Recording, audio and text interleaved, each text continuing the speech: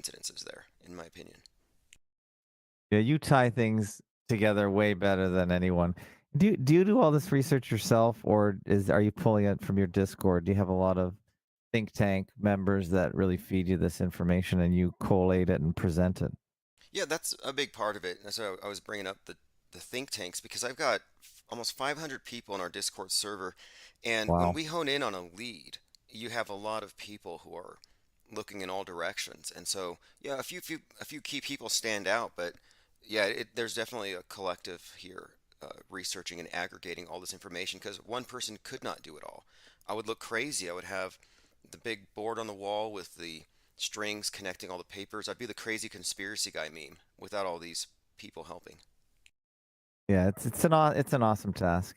Okay, John LeBon is back. He says he's good to go. He's finished his lunch, and we've got a great lineup in the chat. We've got the regulars. We got Dirty Benny, and Dirty Benny is a great presenter in the Fakeologist forums, which I encourage. And he is a supporter, a donor at fakeologist.com. So thank you, Dirty Benny. We've got Tunax in the chat. We've got Armin Rig in the chat. I believe he was on your show. I didn't see that show or listen to that show yet, but I believe he came on your show, IPS. I don't know if he's been on John LeBon show, but he gives everyone here a shout out and appreciates everyone's work. So I thank you. John LeBon, is you're back. Yeah, I'm back and looking forward to what should be a wonderful show. Definitely. Should be good. So we're just streaming on fakeologist.com live, aren't we? There's no YouTube version of this at the moment, is there? Well, we're on the Fakeologist YouTube channel, Facebook, Twitter, Twitch, DLive, and FakeoTube. So we're everywhere. I don't know, Tim Osmond, are you integrated Yeah, into this? yeah. In fact, I turned it on also at the 24/7 audio stream. So anybody listening on my 24/7 stream will catch the audio. But I also put a link to fakeologist.com /live, and I think a few people will be jumping ship and going over there. And I'll post the link periodically. So anybody listening, if you want to go to fakeologist.com /live and just subscribe there. So even after today, they might... yeah. Cool. So before we get into the heavy stuff, let's start off with some light stuff, some fun stuff. Have you guys heard this theory, the dead internet theory? And if you have heard of it, like, what does it mean to you? Do you like, what's your conceptualization of the idea that's being presented? The dead internet theory. Never, not me. Haven't heard a word on that. Why don't you explain it? I've heard it, but I didn't dig too deep into it. The idea that the whole internet's all fake. Do you want to go ahead and elaborate? Yeah, so I don't pretend to know it too well either, but I saw some people posted some videos to it a few months ago on the JLB server. And so I probably watched the first video in like 2x speed, just trying to race through it. Here's what I think is what's basically being presented. So if I misrepresent it in any way, that's an accident. But I think this is pretty much what they're trying to suggest.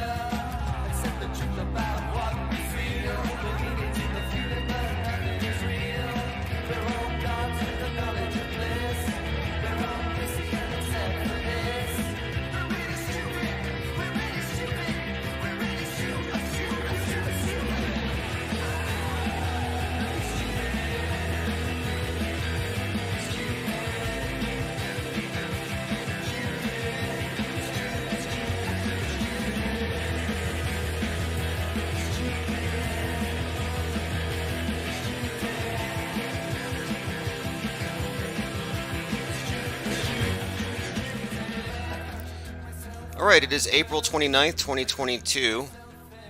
This is the 33rd Degree by Lucifer Tim. Text messages should be going out any moment now. So I'll be right back. And we'll catch up on things.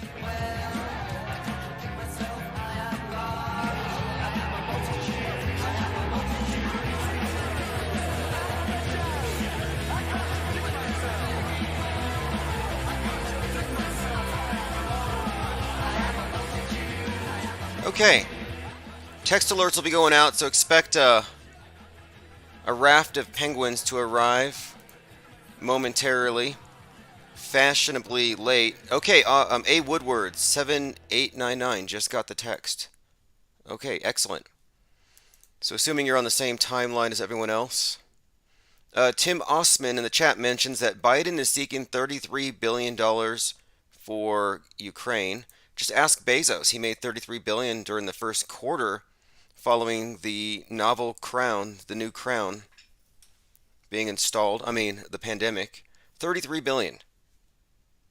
Speaking of 33, if you were paying attention to the Brooklyn subway shooting, which was staged and fake, it was basically, I would say, Boston bombing light, and it paralleled the new Batman movie and the Riddler character. Not a coincidence.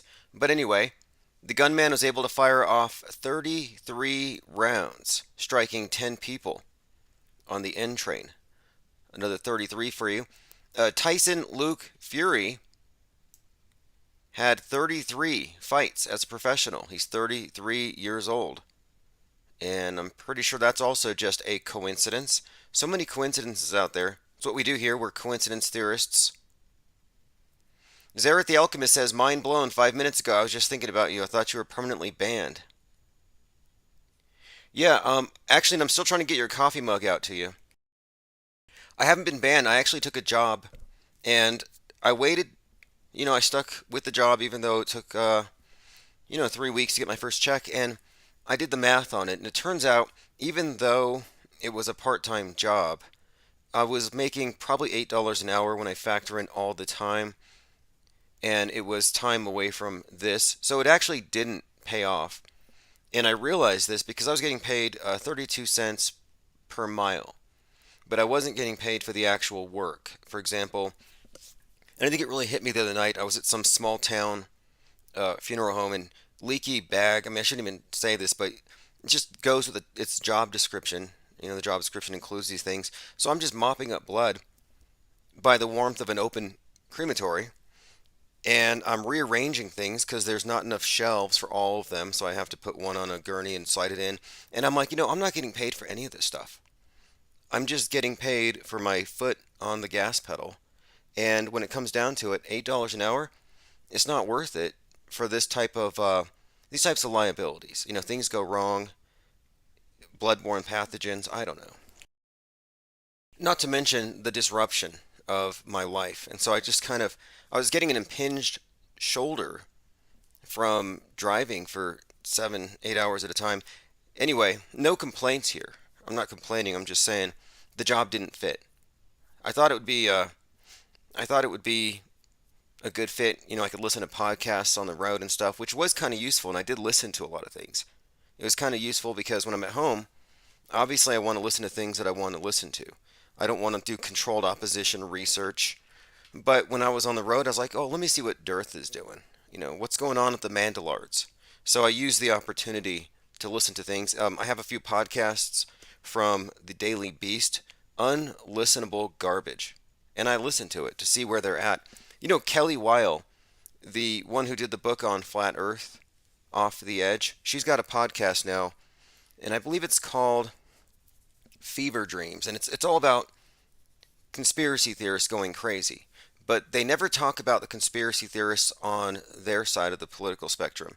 The climate change conspiracy theorists. I mean, now they're saying that climate change is going to spread new viruses, that climate change is the cause of pandemics. I mean, these aren't considered to be conspiracy theorists.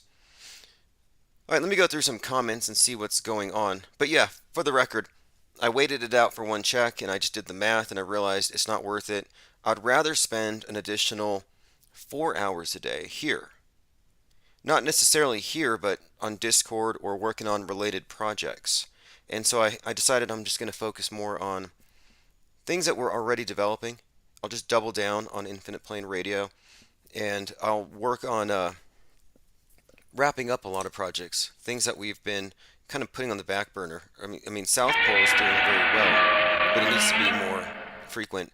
Thank you, Phase Polarizer. Appreciate the support there. Don't know why the Godzilla noise isn't on. I'll get it on there. JT33 says dead people are so unappreciative. You know, I don't believe in ghosts or anything, but I was at an insane asylum, I guess, an old insane asylum back out there in Las Vegas, New Mexico. And the morgue is at the end of this hallway, this dark hallway. And the security guard just opens the door. I go in, and he's sitting there fumbling with the lock for like 5 minutes. And so while he's there, I'm just sort of looking around, and I notice this elevator. And for some reason, I just keep staring at it. No reason at all. It's just I'm fixated on this elevator. It looks like something's off about it. So anyway, I take the thing that I was there to pick up, go back to the city morgue, and the guy at the morgue asks me, he said, "Hey, did you notice anything weird about the behavioral health center?" I'm like, "What do you mean?" He said, "Well, supposedly there's an elevator there by the morgue entrance where some nurse was brutally murdered in the 20s, and a lot of the workers there report hearing things in this elevator." And no, I didn't hear anything, but I thought it was kind of interesting that for some reason it captured my attention. And sometimes it's like I get an intuition that gets me to look at things. Like anytime I've seen a shooting star, I'm usually something has me just it's like a compulsion. I look and then I see it. So I'm like, that's kind of interesting. Probably just superstition. People get really weird about that kind of thing. I don't know why. I don't. Anyway, let me continue going through your comments. Let's see. Rourke66 says the job is more like 25 to 30 an hour. That is hard work. It is. However, the problem with it is when you're dealing with these types of things, it's contract based, lowest bidder. So there isn't any more money to pay. You don't get paid more to do a better job. It's just grunt work. And I moved on from that work a long time ago, at least in this state. I've gone to other places where I've made a bit more money, but that's New Mexico for you. Truth Hurt says, looking to resale, Tim. Buy cheap, sell high. Oh, what are you talking about? Bodies? All right, now the channel's doing just fine thanks to all of our listeners and supporters, and we are, in fact, still going to continue to expand. And I'm putting out a number of new... Oh, you do hear Penguinzilla. I wasn't hearing it for some reason. It wasn't on my end. Not sure why I wasn't hearing it, but hopefully I will this next time. Yeah, and the Penguinzilla. Anyway, Penguinzilla, the noise is there whenever somebody purchases from the store or sends a super chat. And we have more than enough listeners here that I can do this full time. So I appreciate everyone who's been pitching in. So I am going to double down on this. I'm not going to divide my attention as I had. I gave it a shot though. I mean, I haven't really worked a regular full-time job in a couple of years. And so it was kind of nice. It was sort of like a vacation. A vacation that left me tired, in pain, and somewhat disgruntled for a minute there. I mean, I just came to appreciate how good of an employer Walmart was, or DirecTV. A lot of these companies, they get a bad rap, but when it comes down to it, there's a streamlined nature to it all, where they do, in fact, kind of pay you for every second. Everything is, everything is pretty transparent. But here, I don't know, all kinds of things that you just wouldn't expect. But that's the nature of the job, and I've left it before for the same reason. All right, let me move on here. Officer Hayden's deposition in the Amber Heard Johnny Depp case was recorded on 3/11 and mentions the officers are en route at 8:46. Interesting. These are all PSYOP codes. Amber Heard and Johnny Depp. This is sort of a parallel story, I think, with the Marilyn Manson and Evan Wood. And I think they're both likely fake. Johnny Depp is very suspect. friends with all the people on that side of the curtain. They're all world stagers, backstage characters. They know about the psyops. We'll look into this though. I saw an image of Amber Heard walking with Elon Musk, and he had looked like a black eye. And I was like, did she slug him in the face? And I think that's the case. Here it is. Old pictures of Musk and Heard resurfacing. And I've seen this before. I figured she was some kind of higher up Illuminati initiatrix. And that, they have somebody's got to be doing these bruisings. All these people getting their heads punched. The Black Eye Club. Have you looked at all the different people in the Black Eye Club? The only person who doesn't have a black eye that I can see that I've noticed is the Queen, which led me to think maybe she's the one slugging everybody, but maybe it's Amber Heard. Whoever doesn't have the black eye is suspect here. But here's just a collection. You can see anybody who's anybody: Kanye West, the Pope, Ben Affleck, Richard Branson, Robert Downey Jr., Madonna, Adam Sandler, all of them. Black eye. Oh, Prince Philip. And shouldn't he have reincarnated by now as some kind of virus? I always thought it was weird. One minute he's like, I want to die, come back as a virus, and wipe out the human race to save the planet. And the next minute he's like, get your vax. It's like, which is it? Do you want to save us or kill us? Oh, let me give you one more point here about the job, since I can say this now that I don't work there anymore. So we've been talking on this channel about the empty hospitals and this big psyop and how they managed to basically bamboozle the world. Well, I know now one of the ways they pulled this off is, I believe they probably did this everywhere. Here, they closed the morgue in the hospital for the duration of the pandemic. So all of the bodies are handled outdoors in one of these reefer trucks that's really noisy, and you can hear it from the college. So it gives you the impression that the hospital's full because they have these cases outside. The news media can scope and they can say, hey, look, there's some COVID patients. Well, those weren't COVID patients. They were just regular deaths, misconstrued, because it's all theater. So a little behind the scenes there. Tim and Vic says Amber Heard was born on 4/22, known as Earth Day. Yeah, Earth Day started by Einhorn, the guy who recycled his girlfriend. Now that's green. The unicorn killer. In fact, I was looking into this new form of, let's see if I can find it. I have a stack of papers here. I had this catalog, and one of the things it talked about was this business that was going to do human composting. Anyway, it was connected to Earth Day. And I'm like, wow, the founder of Earth Day composted his girlfriend, I believe, in the trunk of his car. Yeah, the Black Eye Club. I called Amber Heard an initiatrix. I believe that's a word. Isn't that the word for the female that initiates with the? I have this book on a few books on magic I've been digging into lately, and yeah, there's some weird stuff going on in the world, and these people are all in on it. Creation Bear says, ask yourself, chat, how many pictures of you are there on the internet with a black eye? Oh, what's more, how many of you would go out in public with a black eye without putting makeup on it? That's the strange part. It's like, wait, this is some kind of hazing. And this is not uncommon. I mean, I think, wasn't it like last year? There was some kind of thing where I believe it was Kanye West was walking around with some kind of punishment haircut. Like someone had taken a buzzer to his, they just kind of buzz cut his hair in random ways and they made him wear a mask. He went to a McDonald's. Let me see if I can find that. Kanye West, if you're looking at the screen, McDonald's, I'm just going to look it up, punishment haircut. And apparently that is a thing, punishment haircuts. Okay, well, yeah, here's the image of it. Now, I don't know if it was actually a punishment haircut, but what do you call it? Looks like he survived some kind of a fight with Edward Scissorhands. I mean, it's pretty brutal. I mean, what is that? It doesn't spell anything. It's not artful. All right, going through your comments. Thank you, Battery79. We at the IPS appreciate the support. The vax kills Tim, he says. No, it doesn't. It does not. I've been waiting. I'm like, when are the pro-pokey mandate Democrats going to start dropping like flies? It's never happened.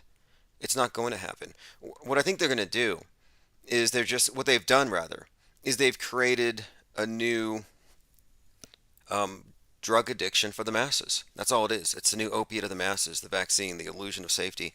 And so it's not going to kill anybody. It's just going to create a new division. It's just the new communion wafer for the world church. Nobody's going to drop dead. There's not going to be some mass die off.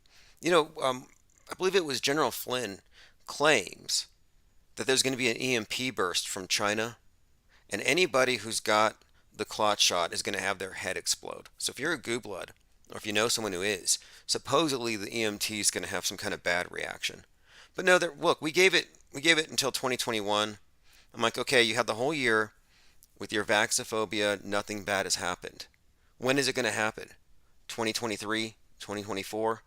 It's like at some point you have to realize that this is all just a doomsday scenario to manipulate you in the present. Same thing with fearing asteroids. Like, I would put these as equivalent fears. I fear asteroids and climate change just as much as I fear vaccines, which is to say, not at all. You're more likely to die from climate change these days anyway. And again, this is all just partisan fears. It's not that simple. Truth Hurts 21 says Johnny Depp busted out laughing in court, such a production. Yeah, I'm pretty sure this is all just for ratings. I think that the same thing with the slap. Does anybody here actually believe that Will Smith slapped Chris Rock without Chris Rock's permission? Chris Rock got paid to get slapped. If it doesn't work out with Jada and Will, they ought to put Will and Amber together. Let's see. A. Woodward says a lot of Black Eye Club also have been spotted in the red shoes. Yeah, I've seen that. But I've even seen JFK in red shoes, and he was feeding a deer. Alright, so I'm going through your comments. Rourke66 says there's a new slew of Ewar Anon videos. Yeah, Ewar Anon came out against the idea that the architecture of these cathedrals is somehow in any way connected to the ether. So he's actually backtracking on a lot of his things, which we'll get into here. Phase Polarizer says snake venom is harmless. Joined by Kitty Spreadborough, Maxwell Cooper, AK All Day 2323. Says, I was listening to a replay, says A. Woodward, where you said the Kung Flu and the ghost of Bruce Lee was kicking people in the back of the head. I missed that stream.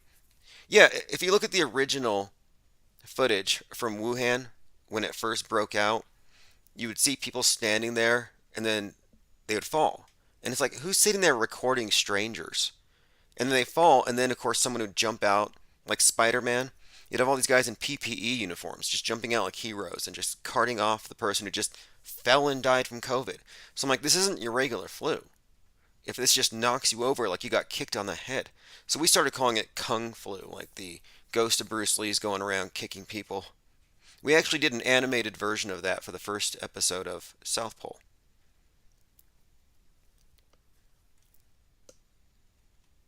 Alright, let us continue.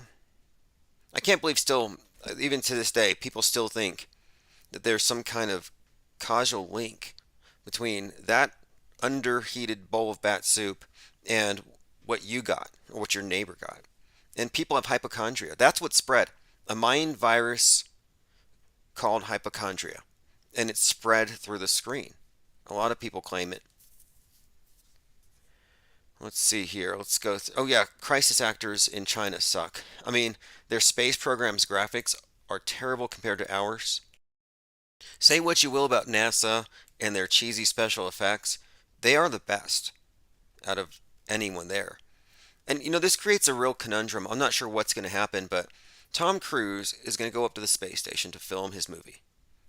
On the space station, Axiom is building an actual film studio. So you have a film studio in space on the ISS. The problem is the ISS is itself a film studio on the ground. So here's the huge conundrum. This is the problem. If Tom Cruise goes up to the fake ISS into its film studio and produces a movie that looks realer than what's in the ISS, it's going to create a problem. And it will, because the ISS stuff is just so outdated special effects wise.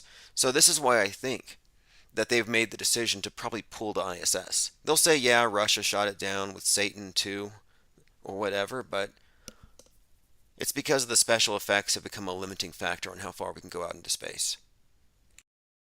Yeah, Satan's been in the news a little bit here. The headline or the title of today's live stream kind of reflects that.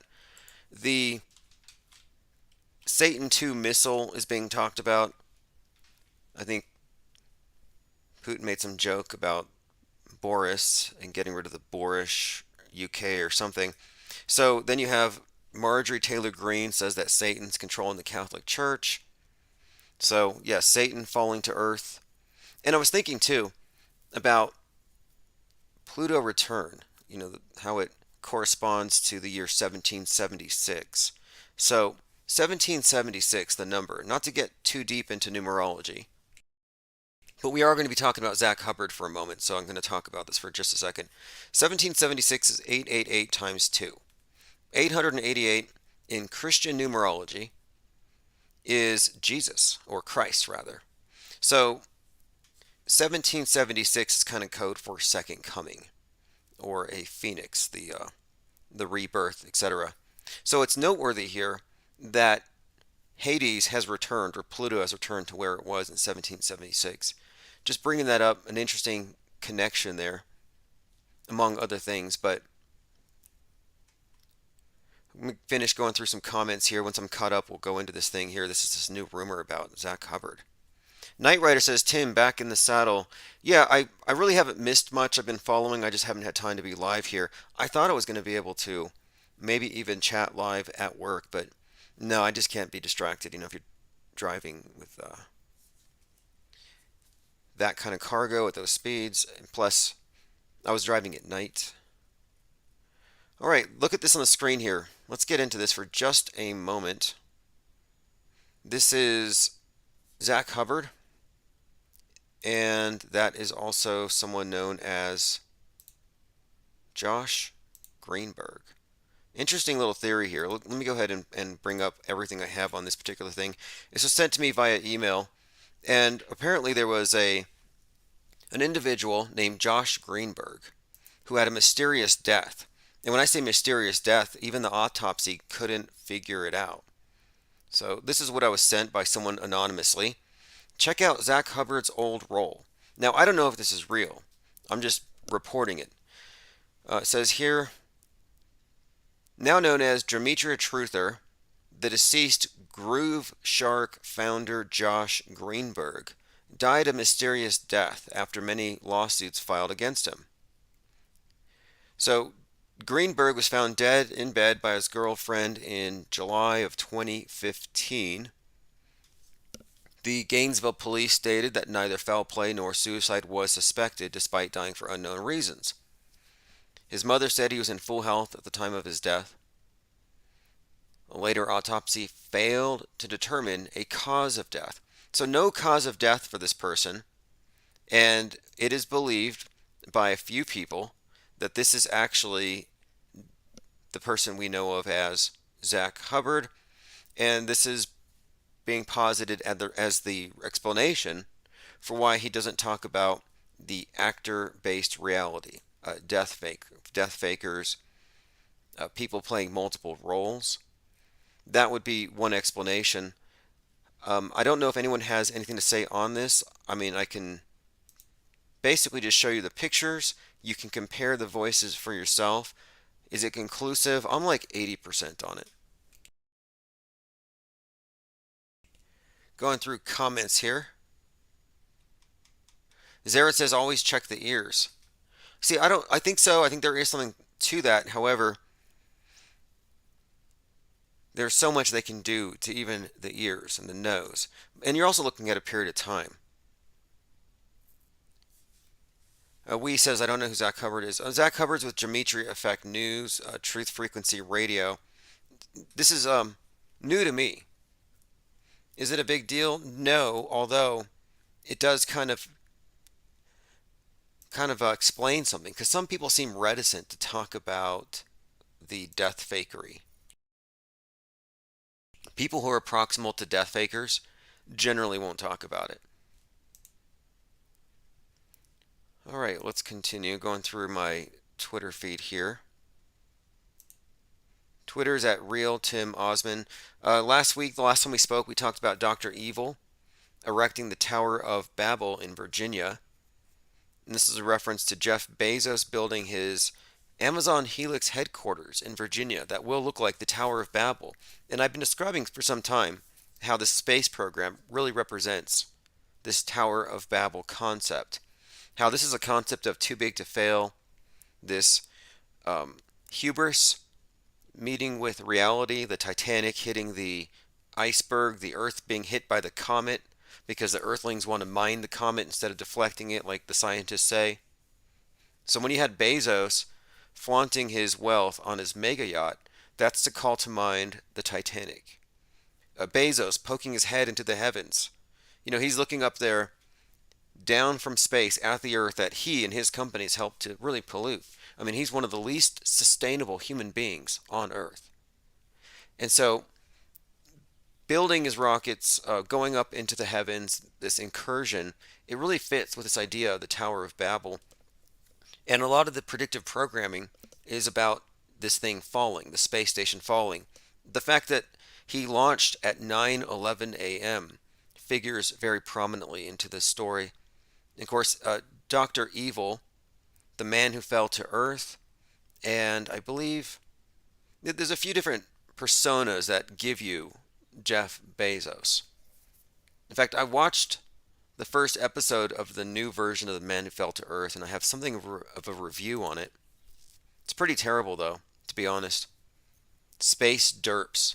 Some clueless guy from another planet can't even communicate right at first and does some really bizarre things. I'm like, am I looking at a lunatic, or someone who's just sick? Or it's just bizarre. I mean, it's not my cup of tea. But again, a lot of the science fiction is really just insane on purpose. I think it's meant to be absurd.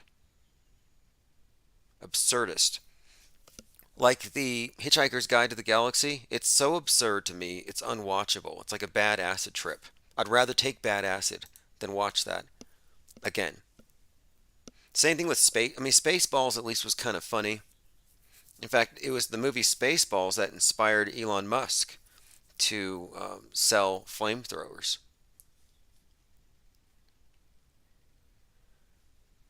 All right, let us go through the headlines and a few other things I want to catch up on. Yes, so Elon Musk and Amber Heard were together for some time, and it does look like she might have beat him up a little bit. Marjorie Taylor Greene wrote a letter explaining her stance on the Catholic Church being run by Satan. Apparently, this is really offensive to a lot of Catholics. And the Catholic League's Bill Donahue accused her of slandering Catholics when she said that it's controlled by Satan. But this does raise an interesting point. Everything that you hear the QAnoners say about the Democrats and the trafficking and their abuse of kids, you can, they say this stuff, but where's the evidence? Well, you can find plenty of evidence that this is done by the church. And when I think about it in this perspective, it kind of makes sense that maybe there's something to a lot of the idea that there is some kind of systemic psychopathy at the top of these institutions. And if the media has replaced the church, why would it be any different? It's probably, I mean, you got like the Cuomo, Don Lemon, all these people. When you dig in, you scratch, you see, okay, these aren't isolated sickos. You'll notice that they all move in groups. If you see one, it's like, it's like that commercial about roaches, that roach spray. You see one, there's probably 1,000 you don't see, and they protect each other. So anyway, I don't think she was wrong when she said the church is run by the devil, but I think she should have said the media is also run by the devil. And when we say devil, I'm assuming she doesn't mean Literally. Maybe she does. Phase Polarizer says the Blu-ray version of The Man Who Fell to Earth with Bowie is on sale, 33% off on Amazon. David Bowie, DB42. A lot of interesting connections there. David Bowie is correlated with David Bowman from Space Odyssey, guy who merges with the monolith and becomes a star child. This connects to Starman. Let me go ahead and play this clip of Marjorie Taylor Greene invoking Satan as an explanation for what's wrong with the church. I'm going to play this clip, not all of it, but like I don't think she's wrong necessarily. What it is that Satan's. But I think it's funny how loose people are with the word Satan. They just talk about it like it's just a thing now. Like, yeah, you know, climate change, it's pretty bad. Satan's pretty bad. It's like it's not even a laughing point. You just bring up Satan. And now the new missile that's going to kill Boris, the one that Putin's sending, is called Satan 2. And it's hilariously like black and white checkered. Like it doesn't even look intimidating. What it is that Satan's controlling the church. All right, Satan's controlling the church. Oh, by the way, speaking of the number 42, we were looking at these numbers. Elon Musk's father has an interesting connection to the number 42 worth mentioning here. I have a few things with numerology, a few little things I picked up on, and I think this one's really quite bizarre. It was Elon Musk's father. Oh yeah, here's what it is. This is so messed up. Elon Musk's father, 72, had a baby with his stepdaughter, 30. I mean, this is an interesting family. You know, Musk with Grimes, and then Grimes runs off with Chelsea Manning, and they 3D print their babies. Elon Musk's father, 72, had a baby with his stepdaughter, 30. The father of tech billionaire Elon Musk fathered a child with a stepdaughter 42 years his junior. And I kept seeing this brought up with the number 42. She's 42 years younger. Errol Musk is 42 years older than his stepdaughter with whom he's had a baby. It was, quote, God's plan. Errol Musk, the estranged father of Tesla co-founder Elon Musk, has said the child he had with his stepdaughter, 42 years his junior, was God's plan. Just throwing it out there. You can't find a story that relates to Elon Musk without 42 being thrown in there. Oh, look at this. This is just kind of random. The Snow Queen fairy tale, 1844, by Hans Christian Andersen. The Snow Queen centers on the struggle between good and evil as experienced by Gerda and her friend. Gerda is a very Greta-like character. Just another basis for her, and it makes sense in light of Disney's Frozen Part 2, which is consciously designed to represent Elsa. Is Greta. It's supposed to be Greta. So basically, they were selling the children on the climate change agenda, where you yell at your parents for screwing up the weather. That's basically the plot. Listen how paranoid the left wing is now about Trump now that he's back again. The beast is yet to come. Finding a lot of stuff suggesting that Trump might be the Antichrist. So this is from Salon. Here's a thought experiment for those observers who've convinced themselves that by ignoring Donald Trump and his political hate rallies, the danger they represent will disappear. Trump received 74 million votes in 2020, 11 million more than he did in 2016. If only 10% of those voters are willing to obey his incitements to political violence, that's 7.4 million people. A potential force so large, it would throw American society into chaos and destruction. So if a tenth of a percent of Trump voters embrace political violence, that's 74,000 terrorists, an insurmountable problem for law enforcement. I mean, look at what they're just suggesting here. This is insane. This is like saying 8% of Americans don't believe in the moon landing. And if they arm up, it's going to be insurmountable for law enforcement. But paranoia. Commenter asks, is MTG? No, that's Marjorie Taylor Greene. not Dog the Bounty Hunter with his glasses off. Lean Dion says Elon has talked about how evil his dad was. Yeah, he did. He said some things about his father, and I think that might be part of the story, the script. I still have this suspicion his father's actually Werner von Braun. And you could say, his dad being a Nazi would qualify as evil. Dark MAGA Rising. Yep, Dark MAGA is the thing right now. That is the tone here. So this fits in. This is kind of why I brought it up. Before the summer of 2020, we had the fall 2019, Joker comes out, and it kind of foreshadowed everything that followed. So this new Batman comes out on 3/4, March 4th. March 4th, right-wing terrorists, and it's about a QAnon type called the Riddler in this movie, and he is inciting his political followers to violence at an election day event. I mean, this thing mirrors reality in too many ways. The day it came out on 3/4, they reinstated the death penalty against the Boston bomber, Joker, Sarnaff. Too many tie-ins.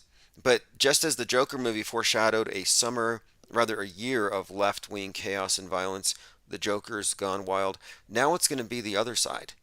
And that's why I think the Batman movie coming out foreshadowed, or rather precedes, this Dark MAGA thing. And Dark MAGA, if you don't know, is basically this aesthetic that sort of in 2016 you had God Emperor Trump, but you have a lot of his, I would say, grassroots people are suggesting that he was too soft last time. He needs to be the Batman.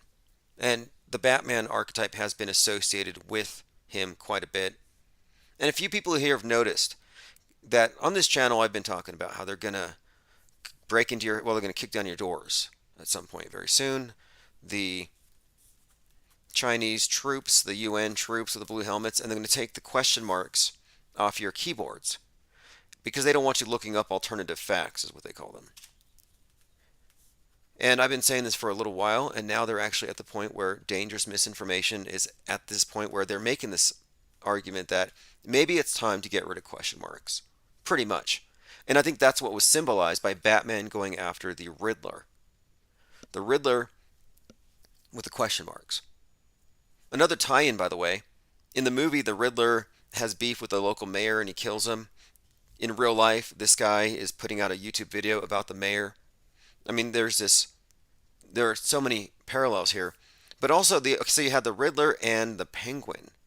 So, if there's a couple of things here, it's like, well, what are they conveying? Like the new enemy, the new enemy here, and this is why I think they had to do the subway psyop, is these Riddlers, the questioners, and they're everywhere, and they're organizing. And the Riddler in the movie even had a moment where he talked about the importance of his online community, and they all followed him out there to go do some mass violence. It's totally unbelievable, but now that people have, seen it in the news with the psyop and they've seen it in the movie, now they're going to be a fixture. They introduced the school shooters, the bowl cut shooters, they introduced these various villains. Well, the Riddler's the new one. And the movie also had a tie-in with the mask agenda, where he was all about unmasking the political elite, just as the unmasking was occurring. And this was about 10 days ago, the 19th or so, when they took the masks off at the airports. Corresponded with the movie perfectly.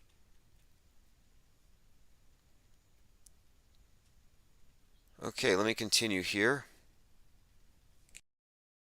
Cubstar says, I think Elon has only 41 chromosomes. Originally, check this out. I'm pretty sure they're doing this to bury this ability for us to reverse engineer their scripts. They've become too obvious. If you look up $42 billion in Musk, originally he was trying to buy Twitter for $42 billion. Somehow it went up to 43. I'm like, how did that happen? A $1 billion error? But anyway, he did include the 54.20 per share, still has the 420. And it's not about weed. I mean, it kind of is, but not necessarily. It ties into the same earth god, the green god, the god of recycling, Saturn, this cult of death and resurrection. And that's ultimately what 42 is. If you look at the number of 42, and compare it to the symbol of Saturn. And what you'll see, and this is the symbol for Saturn is a sickle and a cross. Saturn was the god of seed sowing and time, god of the harvest, the reaper with the sickle. Well, if you look at the sickle and the cross that comprises the symbol of Saturn, well, the cross is really a way of representing the number 4, the 4 seasons. And of course, this ties into the idea of the cycle and the harvest. And the reverse S, that would be the sickle. It looks like the number 2. And what I've noticed here is that in all of these major psyops, where Saturn is being represented, their god, their main deity, the god that they also represent by the black monolith, by the way, you'll see they'll use the number 42 as a way of representing Saturn. Another example of this, Jeff Bezos and his $42 million clock. Well, the clock, of course, Chronos, another way of representing Saturn, their god of time. It's a 10,000-year monument to long-term thinking, this 10,000-year clock. $42 million built into a mountain somewhere out there in Texas. But why the 42? Well, now you know. They barely even hide their symbolism, and I think we're calling them out so much that they have to change everything to 43.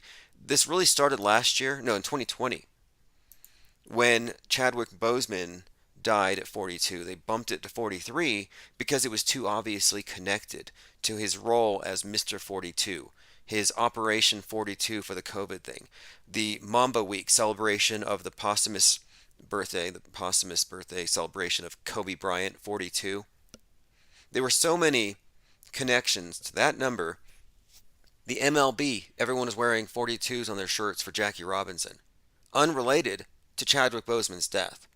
And it was just so obvious that we were looking at a whole lot of staged psyops that make use of these very specific numbers and symbols that I think they had to kind of try to hide it a little bit. But I think it's a little bit late. Battery 79 says Elon is a useful idiot. Well, Elon is a scripted character.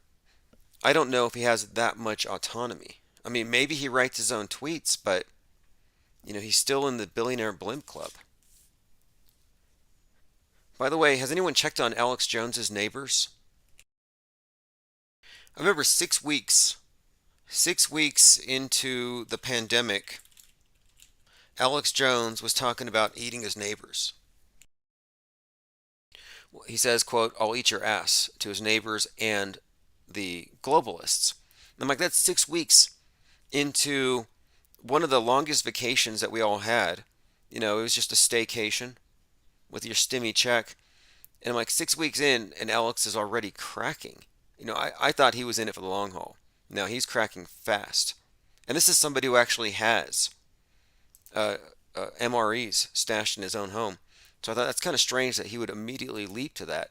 But now it seems like they're apparently, if you look at the headlines, and I can't play the clip of Jones ranting about eating his neighbors because the account got suspended.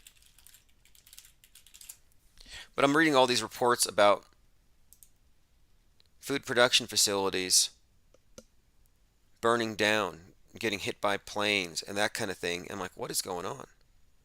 How's Alex Jones going to take this? But yeah, check on his neighbors. Oh, let's see, going through comments. Battery 79 says, Brian Stavely looks similar to Greta. Are they related? Speaking of, Brian Stavely actually mentioned this channel. He said he's coming back from his vacation on May 1st, and he's going to put all the Mandela effect deniers into their place. A commenter, on the screen, a donor says, "Thank you. We at IPS, we appreciate the support." He says, quote, "The vax kills Tim.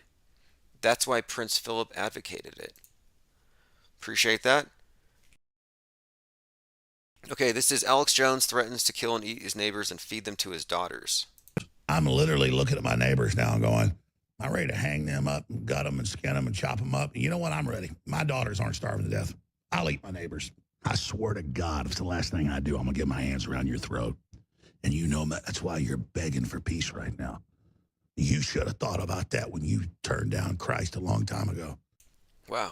Okay. I haven't heard that part. You know, this mixture of politics and Christianity, it's toxic in a way. And that's the truth of it. At the end of the QAnon road, and they do kind of fit the mold. They're not quite Christian anymore because now they worship the Kennedys, but at the end of their road is a bloodbath where they murder all their political opponents. Phase Polarizer says Novak Djokovic is 34. Well, you'll notice a lot of these world stage characters take the spotlight at 33, even if their main move happens later. Like the one who did the unmasking, her name was Muzzle or Mazel, the one who unmuzzled everybody. She was 33 when she was appointed, and it was said even then she was unqualified. Code Monkey Z, insurrectionist. Owen Schroyer slash the QAnon shaman, 33. It's everywhere. And I said it a couple years ago. It's like, let's just go ahead and quarantine the 33-year-olds for 2021 and keep a calm, you just keep everything calm for the whole year, no agitation. And 6 days into the new year, 33-year-old with a spear runs into the Capitol and ruined everything. Zaret says 10,000 days is how many days it takes Saturn to circle the sun. Fascinating. So 10,000 days would correlate, I would say, to the 10,000 year clock, the secret altar to Saturn that Bezos built in his mountain. Akanukum says, what's up with the weather? It's making me sick. I would say, and I saw an article about this today, that you're suffering from climate change, more than likely. So, blame Republicans, blame capitalists, blame anybody to the right of Mao for that. I mean, that's really what it's about. It's not about saving the planet. This whole environmentalist thing, it's about scapegoating. Greta was introduced to have people scapegoat the older generation because no, you can't blame the kids. Their parents did it. That's kind of the story of Frozen 2. And of course, that's why they introduced these characters. Greta was introduced to turn your kids into communists, and it worked. And how serious are they anyway? We can dig into these characters later, I suppose, but there's some interesting correlations here. But you can actually find an article on this one, like we're not even just connecting dots. Disney actually said that Elsa is a hero for the Greta generation. Like they actually brag about it. Frozen, here we go. Yep. Disney has an environmental message for the Greta generation, the how dare you generation. And she was inspired, supposedly. I mean, this is obviously all story because she was born for this, but she was supposedly inspired by David Hogg, who had the same kind of argument, only it was about the gun thing. And the Children's Crusade, March for Our Lives, was predicated on the idea that the children are too young to vote away the dangerous guns that their parents allowed because of their gun culture.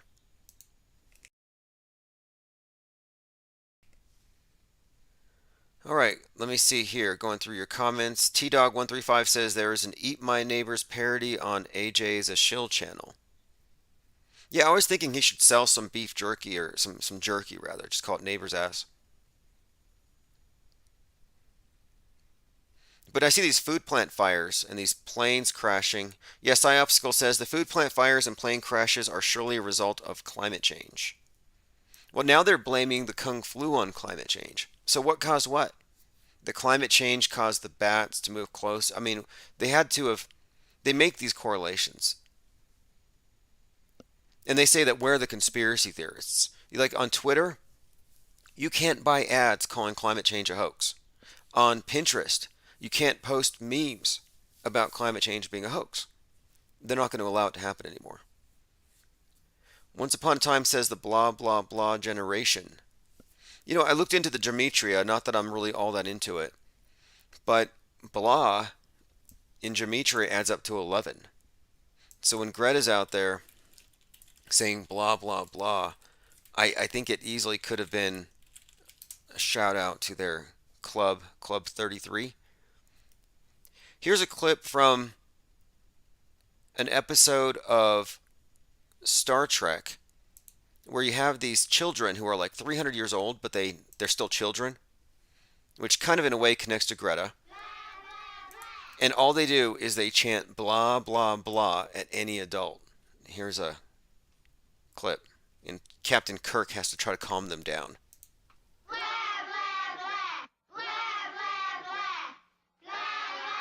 to me! You've got our communicators.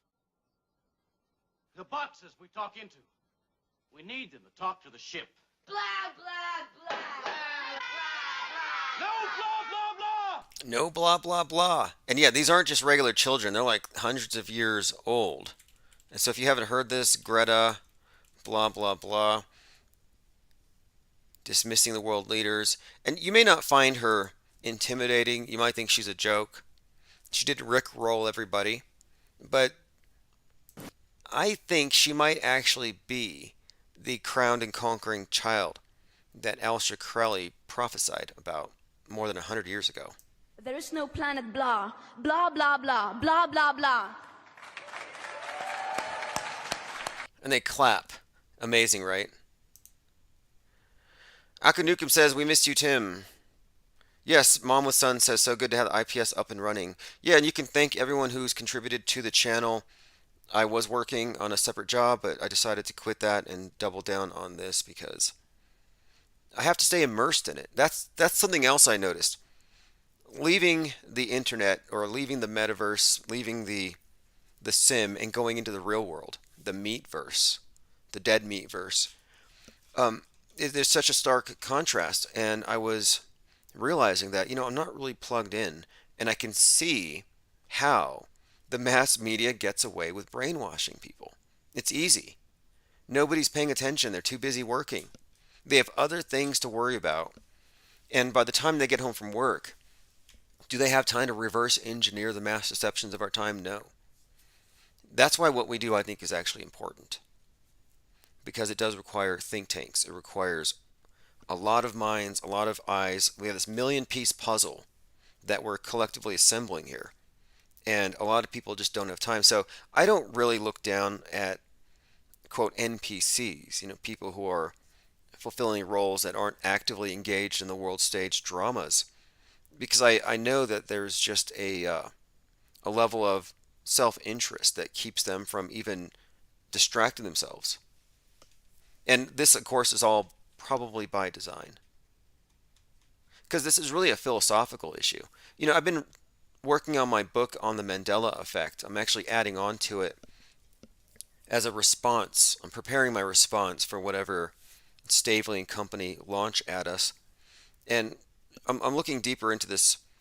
Why are these people married to this Mandela effect? What keeps them from looking at alternative explanations? And it really reminds me of the whole mainstream media worldview, where once you trust a source and you don't go outside of it, nothing will ever really cause you to question it so long as you don't encounter people who directly contradict it. And it's very peaceful. It's blissful ignorance. But it has to be maintained in a state of purity. They have to quarantine. And so I look at the mainstream media delusion that the masses are in as sort of the default delusion. But I've been looking closer at the Mandela effect, and I can see how it's kind of the same spell. And it requires the same kind of mindset to where they're not admitting to themselves, they're not even willing to admit that they could have been fooled.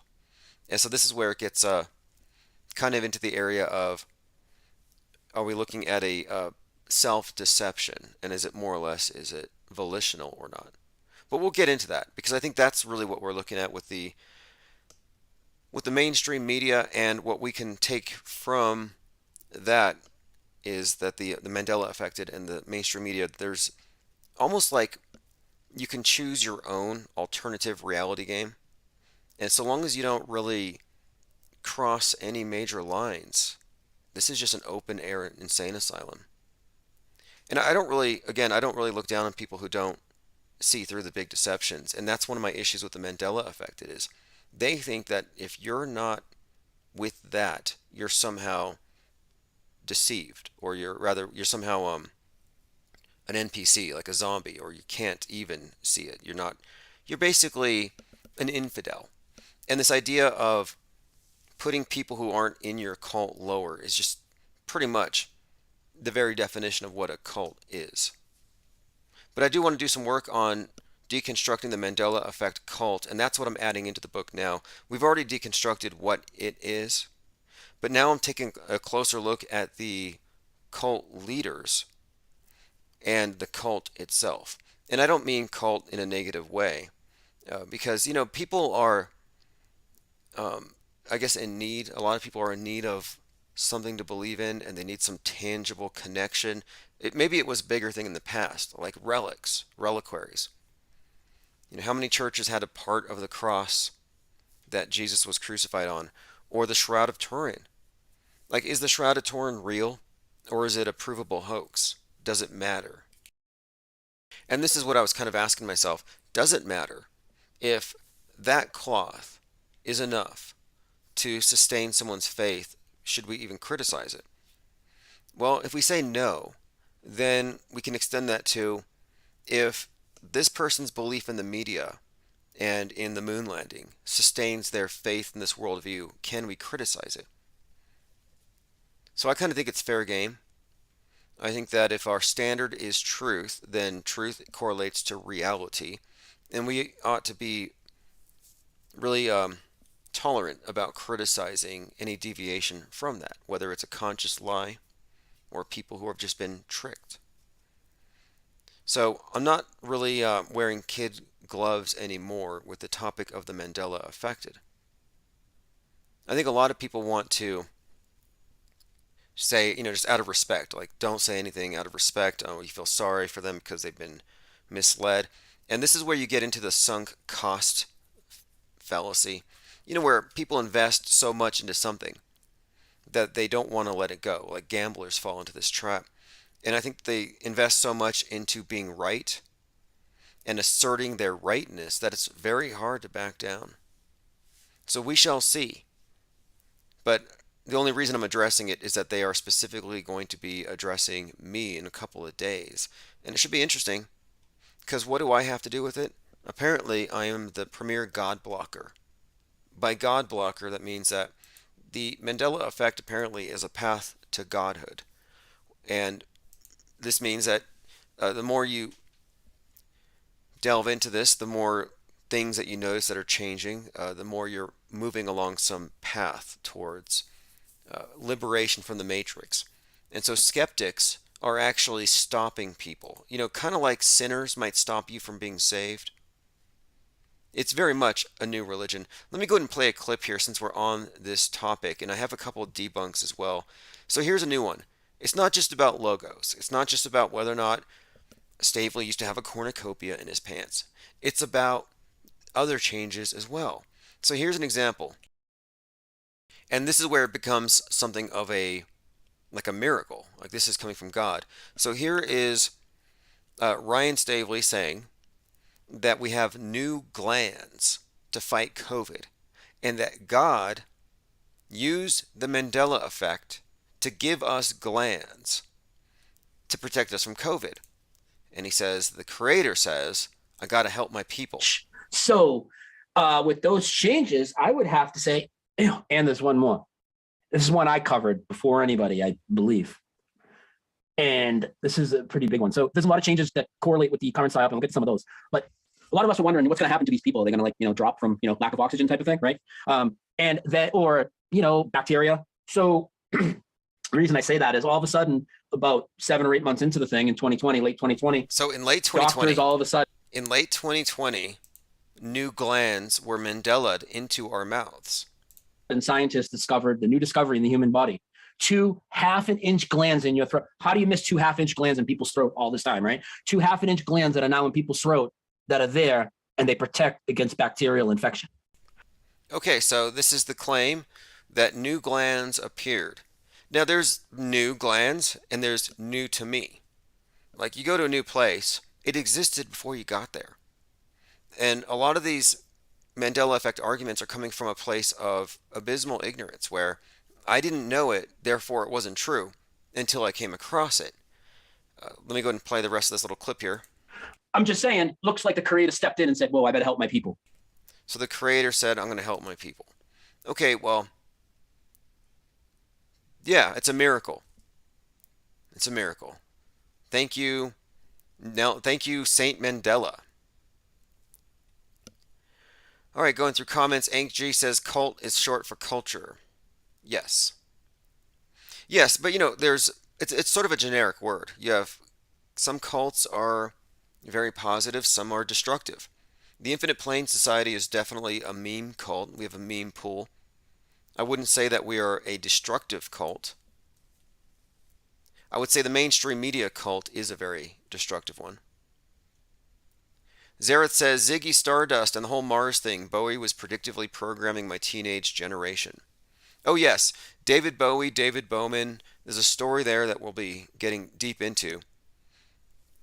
And it's all about the new age. And every man and woman is a star, right out of Aleister Crowley's Starman, Star Child. And it all ties into merging with the monolith, which I believe is the screen.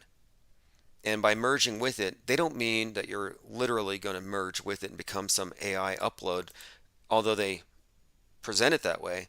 I think what it really means is that our realities are now going to be filtered through a universal screen rather than a Bible. So this will replace all the old books, Quran, the Bible, whatever books you believe, it doesn't matter. It's all going to come through the same curated screen. It's the new universal worldview. And I think that's what we've merged with. Even if you don't have a smartphone strapped over your face right now, for the most part, you're already in the metaverse. Well, maybe not you, but obviously everybody around you. If you go along with the mandatory beliefs like climate change, you're already in an augmented virtual reality. You're already LARPing, and you may not know it. Thirst for Truth says Staveley's new word is profound. The Mandela effect is the most profound topic in human history. Well, I have a great refutation to it. I really do. And there's a little more to it too. When it comes down to it, the Mandela affected is they're putting reality on trial. They're saying reality's lying, and there's a lot of us here that can attest to it. So you have reality's being accused of presenting some false fronts and changing, and so their witness is what is supposed to convince us. The thing is, you're dealing with tainted witnesses. You're also dealing with the interrogator bias, and the person who is basically bringing it up, that's the interrogator. So the person who says, are you Mandela affected? Well, the fact that they are affected means they are tainted.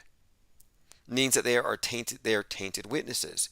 They're not, whatever they say, they're not reliable witnesses just because they're so biased in favor of this theory that hasn't been proven as a fact. So it's mostly this. Just as the MSM puts the average person into a hearsay reality, so does the Mandela effect. It's a hearsay thing. Tim Osman says confirmation bias is a hell of a drug. Yeah, you got the confirmation bias, then you have the community, which exists, basically, I think some people are just there because of the community. It's there for other reasons than simply that's just kind of one of the things that got everybody together. But it's also ego and hubris. You got a bunch of F students who have a rebellion, and they say, no, there's more of us than the A students. Let's just flip everything. And so they're going to claim that they were right and these other people are wrong. That's kind of what they're doing. They're just asserting that they're right and everyone else is wrong. I didn't misspell dilemma. The dictionary's changed. So this is another one. Quote, word changes having to do with dilemma. And I can fix this one for you too. So the word changes, the idea that Mandela effects change the words that we use, I can correct this Is one. dilemma. So dilemma for so many people was DILEMNA. Now, Okay, so he claims that dilemma was spelled DILEMNA. And this is supposedly a Mandela effect. This affected the late Mac Parhar, supposedly late Mac Parhar. I'm pretty sure he came back to do that anti-cop agitation. But anyway, dilemma. Is it spelled with two M's or an M and an N? if you're not familiar with this, anybody that's listening, okay, dilemma now in this reality has always been spelled DILEMMA, no silent N. Yet millions of people around the world not only are supposedly misremembering the same word. Millions of people around the world, sure. Billions, let's just say billions. Like everybody knows, right? No, I looked into this one. So, dilemma. If you look at the etymology, the origin of the word, a dilemma comes from the Latin word lemma. Actually, it's two words. It's die, meaning two, and lemma, that means proposition or assumption. LEMMA, lemma. So proposition, two propositions, dilemma. There is no N in there. So the incorrect spelling of dilemma is often seen in common usage. It appears to have been taught in some areas of the United States, Australia, England, and Jamaica, but there's no reason for this substitution error. There's no erroneous parallel to be found from the word lemma, from which dilemma derives. So there's really no reason to leap to the conclusion that reality shifted. There's no substance to that. Just like when they say Timmy fell down the well. Okay, well then how did they get him out of the well? None of them remember. Although Brian Stavely fibbed and he claims that he remembers Timmy being removed from the well. Battery 79 says, I'm surprised Tim doesn't mention Stavely's narrative that the Mandela non-believers don't go to heaven. Oh sure, I'm a God blocker, so I'm sure I'm excluded. I'm not going to heaven. I'm not sure how far gone they are, but I'm pretty sure they're getting close to bringing out the forbidden Mandela effect. I hate even talking about it. You know, the Mandela effect introduced by his wife, Winnie Mandela. Necklacing. That's what they want to do to me, I'm pretty sure. I probably shouldn't even bring it up. Does anybody know about the forbidden Mandela effect?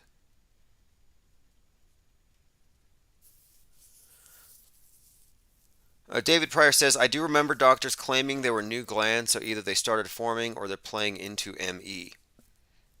Well, this thing is, you have pop science, and things get popularized, and so maybe it's common knowledge to specialists, but you wouldn't know.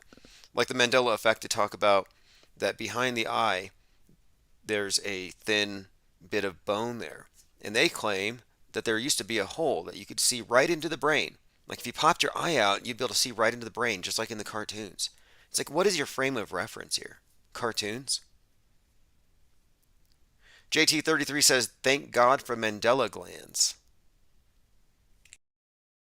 Battery 79 says, Tim Osman is in the chat, the globe-believing flat earth denier. Look, just because you don't believe something doesn't mean you're not a denier. The Mandoozled will say, if you don't believe in the Mandela effect, you're a denier, and deniers are liars. But what I'm explaining, or what I broke down in the book, that I'm going to re-release here since I'm expanding it, is that the Mandela effect is actually based on what you could call a lie. It's the lie-Della effect. And here's what they're missing. What they're missing is this. They're missing out on an opportunity to understand how minds can be manipulated by suggestive questioning and how you frame a question. There's a reason why every Mandela effect is a binary. There's no third possibility. There's no opt-out. It's either or. And this is how you get faulty eyewitness testimony convicting people of things. Oh, by the way, Joe Biden, of course, played by Jim Carrey, among others. Well, of course, many people have been saying this for some time. Listen to this. This whole theory about Joe Biden being a deepfake is kind of blowing up again. A former supporter of Trump, no, a supporter of former President Donald Trump, believes that actors are playing the part of Biden who has died, according to this video. So in this video, you have someone explaining how Joe Biden is being played by multiple actors, including Jim Carrey. And Jim Carrey responded to it. But looking at these pictures side by side, I can see why people would arrive at this. You think Biden is not alive right now? No, the guy that's doing the stand-up job of trying to wake people up is an actor wearing a mask. I mean, there's several different people playing Joe Biden at this point. And when he fell up the stairs going on the airplane, I myself think that was Jim Carrey. I've heard that he was one of them. Wait. You think that? No, okay, again, when Joe Biden fell up the stairs 3 times, that was hilarious Jim Carrey-esque physical comedy. And what's more, he turned around and he waves at the camera. And this is very reminiscent of Truman leaving the Truman Show. And again, this is a character played by Jim Carrey.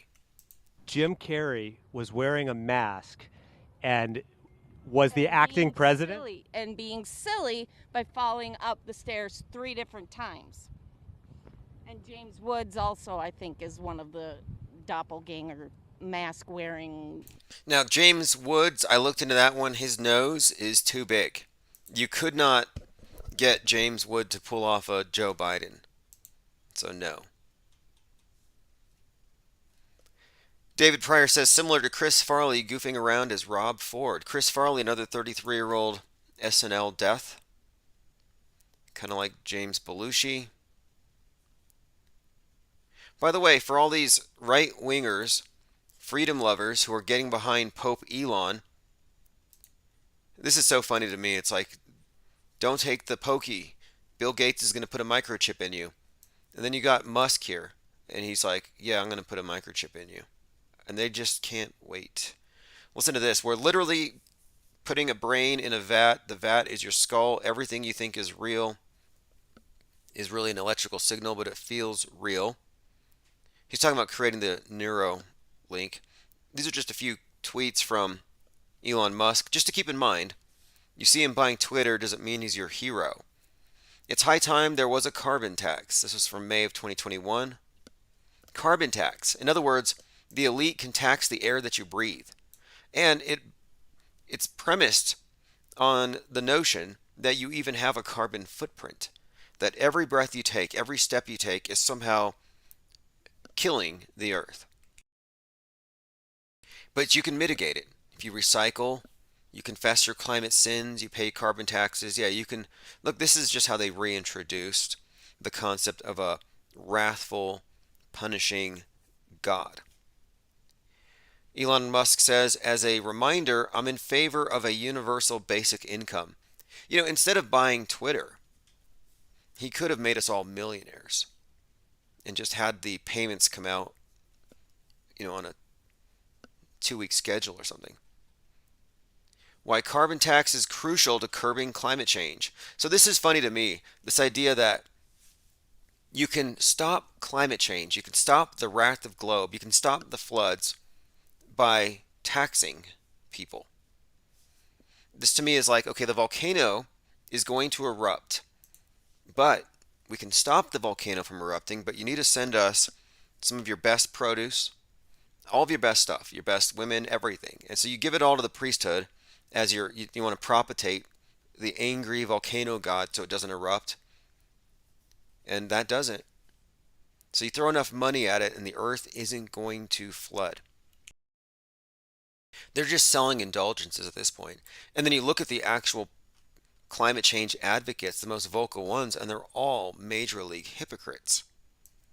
Leonardo DiCaprio on his mega yacht. His own Titanic. That's not sustainable. And of course they made him the face of don't look up simply because he's a climate change advocate. You know, this is a climate change movie. Don't Look Up isn't really about a comet destroying the Earth. It's about how if we don't listen to scientists, if we listen to the businessmen, if we listen to the millionaires and the billionaires, we're all going to die. Of course, don't look up facts. Just listen to the experts. This is from the Daily Mail. Don't look up. You might see DiCaprio being an eco-hypocrite. And this is Leonardo DiCaprio on his mega yacht, his own Titanic. Something doesn't add up here. And also, and I've drawn attention to this before, his feet are very small.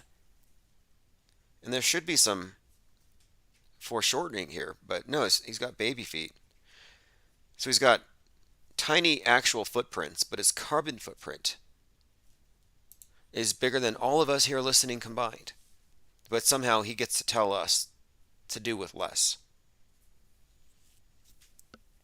Salty Siren says the only social media I can find for Kiana is deepfakes. No wonder people think he's playing Biden.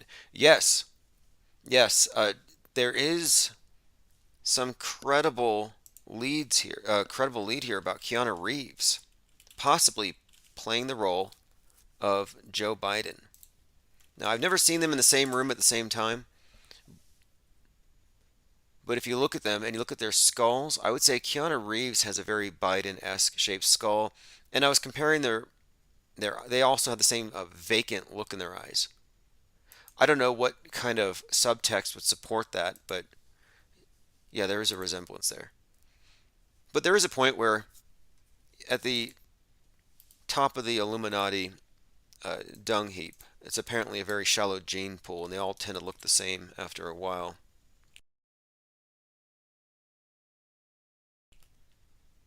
All right, let me go through your comments here. We're joined by Clockwork113, Salty Siren, Into the Break.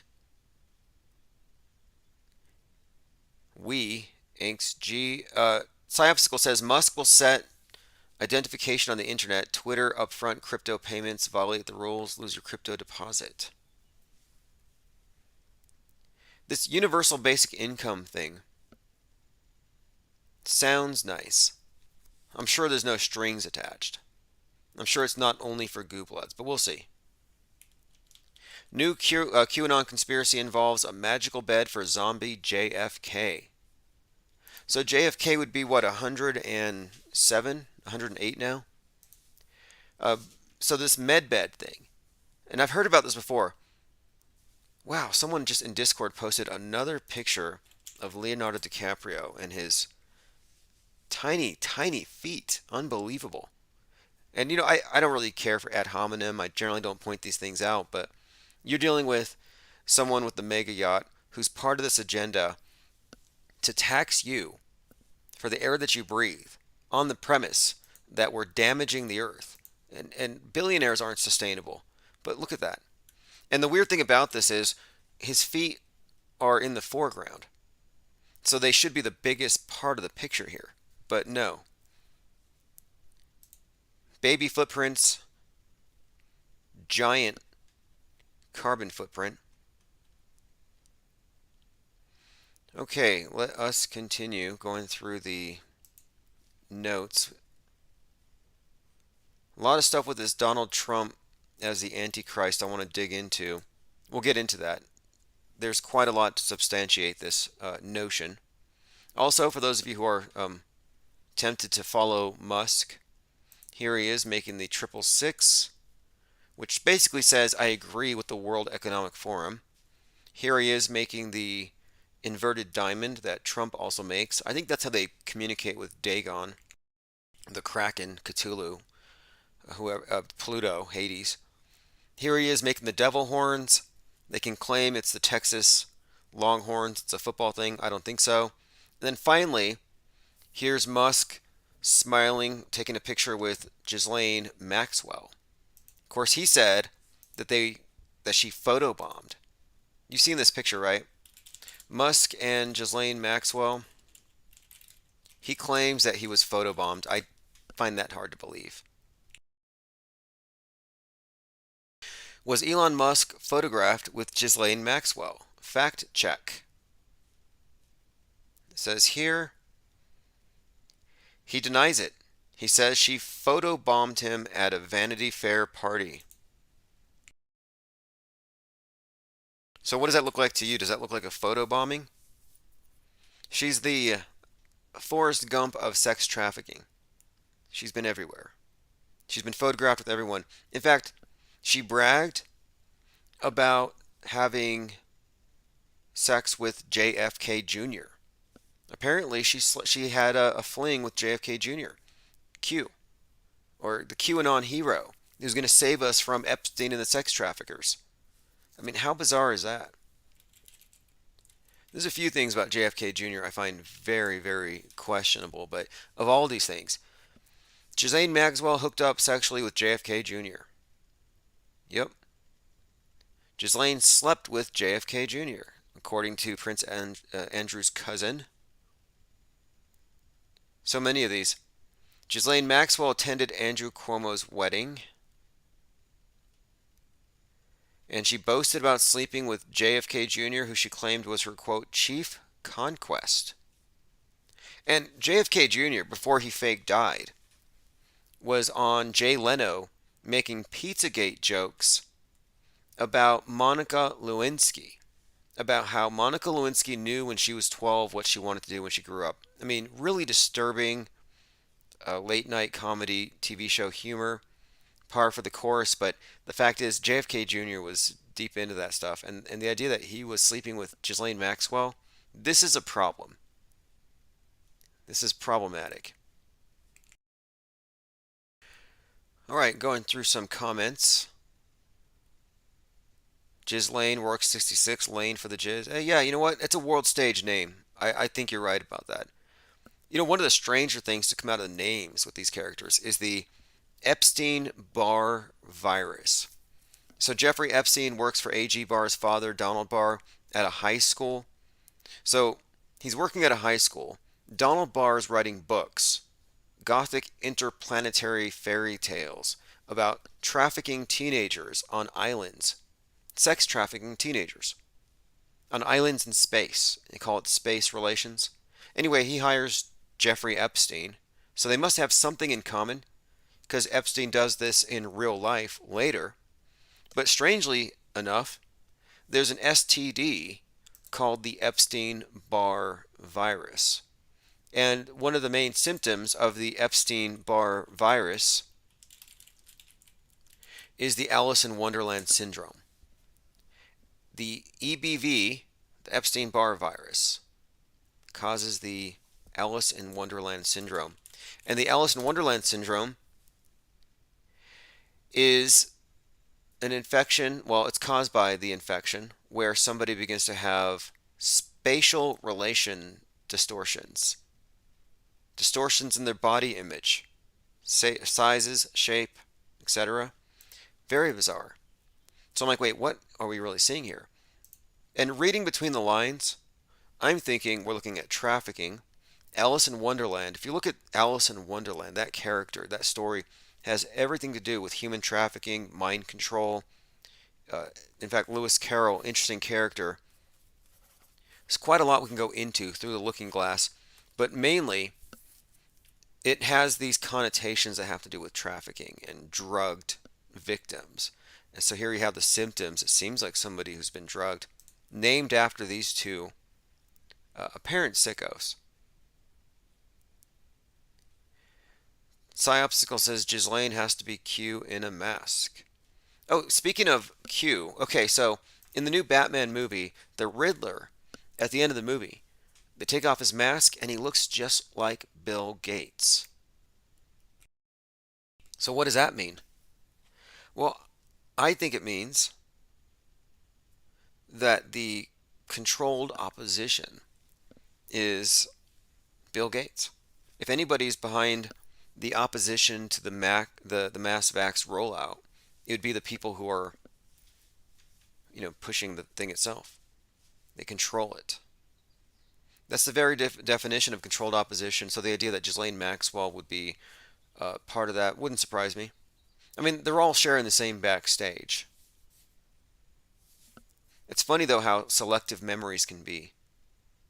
Like, this is not a Mandela effect. Ghislaine Maxwell hooking up with JFK Jr. Look, if you're going to worship JFK Jr. and think that the Kennedys are here to save you, you kind of have to own this stuff. I mean, you can give Musk a pass for that photo bombing, I guess. Okay, so let's move on. Going through my notes.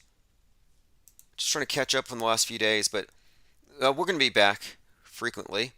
Open phones. There's so many things to talk about, and I'll have more time than ever. A couple more notes on this. So there is actually a photo of someone believed to be JFK Jr. who used to go to the Trump rallies. So, I'm sorry, JFK.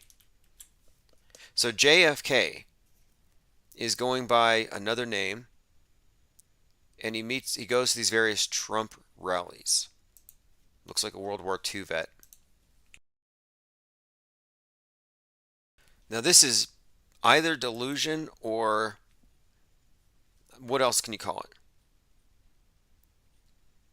But it's not without explanation. It's not like it's random. They're not making this up out of whole cloth. They've been given a narrative. There's a couple of other things I wanted to discuss as well. So we have Illuminati 1776, Hades Second Coming, Satan 2 Falling to Earth. Okay, here's something. The new movie Doctor Strange. And this is kind of reiterating everything that we talk about here. So Doctor Strange has already been associated with Jack Parsons. And we're talking about JPL, Jet Propulsion Laboratory. Jack Parsons, one of the, I'd say, godfathers of modern rocket science, grandfather of modern rocket science. He died in an explosion at the age of 37, supposedly. Anyway, he was involved with L. Ron Hubbard and Marjorie Cameron in some bizarre rituals that were intended to bring about the New Age religion, and the New Age goddess, whom they described as Babylon, the Whore of Babylon, basically. But in order to bring this about, Jack Parsons and L. Ron Hubbard needed what they called a Scarlet Woman to do this ritual with, to incarnate the spirit of the age. So, in this movie, Doctor Strange, with this Jack Parsons-esque character, he has the Scarlet Witch. So there's a direct correlation between these, worth noting. And it all ties in with this idea of something called the Moonchild. And so this is something that I was thinking about. We're always noting the weird synchronicities with the birth dates and the death dates of all these celebrities. And the ones specifically that are usually tied into these big psyops. Things like Pete Davidson's father dying at the age of 33 on 9/11 in one of the towers. There seems to be a level of planning to these lives. We call them lifetime actors, that they've been born for these roles. Well, anyway, it makes more sense now looking at it in this context, the idea of the Moonchild. So the Babylon working was a series of rituals performed by Jack Parsons, pioneer rocket fuel scientist, Scientology founder L. Ron Hubbard, and Marjorie Cameron. The ritual is designed to manifest an incarnation of the archetypal divine feminine called Babylon, based on the ideas of Aleister Crowley and his project, the Moonchild. So this was all about having a very precisely timed conceptions. So it says here, there was an attempt to conceive a child through sex magic workings. Anyway, these are just timed events, timed rituals. And the idea here is having the birth dates appear or occur at certain times for astrological influences. But the core idea here is this: planned lives. And these children that are born are said, they're basically, I would say, more or less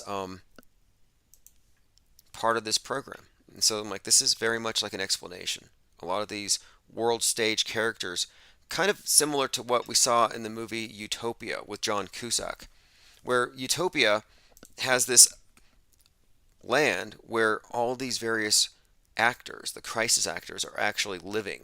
So they're not actually living with the regular people. They have their own utopia, and they're able to insert them onto the world stage and use them for these purposes and then remove them when they need to. And we always joke about Crisis Actor Island. Well, it's kind of a part of that movie.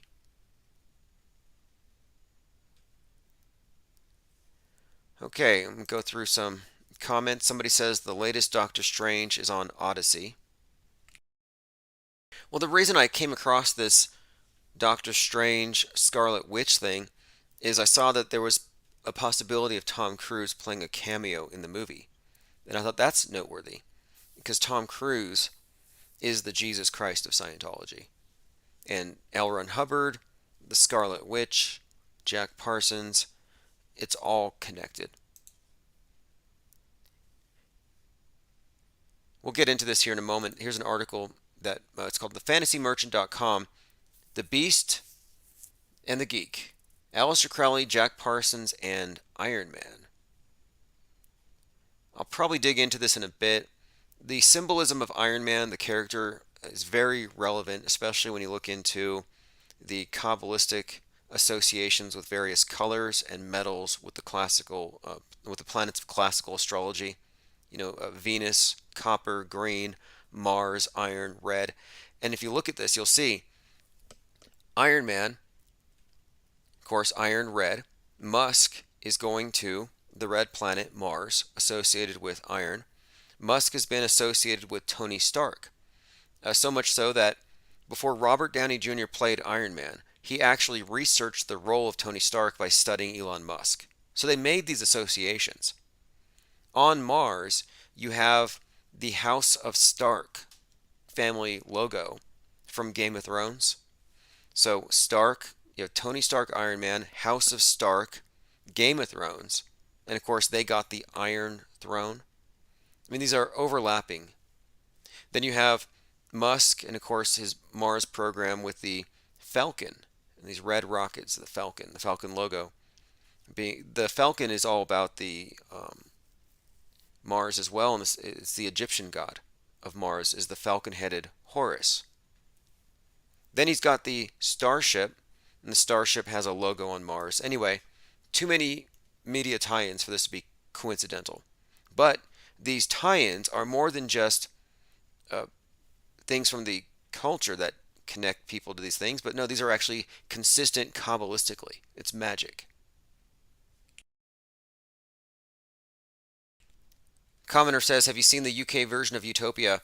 I started to watch it, but I mainly focused on the American version because it was specifically connected to 2020. It had way too many connections. Even the Bill Gates fake meat thing was brought up in this one. And they canceled it. And one more thing about Utopia. Utopia is about a comic book series called Utopia. And some of the main characters in the show, in the movie, or the series, they're noticing that these comics are predicting the future. Just like we're noticing how various things that we're seeing on Netflix seem to predict the future. So they're noticing predictive programming and they act on it.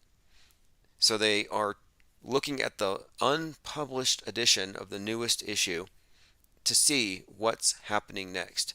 And because they've seen pages from the new issue, now they are security threats. They know too much. You know, like the Men in Black. Well, they have this Men in Black type situation. They have a character named RB who looks just like Mark Sargent. Let me see if I can bring up RB, Raisin Boy, who basically has to get rid of anybody who's seen the latest edition because, of course, they know too much. And here's RB. Very unassuming looking person, but brutal psychopath. So if you've read too much into the predictive programming, I mean, imagine if you knew what was going to happen in 2020 the year before. Of course, they would just call you disinformation and they would call you dangerous misinformation, malinformation, and ban you for hate speech. But in the movie, they killed you.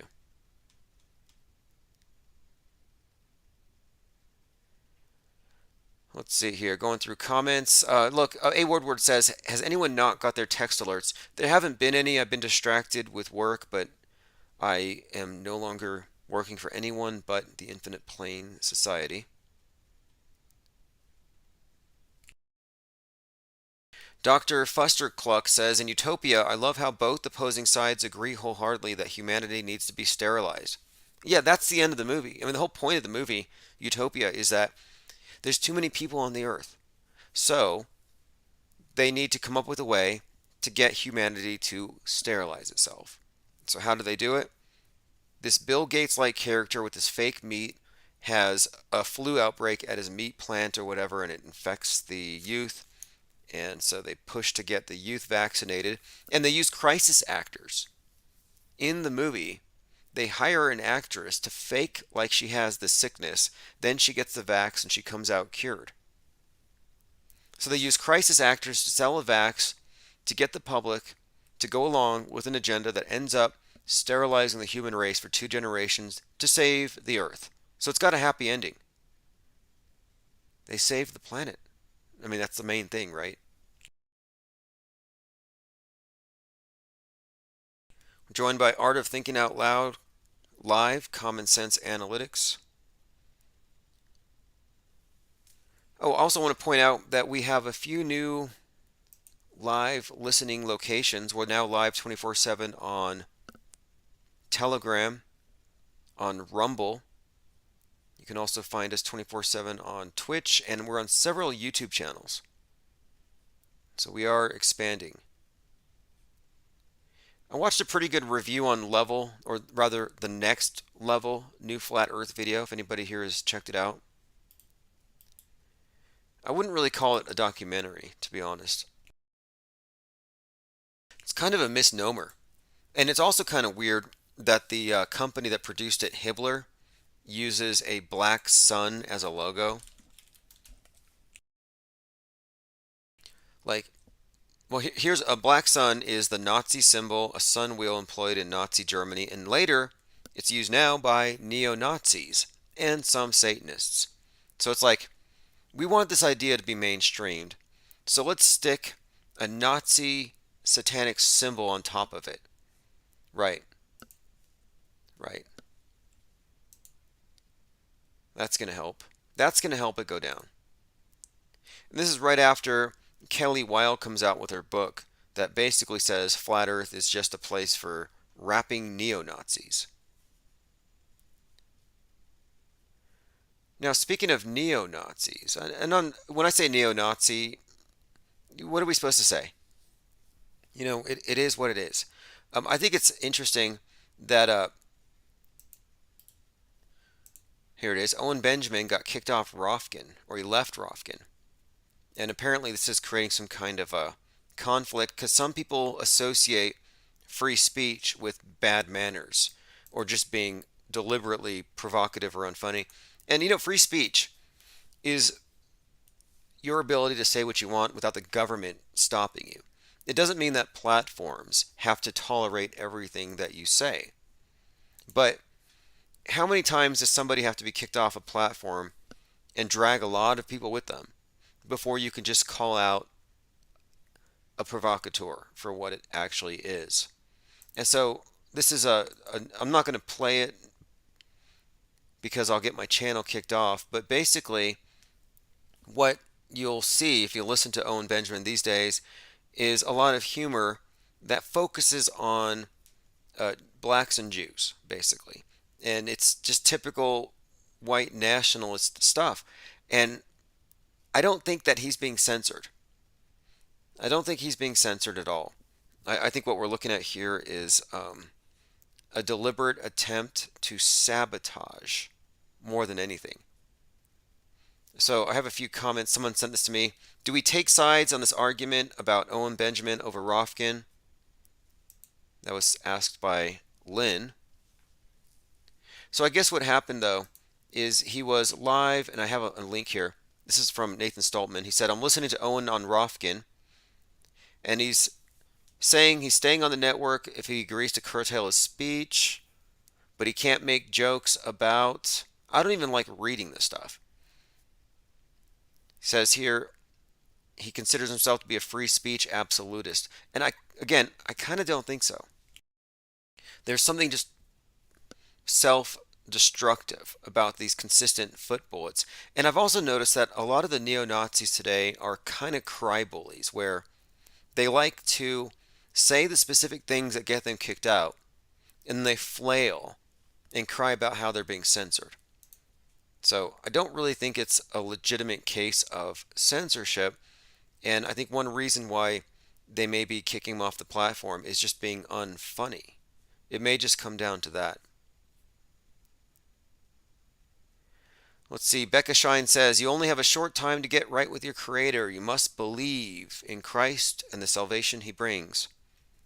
Zareth says, Orwellian definition, free speech is censorship, war is peace, hate is love, people just eat it up and the script gets flipped without any pushback. Well, yeah, sure, but my point is this. Your free speech isn't being infringed if you get kicked off a platform for breaking their rules. No shirt, no shoes, no service. But to me, it's more about the principle of free speech. That has already been lost. But now, as far as like, is it a loss to Rofkin? I don't necessarily think so. I mean, I've watched some of this stuff, and I just don't buy that paradigm. I don't believe that their worldview is like kind of like the Mendoozled. They live in their own little world. The mainstream media believers live in their own universe. The neo-Nazis live in their own little universe as well. And I think their main thing is they believe in this particular bad guy that's weaponized these bad guys against these good guys. And the good guys are being censored. Right. Okay, let's move on here. Now, Brian Stavely did make sense on this one. He said, I will not be leaving Rofkin because Owen allegedly got censored. LOL. Why is it always the ex-Hollywood guy who platforms seem to kick off permanently with all this hoopla? The story stunk to high heaven the last couple of times. Yeah, I think it's an operation. Do you remember when you had the Flat Earth Conference hosted by, first it was Logan Paul, and then it was Owen Benjamin?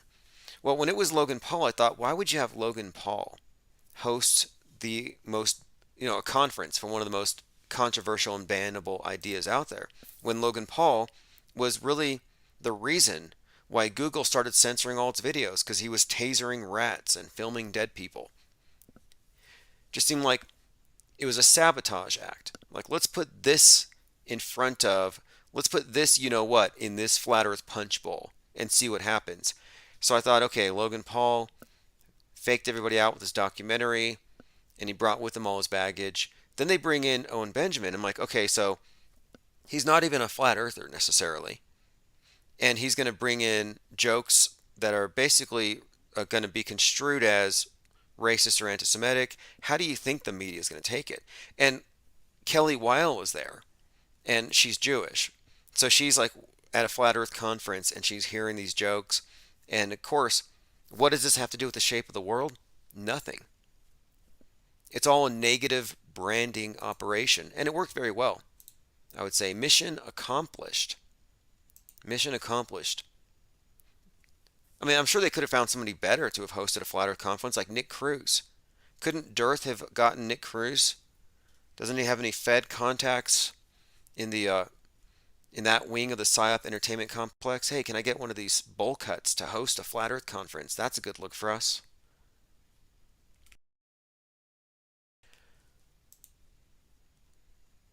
David Pryor says, such an obvious setup. Oh, there are so many setups, though. When you really get into it, you can see that there's mainstream media tentacles, even at the Flat Earth conferences. I mean, it really shouldn't be a surprise to find out that the very first Flat Earth conference organizer was actually dating Jimmy Kimmel's sister. I mean, talk about being in bed with the enemy. Look at this cover of The Economist. No safe place. It's got some penguins on a chair floating in the middle of the ocean. Is that a threat against us? No safe place? Linda says the lady was saying that Owen cheated people out of money on his donations for Bertaria. I don't know about that. I had to look into it because I was following the story, and the Daily Beast was suggesting that Bertaria was going to be the next Ruby Ridge. So maybe it's a good thing they didn't actually go through with it. TJ Jones, this is a comment I found on Twitter. He said he heard that Robin Williams and Jonathan Winters are going to return to expose the truth in a comedy special. Just put those on the list of death fakers that will be resurrected to bring back JFK Jr. Robin Williams will be back, apparently.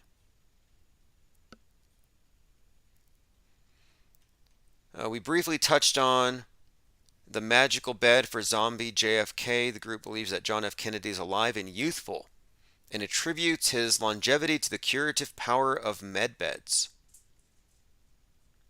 Apparently medbeds are a thing. I've heard about this. I heard this early on from the very first QAnoners that reached out to me, that there are these medbeds that can reverse aging, and I don't know. I mean, it just sounds like you got the bad guys drink adrenochrome, the good guys use medbeds in order to look young.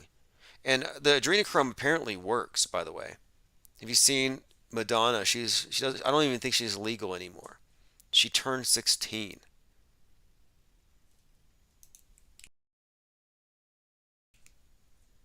Zeroth says the oceans haven't risen an inch since they started the story of the melting ice. You know, it's been 33 years since global warming started. That's why I think there might be something to it. And the end of the Batman movie had a flood. In fact, Batman says 11/6, Gotham is underwater. I'm like, 11/6, isn't that kind of an inverted 9/11? Kind of like 6/11, which is a very significant date to the white neo-nationalists, which would correspond to the Riddler and his crew.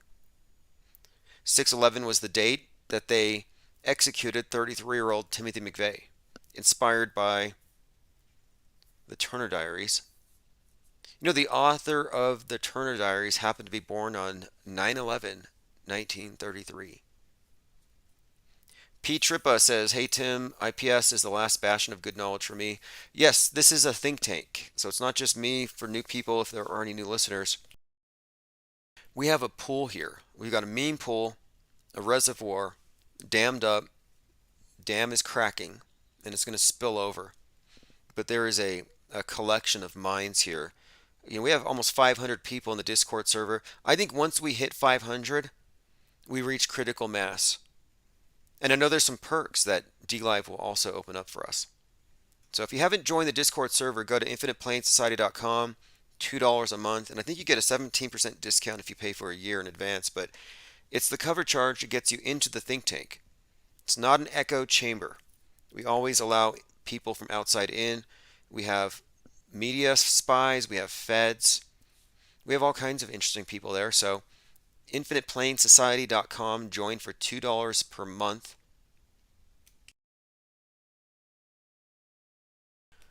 Okay, let us continue. Also, you'll find a lot of interesting penguin art in the Discord server. I think this one was created by, this is it says Fepe Pipscotch, art by Pippi Langstruff.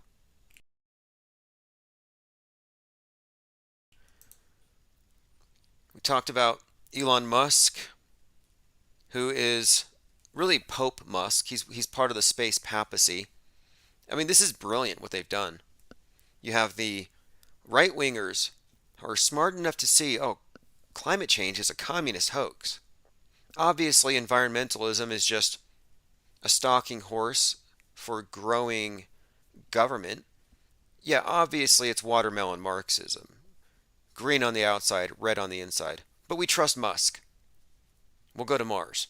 I'm sorry, but Mars is nothing more than the environmentalist ideal realized.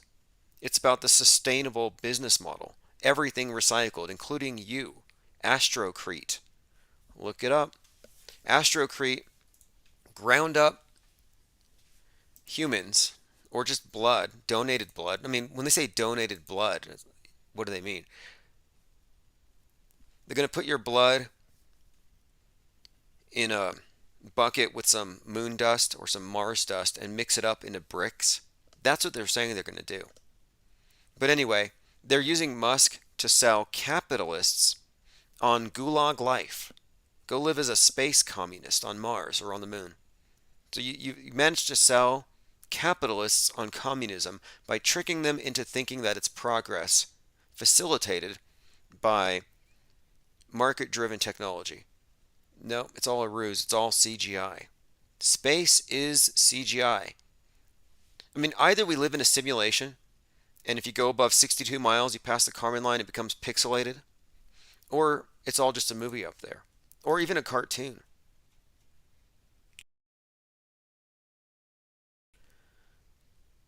Kurt4822 says, long time, Tim. Good hearing you. Battery79 says, what did Tim mean by DLive perks? Oh, I meant Discord. Sorry, Discord has perks. Once we get 500 people in there, there's some things that open up. Not sure quite what. It mostly has to do, I think, with I think there's some kind of live streaming feature and a few other features, but it just gets better. The Discord server is where we post all of our leads, we do our research, and most of the stuff that I find, most of what we discuss here is brought up there first. Non-stop debunkings. By the way, Tom Cruise announced the name of the next Mission Impossible. It's Dead Reckoning. Do you remember last fall, when Tom Cruise was in the sky, hanging from a bi-wing plane? You know, he was just like, and this is after we were really breaking down the significance of his name. You know, Tom means twin, Cruise means cross, twin cross, and the symbol of the twin cross represents the second coming, a resurrection. So here we are talking about Tom Cruise, how he plays this 33-year-old who dies and is resurrected in the movie Vanilla Sky. And then we see this. He's up in the sky on a twin cross, a bi-wing plane. Well, now we have some context for that. The 8th installment of the film series Mission Impossible Dead Reckoning Part 1 will hit theaters this summer. And this is Tom Cruise, quote, "Hi everyone, I wish I could be there with you," he said, seated atop an open cockpit bi-wing or biplane flying thousands of feet above a canyon. So that was a scene from the next Mission Impossible. Again, Top Gun returned with a sequel 33 years after. So this is from 2019, July. Cruise took to Twitter to share a trailer with a cryptic, "Maverick is back. Hashtag Top Gun update." Cruise returned with Top Gun sequel after 33 years. Now, what is the significance here? Well, Top Gun and then Top Gun sequel 33 years apart. This correlates to even the Twin Towers. So you have twin guns, twin towers. Twin Towers were 33 when they were pulled. All of this definitely correlates to Tom Cruise's world stage role as the Christ of the Scientology cult, which does relate to the space religion, to NASA. It explains why he's going into space, why he's going to the space station. In fact, after 9/11, which was directed by Stanley Kubrick, if you didn't know, for the most part, after 9/11, the very first Oscars was hosted by Tom Cruise, and he shouts out Kubrick, of all things. Vanilla Sky, the movie that came out right after 9/11, had a number of 9/11 references, even a coronavirus reference. You know, the opening scene of Vanilla Sky is a quarantined, shut down New York, and then Tom Cruise faking sick with his girlfriend.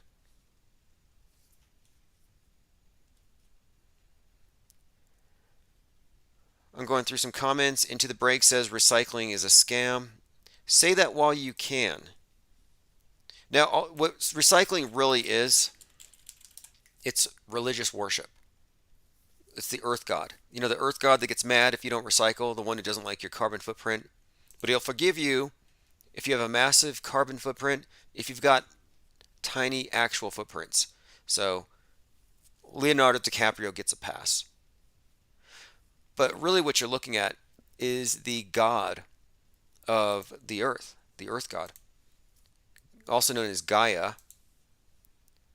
which is why the World Economic Forum 666 has brought forth Gaia, the global AI initiative. It's all about this worship of the earth, sustainability. That's why they're bringing about climate lockdowns as the next pretext for locking everybody down. But anyway, to my point here, the original green god, the vegetation god, Osiris, is represented, I would say, by the recycling symbol, the symbol of death and resurrection, or recycling of souls. When you look at the symbol itself, it contains within it, in the negative space, a six-pointed star, symbol of Saturn, Osiris, the earth god, the god of death, resurrection, recycling, vegetation, the harvest, etc. You could even correlate with this, I would say, the hexagram gives you a cube on the inside, or rather a two-dimensional cube.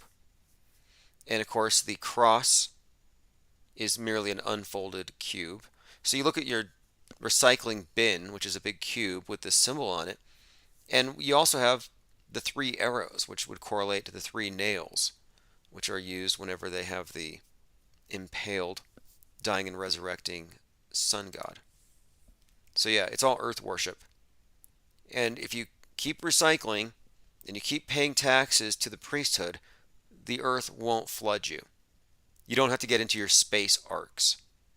And this is 100% the truth. I mean, look at the National Oceanic and Atmospheric Administration. Sounds just like Noah. Their logo is a dove, just like Noah. Their symbolism is all about, I mean, if you look at their website, it's a flooding world. Yet, there's an ark. And they're warning us. If you look at Noah, N-O-A-A, and you search floods, you'll constantly see that Noah's saying, we're going to have a flood. You got to change your behaviors. Got to cut back on your everything. But if we don't listen to Noah, what's going to happen? Well, what happened in the Bible? This is just another example of the powers that be appropriating stories, major archetypes out of the Bibles for the purposes of influencing people. It's all just a big influence operation. It's a major psyop. There's an article here from uncancelled.news. Engineered supply chain shutdowns are clot shots against the global economy, designed to cause a debilitating stroke across human civilization. This is why I brought up Alex Jones earlier. I'm like, has anybody checked on his neighbors? And I actually do have a direct quote from him. I'm starting to have to think about eating my neighbors. I mean, he really went there. But this is an article that is about how, yes, there does appear to be a lot of conspicuous fires on these various food distribution centers, these plants, and it just seems like planes are landing on them. It says the International Energy Agency is calling for climate lockdowns to reduce fossil fuel usage, realizing that since the COVID lockdowns didn't crush the economy, they need another excuse for lockdowns. Yep. You know, this was pretty obvious that this was the agenda even before the COVID lockdowns.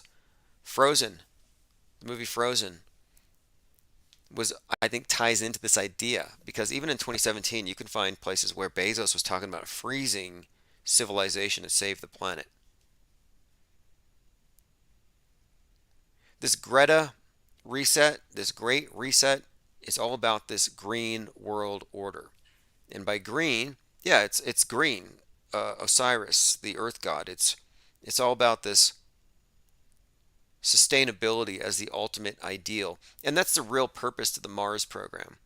If they can get you to agree, yeah, the perfect way of life is to live under a dome where we never leave, everything is through a screen, and we all live as basically potato farmers. You know, if they can convince you that an agrarian revolution is necessary to save the world, then sure.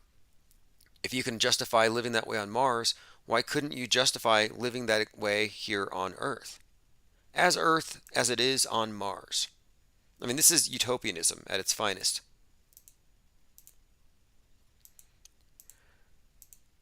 We will be live later to take calls. It's a big weekend coming up, by the way. May Day.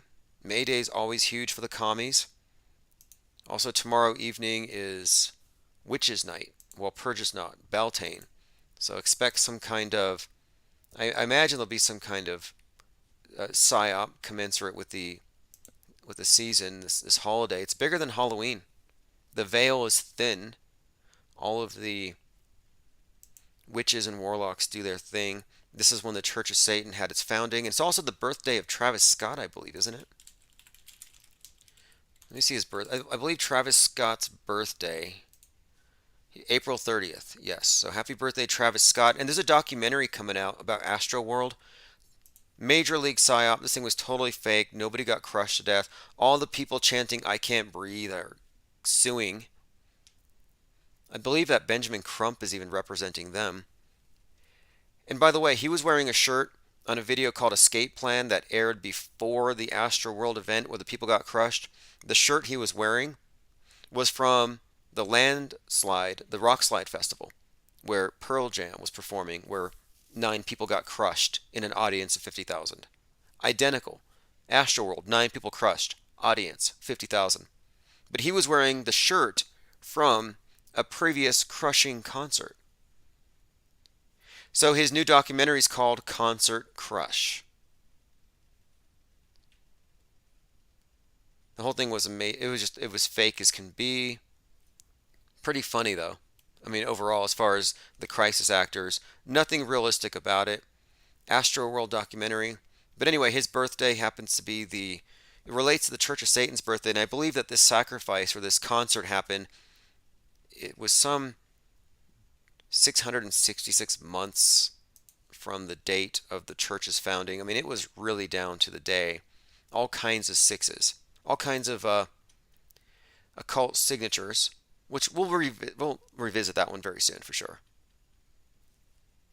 Also, there was a small business meeting at the White House yesterday, and this should be big news, but it's not.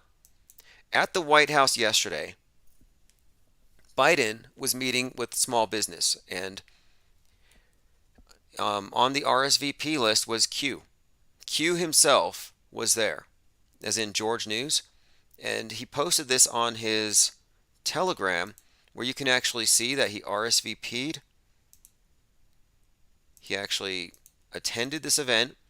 You can see his name, georgenews.org, George News DC. In fact, I thought this was kind of funny what he did here. He's almost taunting the Biden. Actually, he's taunting everyone at the White House. Like, I'm here at the White House letting my 300,000 Telegram followers know. So the person who's behind George News, who is behind the Q drops, was literally in the presence of Biden.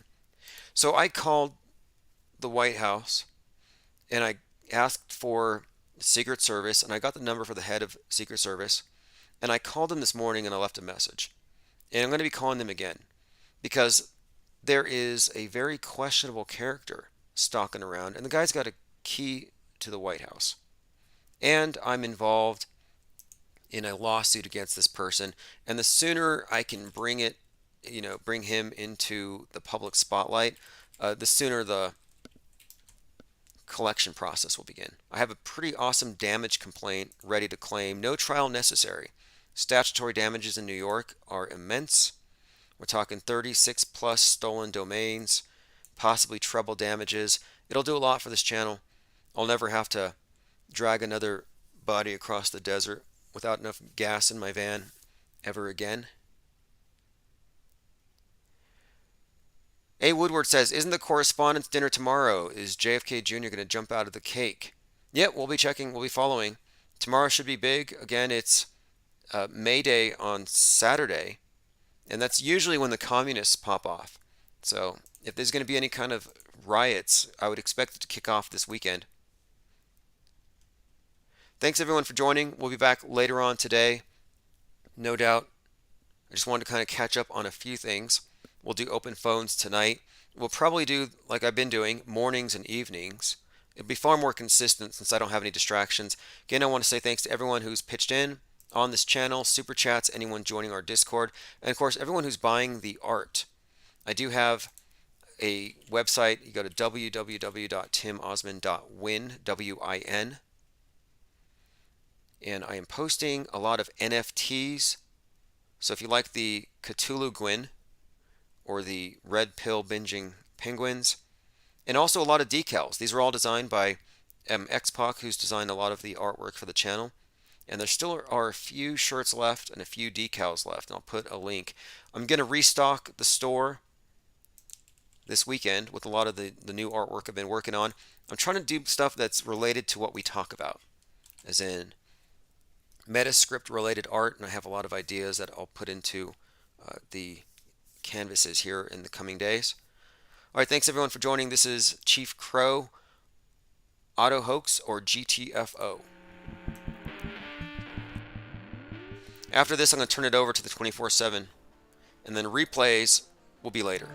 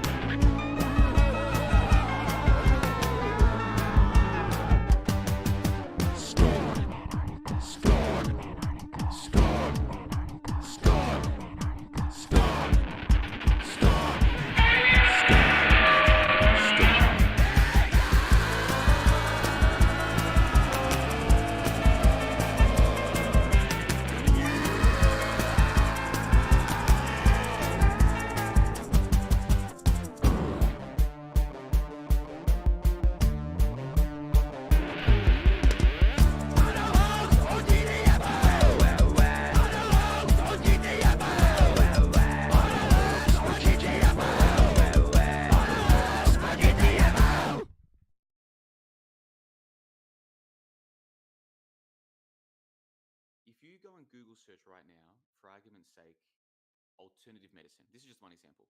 It will say that it gets tens of millions or hundreds of millions or billions of results, whatever their story is.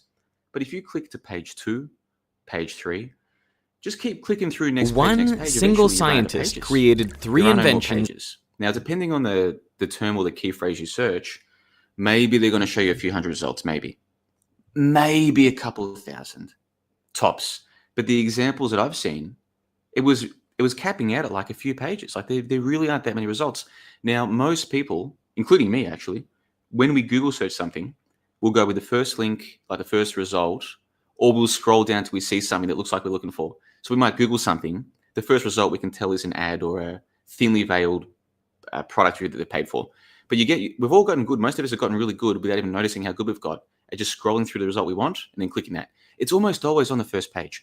Very, very few people are clicking through until they find, like they're not clicking through 10 or 20, 50 results, most people. And it turns out if you try, for a lot of key terms, possibly all of them, I don't know, there really aren't millions of results. There aren't even thousands of results. There's like a couple hundred results. So where's the rest of the internet? And then when you start looking at, I mean, I don't know what's going on with Fakeologist or with Tim Osman, like the Infinite Plan Society website. If you guys check your analytics, how many results are coming to you from Google? Because with johnlebon.com, there's almost none. There's almost, like, I don't get results from Google. And by the way, I'm not complaining about that. It's always been that way. I'm just pointing out, even if you have the only content on a certain topic or some of the only content on it, that doesn't mean you're going to turn up at the top of Google. You will essentially be dead to Google for whatever reason.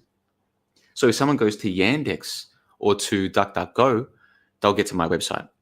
And I'm like johnlebon.com is like a top result on a few key search terms on DuckDuckGo, but almost nobody uses that. Google, which most of us use, almost all of us use that. A lot of websites, pretty much including mine, and probably yours as well, I would guess, they're effectively already invisible. And so that's one part of it. The next part is all of the users. So my YouTube channel, this is one example, has 4,000 subscribers. If I upload a video to a live stream, it's going to get maybe 500 views, maybe 1,000, right? Where are the other thousands of subscribers? A lot of them, the theory, they're just bots. Same with Reddit, like subreddits. Same with different websites like followers, like the Twitter followers. A lot of these followers, subscribers, whatever, they're not real. And that's obviously the case. And so what I think this dead internet theory is getting at is this idea of, we think there's all this activity out there, all this action out there, but in reality, there's not that many active users, and the active users there are all being funneled to the same small number of websites. The internet, as we conceive of it, isn't really alive. I think that's the dead internet theory. And if I've misrepresented any of it in any way, then obviously that's not my intention. But I think that's where people are going with this. And I have to say, and I want your opinions on this, and the listeners as well, give us your thoughts in the live stream, whatever. Like, have you heard of this theory, and does it make sense to you? Because it makes perfect sense to me. And it would explain, Ab, because you're often saying, why aren't there more people doing this? Why aren't there more people doing what Tim Osmond's doing? Why aren't there more people doing what I'm doing here at fakeologist.com and, archiving all of this stuff? Why aren't there more? Maybe because there just aren't that many people on the internet. And of course, that would feed in well to the theory that the world population is in fact a hoax. Nobody died, nobody got hurt. Because the official story is that there's almost 8 billion people on Earth. And when I was a kid, the official story was it was 6 billion. And I'm not even that old. So this story is just it's just gone haywire. It's like pushing a rock down a hill or something, man. It's gone nuts. It's a crazy story. It's getting crazier. How many people they claim are on Earth? Okay, a lot of those people are supposedly in countries that don't speak English, so you wouldn't expect to see them in English-speaking websites. Fair enough. But where are those people? Like, how much internet is in those countries? Because it seems that in the English-speaking Western world, there really aren't that many people, and there really aren't that many websites that are still active. So I hope that 5-minute or 10-minute overview or summation is enough for you guys to... Does it make sense to you, Ab? Tell me what you think about that. I've never heard of it. I like it. I just pulled it up. Unfortunately, the first search result was The Atlantic. And by the way, I'm using presearch.org. I try to stay away from Google. And I think the number one search engine that comes to Fakeologist, as far as I can tell, is DuckDuckGo. And Google is now number 2 almost all the time. But it is a good theory, and it kind of... And I don't know if it's fake or not. I don't know if the CIA is promulgating it. Like, for instance, maybe Tim Osmond can speak on it in a minute. Maybe it's similar to the Mandela effect, which I have no interest in. And I take Tim's view on it, by the way. I tend to agree with Tim on pretty much the whole thing if I had to make a decision. But I've always said that most people, especially people that are new to the internet, and I've been here before the internet, pre-internet. I've been from the BBS days, from the 1980s. So I've seen the whole thing grow up.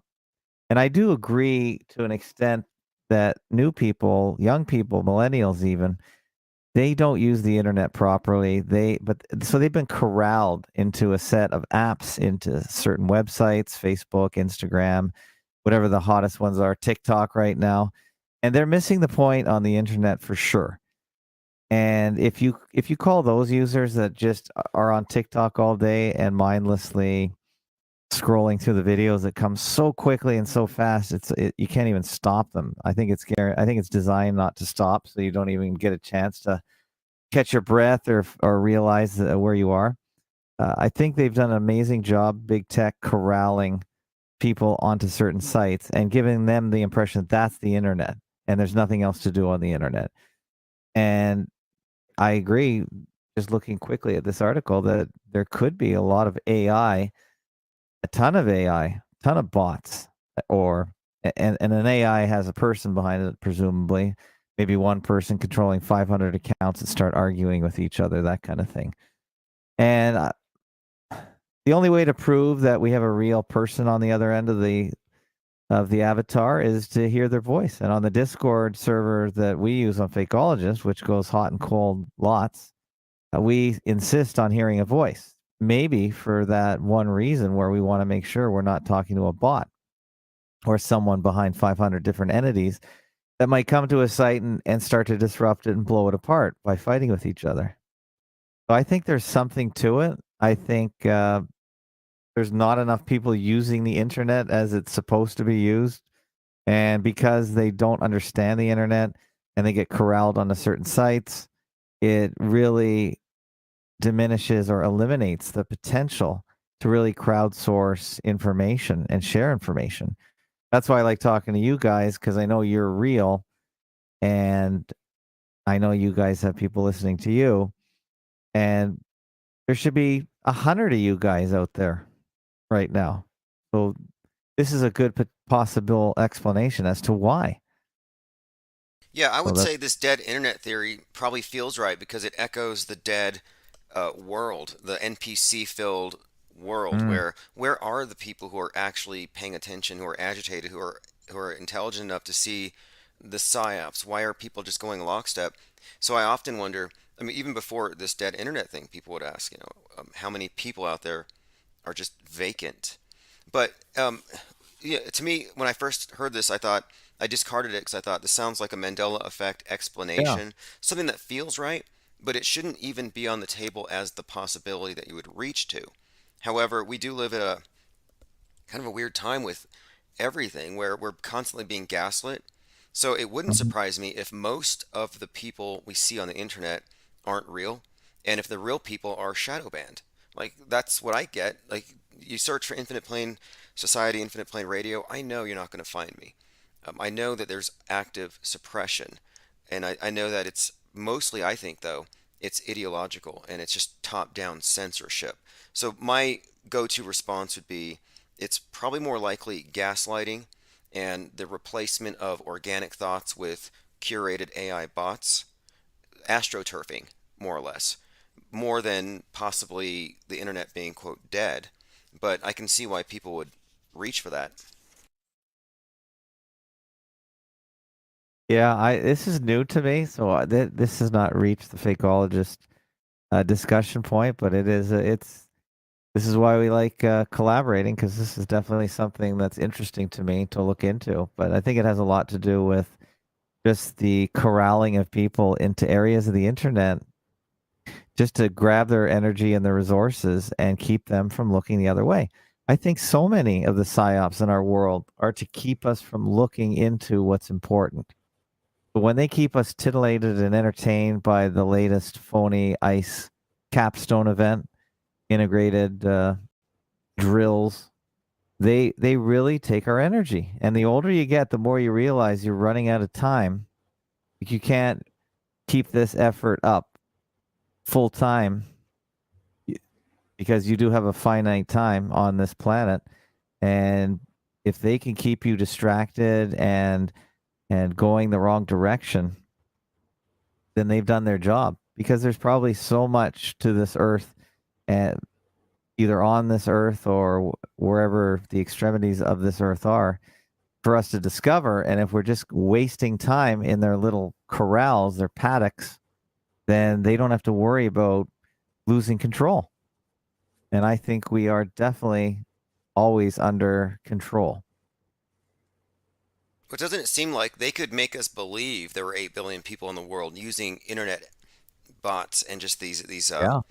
false appearances? And most people, I think, are integrated so much that the internet is their interface with the world. And the more that Yeah. becomes true, the less, like the lockdowns kind of showed how this is going to work, I think, in the future. Yeah. Lockdown Yeah. culture is a thing for the environment, for the COVID, for the space junk, probably eventually. And the more that becomes the case, the more the reality that we live in is going to be the one that they program into us, and it will have nothing to do with what's outside of our front door.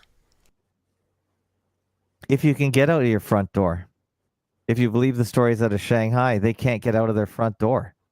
They're just allowed to open the door to let the parcel that's dropped off in. That's it. And if that's really happening, I think it's a beta test to see the level of compliance. Yeah, exactly. And what John brought up with this dead internet theory, if you go on the internet and you say, hey, this doesn't feel right, and you have a million voices calling you irresponsible, dangerous, crazy, a threat to society, a super spreader, it's going to have an effect on most people. So, I think there might be something to this dead internet, and it may not be necessarily anything mystical necessarily, but it could be nefarious manipulation, gaslighting, and like I said, astroturfing. creating a false consensus for the purpose of cajoling the free thinkers? Is this dead internet theory? Did it start, John LeBon, in 2021? Because that seems to be the date on a lot of these search results right now. Well, I don't know when it started, and I didn't know until you showed that article a few minutes ago on your screen that this was being called a conspiracy theory. So for those who are listening to this rather than watching, Ab brought up this article from The Atlantic, and it said something like, there's a theory that the internet is dead and it's completely crazy, or something like that. I Yeah. didn't know that. I didn't know the mainstream media was calling this a crazy conspiracy theory. That just makes me want to go and spend more time looking into it. Yeah, anytime they're talking about it, then you should be worried about it. When the top search result on pre-search is theatlantic.com, which I don't particularly like, and it's the top on Google as well, then Yes, top, and it says the dead internet theory is wrong but feels true. So even in the headline of the first result, if you Google dead internet theory, in the headline it says it feels true, but it's wrong. Now that right there, that's probably a hint that this is worth looking into further, I would think. Sounds One like of the reasons- gaslighting. Wow. Guys, it feels right, like this whole place is dead, and it feels like there's no real people, and we're just telling you what to believe. It feels true, but it's not. Click on this link, and we'll tell you more. Right? one of the They reasons couldn't be more blatant about that. Yeah, one of the reasons I mean, like, how much more? Maybe they could. How much more blatant could they be? The top result, if you Google dead internet theory, at least when Ab does it, it's Yeah. telling you that it feels true, but it's not. How much more blatant could they be? Give me a more blatant headline than that. It seems totally true to you. Let us convince you that it's not true. Maybe that would be slightly more blatant, but it would take up too much copy space. it So it's hasn't just, made it feels true, Wikipedia yet. but it's wrong. Not What on about- Wikipedia yet. Don't trust your senses. Trust our headlines. Exactly. Don't acknowledge what Yep. you feel.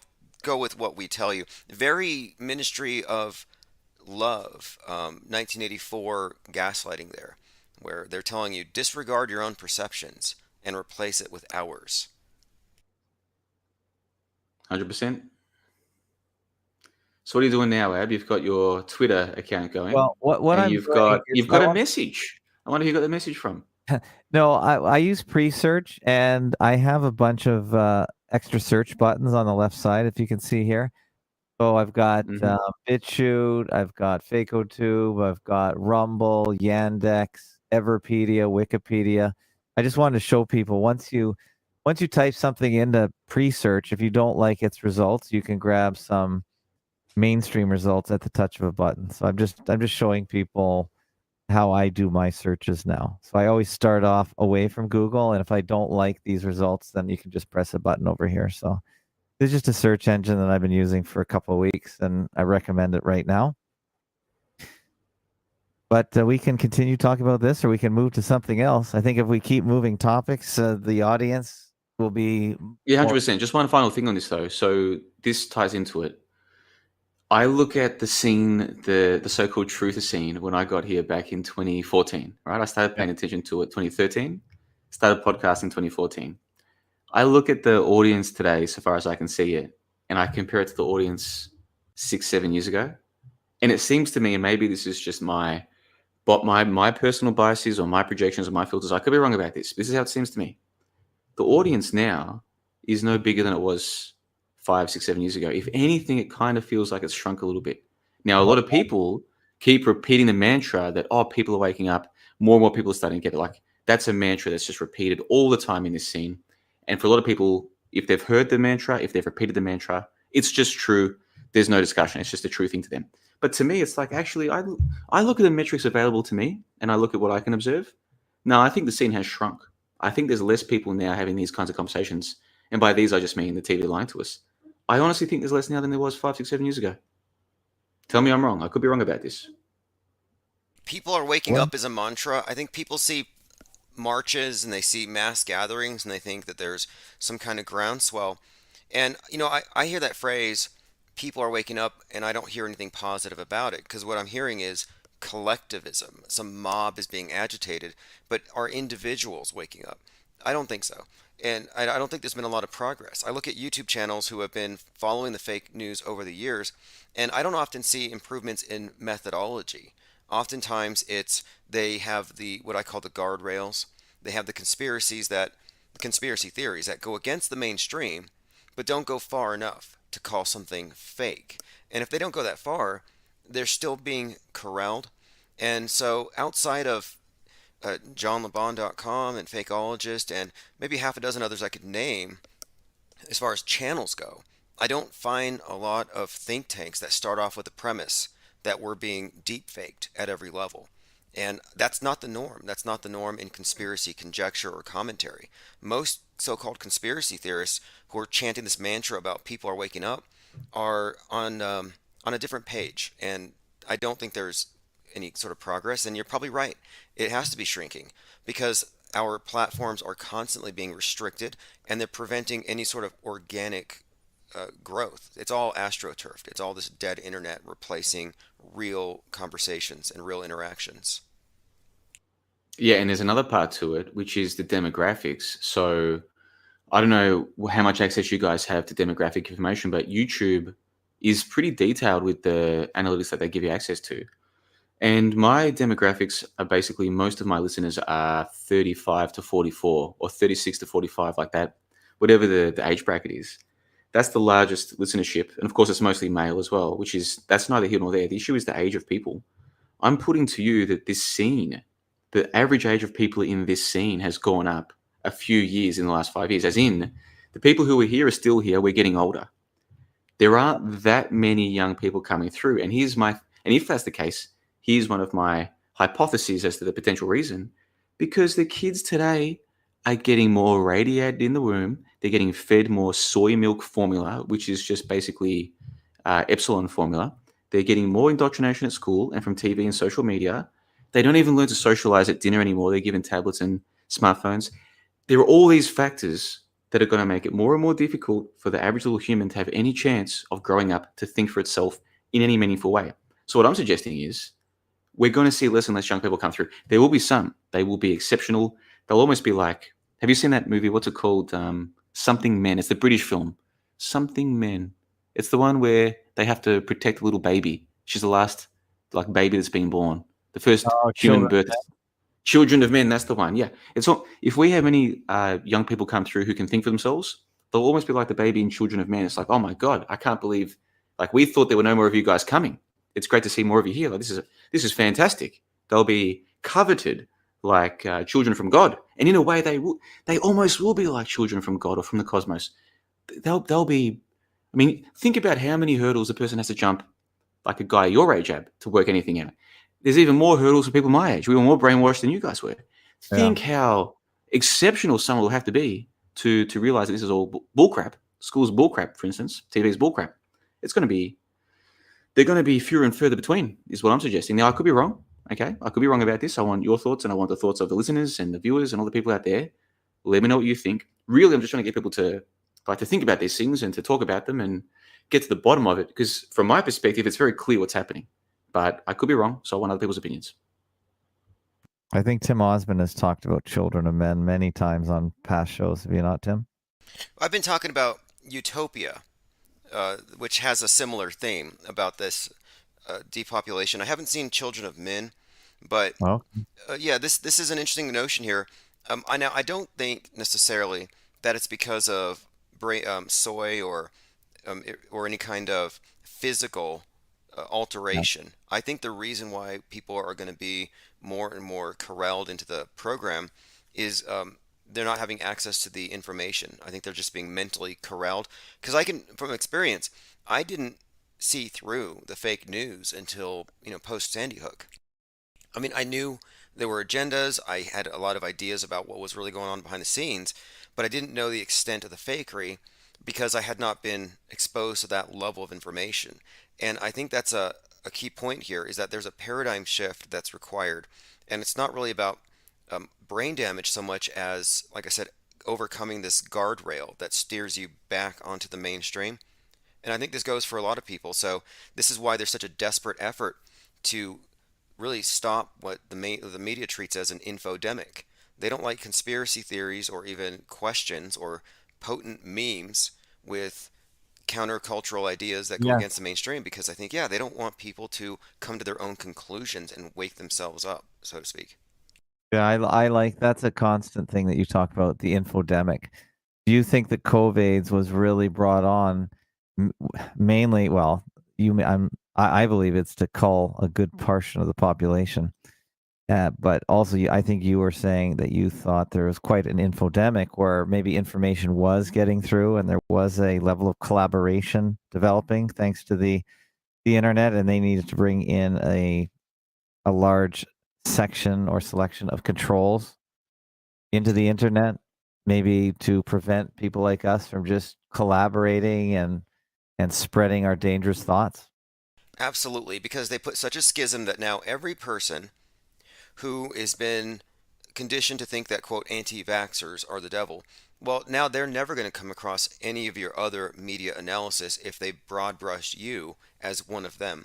So I think the pandemic was used, I think, more or less, and I think this is even before the pandemic. There were talks about the toxic misinformation, bad virality, and I said back then, why are they using the language you would use to describe an epidemic, to describe conspiracy theories? And now I know why. I think ultimately this was the thing. It's about thought control and the control over mind viruses and the super spreaders of mind viruses. And I think that there's also a parallel here to contact tracing and the way that they traced radical Islamic terrorists. Where do they get these radical verses from? Which cleric, which mosque? And if they can trace it to the source, to the ground zero, they can stop that super spreader. So I think this has been a long-term agenda, and it's always been about controlling information, mind viruses. Yes, for sure. Now, Should are we they talk? now that you mentioned the killing, though, I'm really sorry to interrupt you, but the calling thing, Oh, I okay. I don't think that they want to kill people off. I think if anything, they want us to believe that there's too many of us. They want us to adopt this uh, lockdown lifestyle, but I think they need us as batteries and taxpayers. I think we're property in a sense. I don't think they want to kill us off, but that's my opinion. Do they need us as in people living in, like people who are already established living in the US or Canada or Australia, as the case might be for us three, and many listeners in England and other parts of the world as well? Do they need us, or can they just import people from other countries? Like the infrastructure is already established in the countries that we grew up in. So now, if the younger existing Western people just have less children, hey, not a problem, because there's millions of people from different countries more than happy to come to the lands of opportunity. So my point is, do they really need the existing people to have more children? Do they really need that, or can they just import them from other countries? Because they're already doing the import them from other countries thing. Like they're already doing that, and they're already justifying it on people not having enough children. So if it turned out that these jibby jabs, hypothetically, possibly, some people say, might have an effect on fertility, let's just say that that is the case. That's not a problem for the people who run the show, because that just gives them even more of an excuse to import more people from other countries. Sorry, guys, we had to, because you just weren't making enough babies. It's your fault. It's your fault we're importing all these people. You didn't Yeah, have enough sure. babies. And that's You know? the last part of free trade that they really wanted to open up, the mobility of people, the free flow of people. They've already got the goods and services flowing quite freely with all their trade agreements, but the one thing that's blocking the complete wide open nature of the world, where they can allocate resources anywhere they want, and the biggest resource is people, are countries. So if they dissolve countries and borders and states and counties, counties are already in really invisible lines in the United States. There's over 3,000 counties. Nobody really pays any attention to when they cross a county line in the United States. Little more noticeable when you cross into another state. But they want to dissolve all these lines, including between countries, so they can reallocate human resources, which is what we're called, of course. Officially, we are human resources, and they want to allocate them all over the place. So for sure, John, whatever physical or mental way they facilitate that, I think for sure that is an end game. There's no doubt in my mind. Are they, like, I'm not disagreeing with you, are they dissolving borders, or is it actually more difficult now for certain people to travel than it used to be? So, for instance, In the before times, that is prior to 3/11/2020, prior to Tedros and his characterization of a pandemic, it was really easy to travel, and in a lot of countries to get like ongoing 1-year visas or 2-year visas. It was really easy to, much easier now than now anyhow, to for Westerners to go and live in other countries. That seems to have been brought to an end. However, if they continue to import people from the so-called third world into Western countries, that's not the borders getting invisible. That's them becoming one-way valves. Do you know what I mean? So what I'm suggesting here is that your likenness, the way that you liken what's happening to an invisible border, I'm saying that that's kind of true. It doesn't really explain the whole thing. It's more of a one-way mirror. It's more of a one-way valve. You know what I'm trying to say? That's what seems to have happened to me over the last couple of years.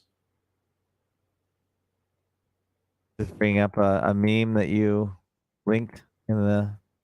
Yeah, so what I said to you before was that your generation was pretty brainwashed and pretty, you were heavily affected by the propaganda. My generation, even more than yours. The kids today, goodness gracious me, I say they've got almost no chance. So on the screen for the viewers, here is a meme that I found on some kind of Mongolian basket weaving forum or something. Somebody posted this meme.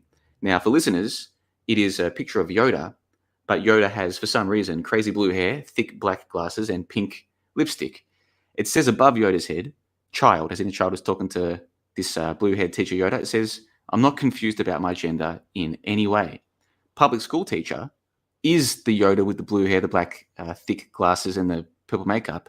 And teacher Yoda says, "You will be," as in you will be confused about your gender soon. It works as a meme, not so much when it's explained the way that I just explained it. But the point here, Ab, the fakeologist, if you think about what the kids are being taught in school today, which is even more ridiculous than what we were taught when I was a kid, why would anybody assume that any of these kids have any chance of ever thinking for themselves in any capacity in a critical way? Why? Why? And the only answer I get from people is, "Oh, well, I used to not understand what was going on, and now I do understand." Yeah, okay, great. You didn't go through the brainwashing the kids are going through now. No, none of us did. Like, it's gotten significantly worse. Significantly worse. And it gets worse with every passing year. So why would we assume that any of these kids have any chance of ever thinking for themselves? And we didn't have smartphones, okay? This hive mind that the smartphone creates, we didn't have that. The kids now do. They're always connected to the hive mind. They can't even walk to the shops. Like, let's just go and buy some lollies at the milk bar or whatever you guys call your version of it. They don't have that. They've got no independence from the hive at all. So I'm hooked on the hive mind now. I've got my smartphone with me most of the time. Fine. At least I remember a time, and at least when I was a kid, if I was riding my bicycle home from school, I was all alone. I was navigating that relatively short trip by myself. That never happens anymore. The kids are always connected to the hive mind. There's no reason for them to ever think by themselves, thoughts alone. And sometimes I wonder how many people have really thought through this. Because to me, it's obvious what happens from here. And what happens from here is no great awakening. There's no joining of people who can think to the so-called truth scene or the whatever. No. All that happens from here is our numbers dwindle. They dwindle with every passing year. And new people coming along get fewer and fewer. And the existing people get older and older, and we will die off. And eventually, we will be forgotten like tears in the rain. That's what's going to happen. Written out of history. I believe so. Says about the borders, like any concept to be desired, an antithesis of it must be enforced. If borders become a hassle, people will want them to disappear, which will be presented as a choice with a price. That's very good. Well, that's his prediction, but what's that based on? Like, where is this idea that borders are disappearing come from? Which borders have disappeared so far for us? Oh, not yet. Not yet. I'm talking about the long-term plans from what I've read and what I've heard. Just the redrawn maps of the world, of mega cities and mega regions. Yeah, but what are the predictions based on, though? When will an American be allowed to travel to England without a passport? I don't think that's ever going to happen. If anything, you know what happened in Australia during this so-called pandemic? It became that you needed to get approval to travel interstate. Now, right. Australia only has 6 states. And so suppose you want to go from Melbourne to Sydney. You have to go from Victoria. Melbourne is in Victoria. Sydney's in New South Wales. So you've got to cross over the state border. Guess what? Queensland especially made it almost, from a practical or a logistical perspective, almost impossible to do that for certain periods during the so-called pandemic. So we're not seeing less borders or less border enforcement. At least in the Australian context, we're seeing more borders. And the thing, like this so-called constitution, according to the so-called constitution, this is not supposed to happen. The whole point of one of the main points of the federation of the states was that now we are one country, we're one nation with free borders. You can't stop people from trading with each other. A New South Welshman can trade with a Queenslander and vice versa. They completely went against that during this pandemic. The masses went along with it, didn't seem to see a problem with it. That is an example of more borders for us. So where's this idea coming from? There's going to be less borders. What's it based on? What's it based on? What's the evidence? I don't see it. Someone show me the evidence. Yeah, I know you're definitely evidence-based, and Armin says EU is already a dissolution of borders. Before the EU, nobody in Europe could travel another country in Europe without a passport. The EU is a dissolution. I guess the Soviet Union was as well, maybe. But yeah, it's not happened yet, but I'm saying it's on the maps that I see projected for 2050. Tim, do you see any of this? Yeah, it's funny. You hear like this. The astronauts talk about from up in space, we don't see any borders. We're all one, and all this one world talk about this universal order with no borders necessarily as far as like distinctions. But there are walls aplenty, and there's plenty of borders. And I think right now they're culturally getting people used to the idea that you ought to stay within the borders of your home, the lockdowns. And like I was talking about the lockdown culture, it's a thing. And this was even before Convid. You had Greta out there, don't fly home for Christmas. The whole idea is that the world cannot tolerate humans traveling all over the face of it. And so I don't see travel being opened up. I see, if anything, just like they're closing down the internet and the flow of ideas, they're going to slow the flow of physical uh, uh, super spreaders, people. And I think they want to convince us, though, to go with it just because we want to save the planet. They want us to voluntarily do it before they have to mandate it in some way. So, yeah, I think that we're moving towards an increasingly locked down world physically and mentally. And John LeBon brought up the new hive mind. That's a very important point. We've had hive minds, we have people hived up with religion, ideology, etc. But now you have the instantaneous hive mind, and it's their hive. It's the cult of the monolith. It's the one world's hive. It's the one that they curate. And so that's a very important point there. And Armand says, indeed, you need only to stay within the borders if you are a thought criminal. No borders is only for the cult believers, for sure, or the injectin. The goo bloods. Now, okay, so about this other thing too, I want to bring up. We just passed the 42nd anniversary of the Georgia Guidestones. And right. so the Georgia Guidestones came out on 3/22, which is Skull and Bones Day. But really? But when they wrote the thing, they talked about the need to keep man in harmony with nature and 500 million people tops.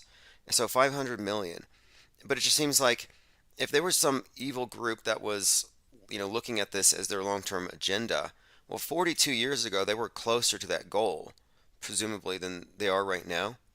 So I'm just bringing that up because I can see this this idea of reducing the numbers, but it just seems like they're moving further and further away from that goal. But I don't know. What's your take on that? I'm just looking up the Georgia Guidestones now. I thought, yeah, it went up on 3/22/1980, and they're COVID 19 feet tall, 3 feet, 19 feet 3 inches. That's their height. Those are some interesting numbers. And a lot of people think Ted Turner was the one that commissioned this. We have a mysterious man named R.C. Christian. And where is it? It's in Georgia, but whose property is it on? I'm just trying to see some of the history of this. But you're saying we are farther away from this magical 500 million that they think the Earth is the optimal population? Yeah, it just seems like they kind of let the numbers increase since that thing was erected 40 some years ago. But yeah, Ted Turner, yeah, he's someone who believes in overpopulation. And they certainly want us to believe that. It feeds into this global warming thing, which is another topic I kind of want to touch on here, is that just as we spent the last couple of years dealing with the censorship over any criticism of the medical tyranny, now they're starting to actively, and I predicted this, they're actively censoring criticism of global warming. So even Pinterest, you can no longer go on Pinterest if you don't believe that your refusal to recycle is causing the ocean levels to rise. You have to be a global warmist. They're actually moving up the agendas. And that's why I even was talking about lockdown culture. Yeah, it started for the environment. So pandemic passes, they're still going to have reasons for you to lock down the environment. What's your take on the climate change and the oncoming censorship of any criticism of it? Well, I think many of us predicted, or we were told it was going to come, because I think a lot of our predictions are just what they tell us that they're bringing in would be after COVIDs. It would easily, and they would easily dovetail that into the climate lockdown. And I think, just like John was saying, we have a younger generation that has really been indoctrinated in this way of thinking. I'm middle aged, so it was never a topic when I was young. It's only been out for at least half a generation to one generation. So we have a whole generation of people that really think that we should do something about saving Gaia because we're killing Gaia. That's what the younger people believe. So they're really on board with any substantial changes in lifestyle to save the planet. Whereas there's the middle-aged people that are completely skeptical, and the old-age people that probably have no clue what the heck's going on when it comes to this kind of talk. So yeah, I think for sure. I haven't really heard too much talk here. Canada is passing laws from the United Nation about green vehicles and green this and that, and they're already pushing the price of energy up high enough with taxes. We have carbon taxes here to make it really difficult, or if not impossible, to move around. And they're gonna make sure that they beat the idea of having your own personal mobility and car right out of people. You got a whole generation of young people that don't even want a driver's license. So I really think that they're going to use the COVID plague laws, COVID measures, to dovetail right into climate change restrictions, COVID zero, climate change zero. Yeah, for sure. I agree with you. They call it World War Zero. And by the way, global warming's 33 years old right now. And Wow. so I just bring this up because it seems like Twin Towers were 33 when they pulled them. Maybe this is the year they can simulate or create the appearance of some kind of climate catastrophe caused by man. But you know, like John LeBon brought up, this present generation, they're not going to graduate high school without being true believers in global warming. There's no opt out.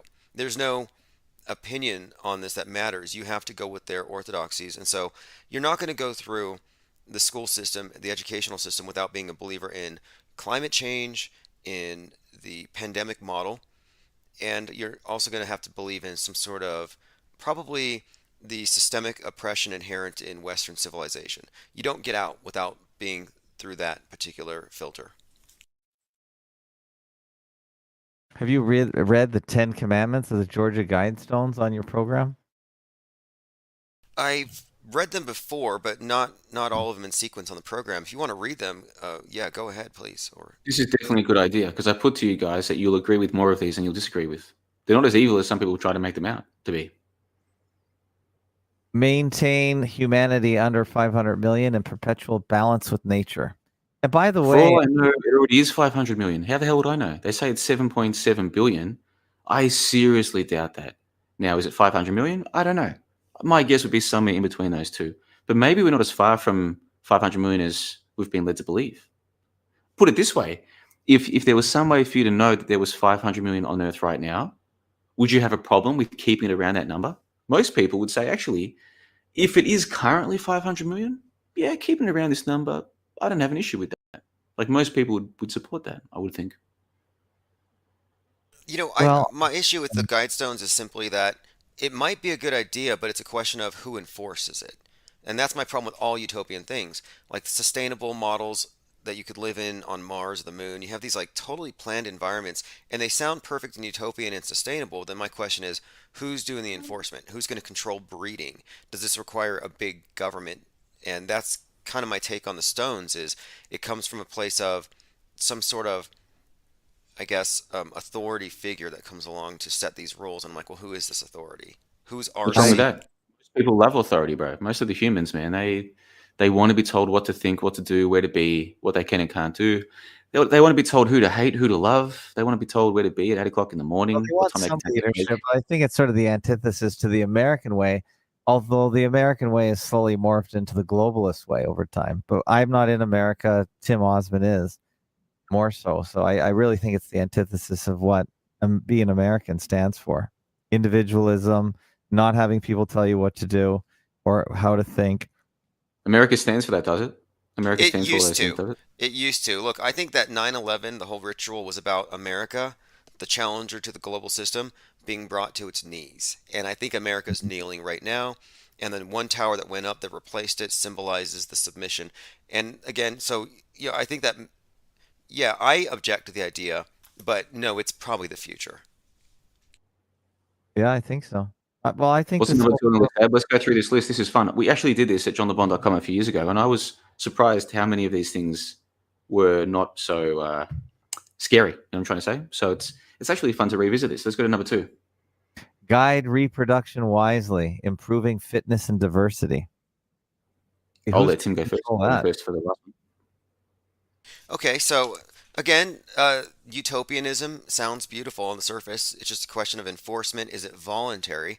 And if people adopt this as a positive value and it fits their idea of a perfect society, then good for them. And so I don't see a problem with that necessarily if diversity doesn't require a state enforcing diversity. And also, I think when we say diversity, we also have to include diversity of minds and the fact that every one of us is unique. And the state will say, no, everybody that looks like this is the same. Everybody that looks like this is the same. So they have one person from each category, which actually negates individual distinction. So diversity, it's one of those words I find it to be very, it's like, do we want to put that in stone? All these. Okay, so guiding reproduction, right? Now we're getting to the heavy stuff. And what I'm about to say will be jarring to people who have this going on in their family or their immediate friendship circle. I don't mean to offend anybody. I'm not trying to be controversial for the hell of it. Let's be serious for a moment, though. What if a child is born with some kind of genetic abnormality and its life is going to be hampered? It'll have growing pains that most kids don't have, or it'll need to get some kind of treatment that most kids don't have to worry about. It's going to look different. It's probably going to get teased or bullied more than other kids, or it's probably going to die sooner. Hypothetically, suppose there's a genetic abnormality that does those things, and yet the child remains fertile once it reaches puberty. Do you think that such a person who's got all these troubles, if it were to be learned that they could pass those genetic problems on to their children, that it was likely to happen, do you think that's something that people should be free to do, to pass on abnormalities that they know from their own experience leads to trouble, but they want to procreate? Are you happy with people passing on their abnormal genes to their children? Some people will say, yes, that's not for us to decide or a government. That is for the people and for God. And people who, or that is for the people and the world, like the cosmos, that the universe decide. Other humans shouldn't interfere. If those people with those genetic problems want to have children, let them go for it, right? Some people have that opinion. Other people will say, actually, if those people aren't smart enough to realize that they're actually going to be bringing a life into this world that will have to go through pain that other kids don't have to go through, they should be discouraged from having children.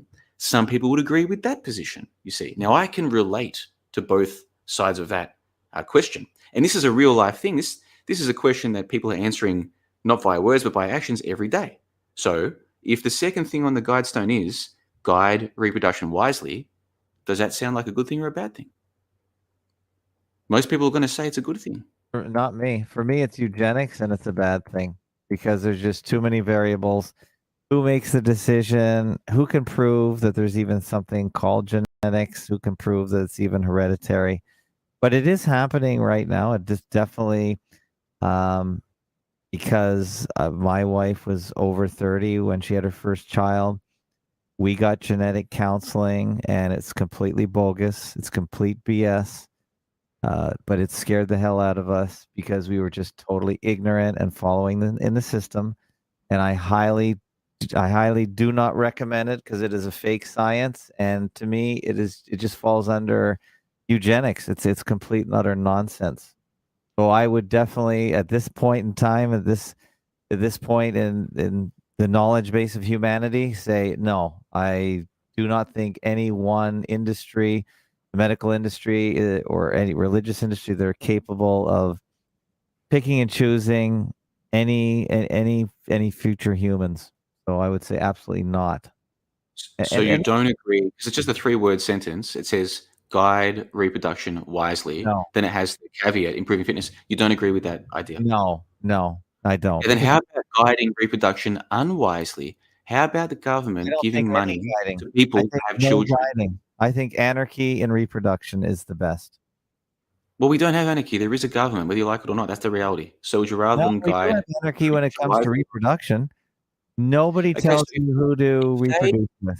money to people to have families, right? Giving people money to single mothers, for instance. That you don't need a father in the picture, just have the kids and you get the government money. That creates a perverse incentive, as I would call it in economics, to have more children. So procreation is already being guided, whether you like it or not. I disagree with the premise there. Not an incentive. No woman. You don't think so? No, I don't think anyone is making children for money. No. Really? No, not where I live.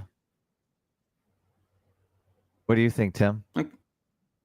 Well, what he's talking about is the idea that anything that you subsidize, you'll tend to get more of. Anything you tax, you tend to get less of. Yeah. But this question, to me, my point would be, who are the elite to say who is or who should and who shouldn't procreate? And I look at the elite, and am I looking at superior beings? Is there a superior class that is the result of superior breeding? And when I look at Bill Gates, or I look at any of these experts, I'm like, do you want to see any of these people naked? Do any of them look like they're going to live to a very old age? Do any of them seem to be in any way better off, or are they just like everybody else? Like, I just don't think that we have a panel of experts that are better than the individuals making their own decisions about reproduction. Or anything, or economies, or on anything. Economies are so complicated; they just can't be simplified into one central planning role. See, this is why we're hurtling the wrong way when it comes to the world's organization. There is no central authority that can be as sensitive and as adaptable as a local economy. The more centralized it becomes, the less sensitive it becomes. And then you get things like ghost cities in China. They literally built a city in anticipation of a great movement of getting people off the land, and it didn't materialize. So they ended up demolishing a big chunk of it because it just didn't get filled up fast enough, and then it just started to deteriorate because there was no one in there to maintain it. So I'm just so against all central planning, period. And that's why the Great Reset with central authorities, it's going to inevitably fail. It will fail. It may not fail right away, but it's not going to work. Okay. Okay. Yeah. That's well, central planning. That's an interesting topic, because that to me is what the future really holds. When you look at the space program, they're trying to create this ideal of this is the perfect world, like the Mars base, the lunar base. It has, you get rid of everything that ruined the Earth and just have a distillation of everything that we only need. It's basically this perfect system, and they're trying to get us to adopt that here on Earth. Central planning, and yeah, will it work? Is it even feasible? I don't think so, but I think that's what they're trying to get people to go along with, and it seems to be working. And a huge part of it is the new hive mind that John LeBron brought up. Okay, before we move on to number 3, though, Ab, just quickly, like, abortion is a real thing, right? Like, abortion isn't a hoax. That does happen, right? And a lot of people who are having abortions, they're doing it because they've taken some sort of supposed test while the baby's in the womb, and the doctors or the experts, the so-called experts, come back and they say, oh, it's got this problem, blah, blah, blah. It's got this percentage, blah, blah, blah. And then the parents go ahead and terminate the pregnancy because ostensibly, at least on the surface, they think that if they go ahead with having the birth, that the child's going to have all of these issues. You know that is happening right now today, right? Like there are children being terminated, I and agree. many of these. I know what's happening. It's just a logical necessity. It's just if you think about it logically, this has to happen.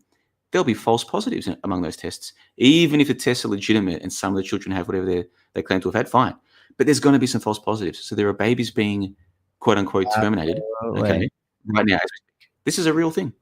I know it's a So real like, thing. are you against abortion? I am. You lived it.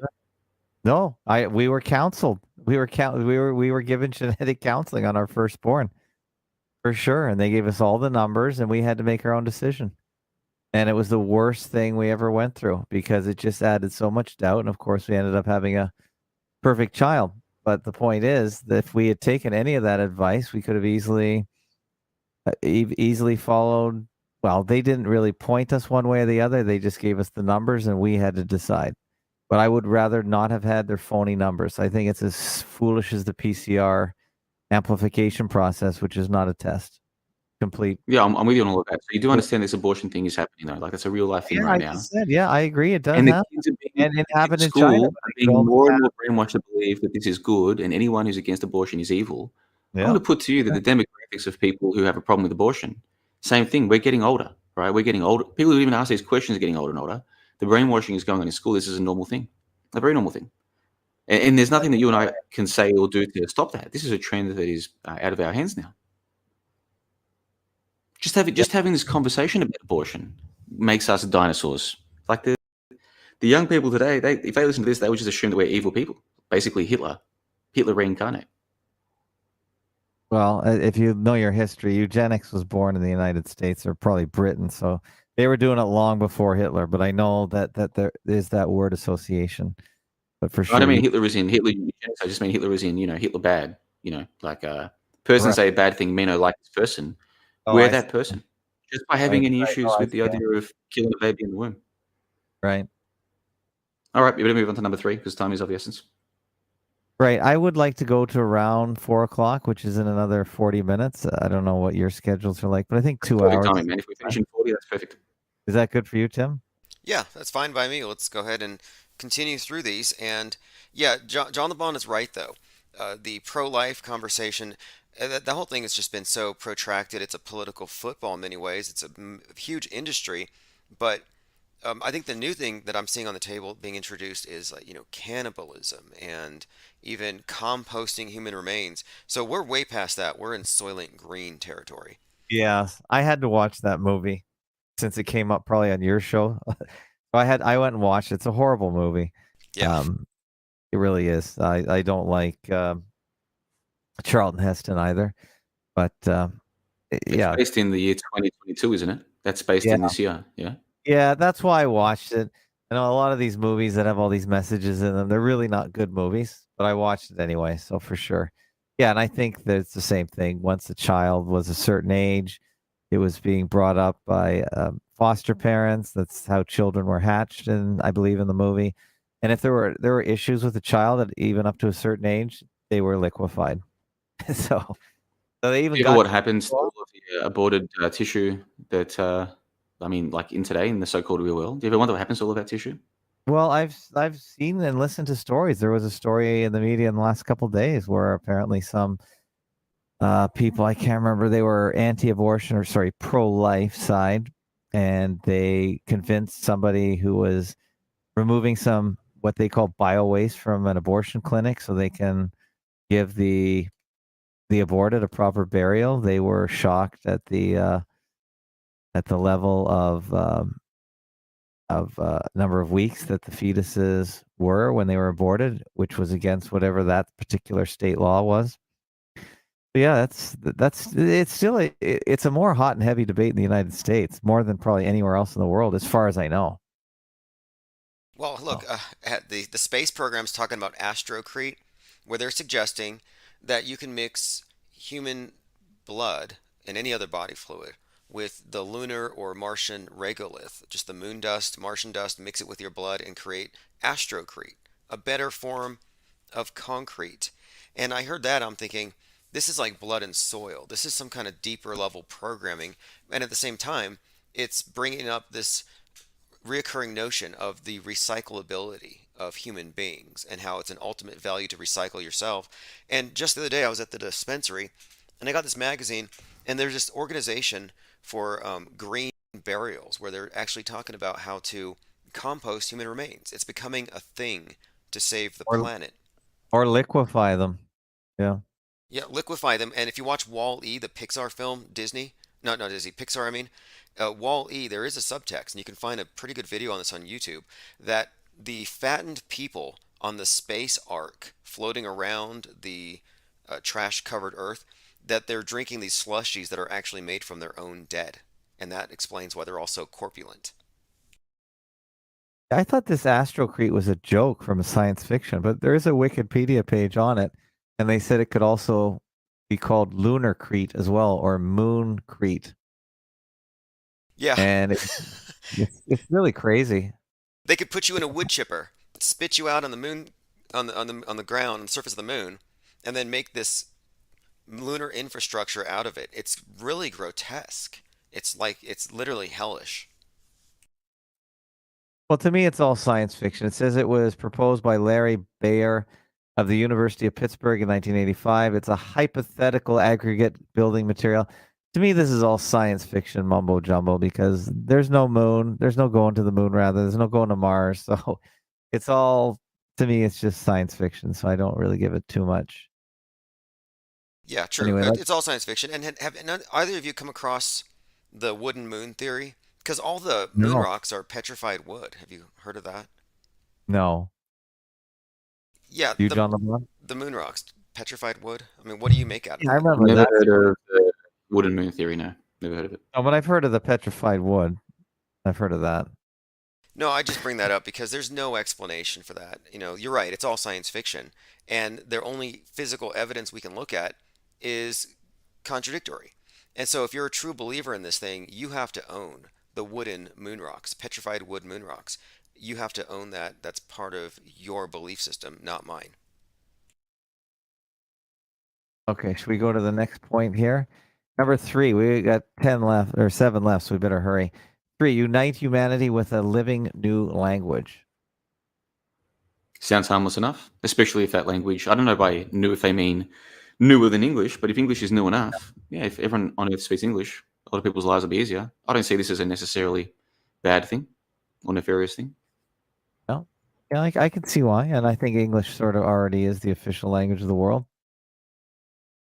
Yeah, I like that one. You could even use the internet as the universal language. So I have no problem with Or that one. emoticons. How about emoticons? Don't even need words anymore. Just respond Yeah. with face with a tongue hanging out, or face with a little sweat thing on the top, or face with a big grin. I mean, emoticons, everyone understands them. Chinese, English, Bulgarian, we all understand emoticons. Yes, for sure.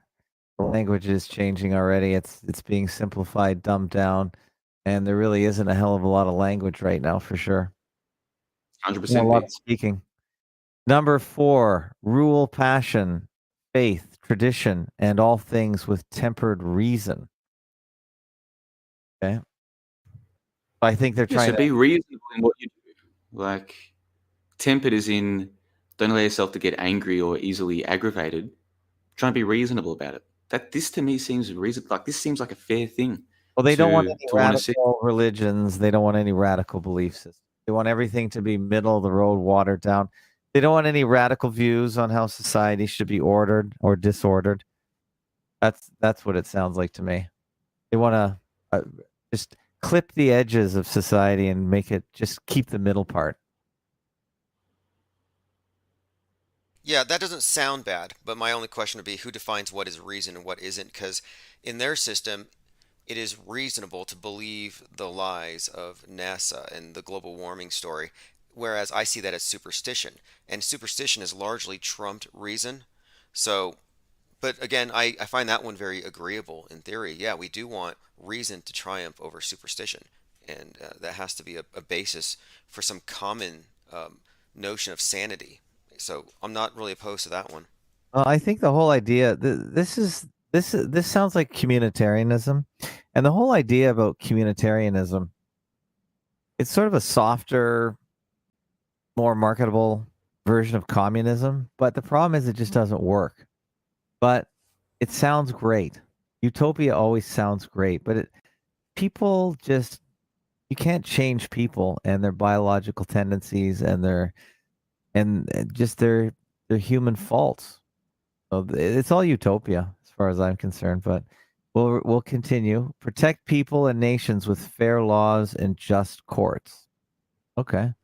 Well, we don't have just courts in Canada right now. We just passed some more ridiculous laws this weekend where I live, where if they don't like you taking your truck to do a protest, they'll just take your truck.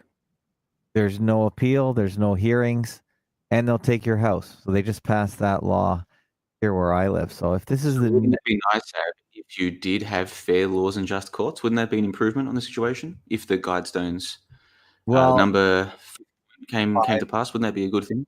Yeah, but it's so subjective, and obviously the people that rule over us, they think everything they're doing is fair so far, because it's all done in this communitarian spirit where we're trying to protect the community and damn the individual. That's what's happening now. Right now, we don't want a couple loud truckers blocking the streets and blowing their air horns when 500 people on that street have to put in earplugs. That's just not fair. And So fair. do you is- agree with the fifth point or not? It just says protect people and nations with fair No, laws and just because courts. I think it's too ambiguous. Fair is so ambiguous. Guidestones. Like if you met somebody else, just a regular person, and they said to you, you know what I want to see? I want to see people protected with fair laws and just courts. Would you disagree with them as well? Or are you only disagreeing with this one because it comes from the Guidestones? I'm only disagreeing because it's way too subjective. The Guidestones are anonymous. Okay. That's like I like the Ten Commandments.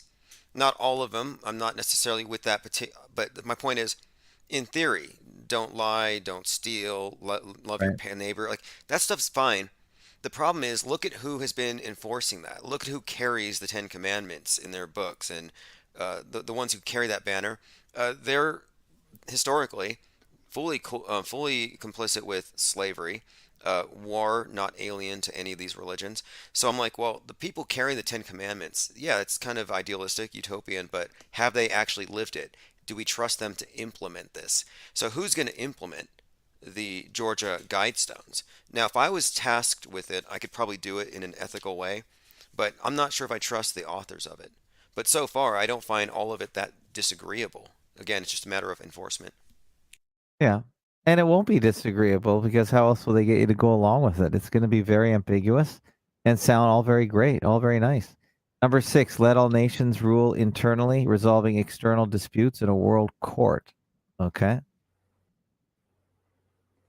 Sounds reasonable. Right. Okay. Number 7, avoid petty laws and useless officials. Yeah, I'm fine with Sounds that. good to me. That would have prevented 2020. So yeah, I like that one.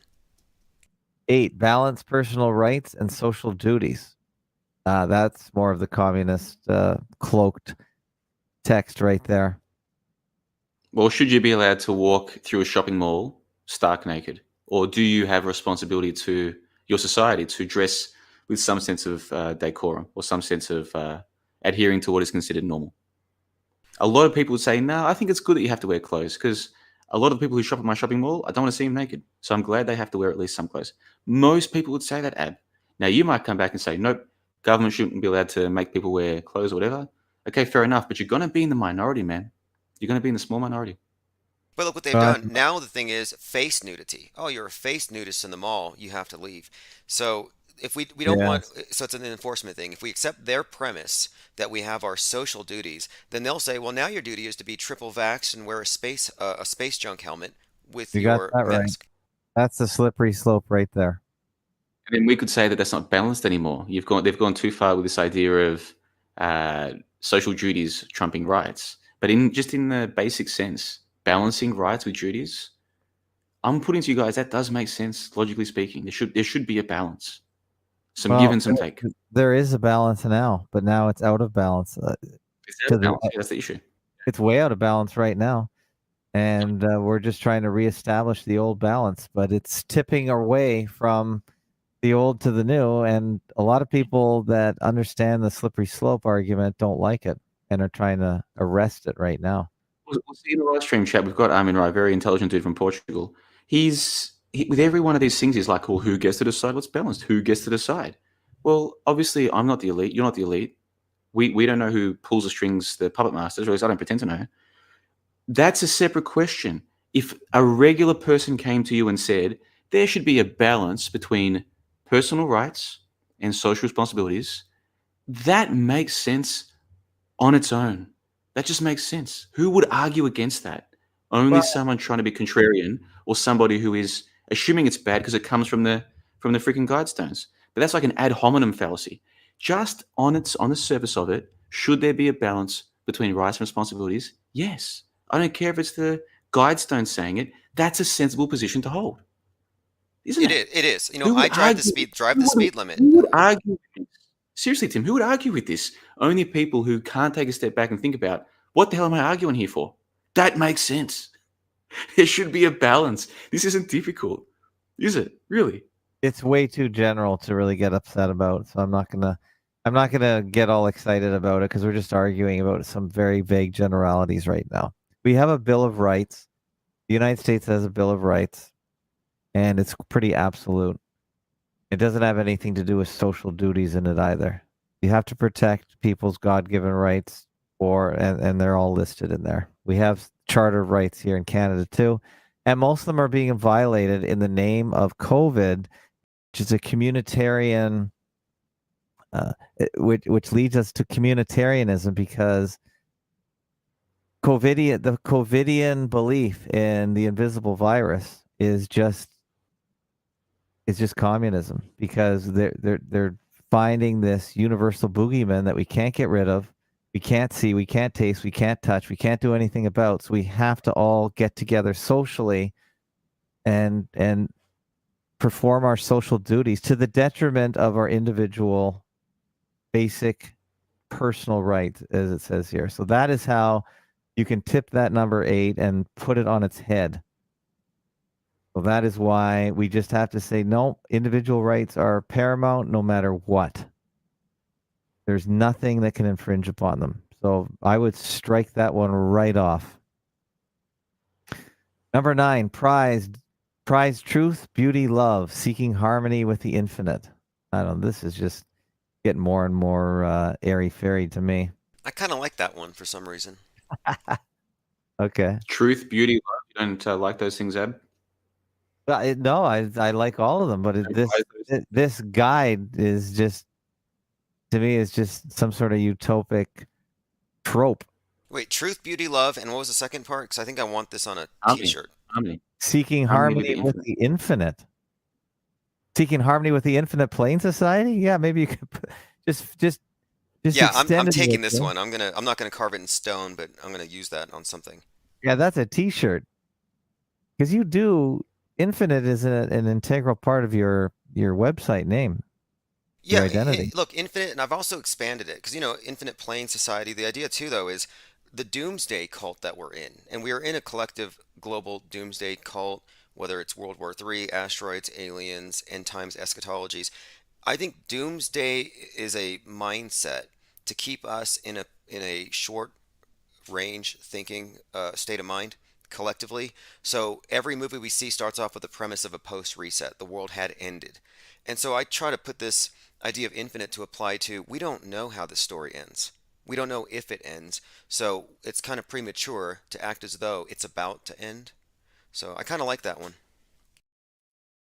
Number 10, be not a cancer of the earth, leave room for nature, leave room for nature. They put that twice. And I think that the future king of England, what's his name? Chucky with the big ears, who has been pushing this new earth religion again, Mother Gaia. I think this is probably part of his credo. And I think he has a lot to do with just this whole earth worship thing that the COVIDian cult want to bring in with their climate change cult. I think that. Are you familiar with Gaia, the World Economic Forum? They have the Global AI Action Alliance. So they've actually merged Gaia, the Earth worship, with AI. They're at the World Economic Forum. Yeah, it's called Gaia. Oh. I'm like, wow. Okay. And Gaia is their idea of how they're going to use artificial intelligence to help, I guess, basically manage the world. So the Global AI Action Alliance. Oh, I Very, see it. very Yeah. interesting. Wow. You got their fancy graphs and all whole thing. To harness the transformative potential of artificial intelligence by accelerating the adoption of trusted, transparent, and inclusive AI systems globally. Wow. Yeah, AI hive mind to rule the world. Call it Gaia, named after the Greek goddess of the earth. And it's coming from the World Economic Forum 666, courtesy of our dear leader, Darth Schwab. Right. Yeah, you've got this guy has gotten way more airtime than he deserves for sure. And the good thing is he's 83 now. So unless he's got an unlimited supply of adrenochrome or whatever extends life, I think that he is pushing the statistical average of the typical Bavarian male. So I think he's just about at the end of lifespan, hopefully. Sometimes ideas die with the person that brings them in, but I'm sure he has plans to extend all his ideas into the future. Well, do you guys think there's any stopping this? Like, what's going on in the world? Do you actually think there's any stopping this? Really? Without a good alternative to what their position is, no. Bro, if you go to a restaurant, parents are giving their kids, their little 5-year-old kids, tablets and phones to distract them, okay? I'm telling you right now, those kids are not going to learn to interact with people in a normal way. It's just not going to happen. And we all know this. Like any of us who just take a moment to think about what's happening, and that's just one microcosm of what's happening.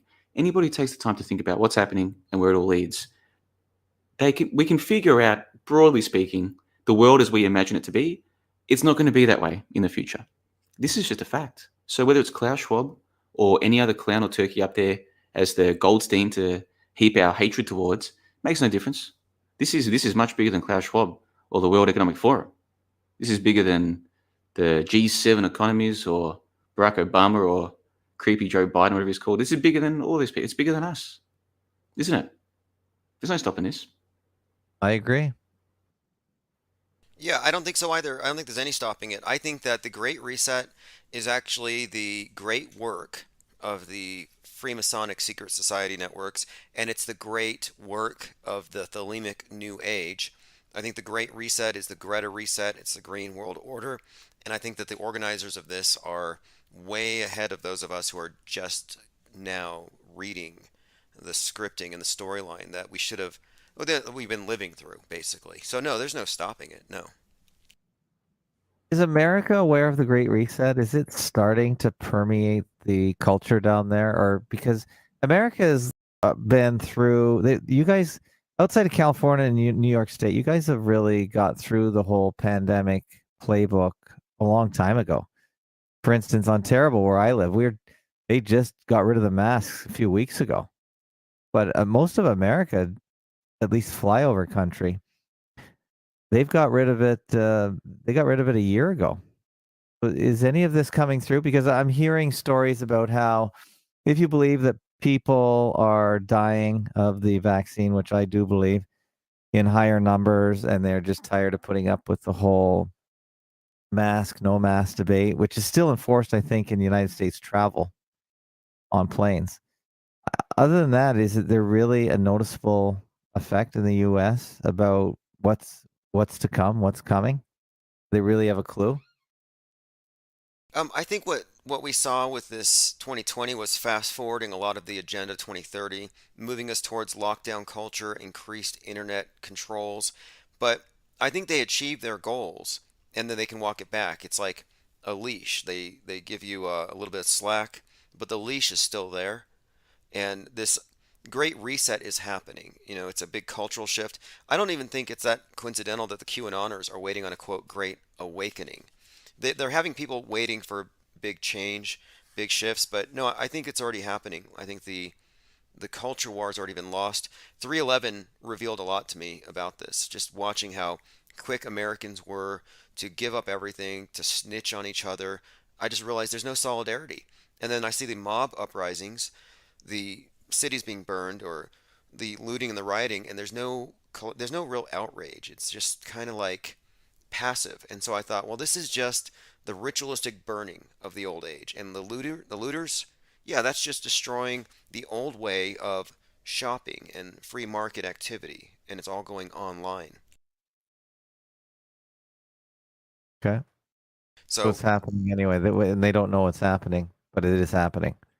oh yeah, in fact, when I saw the Amazon Go store, these are the stores you go in, you just grab your stuff and you leave. The Amazon Go in Seattle had burned, and I thought, this has just got to be a way of ritualistically celebrating the way we're going to shop in the future, where you just go in and grab it and it's all attached to you individually. You're getting rid of the traditional model. So burn down, build back better. So no, there's no stopping the build back better agenda. This is Yeah. something. So They've got the Walgreens Go store in California, but they're not actually keeping track of what everyone's stealing. They just go in and take it and leave. And if it's under $1,000, then you get to keep it. yeah, exactly. Hey, you'll own nothing in the future and you'll be happy. Is Yeah. that a bad thing, Tim? Like if there was an increase of the number of people who don't own anything, but they were actually happier. And I understand it's difficult to measure people happy, but let's just say there was some way that we could establish, or that it could be established, that people are this happy or that happy, blah, blah, blah. What if in a future world, 5 or 10 years from now, who knows, there will be less people owning anything of substance, houses, cars, whatever. It'll all be rentals or micro rentals or whatever, but they're actually happier. Like, if that were to come to pass, would that be a bad thing? It wouldn't be a bad thing if it doesn't require the loss of property rights. Like, I'm all for streamlining one's life where I don't have to own bookshelves to have thousands of books. I don't have to be saddled with a car, and I can drive something better than I can afford just by renting. So I don't really think there's anything necessarily wrong with this idea of living a life without being encumbered by property. But coming from Darth Schwab, it sounds to me like they're almost saying you're not gonna own anything in the sense of a propertyless serf. So as long as we're still allowed to own property and we have property rights, including the right to your body, do you own your body or are you an extension of the hive? So that's really what it's about for me. Well, Yeah, that's a somebody fair has answer. to own it. Somebody has to own it. That's the thing. There is no great community in the sky that's going to own everything. Somebody or some entity will own it. And ownership, especially of property or ownership of anything that's in high demand, just increases its worth. That means somebody will become more wealthy and more powerful. So I think that concentrating wealth in the hands of very few people obviously is very dangerous, and I'm completely against it. So no, that in theory it sounds all wonderful that you don't have any responsibility, but Even if people are happier, Tim, even if they're I even if they're don't. happier, that Well, I don't Look, think happiness I can be easily you'd measured, be less happy, Ab. But no offense to you, bro. You're on the other side of the hill, and I'm right? very fast approaching the middle of that hill. Like, we're getting older, but the kids, what if they're quite happy, never even owning their smart? Like right now, the smartphone's the most important thing in their life. What if they're happy being on some kind of Apple plan where they don't even really own their iPhone 15 or whatever it is? In a Yeah, year or that's two, already, yeah, they they're go already, back and now they get an Apple 17 or 18 or the hell it is. What if they're happy that way? Like, to you and me, it's like, no, if I'm going to pay for a phone, I own the freaking phone. I'll do what I want. No, they're happy to effectively rent the phone. Or video games. When I was a kid, you wanted to own the game. You might trade games with your friends or whatever, but you owned it. you're talking You know what I about noticed a few years small ago? things. It I'm talking became about it big. became really common for kids to get a game, then go back to GameStop or whatever you want to call your version of it. It's called EB Games in Australia. They would take the game back, and then they would get a credit towards their next game. Effectively, all they had done was rented the game long term, and they're happy doing that, right? If they're happy, why is it such a bad thing? Well, you're talking about What? small things, John, phones and video Yeah, games. and those kids are soon going to want to get cars, and guess what? They'll be told you can have the Tesla. You kind of own it, you kind of don't, blah, blah, blah. They'll get used to the idea of they're going to upgrade the Tesla every 3 years, whatever the case might be. They're already being primed for this. So and like I'm in Plovdiv here, you see these little Spark rental cars. I don't know if you guys have them, but Mm. apparently you can just use an app on your phone, and then you press the button on the phone, and the car opens, and you can drive it for up to whatever period of time when the battery still lasts. Then you have to take it back to a station, and then it's cost you whatever to rent the car, like a micro rental or short-term rental. I'm seeing these cars more and more in this city. Now, if they're in this city, It's only a matter of time until you start seeing them in cities in your part of the world. It might take a few years for this to catch on, but eventually people will be like, why do I even need a car? I can just rent one when I need one, right? And guess what? A lot of these people will be happy. They don't want to own a car. They want to rent them, right? Same thing with houses. More and more people will get used to just renting houses, right? You don't have to own a house. You can just rent it. They'll get used to it. Might take a generation, but it's going to happen, Ed. It's going to happen in my lifetime. I think in your lifetime as well. This isn't that far away. Yeah, just because it's going to happen doesn't make it right or doesn't make it desirable. So I just. What if the majority are for it, though? That's the issue here. Like you and me and Tim, Tim Oswald might have his views, but I'm in the minority to provide them that service if that's what they want. But I'm not going to be on the own nothing side of the fence because you can't get ahead. I'm on the be happy side of the fence. As long as people are happy, what do I care? Yeah, well, if you're running things, yeah, as long as the masses are happy and they're not after you and your wealth, then I guess that's a good way to be. And if I was running the show, I'd make sure I gave everyone what they wanted just to keep them away from accumulating any power or wealth. So if that attitude just makes it easier for the people that have all the marbles now. How many of those people own their own things as well? Like generally people, they don't run their businesses under their name. They'll create a corporation. It's the corporation that owns a thing. Yeah, it's this fictional entity that owns the business or what have you. And people just have roles. So all these wealthy CEOs that you see, like they're not all hoaxes. There are CEOs that get paid a lot of money to run businesses. They don't own the business. The business is a separate entity.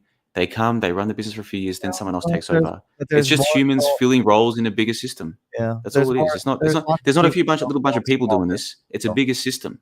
It's a much bigger system. There's lots of people that own their own small businesses that can get wealthy that way. So you're talking. There's many but they're going to create a limited liability company or a proprietary limited company, whatever you want to call it in your country, whatever the rules are. It's the company that's getting wealthy. This person just controls it. Yeah. Yeah, but if they own the company, then they get all the dividends from it. So I don't know what you're saying. And then what happens if that company goes bankrupt though?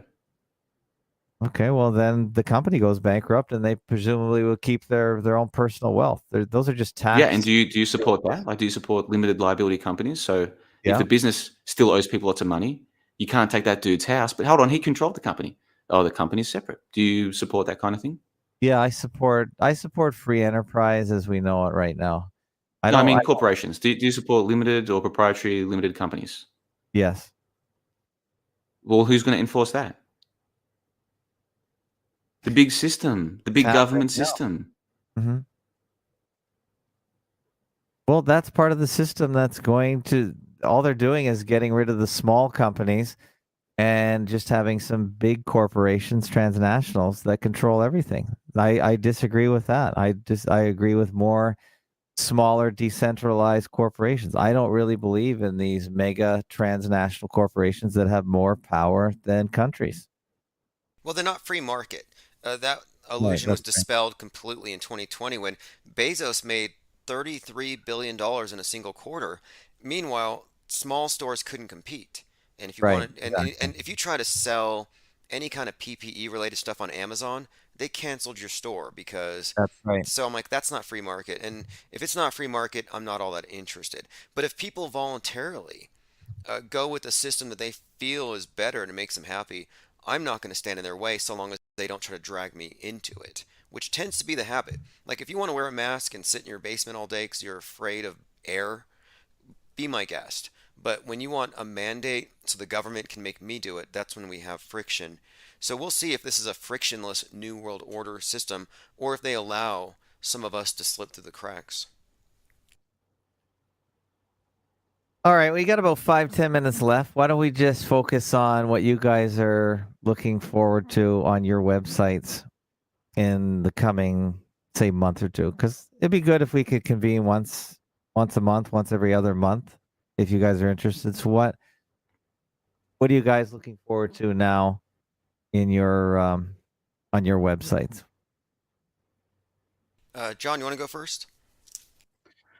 At the moment, we're just doing the member Discord calls. We do these usually every second Saturday. I'll set aside 2 separate times, one that suits Americans and one that suits Australians. And then we'll get together and we'll record a 2-hour call and then we'll just chat off the record anywhere from 2 hours to 5 or 6 hours. So we'll do this if everything works out, it works out to about 4 of these per month.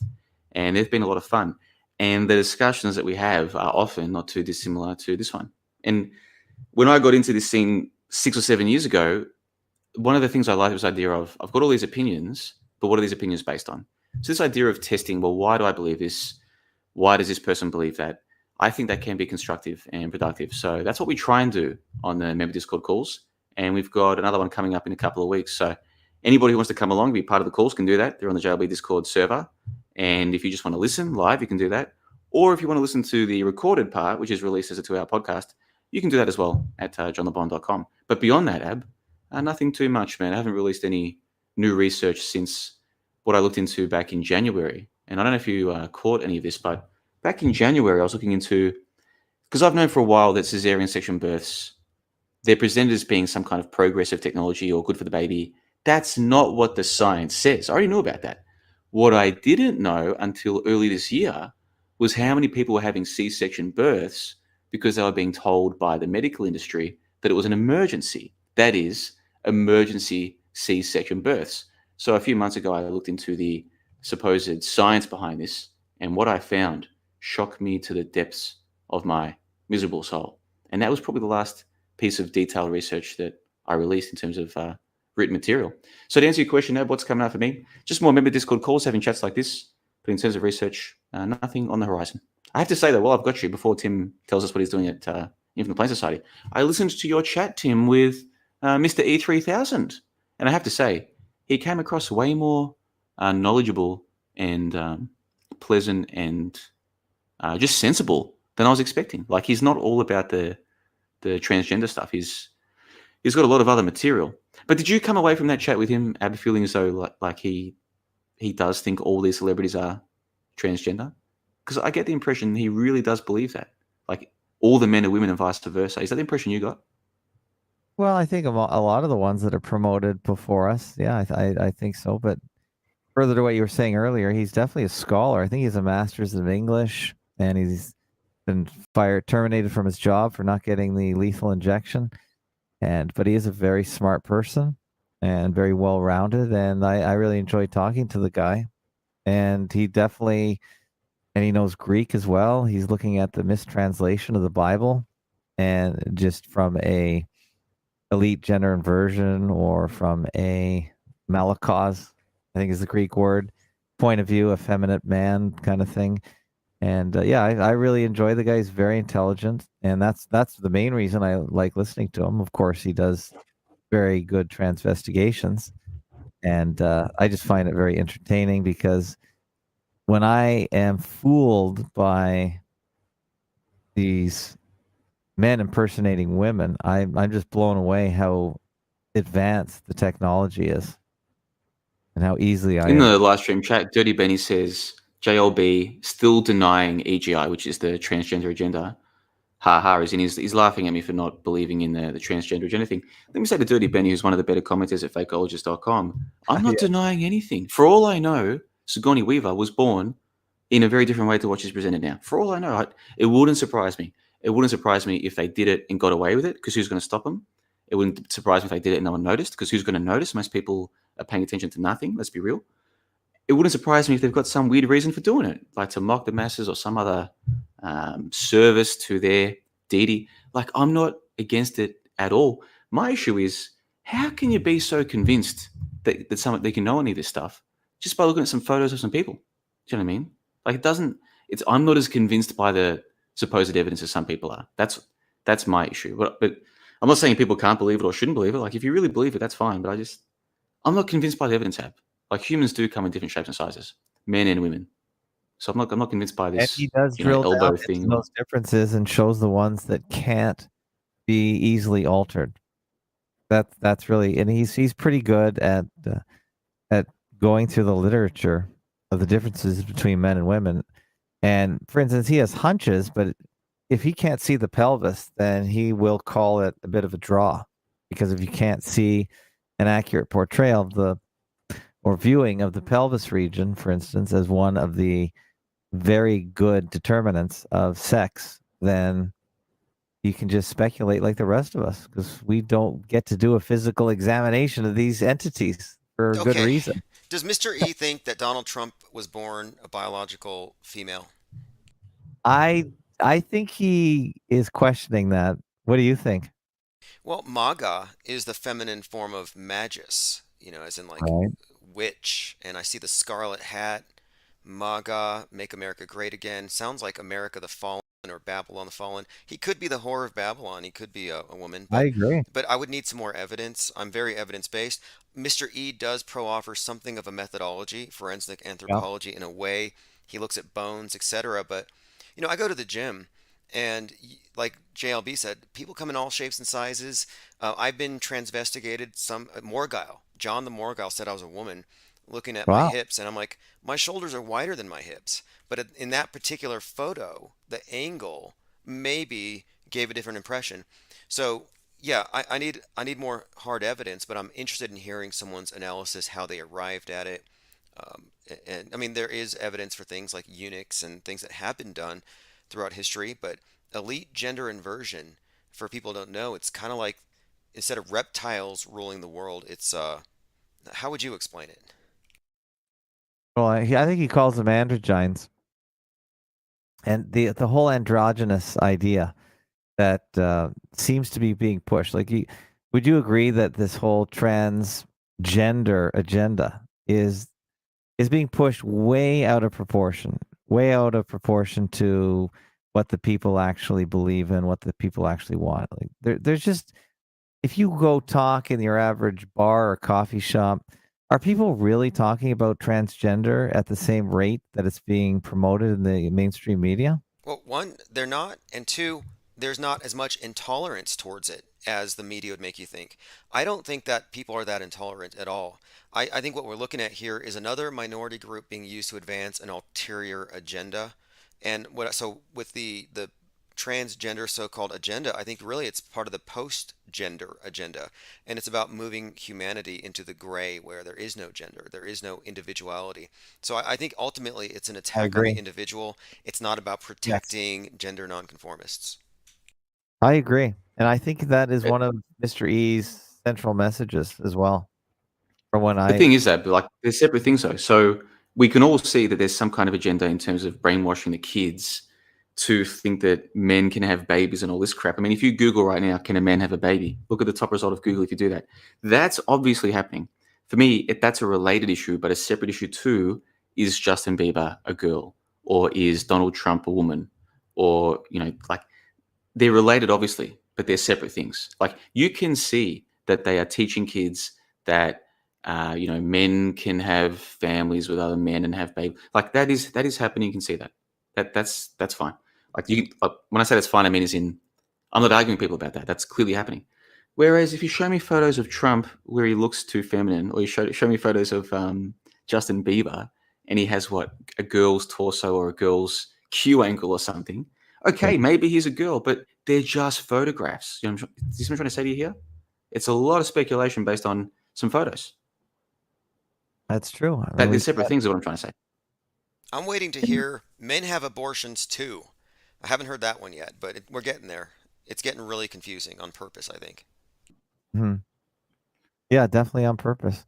Well, I enjoy his investigation. I enjoy his way of looking at things.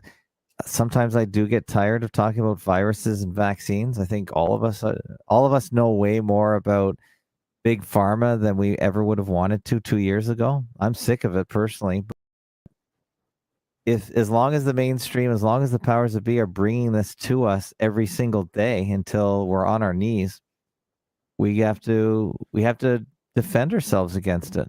As long I don't want to talk about transgenderism ever. I think it's nonsensical, but as long as the mainstream media is pushing it at us, as long as the controllers want us to talk about it, we have to defend ourselves against it. And our children. They have to, if they're getting one side of the story, I think it's important to bring the counter story and at least give them some relief against one one message that's being pushed. I that otherwise I would never talk about it. Right, I see But what you're saying. Yeah, that's Yeah, fair we're enough. we're, we're countering the Mhm. monolithic media with other views, and just because you're countering something doesn't mean you're against it, doesn't mean you're a hater, doesn't mean you're a super spreader or a polluter.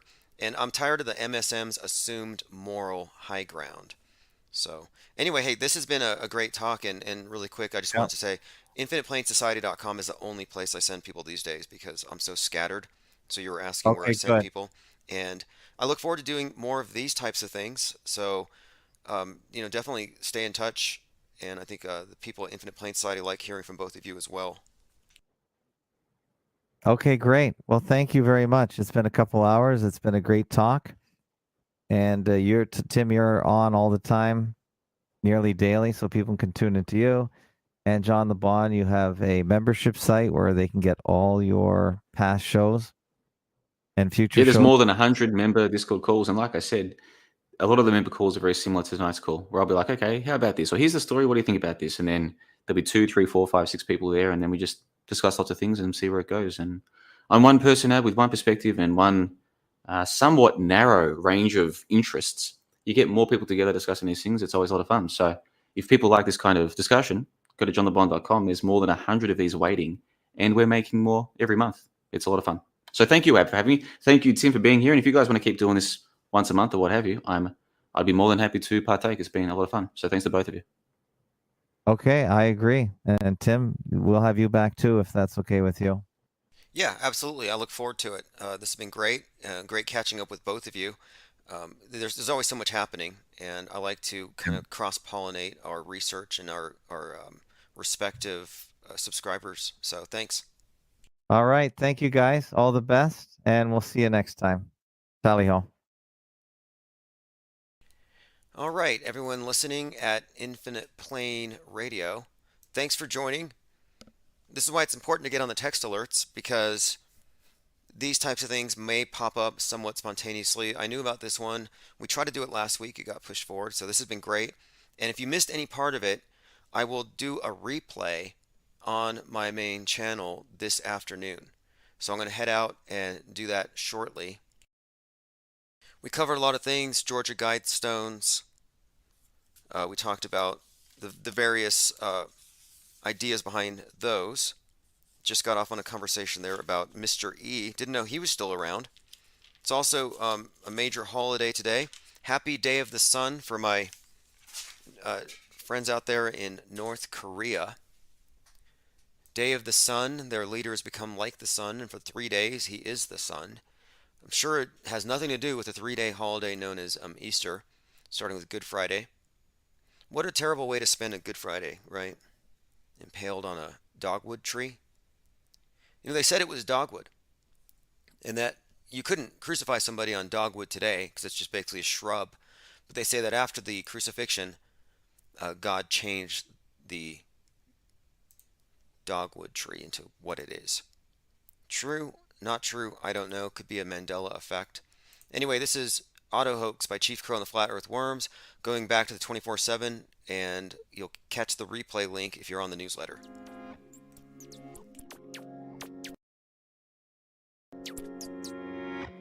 I'm on Auto Hoax, and it feels so good. You just auto believe everything like I knew that you would. In my dream, you know I ain't got time, baby, for another crisis actor with soulless eyes. My buddy and me. Telecommunications Act of 1996. 96, y'all. Gonna filter your eyes and serve your mind. The weatherman, he's just another bad joke. You can be a dumb little donkey like Eeyore. I'ma be an Auto Hoax. Auto Hoax, and it feels so good. Yeah. You just auto believe everything like I knew that you would. Like I knew that you would. In my dream, you know I ain't got time. Ain't got time.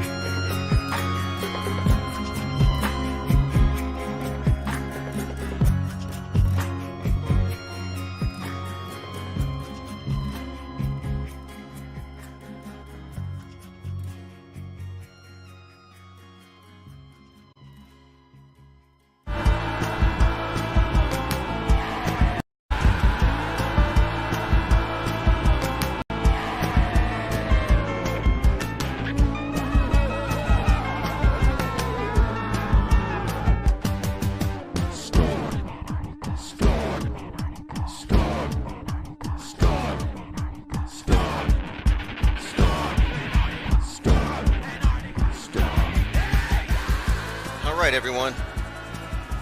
Auto hoax or clear the F out. Wouldn't want any melted snowflakes. Melted snowflakes to rain in our parade. The perennial party poopers who can't cope with the fact that the news is fake, which is actually really good news if you realize that most of the bad stuff is extremely fake. In addition to being poorly performed. This being a reference to the latest subway shooting in New York. That was like Boston bombing light, but super low budget. We found so many clues there, 33 shots. I don't think anybody died.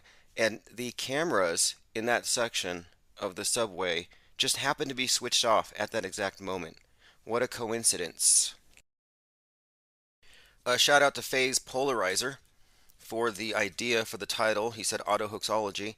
Tonight's live stream, Auto Hoaxology and Metascript Decodes.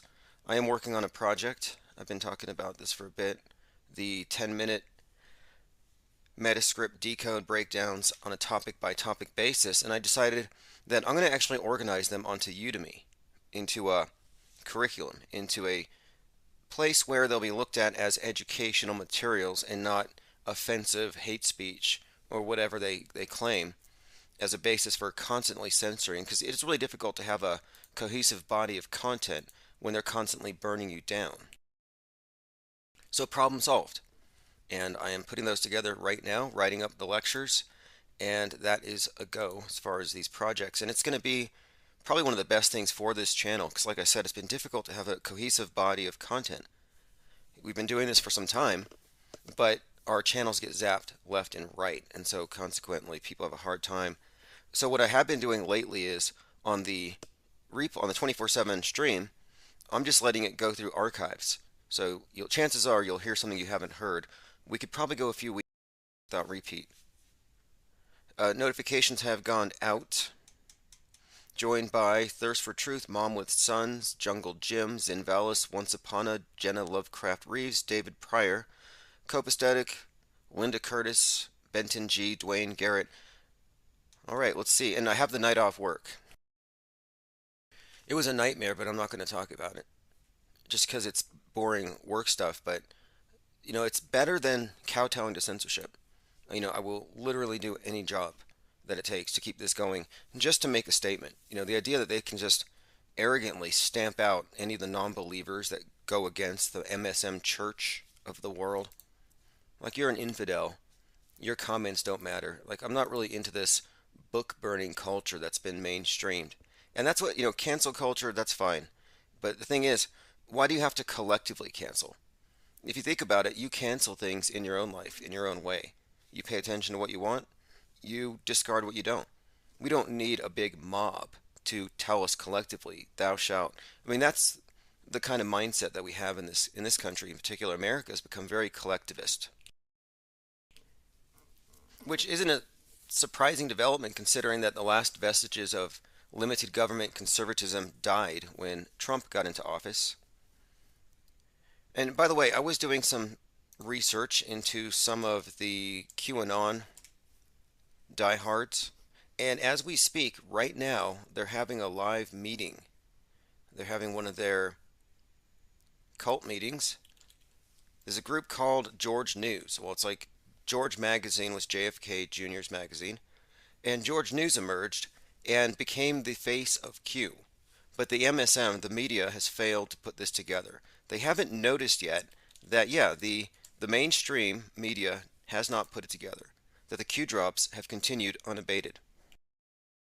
These communications from Q didn't stop in December of 2020, they just moved. And they don't even make a strong effort to hide what they're doing. And I've been following this development very closely. And you got to read some of these comments. Like, here's an example. Here's some commenters from the, what are we going to call it? You know, the cult with the Q. Mother Teresa says, referring to JFK Jr., I know he's alive by the Holy Spirit. She says, I won't point out all of his roles because I'm a true bluer. So she's not going to out his disguises. Some believe he's Jesse Waters. It's crazy. Well, I shouldn't say crazy. I mean, they've been led to believe these things. DC Pfeiffer says JFK Jr. is not Jesus Christ. That's a lie. but he did fake his death and he's coming out again and he is our VP. His parents must be proud. So they disagree on to whether or not he's Jesus, but they all agree that he's alive and he is coming back. But there's even more. And this is the part that I find interesting. I'm watching this George News presentation, and what you also have here is William Cooper. And this is from 1999. So right after JFK Jr.'s plane crash, allegedly fake plane crash, William Cooper from behind Behold a Pale Horse did a presentation on it. And it was played live this evening, and I listened to the entire thing. And the basis for it is that the Kennedys are a royal bloodline, that they are nobility, and that they are engaged in an ancient war with this evil faction. So William Cooper put this forward, and that the Clintons are part of the evil side that had him killed, or he even alluded to it being something of a staged event. So this is George News, going here by Anonymous Charity and also as the Collective. This is an admission here that George News, which is a White House credentialed news agency, is in fact behind Q. This isn't a clear admission. That's why this guy, the person behind it, is involved in a bit of a lawsuit with me, trademark dispute, cyber squatting, and identity theft. You know, this guy's he's committed felonies on record. He's bragged about it in emails that I have. So the sooner he gets exposed, the better. That's why I still focus on this. But tonight he was playing William Cooper, Hour of the Time, number 1693, JFK Jr. Y, from October of 1999. Now, the idea of the Kennedys being royalty isn't new. The media described them as, like America's royalty. You got the King of Camelot mythology kind of associated there, but this goes a little deeper into it, suggesting that the Kennedys are the bloodline of Christ. And this ties in, weirdly enough, to this conversation we had about a month ago about a Marilyn Manson video called Coma White. That the release of this video was actually notable because it was delayed because of the proximity to the JFK Jr. crash. But the video was about JFK being Jesus, and that's why he was killed. And so in the video, Marilyn Manson plays JFK as this Jesus type. And the whole song is about how the world's waiting for the third Jesus to save them, they're waiting for someone called President White. So the first Jesus was the Jesus. The second Jesus was JFK, as in JFK Sr. was the second coming. The third Jesus that they're waiting for, President White, in Manson's video, is JFK Jr.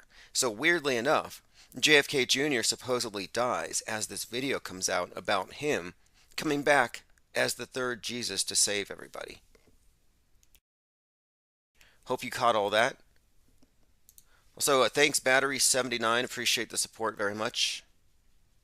Jungle Jim says Q is now an ascended master. He's in an etheric retreat with Saint Germain and George Washington. Well, one thing about that, Saint Germain, George Washington, if you're not familiar with ascended masters, it's part of the I Am Temple Church Universal Triumphant. This is the cult that General Flynn has more or less resurrected as Q. It's literally that. They even use the same prayers verbatim. They're not biblical. They pray to the 7 rays of the archangels. But the whole idea behind this cult is that there is this ancient war being fought in plain sight, but most people can't see it. And instead of the deep state versus the white hats, it's this deep state versus the great white brotherhood. Now, the white hats are people like Q or JFK Jr. and Michael Jackson, all the people behind the scenes that fake die but still operate in the world. Yeah, they're the white hats. Well, in the Church Universal Triumphant, they have these things called ascended masters, who are people who are so spiritually evolved they detach themselves from the world stage, but they're still there. You can channel them. And they've replaced channeling ascended masters with the chans, where you can get Q drops and communicate with these not ascended masters, but death fakers. It's a carbon copy. I mean, this is just basically a template religion, a template cult. Also noteworthy that the cult Universal Triumphant, now repurposed as the Church Universal Trump, it was a doomsday cult, and it led a whole lot of people into a bunker because they were worried about China and Russia dropping nukes. And the QAnoners believe in all this stuff. Space war is a huge part of their whole program, as we will get into. So I'm just pointing out that right now they are bringing up this idea that we are dealing with this second coming of Christ, that this is an ancient battle. And what's more, this George News is behind something called the Bloodlines, where they have this entire narrative about the reptilian bloodlines, and the Kennedys are fighting them. So this is where you get this story with the QAnoner who supposedly stabbed his kids to death because they had reptilian DNA. There is something there. I mean, that was blamed on David Icke, but nothing about QAnon is original. Their main storyline is pretty much David Icke's storyline about the cabal, the blood drinkers, the secret aliens, and all that stuff. That is part of Q. But you could also point at other things as well. Like I said, the cult universal triumphant, this war in the deep state, it's a composite. And the basic story of Q and the role of the Kennedys in this meta script is much older anyway. I think that the Q idea, that this character, the Kennedys undercover, I think it's a Kubrick construct. That's where I think it comes from. Let's see. More insane than usual, QAnon documentary claims vaccines will transfer Satan's DNA into your blood. You see? Satan's DNA, the reptoid, the snake venom. It's all there. So we'll get into this. Again, QAnon film, COVID is caused by snake venom put in the water to turn people into satanic hybrids. Like, why now? Why is this narrative suddenly coming out? And I'm just pointing it out that if you look at the head of this QAnon serpent, it's George News. It is literally George News. Let's pick up where we left off on last time. Let's see here. Pinterest bans climate misinformation. They're trying to get us used to the idea that it's also malinformation and dangerous misinformation to not believe in climate change. In other words, non-belief in the modern replacement flood myth and angry, vengeful God will get you censored. We have a state religion. We really do. All right, let me see. I'm going through some comments. Someone else had dropped a chat. I appreciate it very much. Super chats. What that does is it allows us to keep the flow no matter how much we get censored. We have like 155 people now on the text alert list, so we're always going to have a good number of people in the think tanks. Oh yeah, happy Easter's everyone. It was yesterday was Good Friday. So-called, this is an important weekend too, I believe, in North Korea. A couple years ago I was looking into this, the Day of the Sun, where you can find, you know how I'm talking about the Church Universal Triumphant being repurposed for the QAnoners. You can find similar types of templating. So in North Korea, the Day of the Sun is an annual public holiday on 15 April, which was yesterday, the birth of Kim Il-sung. So it's the birth date of their eternal president. This is just sun god dynasty stuff. So we can mock the QAnoners for their belief that the Kennedys are some kind of sun king gods on earth, but this is standard. And it's the same thing in North Korea. You ought to see their obsession with obelisks. It's almost bigger than their obsession with rockets, and it's because it's part of the same sun cult. Even the name of their leader. So you got Kim Il-sung, like the sun, eternal president, born April 15th, Easter. It's also a 3-day ceremony. It's been an official holiday since 1968. His name is Korean for become the sun. And what they do here is they worship him as a sun incarnate, like the Pope is the vicar of Christ, the sun in a human body. Masons do it too. They worship their worshipful master as though he were the sun. Wiccans do it too. They tend to do it with the moon and the goddess, but it's the same ceremonies. I have some books from the 60s on witchcraft where they were more open about what they were really about, and it seems like after the 60s a lot of the witchcraft was somewhat castrated and turned towards ecofeminism. So Kim Il-sung was born, and check this out. He was born on April 15th in a village, and I believe this. There was something about when he was born, a new star appeared in the sky. And I believe also that the mother of the present dictator was born on Christmas, and so they made that a holiday to celebrate the mother of the revolution or something. But you'll find that their major holidays are very consistent with all of these sun worshipping holidays. And it's all based around their leaders being some kind of a imperial divine cult. So anyway, they call it a cult of personality. I would call it an imperial cult. Now I know some people out there say North Korea doesn't exist. Some people say panda bears don't exist. And I'm writing a book right now, not a book, it's actually a course I'm working on Udemy, and that's the title of tonight's live stream, Auto Hoaxology and Metascript Decodes, because I think it's important to differentiate what we do from what people who don't believe in panda bears do. Because it's one thing to say, I find that unbelievable, it can't be real. It's another thing to actually investigate it and debunk it. And if something like that, like if panda bears are fake, that's big news. And if you're trying to grow your YouTube channel, prove it. Making the claim itself is not an argument, and it can be disregarded with zero counter evidence. Hitchens' razor. All right, let us continue. No military parades as North Korea celebrates its founder's birth. Yeah, my contention here. Oh, and it's the 110th anniversary. Okay, so their eternal dictator, 110th anniversary. You know, I believe this is also the 110th anniversary of the Titanic. Yes, it's the 110th anniversary of the Titanic and of the founding, or the birthday of the founder. And I believe he was born in a manger, and there was a new star in the sky. Like I'm telling you, it's templated. It's all, and it's a, what do you call it when you have a ruler who rules from the other side? You know, a dead ruler who's like the eternal dictator. You have, there's a name for it. We'll find it. All right, thanks again. I appreciate everyone here who pitches in on the super chats and subscribes and joins Patreon, because I'm working towards making this a full-time occupation. I have other things I'm doing now to keep it going, but we have experienced a lot of resistance, and I think for the most part we've become immune. There's really nothing they can do to censor this channel. We're too well organized at this point. So it's just a matter of time. So I just took on a part-time job in order to keep the flow. Like I said, I don't want any interruptions. It's not worth it. It's not worth the interruptions, because this whole movie that we're watching unfold, this staged drama, is ongoing, and we don't miss anything.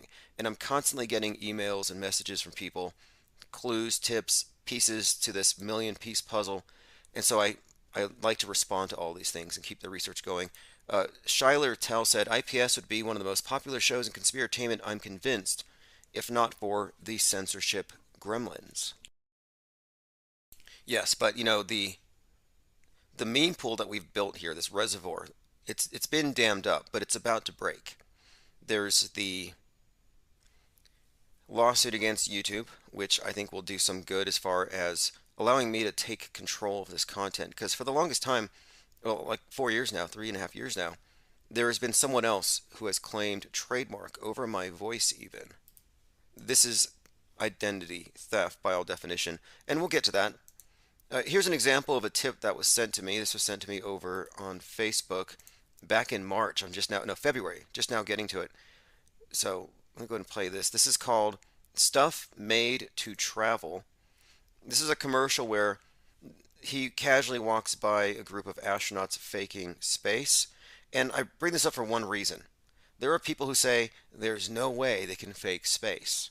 It'd be way easier to go to space than to fake it. I hear that argument all the time, as though these people have never seen science fiction on TV. But here's a commercial where you have some astronauts faking space with harnesses. I wish I'd discovered a crunchier chip. There you have it, astronauts dangling in front of a big blue screen from cords. This is again a commercial from Expedia from last month. Now, if I were to suggest that this was all true, I'd be promulgating dangerous misinformation. But the media can do it if it's in the context of a joke, or if they put it in their own frame. They really have control over who can joke about what. That's what they're really getting to here, because they know that jokes, that memes that are funny, carry the dangerous misinformation much further than just the information by itself.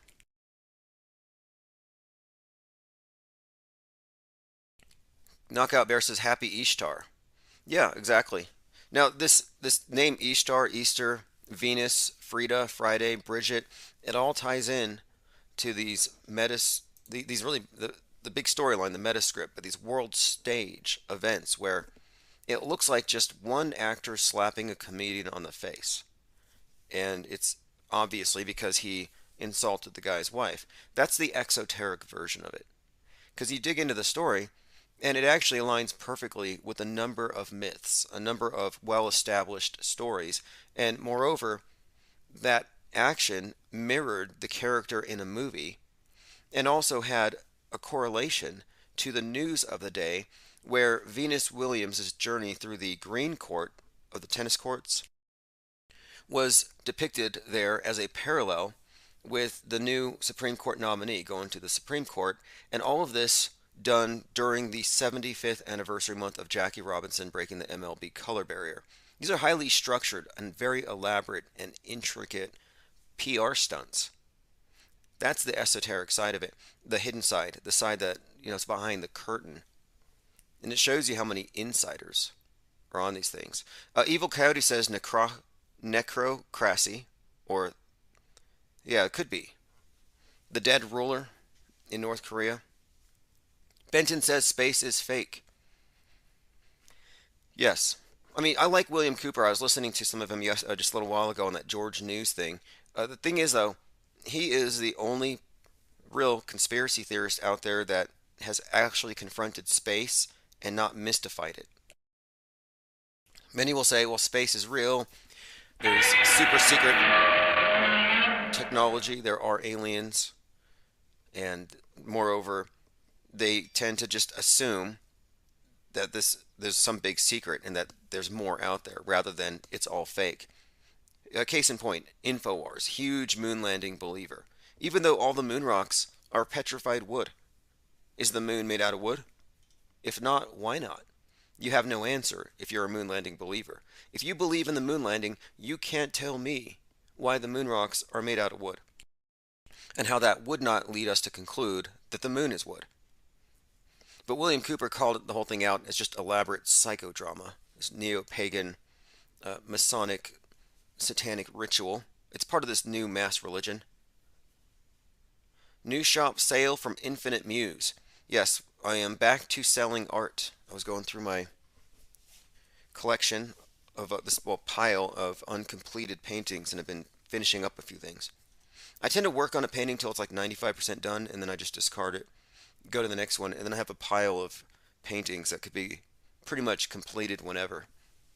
Benton says dinos are fake. Well, the news now is that dinosaurs are on the moon because the impact from the Mount Everest-sized crater had a bit of a splashing effect. It destroyed our atmosphere, created a vacuum, and it basically caused the Earth to spew all kinds of biomatter into space.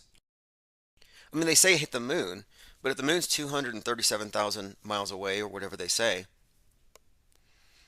why would it all have landed there? Like, I think it's safe to say that the Earth has basically a field, maybe it must have a ring perhaps of dinosaur bones. I've been waiting for a big T-Rex skull to plunge through the side of the ISS. By the way, the ISS is likely falling very soon. We've been talking about the storyline that supports this, but I've been seeing some big shill channels, some of these guardrailed conspiracy theorists who still believe in outer space, talking about it falling.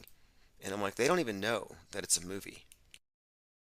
When I say guardrail, I mean conspiracy theories that keep people on the world stage. They keep you on team true believer.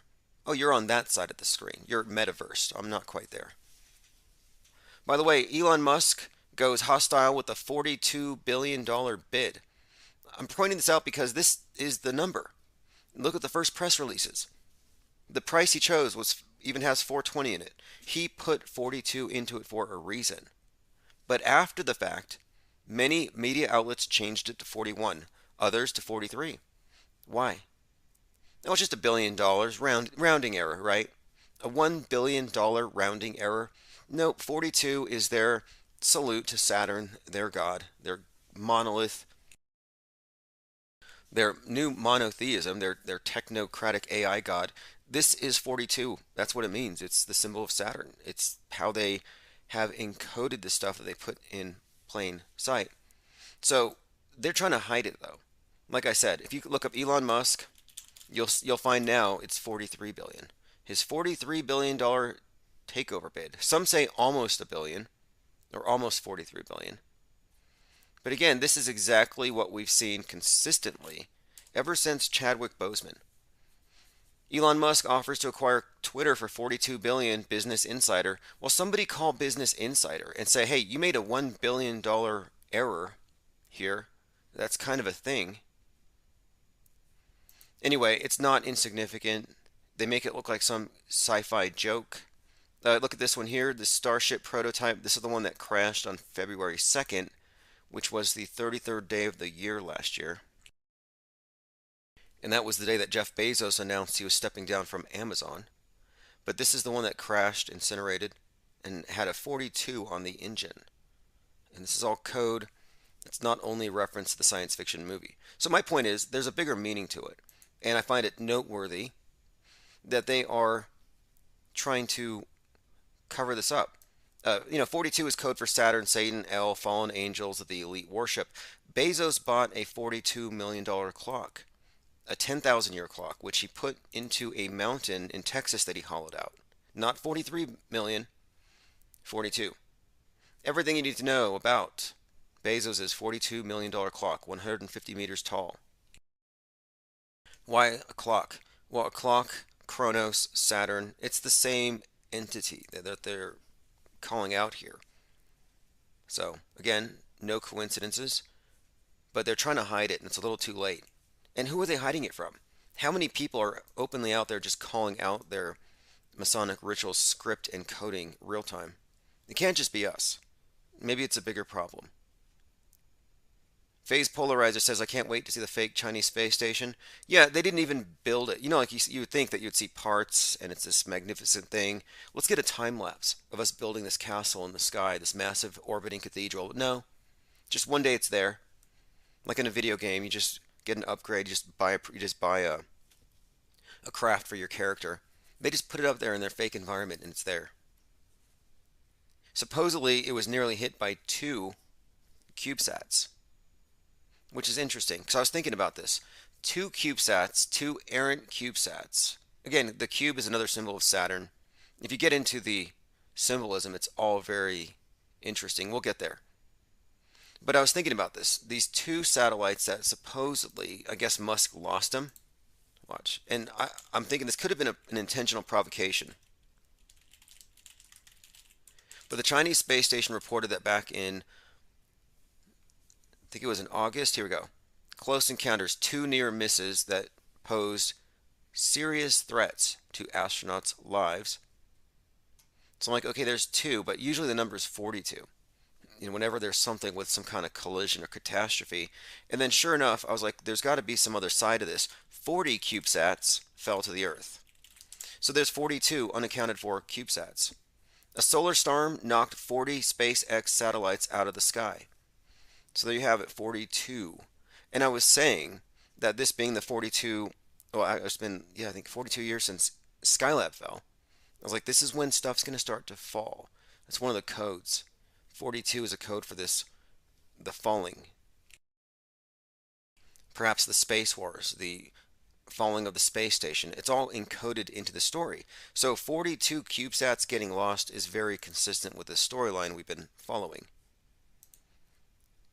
But yeah, space is fake. Jenna Lovecraft Reeves says, Imagine Dragons music video for I'm on Top of the World films a fake moon landing. Well, Dragon is the name of Musk's capsule. And if you remember back in 2020, the same week that Kobe Bryant exploded in the sky, you had the Dragon and the Falcon, and you had what Musk called a sacrifice. He said, we must sacrifice Falcon 9 in Dragon fire. So they intentionally blew it up in the sky. Now, this is during the week of the Challenger explosion. This is during the week of the Kobe Bryant, during the week of the Apollo 1 incineration. There are a number of fiery explosions that are happening that are always pertaining to this space drama around that same time of the year, which leads me to think it's just more occult ritual, which I think it is. And you go into the symbolism here, though, dragon. Dragon versus the falcon. Sacrificing the falcon in dragon's fire. It's the same ritual. It's just more or less the sun is the challenger who challenges the night and gets dismembered and killed. Then he resurrects and he comes back the next day and fights again. The idea here, though, is the death. You know, the sun god is the challenger. So what happened to the challenger? Well, the challenger gets destroyed. And the timing of the destruction of the challenger, 73 seconds or 1 minute 13 seconds, 113, ties in to the replacement tower for the Twin Towers that burned after 33 years. 13 years later, resurrected the One World Tower, and they opened it on 113. Just as 9/11 has very special significance, so does 113. And it's all code for this resurrecting Savior, symbolized by the phoenix, symbolized by these various, well, there's various ways that they represent it, these various rituals. The Burning Man is another example. So my point being, someone had brought this up, the dragon. I think the dragon may fit into this story of this space wars and this war in heaven. You know, the story of like the dragon pulls down a third of the stars. Well, if you think about it, if there is some kind of a Kessler syndrome, you know, like the Dragon capsule accidentally tips the space station over, which happened this summer, the Russian module tipped the space station 540 degrees. And I was saying even before that, all indications are the Russians are going to take this thing down. So anyway, I was saying it would be interesting and noteworthy if there was some kind of misfire of the thrusters and the Dragon were to cause the space station to fall and maybe drag a third of the Starlink satellites down. I mean, that's how they use these storylines, these scripts, and they call to mind metaphors, biblical and otherwise. You know, I've been talking a lot about the symbol of the Tower of Babel, which is given away. I think Amazon is the Tower of Babel in many ways in the space program. Their Helix building actually has that as a design, but they use these consciously. There's a reason why the National Oceanic and Atmospheric Administration, or NOAA, is warning you about the floods. And they use a symbol of the dove, which is the symbol of the biblical Noah. There's a reason why they're using these biblical templates. And that's one of the things I've been pointing out here, especially with the QAnon cult believing that the Kennedys are a returning Christ, returning bloodline of Jesus. And this is, again, no more laughable than North Korea and the way they deify they worship their leaders. All right, going through your comments. Fascinating. Repentagram says, Godzilla is in the Bible as Behemoth, and there's Godzilla in the Illuminati. There must be some truth to the big lizard. It could be code, but I think so. I was looking into the connection between Cthulhu, the Kraken, Point Nemo, where the space cemetery is, where they drop the satellites. So you get the idea of the falling satellites, dead satellites, falling and landing at Point Nemo. Well, that's where H.P. Lovecraft says the dead gods that fell from the sky live in the dead city, R'lyeh. And Cthulhu is this massive octopus-headed kraken who's down there dead but will resurrect. So you have this idea of a kraken at exactly the place where NASA says they want to drop the ISS, where they drop all their satellites. And it also happens to be the place where Jules Verne, who's huge in the whole man to the moon concept, where he put Point Nemo 20,000 leagues under the sea. So it's a very significant place geographically, but also in terms of the science fiction. And very, I would say, very foundational science fictional works.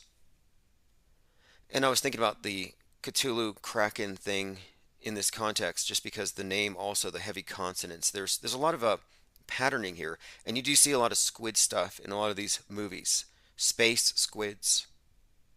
And if you get into the Lovecraft mythos, one of the ideas is that possibly there was a comet, another reoccurring theme with the Kraken. A comet hits the Earth, and it brings with it what we know today to be the oceans. So the ocean's a foreign alien body, and what's in it? Aliens. And that's kind of, well, like, for example, this squid-headed thing and all of its progeny. So the idea that there are intelligent beings, intelligent life that have already invaded, and they just don't look like what we would think aliens look like. So yeah, maybe. And one of the more interesting notions of Lovecraft stories is that they intermingled with the humans. So they have their own bloodline descendants that rule, which is like just like the ancient alien theories, only it's not reptoids, it's squid people. I don't know any that I know of.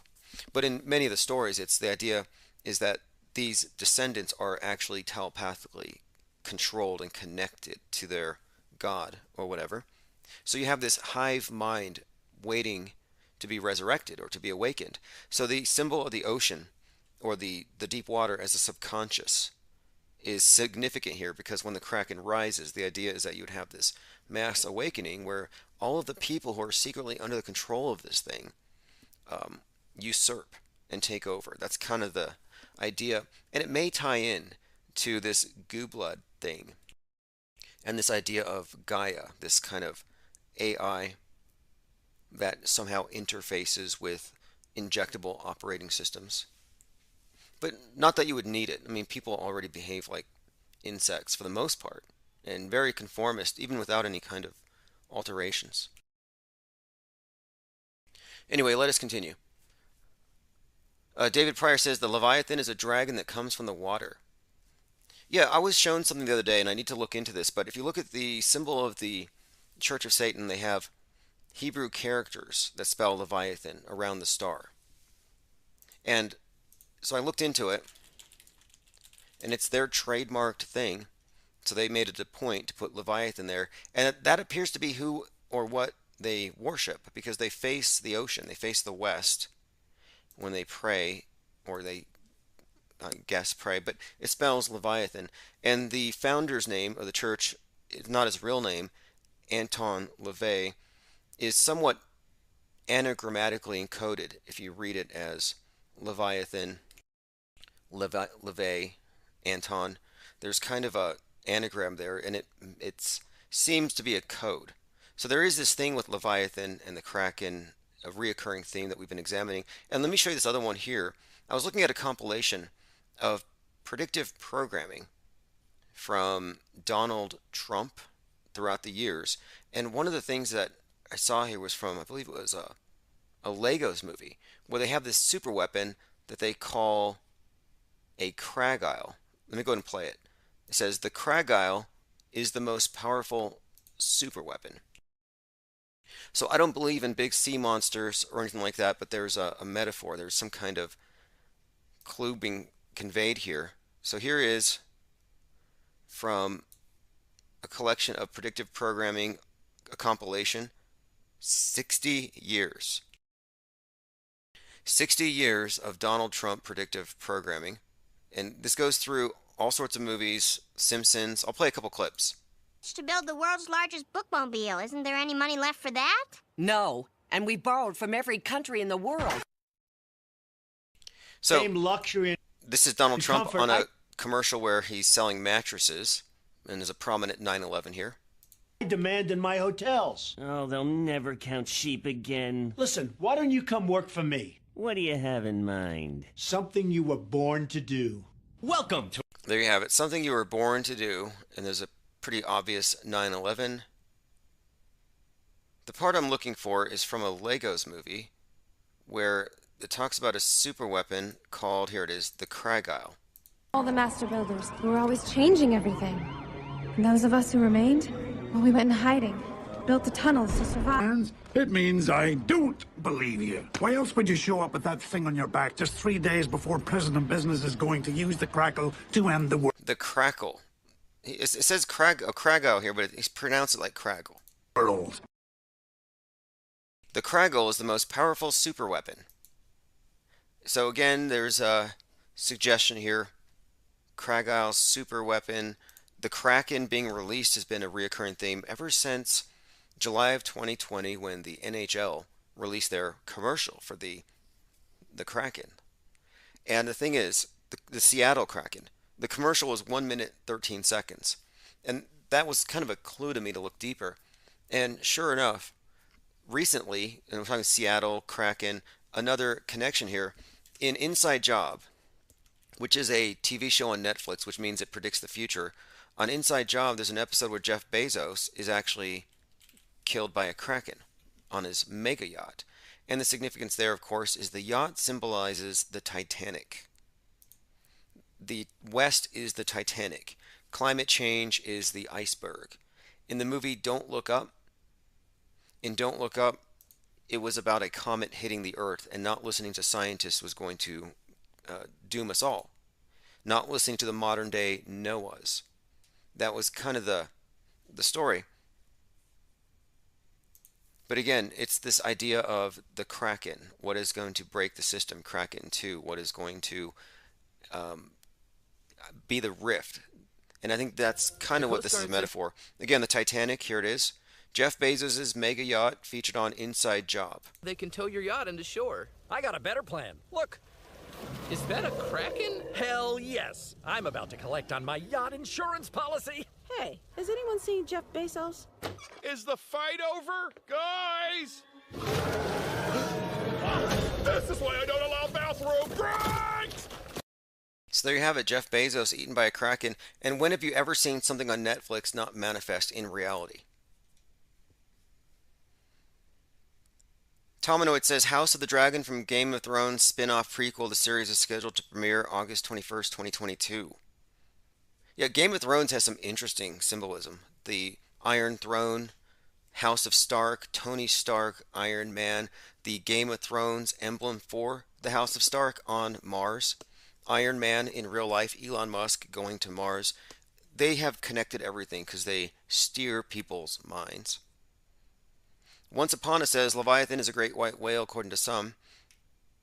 Captain Ahab tried to fight it. They used spears.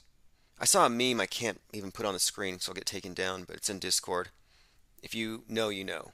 It has to do with that particular story. Maybe I'll get to it later. But I don't think it's a literal thing as in a big squid. I mean, how problematic could that be? Now, I watched the Godzilla vs. King Kong recently, and one of the first things I noticed was Godzilla, or the Godzillas, are stored below the ground at sub-level 33. Alright, let me see here, going through comments. Jenna Lovecraft Reeve says, everything is awesome. Tominoid says, Trashzilla. Lean says, new Sniper Elite video game has Operation Kraken, which is a secret Nazi plan. Interesting considering Europe's theater at the moment. Yep. And if you look into Kraken, you'll find it everywhere. Like Kraken, and then you look at Clarence Thomas's wife, Ginny Thomas, released the Kraken. This is an actual tweet from Clarence Thomas's wife regarding the election and flipping it. Yep. Ginny Thomas released the Kraken. Of course, the Kraken was, at one point it referred to, was it Sidney Powell? The interesting thing too, though, is around the time that this Kraken story started getting out there in this meme, this is when Hunter Biden's laptop started getting popularized, and the Kraken, rather the crack in it. And then fast forward to February, this is where it all starts to make sense. So in February, we're watching the return of Pluto to where it was July 4th, 1776. So 1776 versus 1619 is the major schism. That's the rift. That's the crack, as we will all see, I believe, very soon. But what I'm looking at here is Pluto is Hades. Hades creates and releases the Kraken. And I started looking into this because of the Gabby Petito story, where Brian Laundrie took Gabby Petito out and killed her, kidnapped her, and her body was found on September 22nd. We're talking Libra. So she was Virgo. She was personified as Virgo in all the pictures. If you saw the way she was typecast, posing in front of the mural with the wings, one leg cocked, she kept looking like Virgo. Then you see her as Persephone. She's holding this object like a pomegranate, which is exactly like her counterpart in I Pet Goat. You have these very strong Gabby Petito, I Pet Goat, which is this journey through an underworld. Well, anyway, she's 22. All kinds of like Virgin Galactic takes off, Unity 22. There was all kinds of Virgo, Virgin 22 stuff. So when I see this character come out and then they find her on the 22nd, well, that's the day that we go into the fall, the equinox. And so that's when Persephone goes into the underworld. So I look and it turns out that Persephone is the personification of Virgo. So I was already looking at Hades as a character on the world stage and this kidnapping of Persephone with this Gabby Petito thing. So then you fast forward to the 22nd of February, the Donde 2 event, which is really just a ritual to Pluto. The producer, Future, goes by Pluto, starts out bathed in purple light, color associated with Pluto. You had all the characters there, all the ritual props, that this was some major ritual. And I thought, well, this must be when they release the Kraken, or at least when it starts. And a couple days later, the whole thing in Europe starts. They hit play on that movie. Putin cured COVID on that day, pretty much. Now, leading up to that, though, I start looking at, wait, Pluto, Hades, he's a god of the underworld. He's got the two-barbed spear, the bident. And I'm like, wow, Biden. Because for months, there'd been stories where Joe Biden left a dead dog at some Republican's doorstep. Joe Biden kicking his dog. Joe Biden fell, twisted his ankle while pulling his dog's tail. And it just kind of stood out to me because every time I look at images of Hades, he's always got these dogs on a leash. And we're talking about, again, this god of the underworld. So here is Hades and his dog, or Pluto, and his bident, which is the two-pronged spear. So here you have the imagery of this guy with the leash dogs pulling on the dogs, and then the spear's the bident. I'm thinking Biden, bident, and there are word plays with these things. Do you remember Osama bin Laden, Obama, and Biden? Like they play word games all the time. So I thought, well, maybe they were building up to this. And curiously enough, just as we reach Pluto return, what happens? Joe Biden starts sending out crack pipes to everybody. So you had the crack pipe stimmy. So he's releasing the crack pipe, and these are Shakespearean level world stage jokes.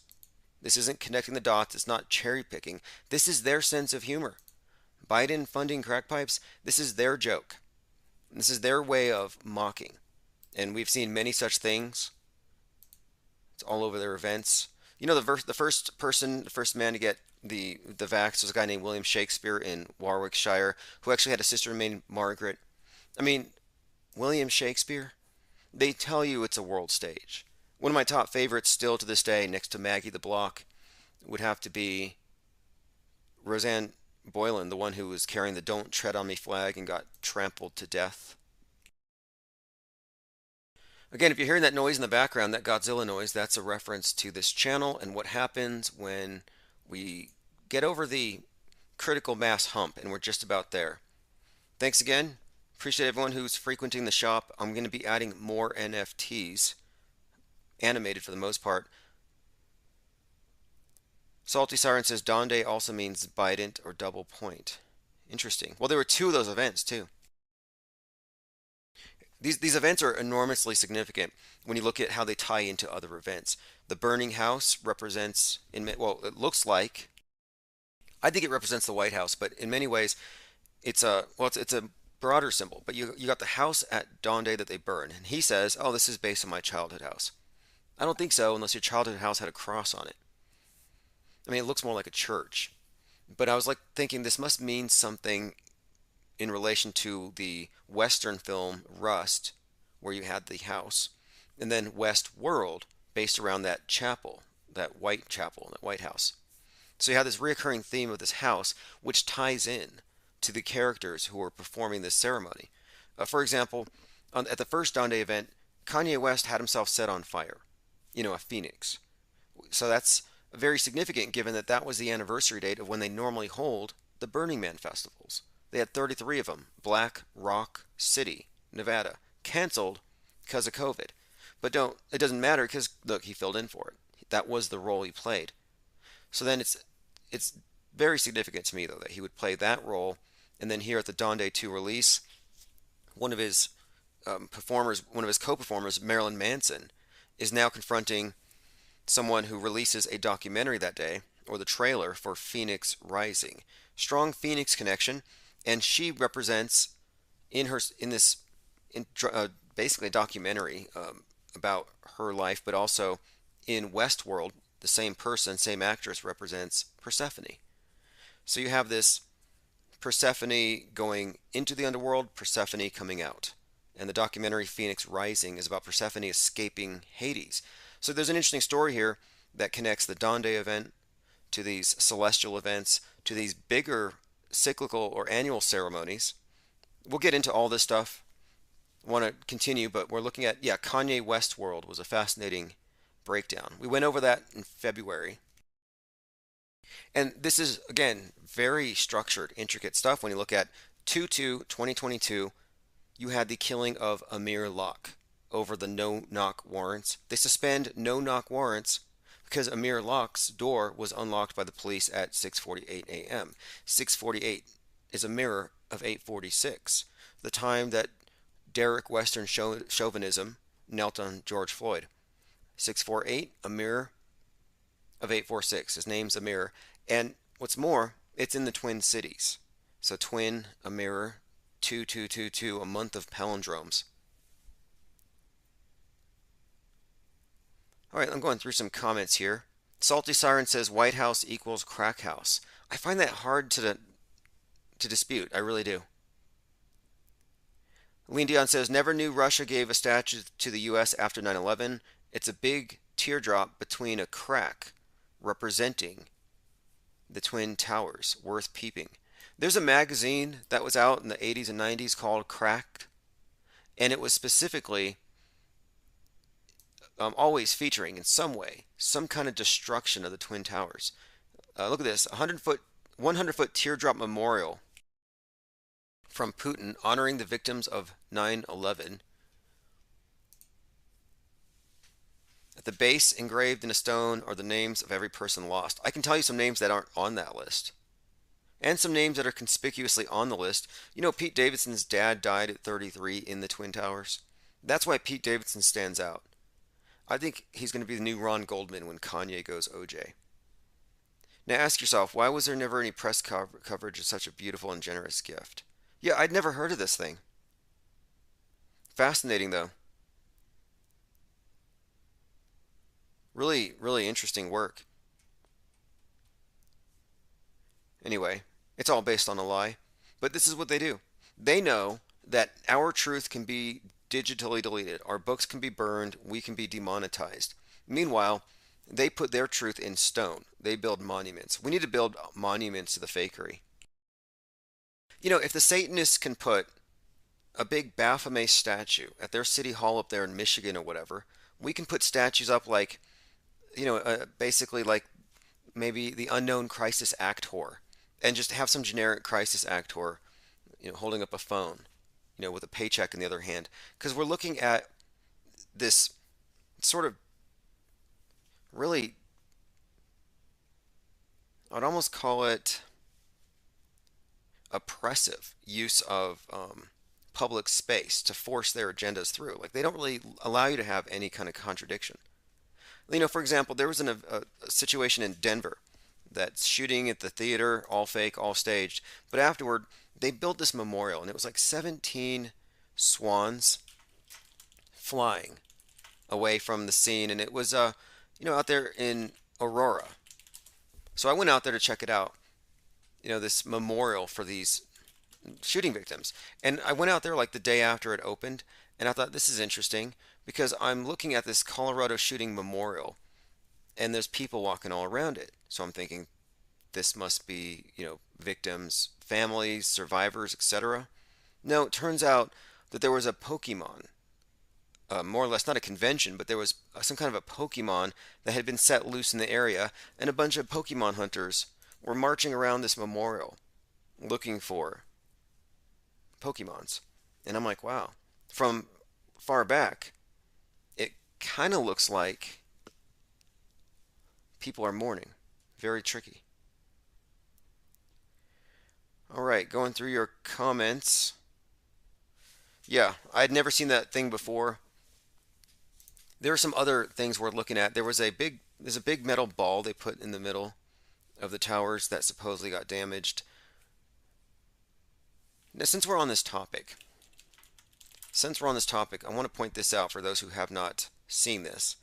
The space station, if you ask me, is really just it's a movie for one, but it's a prop in the bigger story, just like the Twin Towers were props. They were built in 1968, torn down 2001, 32 years later. Look, the space station took 42 separate launches to build. That number 42 stands out very conspicuously when you're analyzing their stories. But the story is that this thing, like the Twin Towers, was built to fall.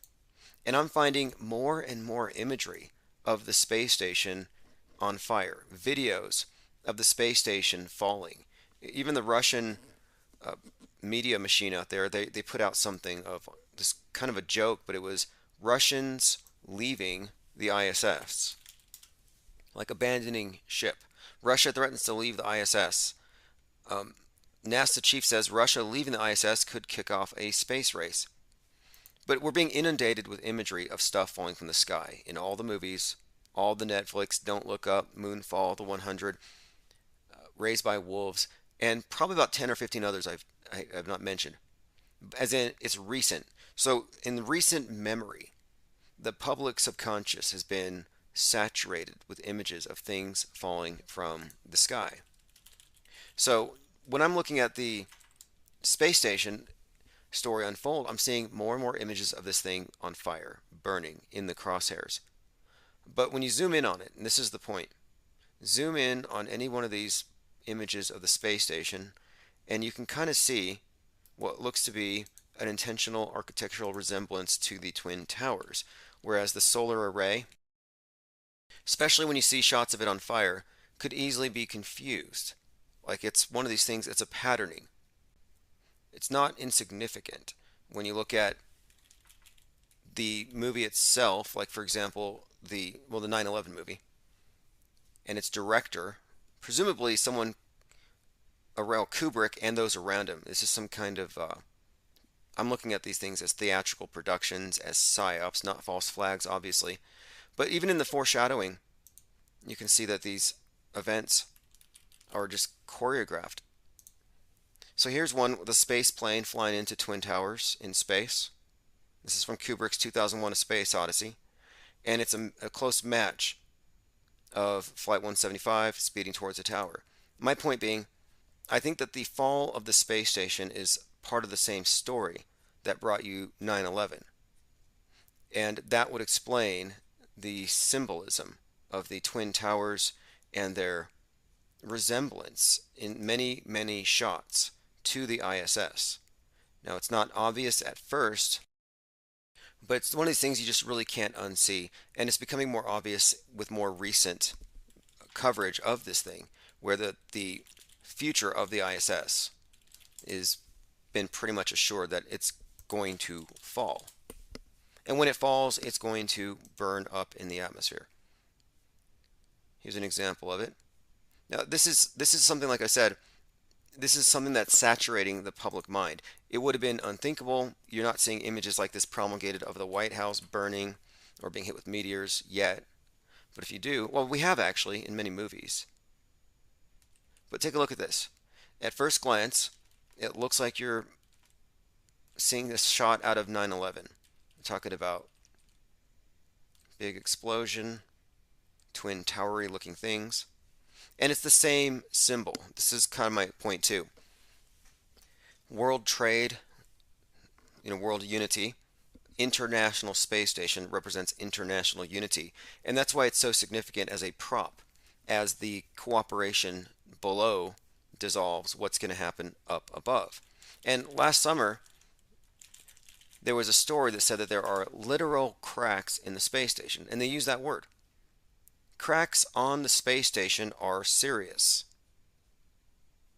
Russian cosmonauts find new cracks in the ISS. ISS is cracked and facing irreparable failures. Cracks appearing in the ISS could trigger an avalanche. Cracks indicate beginning of the end for the ISS. Again, it's significant too that this is 42 years from Skylab falling, and they start announcing that this thing's going to fall. So it went from nobody was talking about it to when and where. Same thing with space junk. Now space junk is a thing. Going through some comments. Benton says the ISS is only up there because you called it out. They're waiting for you to forget it. Right, that I would hate to think that a single YouTube channel could have any impact on the big story. You know, we're critics. We shouldn't have any influence. Okay, let's see what else. Lean Dion says the bat burning tower image on the Batman cover. Yeah, they started introducing the bat as Phoenix in advance. So we should have known that the coming Phoenix, the coming reset, you have so many reset symbols here based on this idea of the Phoenix, the bird, but they represent it often as a bat, as a crow. In the Crow movie, you have this recurring theme. It even shows up in Hunger Games, the jaybird holding the arrow, the dove holding the olive branch, same symbol. So anyway, we should have seen the bat years ago and known, okay, the bat's going to be the end of us all. It all started with the bat, which is a tagline from a movie called Daybreakers from 2009 about a 2019 pandemic that shuts down the world. Until some guy named Elvis saves us. He's played by William Dafoe.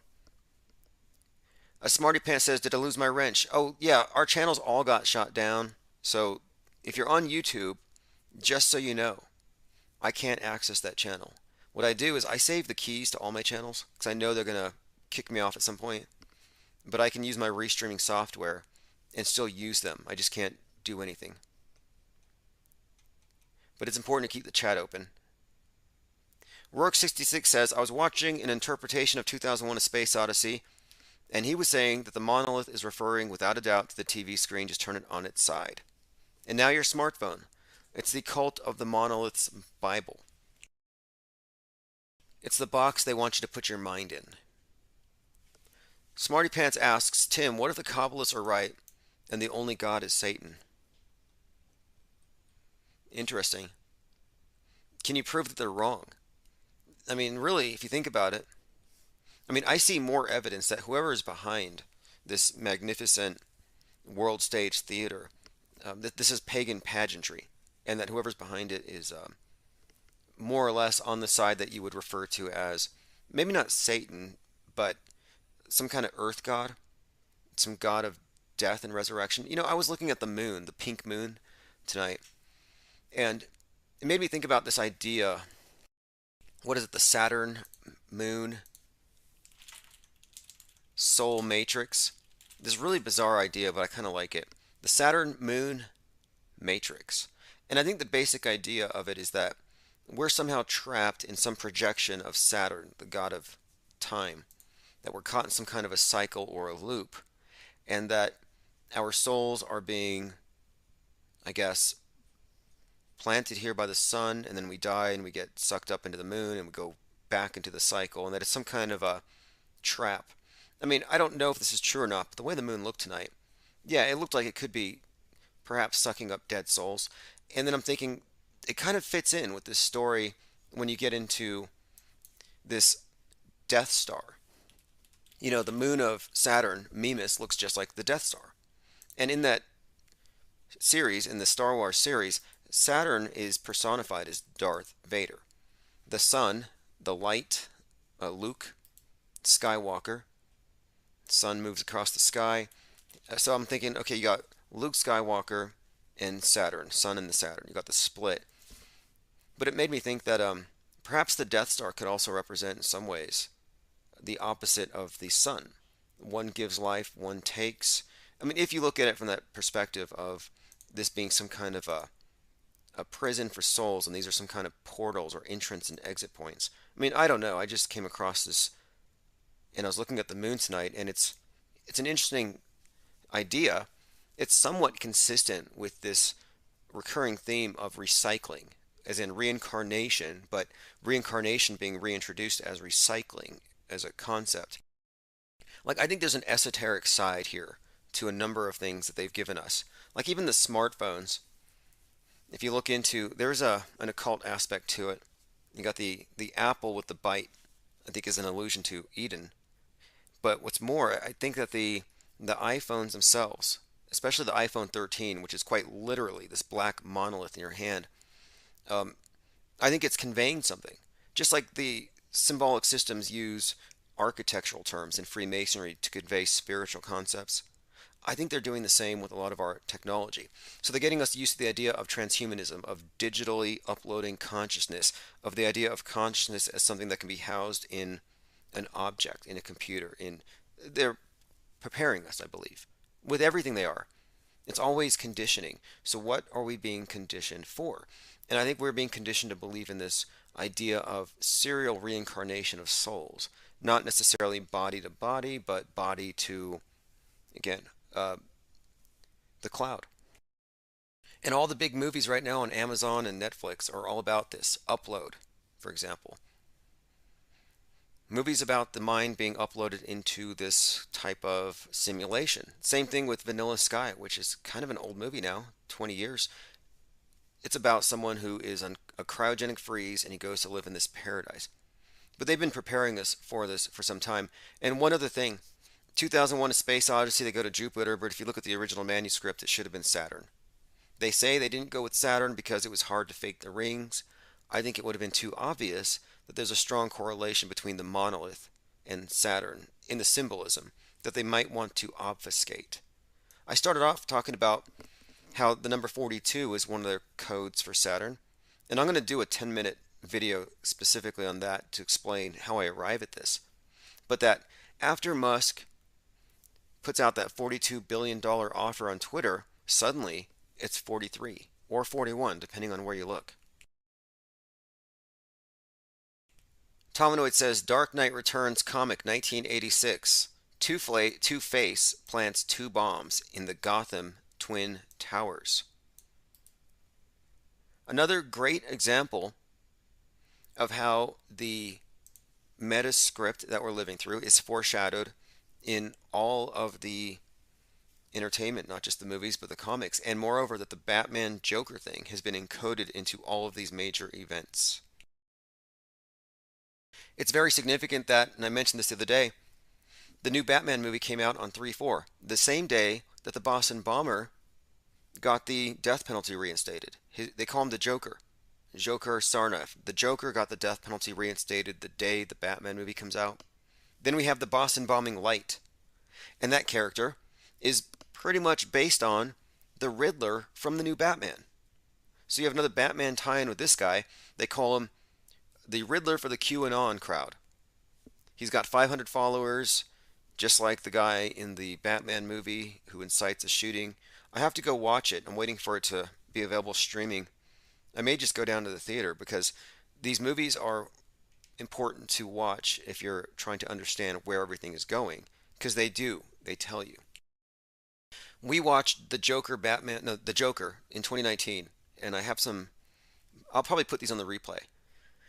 I put Joker and the Coming Chaos, about the significance of the character Joaquin Phoenix, his name, his real-world activism for climate change, and how it corresponded to the communist revolution implied in the Joker movie with the masked rebellion. How you could have looked at that and said, that's coming soon. And it did. 2020. Jokers went wild. And the whole Jokers are the wild card. They're the ones who are allowed to cause chaos in order to stir things up so that the public will then ask for order to be imposed. It's this dialectic. Order out of chaos. Joker, Batman represent these poles. So I think it's noteworthy that the summer of 2020 was preceded by the Joker movie. And so now we have the Batman movie out. So I'm expecting right-wing violence. And moreover, I think that we're going to see not just right-wing violence, but possibly even this idea of this right-wing domestic terrorist now kind of replacing I guess now they're replacing radical Islamic terror cells with these domestic violent extremist cells. But it would follow the pattern. You got the extremists from one side, now the extremists from the other side. Going through some comments. Linda Curtis says the ISS fall is probably Satan falling in their script. Well, when you read the script, the idea of satellites floating, I mean, they're not really floating. I mean, in reality, they're probably just balloons. So they are floating. But when they're orbiting, they're falling around this ball. And again, it's not a coincidence that ball is just another name of their Earth god, represented by a rocket-looking obelisk. No coincidences here. But they're falling. And so satellites, Saturn, E-L, another name of Saturn. Lights, of course, the lights in the sky. So the idea of CubeSats. Well, cube is another symbol of Saturn. And I'll have to break these down and put it succinctly into one 10-minute video, just to show where I'm coming from. And this is why I'm starting the Udemy course. And you'll be the first to know when I'm releasing those. And obviously, if you're a member of my Patreon or the InfinitePlaneSociety.com website, I'll basically just send those to you. You don't have to join Udemy. But I am doing that, again, to compile all of this information in a way that, people can dispute it, challenge it, but I'm just pointing out facts. It's not conspiracy theory. But I want to put it in a cohesive way so you can see where we're coming from when we accurately predict things, as has been the case for the last couple of years. Get your space junk helmets before they mandate them. Tominoid said Saturn is a projection of our world system thing and the skylights in fast motion. Or not. Lean Dion says Amazon Prime has a show called Expanse, a future where belters live in a space mining asteroid near the sun, and UN runs the Earth and the Moon, which has beef with Mars. I would recommend watching Mars, which is a series on Netflix that shows you the two different groups that go to Mars. You got the Texans who want to go drill for oil with their big phallic drills, and then you got the scientists led by cisgendered women who want to discover life.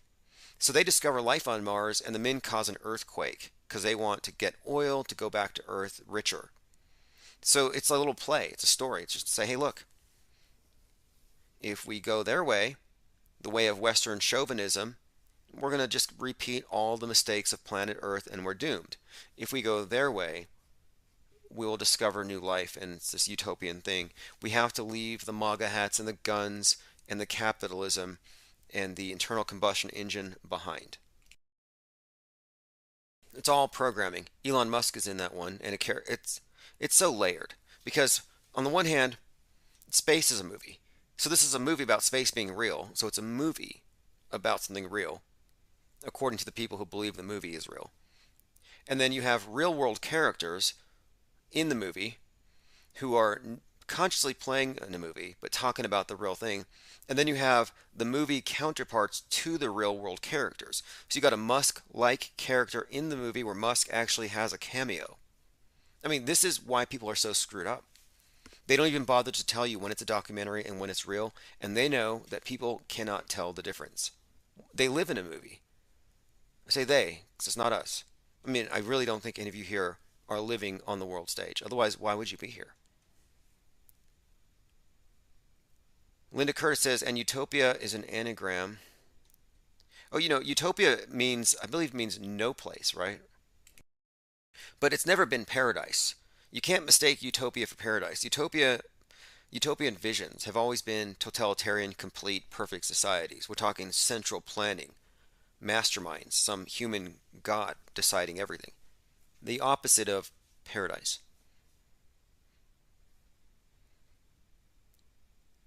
Going through comments, Repentagram says, Avenge Sevenfold Band's symbol is the bat.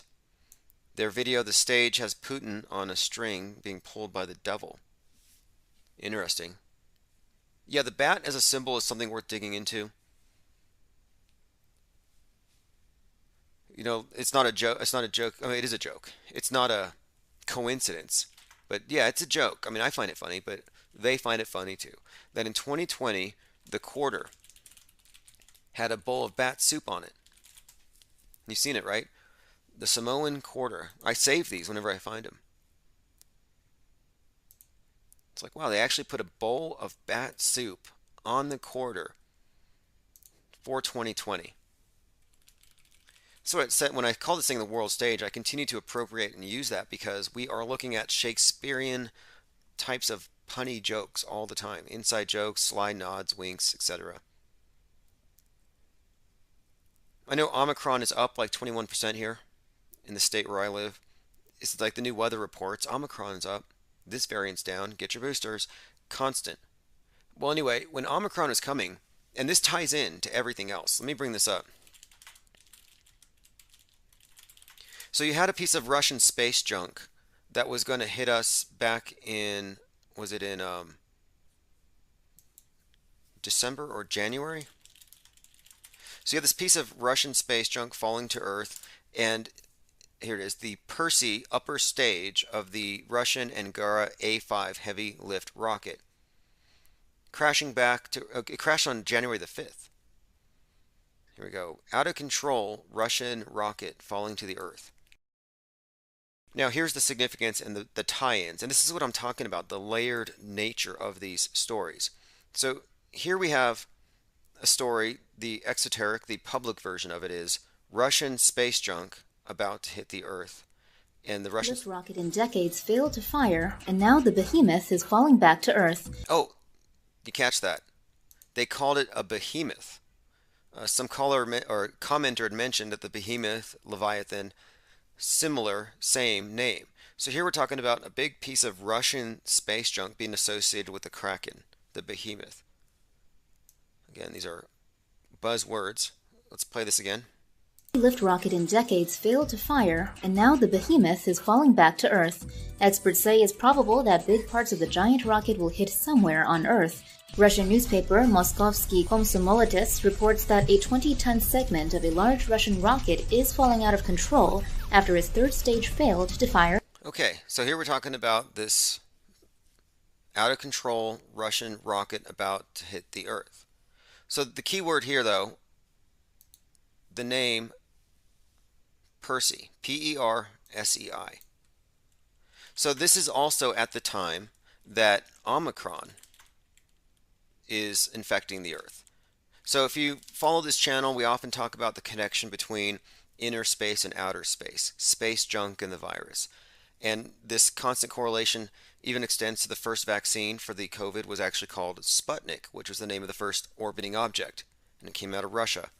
So Omicron Percy 8, this is a reference to these reptoid aliens that frequently attempt to invade Earth. This is from Futurama. So you have Futurama alien invaders, and then you have the Omicron, and they come from Omicron. You have the Omicron variant, and then you have the Russian Percy. So again, Omicron, Percy, reptoid aliens invading the Earth, Russian space junk, same name as that variant is arriving. In fact, there's a YouTube clip that actually makes this connection. Let me play this here. Again, this is from Futurama, another one of these cartoons. People of Earth, I am Lur of the planet Omicron Persei 8. Omicron Persei 8. Turn down the TV and there you have it. What are the odds? I am Lur of the planet Omicron Persei 8. Omicron in the United States. So as Omicron arrives, a piece of Russian space junk with the same name as the reptoid invaders shows up.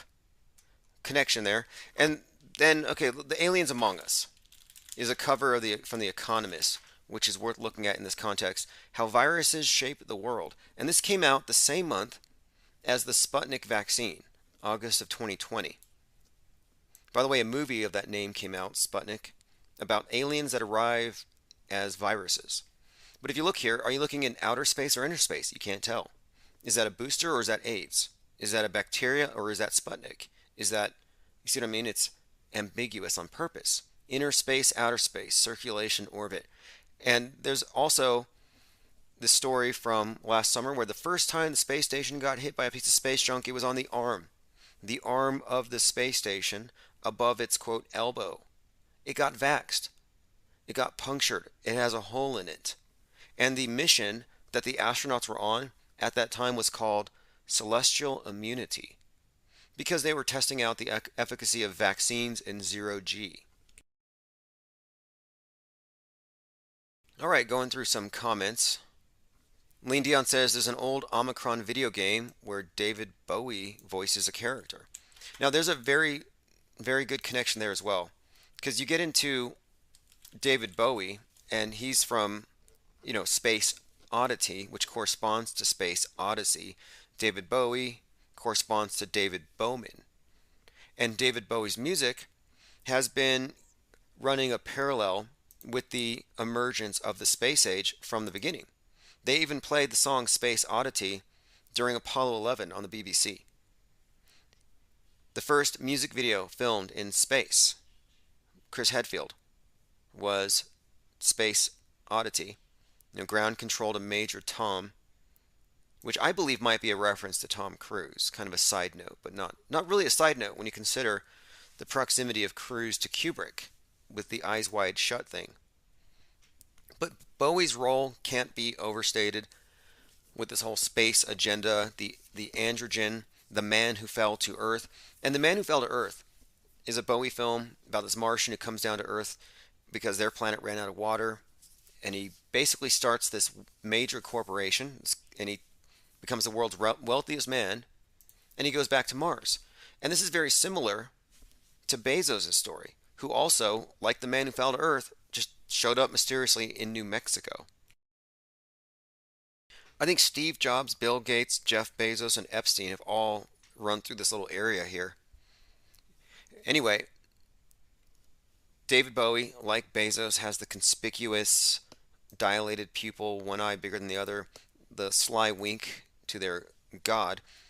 But anyway, Bowie has consistently portrayed or played this role. But now you got David Bowie in this video game called Omicron, which is about human beings, I believe, being demonically possessed or something. Let me see if I can find a breakdown on it. I remember watching a documentary about this game, and it was just, I think it was called, here we go, Omicron Nomad Soul. Maybe it was too ambitious, graphic-wise, for the technology at the time. But here we go. David Bowie made the music, produced 10 original songs. Nomad Soul is an adventure game from a third-person perspective.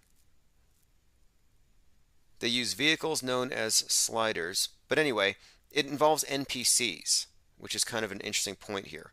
NPCs, not that far off from the idea of the Matrix, where anybody can be possessed at any time, be turned against you, weaponized. All right, let's get back on track here. Finally, well, one more thing with Bowie let's bring up is probably the Starman. David Pryor says Kubrick made the Star Child. Yes, David Bowman. Yeah, this is a good connection here too.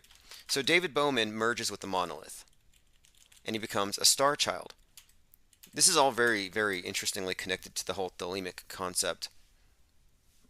Every man and woman is a star is one of their dictums. The Star Child is the ultimate evolution of a human being. Commander David Bowman. So David Bowman merges with the monolith and he becomes the Star Child. David Bowie is featured in the Starman publicity stunt where Musk sends the Tesla Roadster into space. So many connections here, but I want to keep it focused because they're playing a David Bowie song while this thing is up in space, like on this infinite loop. So Starman is a David Bowie song. A mannequin in a spacesuit dubbed Starman occupies the driver's seat. So Star Child, Starman, very, very interesting. Another very heavy, almost subliminal connection. It's not like Musk is out there explaining the intricacies of the storyline. He's like, oh, it must be real because it looks so fake. Starman is also an anagram for Mr. Satan. David Bowie, Man Who Fell to Earth, often seen with the lightning bolt over one eye.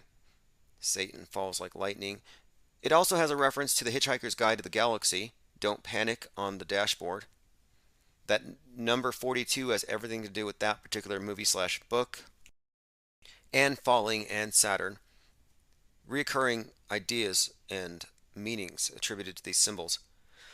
But again, he's up there, Starman, David Bowie song playing, connection to David Bowman. So that's why I've been saying for some time that David Bowie's world stage name absolutely corresponds to Kubrick's work. David Bowie is David Bowman. And the merging of the monolith thing, that's us entering the space age. And the space age isn't about going to some far off place. It's about merging with this monolithic system. And that's where the iPhone thing comes into it, and this mass synchronization process. And I was watching the other day, I was watching the process of I had to get a new phone for work. I have an iPhone 13, and so I was having my old phone, iPhone 6, migrate, and it was like watching the soul move from one body into another. All the information, all the pictures, all the text, all the saved data, intangible, just transferring into the other one. And I thought, this is what I'm talking about when I say that you have these things we've been given, more or less, that I think have an esoteric meaning, and that we're being conditioned to accept some new set of beliefs. This is, again, why they reintroduced sin with the virus. They've reintroduced the wrathful flood god with global warming. Everything that we're handed that shapes our worldview has a purpose. And I see the iPhone as a very significant thing. And I'll go into the symbolism inherent in that soon too. All right, let's see here. David Pryor says The Weeknd has a song called Star Boy. Well, let me get to the thelemic side of it. So in the thelemic cult, we're talking Aleister Crowley. And thelema is something you cannot separate from the space age, from Elon Musk, from SpaceX, which I think is quite literally space sex. Because the whole thing is about fertility. It's Mystery Babylon dressed up as science fiction. But it's an Aleister Crowley quote from one of his books, Every Man and Woman is a Star. And it was talking about how in the New Age, every man and woman would be a star. Make of that what you will. Every man and woman will merge with the monolith and become a star. I thought it might have something to do, possibly with the decentralization of media. But according to this doctrine, it teaches them that everyone will be a god of their own personal, subjective universe. It's a very contradictory philosophy. You know, you'd think it's all libertarian and freedom for everybody, free love, this neo-hippie thing, but it also has a lot of destruction in there because it's a handbook. Their Bible, the thelemic cult, and I bring them up because at the very beginning of NASA, you have L. Ron Hubbard, Jack Parsons, you have Marjorie Cameron, Jack Parsons being the American counterpart to Aleister Crowley, where at the very beginning of this, you have the space program being mixed. And here's what they were doing. I think they were taking the technology, the rockets, the idea of outer space, combining it with science fiction and a science fiction religion for the New Age. That's what L. Ron Hubbard is there for. Scientology is really no different from the space religion that NASA has given us. Same creator. And then you throw in Jack Parsons' input, and that would be Mystery Babylon in its new form, the New Age movement, mixing it in with science fiction. And then Marjorie Cameron, movie star, throw that element in, and you have your pageantry. Movie magic, rockets, and a cult. And it kind of gets to the core of what NASA's actually about. The pageantry for Mystery Babylon. And this is what William Cooper really understood. Tominoid says Bowie also plays Tesla. Yeah, that's also very significant. Tesla Roadster, he plays Tesla. No coincidences there. Jack Parsons is someone we'll have to look deeper into. Someone suggested he might have been reincarnated, or rather brought back as Howard Hughes. If you haven't seen Strange Angel on ABC, I kind of recommend it. And Howard Hughes does look like an older Jack Parsons, especially here. I'm going to pull up an image of Jack Parsons. And by the way, one other side note here. There are so many excellent, interesting tangents you can go into with any of these characters. Marjorie Cameron, who was there with L. Ron Hubbard and Jack Parsons, who looks exactly like Howard Hughes. Jack Parsons, supposedly another fiery death connected with the space program, like the first man in space, the Apollo 1 guys, the Challenger. Yeah, this guy supposedly died in a fiery explosion in his laboratory at 37. Very significant symbolism there. Looks very similar, though, to Howard Hughes. But he was there with L. Ron Hubbard and Marjorie Cameron, movie star, and an artist. And she was in movies by Kenneth Anger, who co-founded the Church of Satan. Significance there, Kenneth Anger was a Mickey Mouseketeer.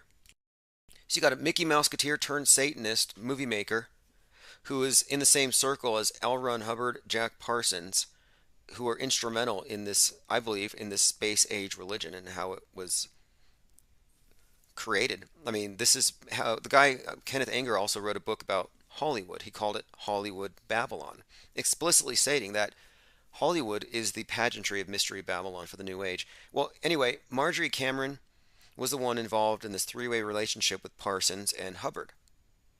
She's the woman in red who's represented in Vanilla Sky that sells him on LE, or life extension. And LE, you'll find the symbolism here to be very consistent. LE happens to be the name of the AI goddess in the more recent Netflix series, The 100, who decides to nuke the world but beam our minds up into this place called the City of Light. Anyway, one other thing about Marjorie Cameron here is that before Roswell, when you had the UFO crash in Corona Field in Roswell, before that, the first UFO sighting, the first reporting was actually by Cameron, Marjorie Cameron. And this was a year before that. And of course, she was involved with the occult, the idea of summoning things. And here we go. In the late 40s, here we go. Lots of UFO sightings, black magic, religious cults forming. There, through a chance encounter with an old Navy acquaintance, 23-year-old Marjorie Cameron was led to the home of Jet Propulsion Laboratory rocket scientist Jack Parsons in Pasadena. It's also worth noting that the film she was in with Kenneth Anger, inauguration of the Pleasure Dome, it's all about the New Age. And that's my whole point. New Age, new religion, new paradigm, new concept of heaven, new concept of transcendence. And it's the same old, just dressed up with science. And that's why I'm bringing this thing up about how we're being conditioned to accept certain things, like this materialistic version of reincarnation and of souls. That, oh yeah, your soul could just be uploaded into an app. Give me a break. Just another false promise by another false religion. Tominoid 2 says, producer-designer Nathan Crowley works on all of Chris Nolan's films. And he is a descendant of Aleister Crowley. Interesting. Yeah, David Pryor says, Hughes totally looks like Parsons. I think so. Yeah, the 37 is something of an anagram or ambigram. You can also get LE. You can also get 7-3. So I said Jack Parsons dies at 37 in a fire. Vanilla Sky, LE. Again, the 3 is an E, the 7 is an L. You can also get 7-3 or L, L, we mentioned before, Shining One, Saturn. LE or EL may also be 7-3, which is 73 seconds, or 113, the time that the Challenger exploded. And 113 is the time that Apollo 1 exploded. A lot of fiery explosions connected to 37. Also, interestingly enough, the Russian film that was shot on the ISS last summer was called The Challenge, very close to the Challenger. The director was 37. I thought they were going to blow it up then. Tominoid says, Nolan's brother co-created the Westworld series. The Westworld series is endlessly fascinating in this context because we're talking about another example of this Saturnian matrix, the world being some kind of a prison that involves some controllers that keep us in a cycle. And as long as we don't have a continuity, as long as we have amnesia between each cycle, they can stay in control. Westworld has a lot of tie-ins to the real life of the main character, Dolores. So Dolores is the main character in Westworld, and she's confronting the Man in Black. In the real world, Evan Woods, the actress, is confronting Marilyn Manson. Much in the same way, this kind of Persephone type character in a prison who has to rise like a phoenix and escape. It's a recurring story. They put Ed Harris, the guy who played the Christoph in Truman Show, as the Man in Black that she must defeat. This would be Hades. This would be the Lord of the Underworld that kidnaps her. It's also a significant and the name that it would be Dolores, because Dolores is the name of the girl in the Kubrick film Lolita. Now Dolores Hayes, Dolores Lolita. Well, Marilyn Manson's girlfriend Evan Wood played Dolores Hayes in the video Heart-Shaped Glasses. So she actually plays a character named Dolores, where she supposedly got raped on camera by Marilyn Manson. Then she confronts this Man in Black in the movie named Dolores. And she has the same name. And then she's wearing a blue dress that reminds me of Dorothy from Wizard of Oz, confronting her own Man in Black archetype, this demiurge controlling wizard type who rules through fear and deception.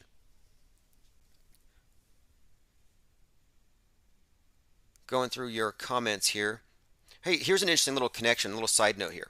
If you take the time to watch Evan Woods' documentary Phoenix Rising, she says the very first thing that Marilyn Manson said to her was, "Don't fall." And the 1 hour and 13 minute long documentary, part 113, Phoenix Rising. Another connection to this, Phoenix, fiery death, 113. So her documentary, part 1, is 1 hour 13 minutes, Phoenix Rising. She claims the first thing he said to her was, "Don't fall." Well, if she's playing the role of Persephone, Persephone falls into the underworld on the date that they found Gabby Petito, on the 22nd, when we enter the fall, after the equinox. So when he said, "Don't fall," yeah, that's just part of the plot. That's Hades saying to Persephone, "You're going into the underworld. You're coming with me." Kind of a, again, continuation of the story with Brian Laundrie brainwashing Gabby and kidnapping her. And this is also, I think, kind of interesting that Manson's real name is Brian Warner. The Brian brainwashing connection there is kind of noteworthy, I think. Like, this Brian Laundrie character is a complete creation. The whole story was. This Persephone thing is also, again, very noteworthy that it happens now at this time because of this Pluto return event. And then you have, of course, Manson, Charles Manson, and Marilyn Manson. Lots of interesting connections there that would connect 1969 to 2021. A repeating theme, if you look at how much of 2021 was just a repetition of 1969, including with the space races and launches on anniversary dates. And this is what I mean when I'm talking about these cycles and these repeated stories. It seems like the author of the world stage metascript is the Man in Black. It is this monolith, this black cube. It is this central mind control center where there is some kind of monolithic control over all media, all religions. And if they don't control it, they co-opt it, or they stamp it out, or they censor it, or they demonetize it, or they call it hate. Baja Pickleball says Barbara Bush was a big dude. You know, I read somewhere that Barbara Bush was the mother of Aleister Crowley. Let me take a look here. Fact check. Barbara Bush is not related to Aleister Crowley. This is USA Today. Now, she may not be, but there is something about her and storing dead babies in jars, isn't there? Have you all read that? Didn't they keep some baby in a jar? Here we go. Barbara Bush on her fetus in a jar story. Yeah, let me go ahead and play this. So I don't think she's related to Crowley. I've seen some memes, and from a certain angle and a certain light, there is a Crowley-esque look to her. Barbara, George discloses something very personal about you, which he says you gave him special permission to write about. He wrote that when you once had a miscarriage, you showed him the fetus in the jar. Now, really, we the truth touched on is, it before, but we didn't Paolo elaborate. put it in a jar. What? Paolo, it's not in the library. No, I know. George, Paolo put it in a jar, and I was shocked when she gave it to him to, but your memory's dim a little bit, but anyway, but he was You were very... shocked that he put it in the book. No, he asked permission, and I gave him permission if it's his book. And I think he was trying to say that he and I have a very special relationship. We tease all the time, and that's not very nice for me, but you know, you got to tease a little bit. And he teases me unmercifully, but we're very... There you have it. Just a story about a fetus in a jar. Nothing to see here. You know what I find strange is that it just seems like the news used to be weirder. Like, as weird as things are today, I think they used to be weirder, and they're actually walking it back because we can actually talk to one another and say, hey, did you notice something? Yeah. Did you notice something? Yeah. Work66 says Barbara Bush was the son of Crowley. Lean Dion puts her name in semicolons. If you suspect a reptoid, put 3 semicolons before and after their name as a courtesy to warn those who follow after so they know what they're dealing with. And we have a list of reptoids. It's called the green pill. If you haven't taken the green pill, here it is. Although they might be squids. I'm starting to figure this Kraken thing, you know, maybe we're not dealing with reptoids. Maybe reptilian overlords is some kind of misinformation, and that David Icke is just controlled opposition for the squid folk. Alright, we've been talking about a number of things. Let me go through the browser. Mimas and Saturn, the Death Star, bat soup on the quarter in 2020, Omicron, reptoids, Omicron variants with the Russian space junk. Here we go. Jack Parsons is likely Howard Hughes. That is a dead ringer. Jack Parsons probably did not blow up in his laboratory at 37. In all likelihood, he was repurposed and came back as someone equally, I would say, equally kind of eccentric. You go from, I believe they called it the Suicide Club, this eccentric rocket builder, heavily involved in the occult and this new age sex magic thing, and then Howard Hughes. Wouldn't surprise me. I'll continue to look into that. We talked about Leviathan and the significance, of course, of the Kraken as it may relate to that. Also, it's the 110th anniversary of the first Sun King of North Korea, who stole their ruler from above. And it's the 110th anniversary of the Titanic sinking. A couple days before that, we had the anniversary of Abraham Lincoln's fake assassination. I have a lot on that. I'm going to continue to go through my notes. We were talking about the Kraggle last. Oh, by the way, the Pope had a statement here. We are all racists, we are racists, and this is bad. The problem of refugees is a problem that Jesus suffered too, because he was a migrant and a refugee in Egypt when he was a child.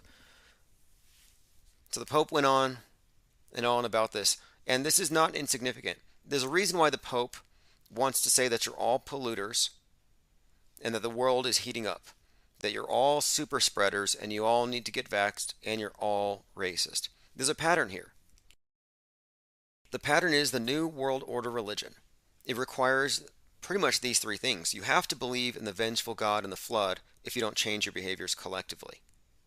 You have to believe that you are a super spreader, that you are a sinner, that you spread sin and death unless you get saved. And even if you're saved, you still got to mind your social distancing and wear your religious garment over your face. So they need you to believe in this new concept of sin and the new concept of a wrathful God. But the final nail in this thing is a new concept of inherent evil. Something that needs to be addressed philosophically with reflection. Not something you can vax away. Not something you can regulate away and tax away like global warming. So the original sin in many ways is the racism inherent within Western chauvinism. That's the message here. That's why I Can't Breathe went from George Floyd to the environment, the atmosphere. We can't breathe. It's a continuation of the same story. And they use different stalking horses, they use different smoke screens to push this totalitarian agenda here, the imposition of a new religion, which teaches you self-hate and to listen to your priesthood, your elevated high priests out there who, with their orbiting sky cathedral. But anyway, he's from the old version, but he's helping to pass the torch. His obelisk doesn't fly to heaven. No, you just go pray to it 3 times a day and imagine yourself going to heaven. The new popes, like Pope Musk, yeah, they can actually take you to heaven literally. Their obelisks have engines. Lean Dion says the Pope's fish hat is interesting. Oh yeah, his meter, his fish head hat. Dagon. And you know, speaking of Dagon, let me go ahead and bring this up since we're talking about krakens. And so the Pope's hat is a meter. Something's fishy about this entire religion.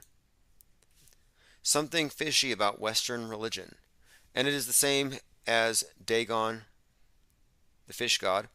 And then Dagon is also another way of referring to, in many of these movies, it's almost used synonymously with Cthulhu, with this idea of there being some kind of a kraken. So here's another image of it. H.P. Lovecraft, Dagon. Not sure what this means. Is the Pope going to summon the kraken? I think so. Maybe this is the ultimate secret here.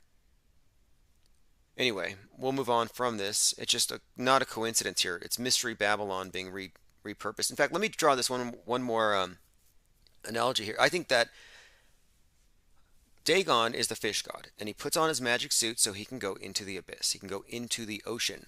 And you'll see the way they pray with their hands down, like the way Donald Trump prays. He's got his hands pointed down. Yeah, that's because their god is below. And so you got to put on your special fish god hat to go into your heaven, into your abyss.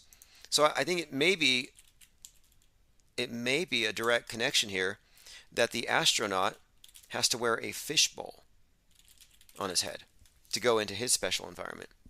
Like, could the astronaut's uniform really just be another holy garment? Absolutely. The mask is a religious garment. Why wouldn't the spacesuit? This is your heaven suit. Your high priests have to wear this to go up there. And so it could be that the space helmet is something like a meter, something like your fish suit. Your suit to go, because now you're amphibious, you live in 2 different environments, just up there rather than down. Anyway, yeah, high priests are now astronauts, no difference. Nothing about them is original. Like, check this out. It turns out that Elon Musk's flamethrowers, not even an original idea. He took that from Spaceballs, admittedly. And the fact that Musk is a fan of Spaceballs tells you something. Erica Bear says, on Good Fridays, you eat fish only. Well, Piscean age. Lean Dion says, oh, no. Repentagram says, Macaulay Culkin has the Crowley-shaped nose. I'll have to take a look. All right, let's move on. Does anybody here think I'm off with the idea that the astronauts are your new elevated high priests? Also found something else out that's noteworthy. We were talking about Vulcan, the blacksmith.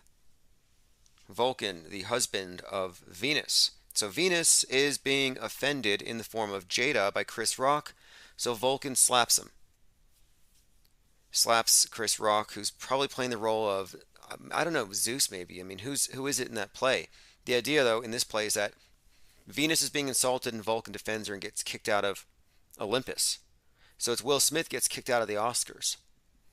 But anyway, I was looking into this, and Vulcan is actually a major character in the Masonic rituals. So they refer to him as, listen to this, Tubal Cain. It says, since the beginning, it says, they're talking about the great work. Now, this is noteworthy, too. This is about Freemasons and their symbolism here. Tubal Cain is the widow's, listen to this, Tubal Cain is the widow's son, the original sharpener. In more modern times, most recent translations of the Bible, we find he morphs from being one who sharpens to the forger. So it's talking about this character, Tubal Cain, being this blacksmith. But anyway, according to Albert Mackey, Masonic historian, he says, Tubal Cain is the Vulcan of the pagans. So just an interesting connection here, because that happens to be one of their major passwords, Tubal Cain, a reference to Vulcan. I found this interesting article about this topic, though, and it actually has some connections here worth looking into if you want to go into that particular event, that aspect of that event, the Venus Vulcan thing. And of course, Will Smith is not a blacksmith, but he is a smith and he is black. And this is the type of coded language they use here. And listen to this word here, this phrase, great work. It says, a simple goal to place an end to the endless wars and human misery that have plagued the planet for thousands of years, through a coordinated effort of like-minded brothers, where the purpose of our great work was to help create a world that was unified. So this idea of a great work unifying the world is inherent within this Masonic story, but also the Thelemic cult, Jack Parsons, Aleister Crowley, they call it the great work. The great work is actually encoded into the title of their main book. Their main book talks about the New Age. It's called the Book of the Law, or Liber 418, which they say 418, it translates into this thing called the Great Work. Kind of like the Great Awakening. Kind of like the Great Reset. And so, when Greta came out, I was like, wow, that's interesting. Greta comes out as the book almost predicted, this Book of the Law, written in 1984. It predicted this crowned conquering child, the New Age child, and that the New Age child would be androgynous, and that they would call out the old traditions, down with Christianity, down with Islam, down with everything, and in with this new age, this new system. So the Great Reset is really the mission of the Thelemite cult, of the Masonic cult. And Greta, anagram great, the Greta Reset, Great Reset, not a coincidence. When you actually listen to what the Great Reset is about, yeah, it's a green world order. It's all about this one world unity. That's why America is such a problem here. America with its polluting, with its racism, with its anti-vaxxers because of its free speech. Those are the obstacles that are in the way of the great work. The Great Reset. Again, it's an old mission. Eric of Bear says, Widow's Son is the name of a Freemason motorcycle gang. The hands up, don't shoot gesture is a reference to the Widow's Son. That's how I knew the whole BLM thing was a Masonic psyop. Hands up, don't shoot. You're all familiar with that. Then you look at is there no help for the Widow's Son? And this is the Masonic distress, and it's hands up, don't shoot. Same exact symbol. The kneeling has very special significance. The summer of 2020 was fascinating because we were just watching secret societies manipulating their legions of useful idiots and stooges. All right, let's go ahead and continue. We're talking about the ISS coming down very soon. I'm more certain of this than ever. Here's a nice meme. Stanley Kubrick directed the moon landings. NASA astronaut, NASA advisor, sci-fi author Arthur C. Clarke. Then there's Kubrick. Then there's George Mueller, the senior administrator for the Apollo project. So this is a meeting in 1965. Does this prove anything? Guilt by association? I would say this is unexplainable if he had nothing to do with it. I think it's pretty obvious. It's such an obvious thing.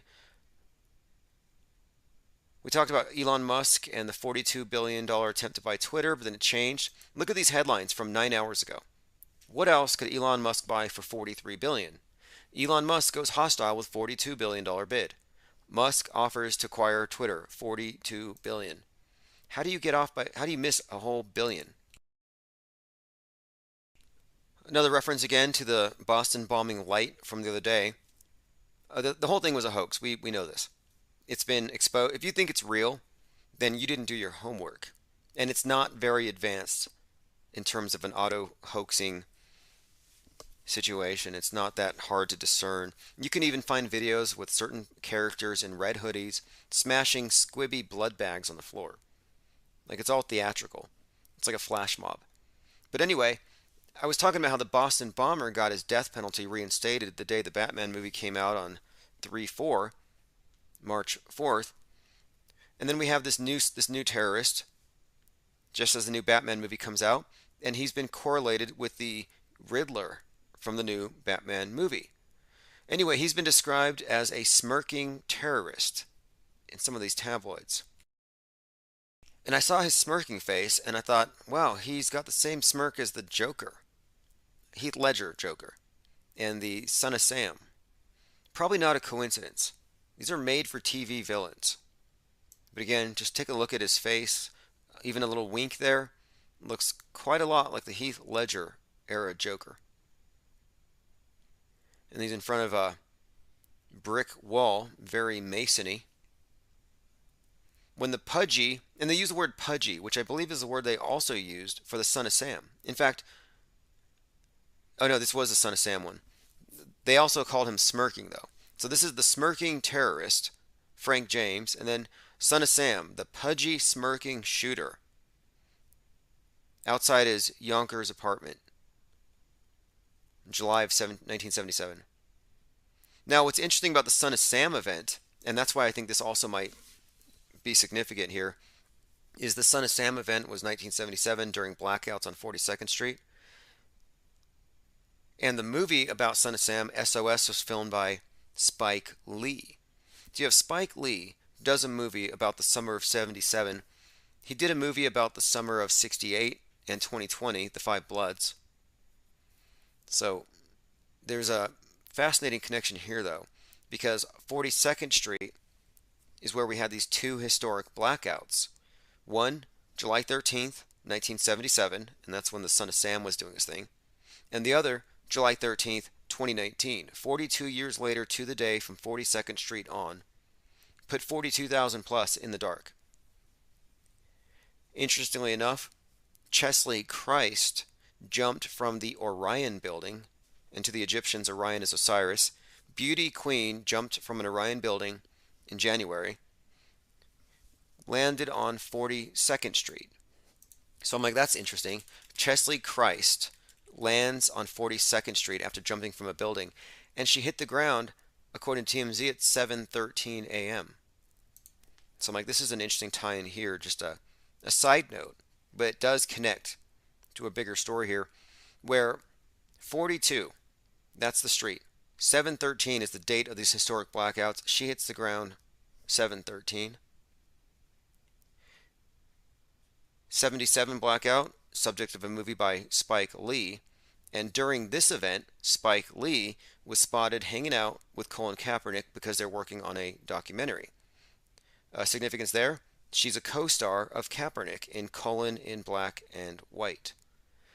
And you'll see when we dig into this particular story about this beauty queen jumping from a high-rise.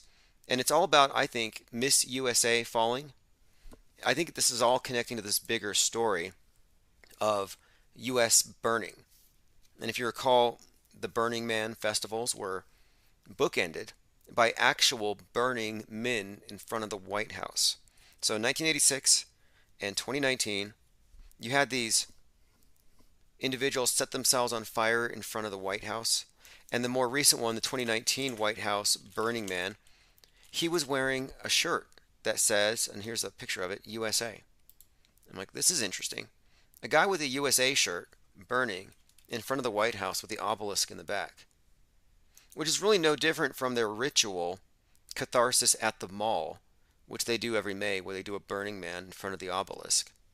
But I see the USA shirt, USA Burning, and this is in 2019. And I watched the video, and on the video there's a bus that passes in front of the camera. Happens to be bus number 113. So as I've mentioned several times tonight, the 113 is constantly being associated in major world news events with burning, Phoenix, with this constant symbol. And so I'm looking at this here as hoaxy as heck. Now again, this happened 33 years prior to this event as well. And the guy who burned himself to death is 33 years old. Look, he was 33 years old. His family reported him missing on Wednesday. And if you're not overdosing on coincidences right now, as I kind of am, this was the 33rd year of the Burning Man festivals there at Black City Rock, Nevada. And at the end of this 33rd Burning Man festival in Black Rock City, they found a dead body of a guy who happened to be 33. And there's about 3 other events that happened at that time I could cite, but I'm not going to because I'm overdosing on these patterns, these coincidences. 737 has joined us and made it to the live. Yeah, get on the text alert. If you have not, get on text message alerts. Get on the newsletter. Faye's Polarizer said the smiling assassin. Is that what they called him? I mean, the Son of Sam and the Joker, the Boston Bomber, and this guy, they're all part of the same story. These are archetypes. These are typecasts. Not even a believable villain if you listen to him. Now, I said that the Batman movie was going to precede white nationalist violence, just like the Joker movie preceded left-wing violence, which the media doesn't report on, obviously. Now listen to this. Germany foils anti-lockdown protester plot to kidnap health minister, launch bomb attacks, and spark a civil war to overthrow the country's democratic system. Far-right United Patriots. So this is in Germany. My point being, the far right is going to be the center stage of any kind of major psyops this summer, in my opinion. And I'm basing this solely on the pattern with these Batman Joker movies and what they truly represent. And I think they represent the intentional infliction of a state of panic so that we call for the SWAT team, the Batman. We call for the Big Brother lockdown. By the way, the accused subway shooter was a DoorDasher. Imagine that. The guy dropping off your tacos is a racist maniac waiting to go on a killing spree. Let's see. Alex Jones getting drunk and painting rocks. You know, Alex Jones made a reference to himself being Bill Hicks. Let me go ahead and play this. He does this all the time. Like, nobody would know he was Bill Hicks. The point is that that group never is austere themselves. So this is getting drunk and painting rocks, which is a great idea for a program. It's not a bad interview. So you can't have people that have all the money telling us we got to be austere, but then they're not. Who would you hate to see naked? Okay, here it is. Who would you hate to see naked? And listen to his answer. I myself, no. I would hate to see Bill Gates naked. I knew you were going to say that somehow. I knew that. Yeah, it was good. Who would you like? Oh, he said Bill Gates. I thought he said Bill Hicks. Okay. Now, he did make a Bill Hicks reference in another part here, but I thought he said Bill Hicks naked. He said Bill Gates, which I agree, wouldn't want to see Bill Gates naked. Anyway, I'll put a link if you want to watch it. Whether you think he's Bill Hicks or you know he's Bill Hicks, or whether you think you just like the Super Male Vitality commercials, there's a link. I find his channel to be very annoying with the commercials, repetitive with the sales pitches, and I think that might be part of the psyop, to throw people off. So it's like, oh, I'm going to go deeper into the news. Mainstream news is boring. Let me go where this guy is. And you're like, oh, it's just a bunch of commercials. It's a bunch of snake oil. So if you're not into snake oil, if you just want information, good luck. You're just finding a guy who's just running, he's just carrying water for the Republicans when it comes down to it. All right, let's see here. Elon Musk to acquire Twitter for $42 billion. So which is it, $42 billion or 43? 737 says yes, he admitted to the conspiracy about Bill and him. Yeah, that's been admitted a few times. Many times. To me, it's not a conspiracy theory, it's an observation, and it just shows you where we are in the world, where some jaw-dropping revelation that ought to really shake your foundations if you really think about the deeper implications of deep faking, how it just goes by unnoticed. Maybe he is, maybe he isn't. What difference does it make? This is Brave New World. 1984, they strip away all the information, unless they control it. Brave New World, oh, there's so much information it loses its relative value. Nothing means anything more than anything else. Armin Ra said, Stephen Hawking, interesting. He says, I can add perhaps the best Metascript couple for Hephaestus and Gaia are Stephen Hawking and the Sophia robot. Hawking, like Hephaestus, is a deformed genius kicked out of Olympus. I could see that, and Sophia the robot is something like Gaia. They're merging these ideas.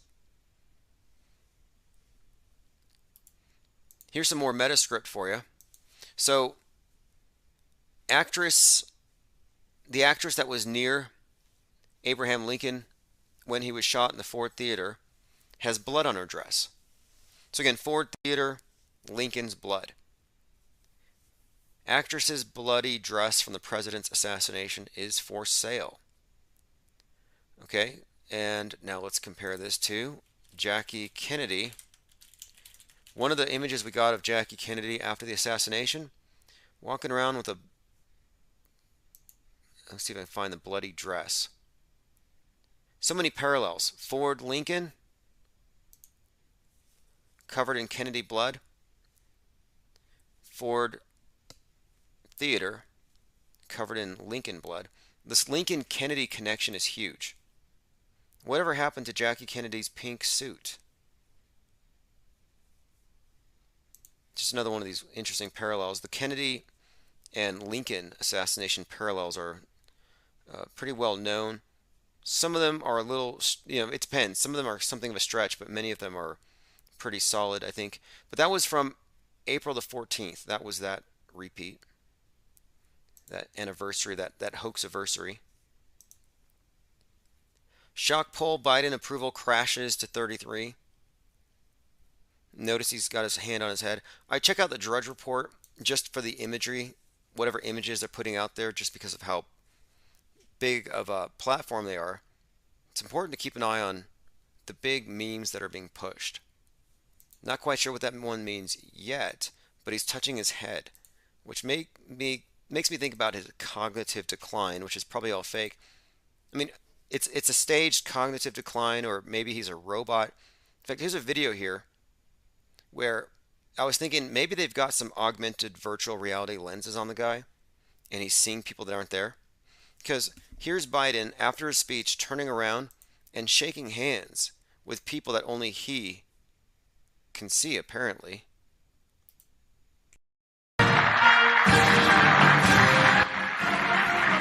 So there's Joe Biden, shaking hands, shaking hands. I mean, what do you make of this? He even opens his eyes wide, makes eye contact. Hand is open. It reminds me of astronauts on the ISS. You hand them a microphone and they grab the air and they start talking into the air, like the microphone's there. They grab a hat from you, but they haven't actually reached the hat, but they act like they have and they put it on the shelf. So this is very typical of Biden now.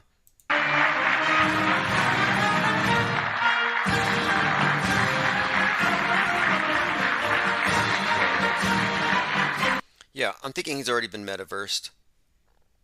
Who knows what he's seeing, but he's certainly seeing somebody there in front of him. A weird Matt Gaetz rap video came out. I watched it. MAGA raps come out whenever there's an election coming up. Super cringe, but cringe rap is a thing. Alex Stein has effectively boosted his career. Like the guy's made for, he's going to be a staple of mainstream news, I think, forever now because of his cringe rapping. Well, here's a cringe rap called Matt Gaetz by Forgiato Blow. And this is being ridiculed, obviously, because it's a rap about Matt Gaetz. the unfortunate thing is that Abby Greenberg is in the video. Get trained in less than a year at Universal. Now, Abby Greenberg is the wife of Matt's friend, Joel Greenberg, the wingman, the guy that was procuring the 17-year-olds for him. So here you have this politician, hooking up with high school students. And that guy was indicted. And this could all be fake. This guy was charged, Joel Greenberg. Check this out. This is why I think it all could be staged and fake. Greenberg faces 33 charges. Stalking, identity theft, sex trafficking. Why 33? But anyway, that guy's wife is in this music video called Matt Gaetz. I'll play about 20 seconds of it. Just cringe rap. It's huge. I'm on the right.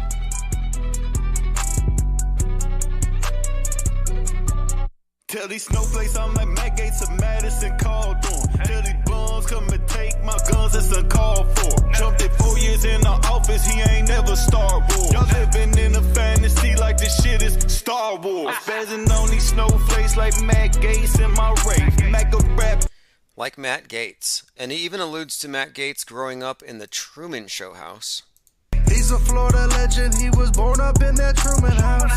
Born up in that Truman house, which makes him extremely credible, right? Zinvella says auto-tune is still cool. Yeah, it is. There's going to be more of this.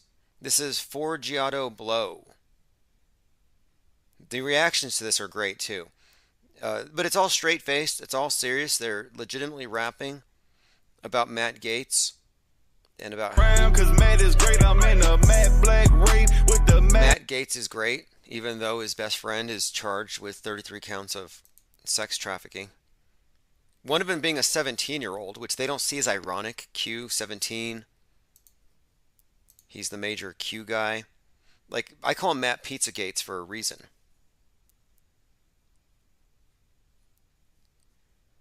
All right. I'll go through some more of these headlines really quick here. The GOP is now a dime storefront for a terrorist organization called MAGA. Again, Batman movie predicted it. We're looking forward to a summer of right-wing violence. The Gathering Storm, the Second Civil War. And do you remember the storm concept? The storm is coming. It really started, if you ask me, with Dylan Storm Roof. The guy who shot up the church, the black church, killed 9. All fake. They took him to Burger King for a Whopper after. Because the story was a Whopper. But Dylan Storm Roof got radicalized from a website called the Storm Front. That's what it was a reference to. White nationalism resurgence continues to shape and shift Michigan and U.S. politics. Similar story like in Germany. Again, all of it is going to be as fake as anything else we've seen, but just a heads up. Let's see. MAGA supporter leaks that Fauci, the Clintons, and Obamas are currently interned at Gitmo. These hopium addicts are not going away. That's one of the reasons why I was following this George News thing today.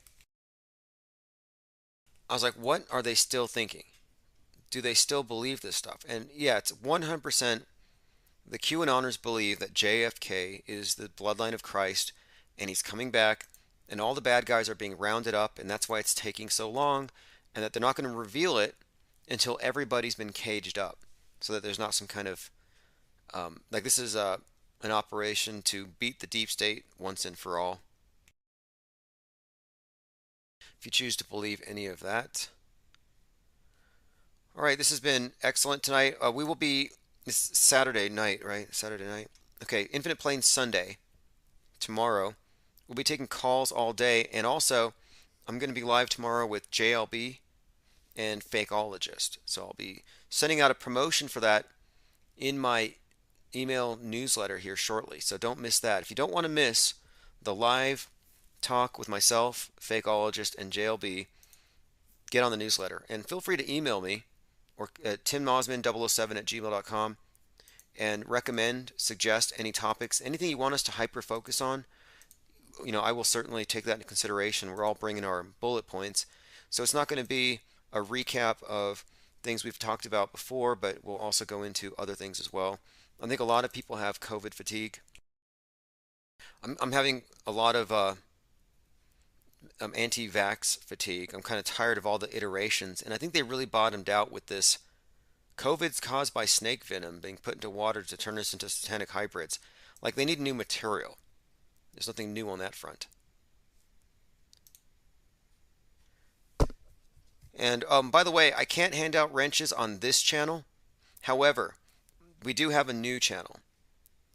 So if you want to get in on that new channel, you will get the notification as well if you're on the newsletter.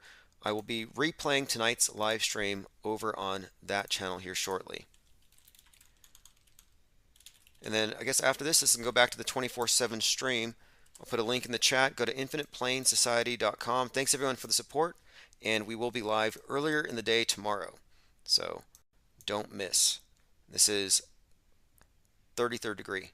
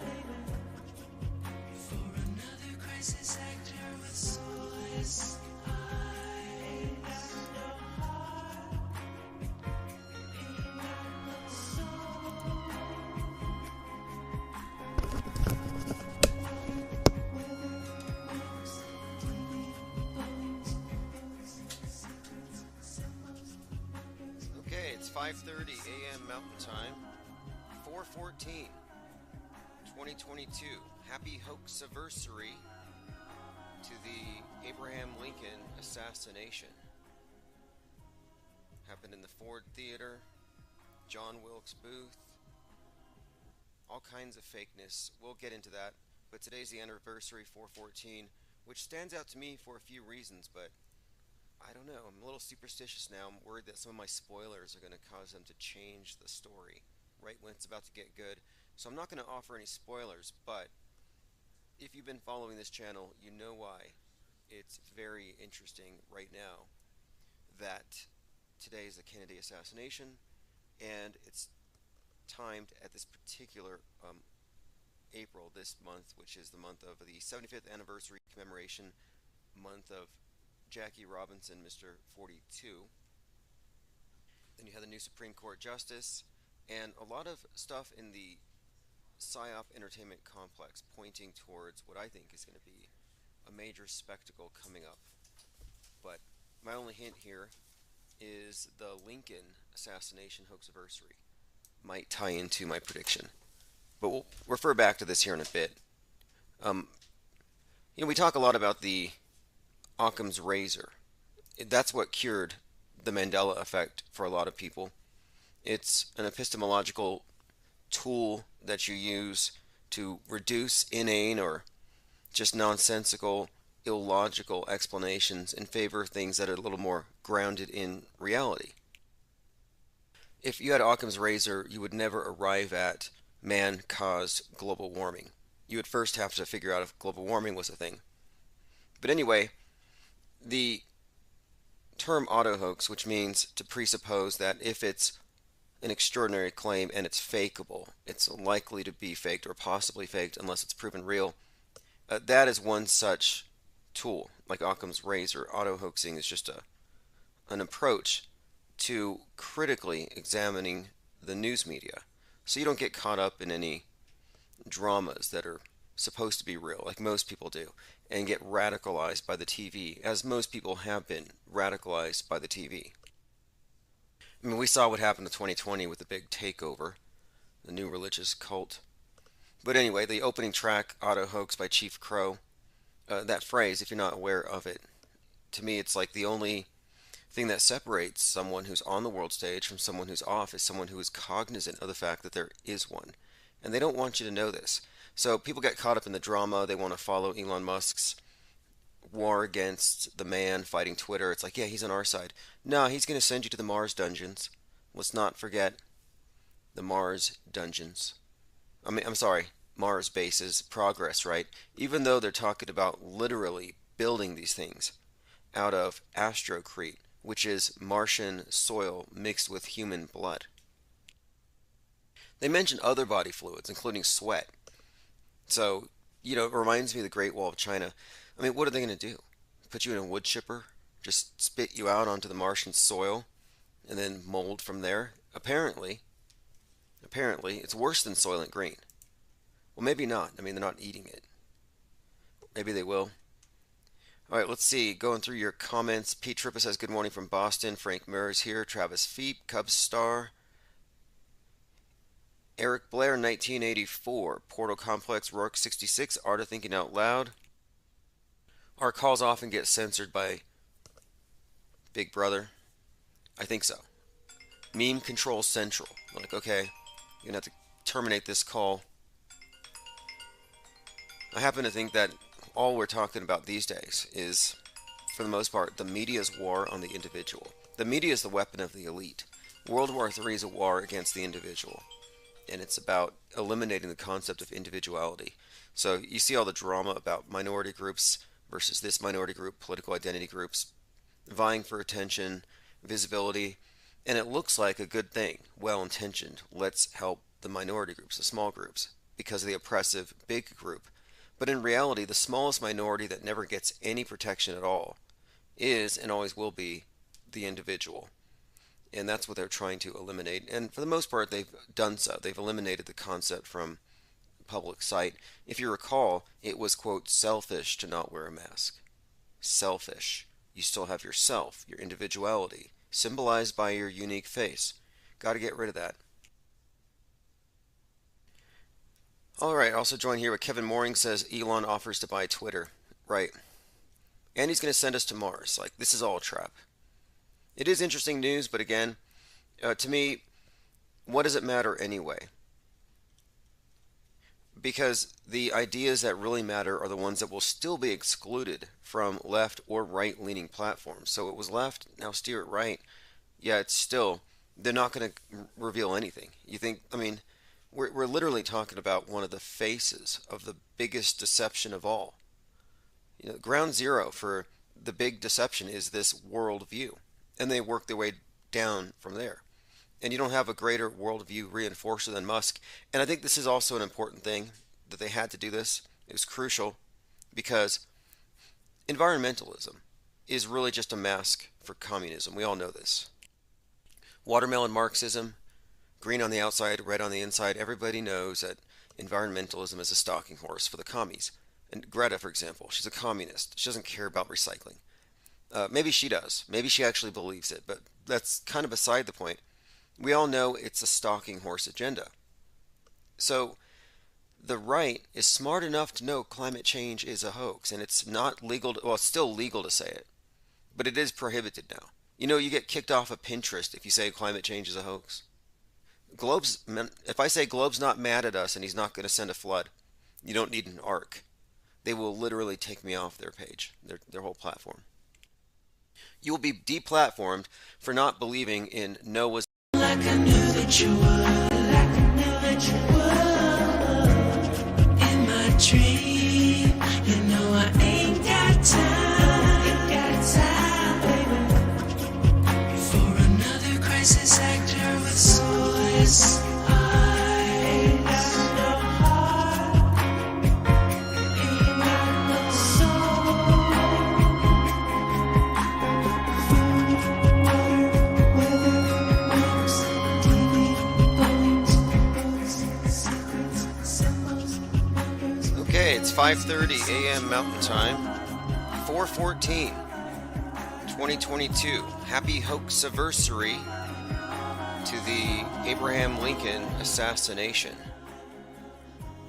Happened in the Ford Theater, John Wilkes Booth, all kinds of fakeness. We'll get into that, but today's the anniversary, 4/14, which stands out to me for a few reasons, but I don't know. I'm a little superstitious now. I'm worried that some of my spoilers are going to cause them to change the story right when it's about to get good. So I'm not going to offer any spoilers, but if you've been following this channel, you know why it's very interesting right now that today is the Kennedy assassination, and it's timed at this particular April, this month, which is the month of the 75th anniversary commemoration month of Jackie Robinson, Mr. 42. Then you have the new Supreme Court Justice, and a lot of stuff in the PSYOP entertainment complex pointing towards what I think is going to be a major spectacle coming up. But my only hint here is the Lincoln assassination hoaxiversary might tie into my prediction. But we'll refer back to this here in a bit. We talk a lot about the Occam's razor. That's what cured the Mandela effect for a lot of people. It's an epistemological tool that you use to reduce inane or just nonsensical, illogical explanations in favor of things that are a little more grounded in reality. If you had Occam's razor, you would never arrive at man caused global warming. You would first have to figure out if global warming was a thing. But anyway, the term auto-hoax, which means to presuppose that if it's an extraordinary claim and it's fakeable, it's likely to be faked or possibly faked unless it's proven real. That is one such tool, like Occam's razor. Auto-hoaxing is just an approach to critically examining the news media, so you don't get caught up in any dramas that are supposed to be real, like most people do, and get radicalized by the TV, as most people have been radicalized by the TV. I mean, we saw what happened in 2020 with the big takeover, the new religious cult. But anyway, the opening track, Auto Hoax by Chief Crow, that phrase, if you're not aware of it, to me it's like the only thing that separates someone who's on the world stage from someone who's off is someone who is cognizant of the fact that there is one. And they don't want you to know this. So people get caught up in the drama. They want to follow Elon Musk's war against the man fighting Twitter. It's like, yeah, he's on our side. No, he's going to send you to the Mars dungeons. Let's not forget the Mars dungeons. I'm sorry, Mars bases, progress, right? Even though they're talking about literally building these things out of astrocrete, which is Martian soil mixed with human blood. They mention other body fluids, including sweat. So, it reminds me of the Great Wall of China. I mean, what are they going to do? Put you in a wood chipper? Just spit you out onto the Martian soil and then mold from there? Apparently, it's worse than Soylent Green. Well, maybe not. I mean, they're not eating it. Maybe they will. All right, let's see. Going through your comments. Pete Trippa says, good morning from Boston. Frank Murray's here. Travis Feep, Cubs star. Eric Blair, 1984. Portal Complex, Rourke, 66. Art of Thinking Out Loud. Our calls often get censored by Big Brother. I think so. Meme Control Central. They're like, okay, you're going to have to terminate this call. I happen to think that all we're talking about these days is, for the most part, the media's war on the individual. The media is the weapon of the elite. World War III is a war against the individual. And it's about eliminating the concept of individuality. So you see all the drama about minority groups versus this minority group, political identity groups, vying for attention, visibility, and it looks like a good thing, well-intentioned. Let's help the minority groups, the small groups, because of the oppressive big group. But in reality, the smallest minority that never gets any protection at all is and always will be the individual.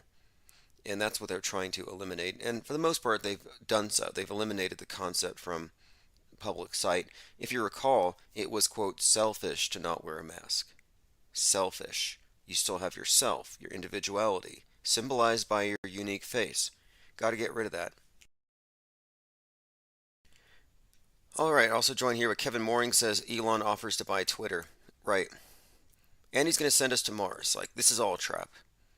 It is interesting news, but again, to me, what does it matter anyway? Because the ideas that really matter are the ones that will still be excluded from left or right-leaning platforms. So it was left, now steer it right. Yeah, it's still, they're not going to reveal anything. You think, I mean, we're literally talking about one of the faces of the biggest deception of all. You know, ground zero for the big deception is this worldview, and they work their way down from there. And you don't have a greater worldview reinforcer than Musk. And I think this is also an important thing that they had to do this. It was crucial because environmentalism is really just a mask for communism. We all know this. Watermelon Marxism, green on the outside, red on the inside. Everybody knows that environmentalism is a stalking horse for the commies. And Greta, for example, she's a communist. She doesn't care about recycling. Maybe she does. Maybe she actually believes it, but that's kind of beside the point. We all know it's a stalking horse agenda. So the right is smart enough to know climate change is a hoax, and it's not legal. Well, it's still legal to say it, but it is prohibited now. You know, you get kicked off of Pinterest if you say climate change is a hoax. If I say Globe's not mad at us and he's not going to send a flood, you don't need an ark. They will literally take me off their page, their whole platform. You will be deplatformed for not believing in Noah's Ark, or the modern equivalent. Brought to you by NOAA, the National Oceanic and Atmospheric Administration. I mean, what a joke. Again, this is just the encroaching war on free speech and on actually criticizing things. So my point being, the right wing, the capitalists, the ones who still believe in, free speech, private property, gun ownership, yeah, they may reject climate change. They may even reject the science that locked everyone down in 2020. But you know what they don't reject? Outer space. They think that's a victory of free market, free enterprise, market-driven technology, capitalism, progress, technology. Technology as savior has been sold to the political right, and it has the same end goal as the environmentalism. So if you're following Musk, you might as well follow Greta, is my point. Because everything about Musk's agenda goes along with this sustainability, green world order, just another world savior. And it's just amazing how he's a bipartisan savior, because his entire life's work and agenda is reset, post-reset. But his public persona is, oh no, I'm on the right. But people will fall for it. And by the way, I think that his persona is modeled off of Willy Wonka, Iron Man, Tony Stark, and Werner von Braun, possibly his daddy. Now, von Braun did write a book about Elon colonizing Mars. I put out a meme yesterday, which I'm actually using as a basis for one of my short videos. I'll go ahead and put it on the screen. So what I have here just shows that we live in Disneyland. And this is showing that, okay, first of all, we always talk about these things, and you've all probably heard most of these. But this is only a fraction, and seeing them all together is something else altogether. It's kind of jarring. So here you have Saturn's moon, Mimas, looks just like the Death Star. Now that is very significant because Darth Vader is Saturn personified. Then you have Pluto, discovered in 1930. Then you have Pluto the dog, emerged in 1930. And Pluto the dog's silhouette is on the planet Pluto. Then you have Mercury, the planet Mercury, and 3 craters on it that makes Mickey Mouse's head. So you got Mickey Mouse, Pluto, Darth Vader, and then the most distant object ever found is this snowman-shaped rock called Ultima Thule, and it looks exactly like the snowman Olaf from Frozen. And Olaf is named for some place in the far, far north, and some snow or some warrior or something associated with the snow. But anyway, moving on, House of Stark on Mars. Again, House of Stark wins the Iron Throne. Very significant when you look into the significance of iron and Mars in the whole Kabbalistic magical system, which also relates to Iron Man. Iron Man being played by Robert Downey Jr., but he based his persona off of Elon Musk. Musk is the guy taking us to Mars. So there's a lot of symbolism here. It's actually a cult. It's witchcraft. It's Kabbalistic magic, etc. But this is just a small sampling. Then you've got the Star Trek logo on Mars, and it's the starship taking us there. And recently, last October, William Shatner, Captain Kirk, went into space. So this is just a sampling of the images and logos on these different planets that show you all these popular cultural tie-ins, entertainment tie-ins. It's all part of this manufactured cartoon universe we live in. Alright, let us continue. Going through your comments here. Angst G says Disney ride to Mars. Yeah, this is where the Willy Wonka aspect comes in. I mean, Musk is a composite character. So he bought Gene Wilder's house. He started a candy company called Boring. He has a tunneling company that bores tunnels beneath the earth. He's talking about sending people to Mars. So tie it all together. Eccentric guy with the glass elevator. That's another thing too. He's got an elevator that shoots you into space. We're talking about Willy Wonka. So he's even got that going for him. But the idea here is Willy Wonka sends you in a tunnel at a high rate of speed to this other world where you got a bunch of Oompa Loompas making candy. In the real world, he's got this tunneling company and he's developing Hyperloop, which is basically what Wonka has, where you can go to these Mars bases and be one of the Emperor Musk's personal candy makers. You can be his Oompa Loomp, making candy on Mars. And it's the same thing, whether it's this land that Willy Wonka takes you to, or this Mars base. It's basically just a Disneyland, but you don't know it's fake. And it's not a stretch to think that this Truman Show scenario could become a real thing when you realize how it's already a real thing, as evidenced by this meme here. This shows you are already in a metaverse. You are already in a cartoon. We live on planet Disneyland. Waterman Chris says, good morning, thought criminals. Joined also by Salty Siren, Connor G. Yeah, definitely. We're thought criminals here. You're a threat actor and a spreader of the new weapon of mass destruction, the new WMD, which is the DMD. It's MDM actually. Look how they flipped the W. Weapons of mass destruction, WMD, is now dismiss and malinformation. DHS came up with that. So miss, dis, and malinformation. MDM is the new WDM. They just flipped the W. And we see this quite a lot. It's given away in their obsession with numerology, with word magic. That's what I'm talking about when I say this is all connected to the symbolic system. And these letters are symbols. It's important to keep in mind. They're sigils for all intents and purposes. We've been unmasking. We've been seeing, I think, quite a lot here beneath the surface. As the more we scratched over the last couple of years, the more it's revealed to us that yes, we're not conspiracy theorists. We're actually just making observations that are inconvenient for the powers that be. So we're not conspiracy theorists. We're just noticing things. The news of the last few days has been the subway bombing. This guy's supposed to be 5'5", but here he towers over that cop. And I find it also very peculiar that he's got his hat on, his black hat, which makes me think he's a black hat FBI agent, that it's totally hoaxed. I don't have any reason to think it's real. In fact, we have plenty of evidence to suggest it's not. Everything here is staged. The person that caught him was Zach, some guy named Zach. I mean, we could really dissect these pictures. Is it a coincidence that there's certain letters and numbers? Probably not. But I'm looking at the most blatant things. The main thing, well, first of all, the New York City mayor came out and said Frank James is no longer a suspect.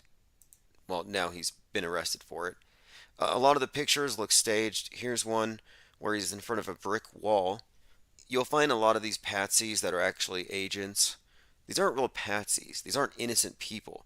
These aren't mentally ill people that get caught up in some kind of psyop. No, he's an actor. He's a terrible actor. This guy is a crisis actor. But you notice the sly wink in front of the brick wall.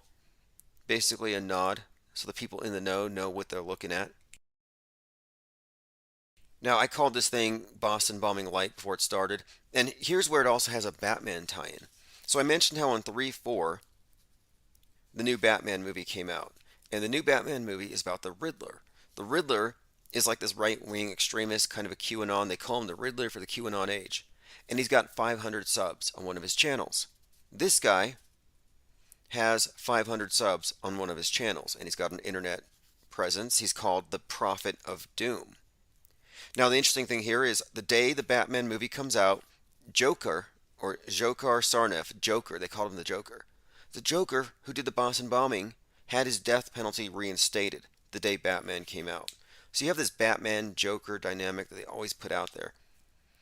You have the Chaos Agents, and you have the Order. Well, interestingly enough, I'm like, wait, are they going to do another Boston bombing because they're bringing this character back?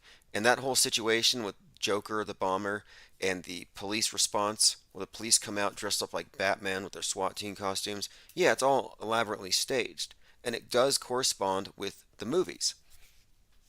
Everything we're seeing in the movies, for the most part, has some kind of real-time correspondence with the news, if you notice the news cycles.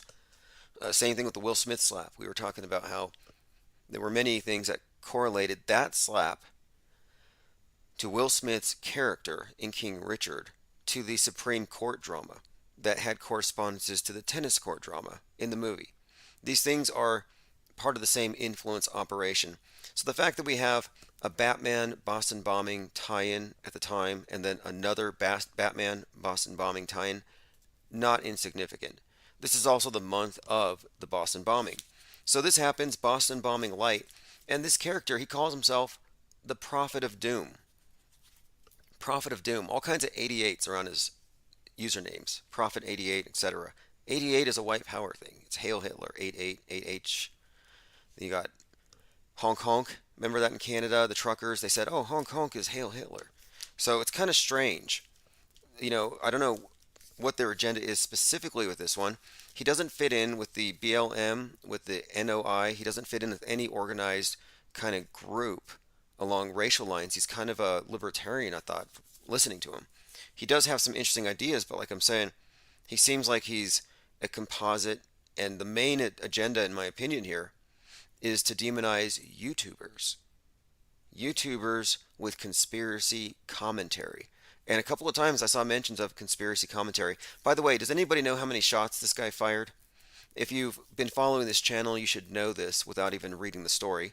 You should already know that, oh yeah, a single shoe, lanyards, water bottles, like some people holding phones up to their ears and crying for the camera. Like, you know it's a hoax. You know what you're going to see every single time. Yes, 33. Restless Bear says 33. Deadbeat Daddy Minneapolis says 33. That's correct. 33 times. I'm just watching this TV show on Netflix called The Order, about a secret society within a university, Sigma Sigma Delta.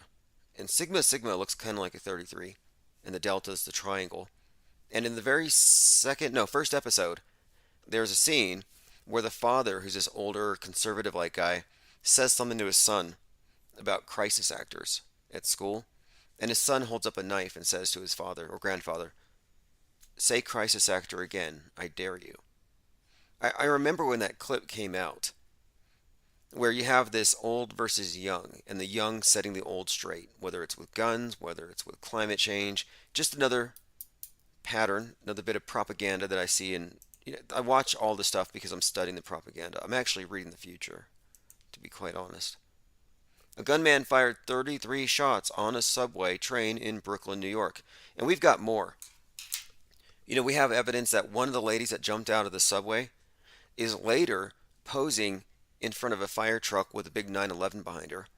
And then later, you see her on a stretcher and someone else is carrying her purse, but it's given away by her shoes.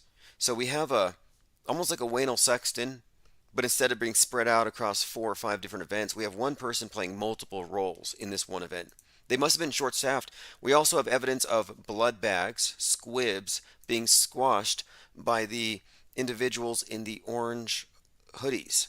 So you got these individuals with hoodies who are doing the blood bags and doing the photography. Then you have this lady in a maroon, like duster, a big maroon trench coat, and she comes out dripping blood on the floor. I mean, this thing was obviously a hoax, and none of the cameras were working on the subway at that time. What does that tell you? It's a closed movie set. Every bit of footage that you saw that was released was from somebody part of the production. It's important to know. You were seeing a production. There are no witnesses on these productions. Every witness that you see, every witness that talks to the media, is someone who is part of the operation. Jared Board says Riddler followers do a mass shooting after he gets taken into Arkham. Right, fascinating. Restless Bear says the Joker movie had a subway shooting. True. So the Joker movie actually starts off, the revolution kicks off with him shooting these rich bastards on a subway train. Kill the rich was one of the subtexts of that movie. And we'll get into the Snake Venom script a little bit. I think it's a Poe. I think it's a PSYOP. I think these guys are just working to try to take down channels like this who have legitimate observations. Tim uses the headlines as tarot cards for society's future, says Deadbeat Daddy Minneapolis. It's true. You really can. The Economist told you everything.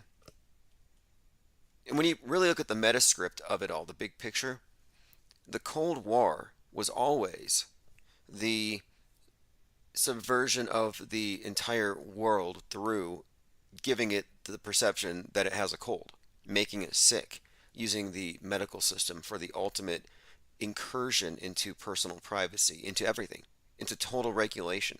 They got beneath our skin. All right, so look at this here, just a side note. The other day somebody mentioned that Gilbert Gottfried supposedly died. And I said I'm not giving him any of my loosh because too many comedians have been dying lately. And here you've got this interesting coincidence. So you've got Bob Saget dies, then you got Gilbert Gottfried, and then you have Norm Macdonald. And these deaths are separated by 3 months and 3 weeks, 3 months and 3 days. You can look at the dates here. September 14th, January 9th, January 9th to April 12th. So there's a little bit of interesting timing with these, suggesting that they're all part of the same club, making their exits. Again, 33 bullets were fired. Who counts? And do we have any audio of this? I don't think so. And by the way, yesterday, well, today again is the hoaxiversary of the Abraham Lincoln assassination. Yesterday was the birthday of David Hogg, who actually posted something about how weird it is growing up with FBI agents as parents, and that his parents had probably done some really crazy stuff and it's turned him into a conspiracy theorist. I mean, obviously, maybe he's doing cover. I mean, people have noted some things. His father, the LAX, he was there during a major PSYOP there. Okay, let's see. JT33 says 10,000 cameras and no video footage. It's so common with all of these events. No video footage except for the ones that, except for the footage that was leaked to us. And the stuff they leaked was pretty bad, as you will see. By the way, the guy who's talking about the snake venom, that the vaccines are turning people into hybrids of Satan and all that stuff, one of the persons putting it out is Stu Peters. And Stu Peters checks all the Illuminati boxes. So if anybody's following this person, you should ask, what's with the all-seeing eye, Masonic symbolism, the checker, the 666, etc. I mean, to me, this is just too obvious. I mean, trust who you want to trust. The idea that Alex Jones is the paragon of truth, and if you can reach that platform, you've somehow made it, is interesting to me. I think it's cool that people get on that platform, and I'm happy for people going InfoWars. I don't care. I'm just saying, let's not pretend it's something it's not. You can go up there and go onto a totally controlled platform. It's the same with MSM. I think it's important to get as high up as you can, but there's a certain amount of compromise. There are things you can't say. It is inherently a gate-kept platform. But anyway, I'm just bringing this up because I was watching a short clip of Alex Stein hosting InfoWars, and he's pushing Sex Scoop, which, again, I have nothing against Gwyneth Paltrow's Sex Scoop or male vitality or whatever, but it's just been such a long time since InfoWars has done anything on the side of, quote, truth. They backed off on Sandy Hook, but even before that, he is a moon landing believer. Alex Jones is a 100% moon landing believer, and he bears false witness. He claims he and his son looked through a camera, through a telescope, and actually saw the trails left behind by the little moon rover, which was obviously some remote controlled car if you watch the footage. JT33 is correct. 10,000 cameras, 472 substations, and all were operational except for the 3 cameras at that location. What are the odds? You see what I mean? We're not conspiracy theorists here. We are making observations. All right, let us continue here. If you're looking at the screen, I just want to back up what I was showing you about that one person in question. So on the right, you see the person crying on camera. Note the shoes, note the bag. These crisis actors get paid pretty well. I mean, these are some nice clothes. Behind her has the 9/11/01 Twin Tower image. The same thing that the shooter was in front of when he was talking. Now you have the same person. She was the one that ran out of the subway cart. So she was there at the very beginning, and then she's there posing after. Now you look at here on the left, and it's the same actress. Someone else is holding her bag. And look at the shoes, same person. So what does this mean?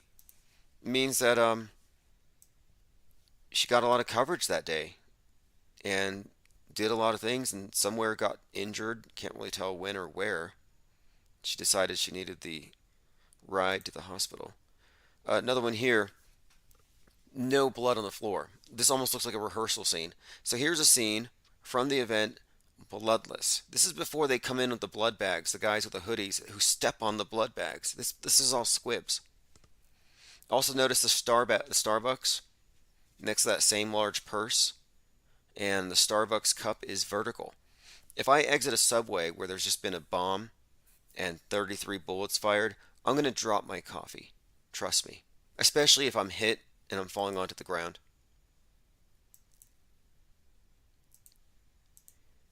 Eric Blair says, can't trust Alex. You can trust Alex Jones, but you have to trust that he's Bill Hicks playing the role of Alex Jones. So the bigger question here isn't is he or isn't he Alex Jones or Bill Hicks. We've already figured this out. The actual question should be, what is in the script for Alex Jones? And this was revealed years ago, back when Bill Hicks handed over a script to his producer Kevin Booth before he died. Kevin Booth was then the producer of Alex Jones, and the script was a Rush Limbaugh type, a little more extreme, who gets killed at the end of his run by one of his own listeners. So that hasn't happened yet, but that's the script. Travis Claude says, ever since Alex Stein went on Alex Jones, I trust Alex Jones. Well, I'd be curious to know if it's Stein, by the way. That's a Mandela effect if you're calling him Stein. I wouldn't think he would do it, but it'd be interesting to see if Alex Stein could ask Owen Schroyer, come on, man, are you or are you not the QAnon shaman? Because if you're not, you should be him for Halloween, because you guys look identical. Every time I see Owen Schroyer, I mentally put a red, white, and blue filter over his face and some horns, and I see the QAnon shaman. It is the same guy. Victoria Pandora says they said everyone's radio was down too. Right, makes look, this is such a obvious hoax, but look at the code here. Federal prosecutors wasted no time charging James, 62, with terror-related offenses for firing 33 rounds on the N train. Monday morning, another 19 were injured. So 19 is a key number with all these order out of chaos events. 33, I mean, it's pretty blatant here. We are very psyop literate. Some people might doubt it at first and say, well, shouldn't we just give the news media the benefit of the doubt? I mean, people are crying. It's like, no. I mean, we don't have any evidence that they've ever told the truth first on something extraordinary. Why would we give them that benefit of the doubt now? Okay, Armin Ross says, have you noticed the biblically relevant link of the 500 subs the shooter had? Now, this is tying into the Riddler had 500 subs. The shooter has 500 subs. So this commenter references biblical verse Corinthians 15, which actually mentions somebody named James. So this guy is named Frank James. For I delivered to you as of first importance what I received, that Christ died for our sins in accordance with the Scriptures and was raised on the third day. And here we are in Holy Week, by the way. Then he appeared to 500 brothers at one time. Okay, very interesting. There's a number 500 associated with the resurrection. These stories have multiple layers to them. The Will Smith slap could be looked at as Venus being defended by Vulcan, who then gets kicked off of Olympus for defending Venus from the advances of Zeus or whatever. Also note here, the 5'5" shooter with the black hat on. I don't know how he put the hat on with the handcuffs. But notice they're walking by the pyramid, the blue shirt, very Masony. There is a number 17 in the background, and there is an N right there, and it was the N train. What does that mean? I don't know. These are sigils, these are symbols. I look at the patterns, could be something to it. I mean, he's not a QAnoner, but the 17 thing does tie in to the Q thing, which is basically people who are radicalized against the great Satan. And there are some things, I have seen some news media outlets making correlations between the two, which we'll get into. Let me go through some of these headlines, and starting again, today John Wilkes Booth shoots Abraham Lincoln in 1865. Many interesting connections between the Lincoln and the Kennedy assassination. Lincoln in the Ford Theater, then of course Kennedy in a Ford Lincoln. Tupac chillingly predicted the exact age of his own death and said, I know how I will die before killing, claims his pal. So Tupac Shakur predicted how he would die and say he wouldn't live past 25, he told one of his friends. Well, he knew the character was going to be retired. And does anyone here know who Tupac is today? I don't care to draw attention to it. It just shows you, though, you can be at the peak. You can have millions of dollars in record sales, but you're still just a government employee if you're a crisis actor being used for some agenda, and you could be repurposed into a less exquisite gig. And that's what it looks like. It looks like he was downgraded into a lesser known group. See if anyone here knows. Eric Blair says it's still a gun grab agenda. Well, you do have the ghost gun thing. The gun grab agenda, though, is never ending. I don't even think it's about taking the guns. I think it's about the division in society. Kind of like with the vaxes. I don't think it's about saving. I think it's about the division.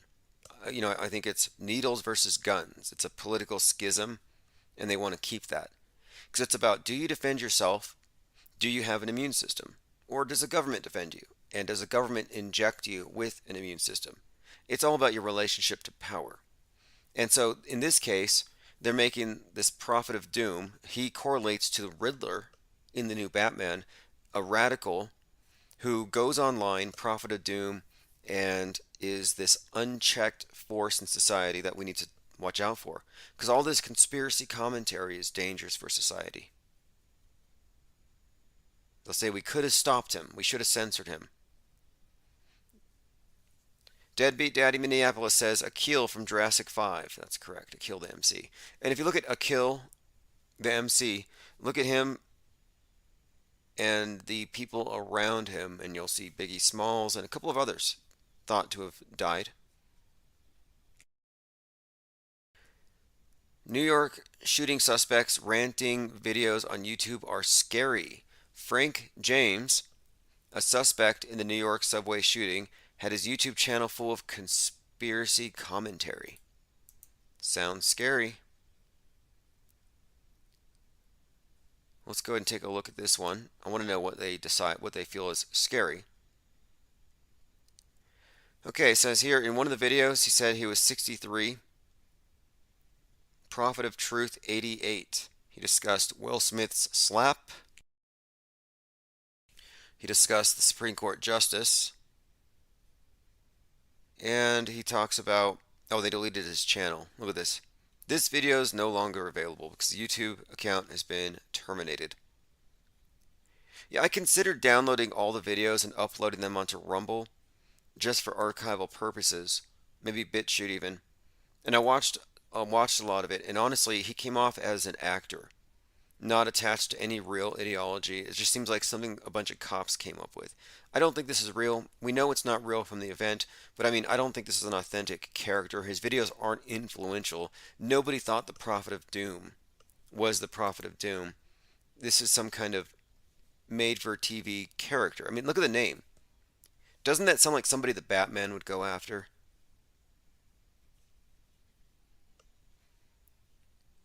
COVID is a plot by the Pope to turn us into hybrids of Satan. And here is this guy grinning while he says it. And this is the new line going out there. We got to watch out because the QAnoners now believe that the serpent DNA is being added into people. And so now it's really more of the same. It's a new twist. But this guy does the worst breakdown of the term corona and novel corona. New crown.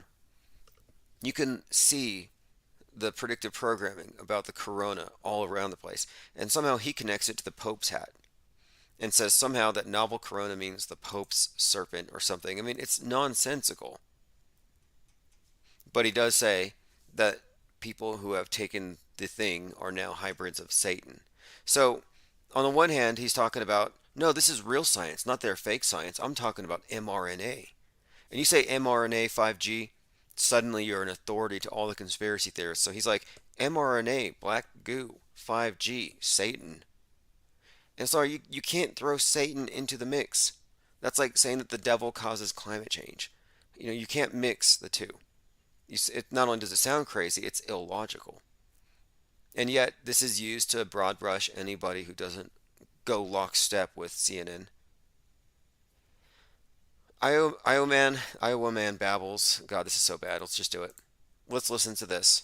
The new theory is that Putin is basically fighting the deep state, and he's destroying biolabs in Ukraine. The problem is I don't believe in these bioweapons. I don't believe in nukes. So I hear these stories, oh, he's going to nuke the world. I'm not scared. He's getting rid of the biolabs. I wasn't worried about biolabs. And then he's also going after the deep state and saving the children. This is another reoccurring story here, which is getting kind of old at this point. I don't know anyone who's actually saved any children from the QAnon crew. They talk a lot about saving children, but by now a lot of those children are most likely Democrat voters. They've all grown up. So here's the exchange where the man says something about the real reason why Putin is fighting the war. During warfare, is my understanding. I think it's a little deeper than that. Okay, so I can't go any deeper. Okay, if you can, that's fine. It isn't that I know more than you know. It's just that I don't know anymore. Okay, it's kind of low. The volume's low, but here's what he says. But I think he's a very brave president. I think he proved that. No, I can't. He's just talking about how brave Putin is because they're fighting the pedovores and saving the children. More of the same. This story refuses to die. QAnon believing rally goer says she's waiting for God or the aliens to rescue kids from the Democrats. Save the Children is back again. So here we have it. This is a woman at a Trump rally saying she's waiting for aliens or God, and she's welcoming the nuke that it might take. So they're looking at the nuke as a savior. And I saw some video that was suggesting that the way they faked the old nuke footage was just a time-lapse overexposed shot of a sunrise, which is kind of interesting because it ties into this sun cult and the sun savior slash destroyer. Anyway, listen to this. I was watching an episode of Bill Maher, not the whole episode, but I saw a clip of it on YouTube, and he said Republicans are obsessed with pedophilia. And it's like, you mean stopping it? Yeah, exactly. Wait, Ones with the adrenochrome. Right. When the left talks about it, they're talking about it should be a sexual orientation, and they're pushing it on kids. And then they have Ron DeSantis is a bad guy. they have the nerve to be like, how dare you get mad at us doing this to kids? Yeah, well, exactly. Yep, they're importing them from Mexico. It makes no sense. But you know what? God sees all, and God will take care of all of this evil. Yeah, now here it is again. So God is watching it all. So God is some ineffectual voyeur who's comfortable with another 4 years. Like, okay, so God gave us Trump. We can stop the elite from eating the babies. Well, now it's 4 years later, and yep, we're still trusting him. You're trusting him. He just let it go on for 4 more years. How many more babies have to be eaten before God steps in? We're waiting for either God or the aliens. God or the alien. That's the only thing that hasn't. So God or the aliens. Doesn't matter. God, alien, nukes, somebody's going to save us. We're waiting for either God or the aliens.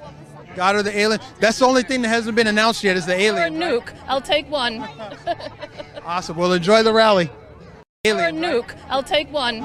Okay, so who laughs about a nuke but a religious extremist? And I've been saying for some time that this QAnon movement was engineered to be a replacement for the Quran radicals. So the Quran radical, violent extremists combating the great Satan have been replaced by the QAnon radicals combating the great Satan. And they'll take it all. They'll take anything at all, whether it's aliens, God, or nukes. How is that different from slamming planes into buildings to save the world from the great Satan? Fake as it is, these stories are the same. So the next 9/11 is going to come from the right, in my opinion. And she may not even be a plant. You know, these people are true believers in this great Satan framework, where it's basically America is controlled by a bunch of evil people at the top who need to be expelled from the world, which is no different from what the jihadis were about. The thing that's different here, though, is that they believe that there are 269,000 to 500,000 indictments that have been sealed. So there's already 500 bad guys convicted, and they're waiting for the bloodbath. They're waiting for them all to be murdered on TV during an emergency broadcast where Trump, I guess it's going to be like a game show.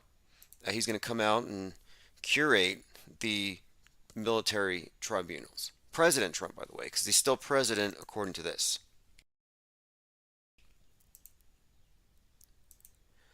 Okay, Dr. Oz cheered for lockdowns. This is one of the reasons why it's problematic that he has been endorsed by Trump. That and his friend Marina Abramovich. Okay, here we go. Look, white nationalism resurgence continues to shift and shape Michigan and U.S. politics. So as I've been saying, 2019 brought us the Joker movie, which showed a left-wing rebellion, communist revolution, burn the system down, build back better, typified by, I mean, really, this is the mask thing, the Antifa. But this is the Joker mask rebellion that you saw in the movie. And just like I was saying with Netflix and everything else, we have preparation for everything that happens on the world stage in the entertainment media. So now for the other side, Batman to come out, it would imply, in my estimate, that we will see something similar from the right. A bunch of controlled opposition, mob action, maybe terrorist attacks, but coming from the other side of the spectrum. So here we have it right on time. Batman movie just came out, and now it's white nationalism resurgence. They even arrested 3 white nationalist guys who were trying to, and this is probably staged, they're feds or whatever, but they were going to shoot 5G towers and try to start some kind of a power outage in the Northwest to kick off Helter Skelter.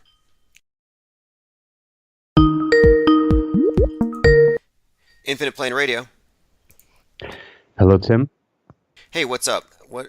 Can you hear me? Yes, loud and clear. How are you doing this morning? Yeah, this is Armoon. Yes. What's up, Armoon? How are you doing today? We're talking about how the movies precede the reality, and the Batman movie corresponds to not only the Boston bombing and Joker, but now the Boston subway, well, the shooting in New York City here, and this character who is very similar to the Riddler, who's the Joker of this new movie. Yeah.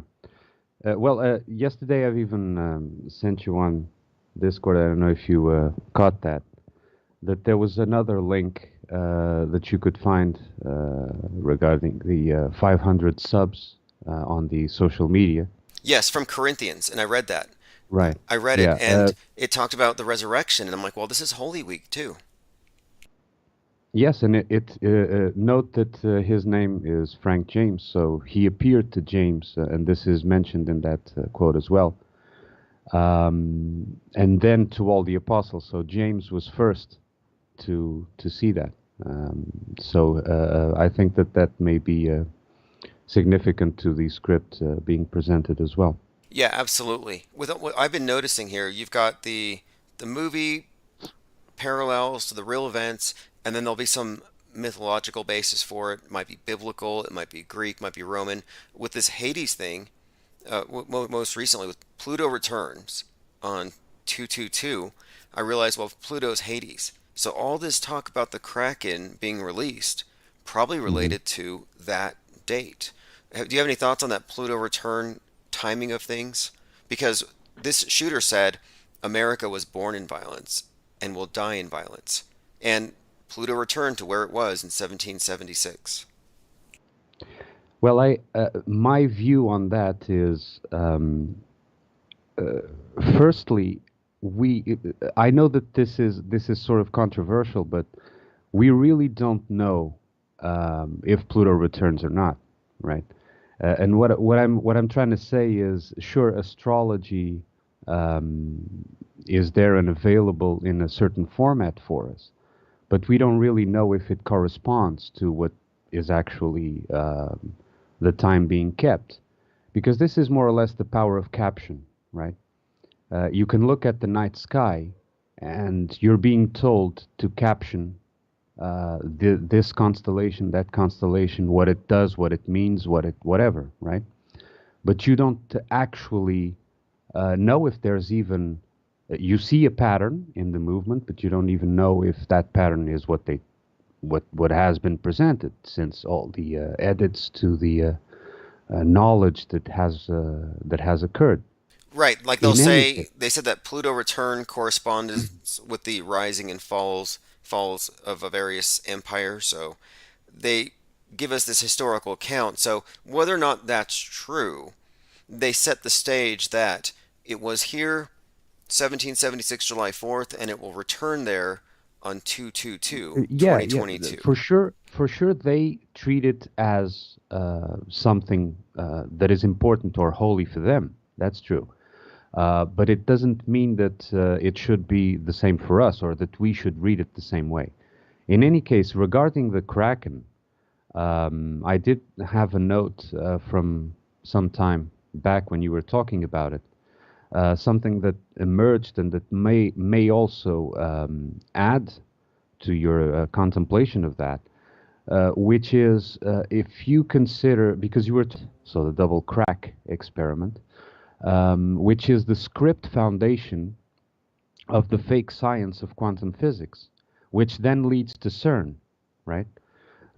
It links with CERN, because CERN is the quantum physics central, let's say, right?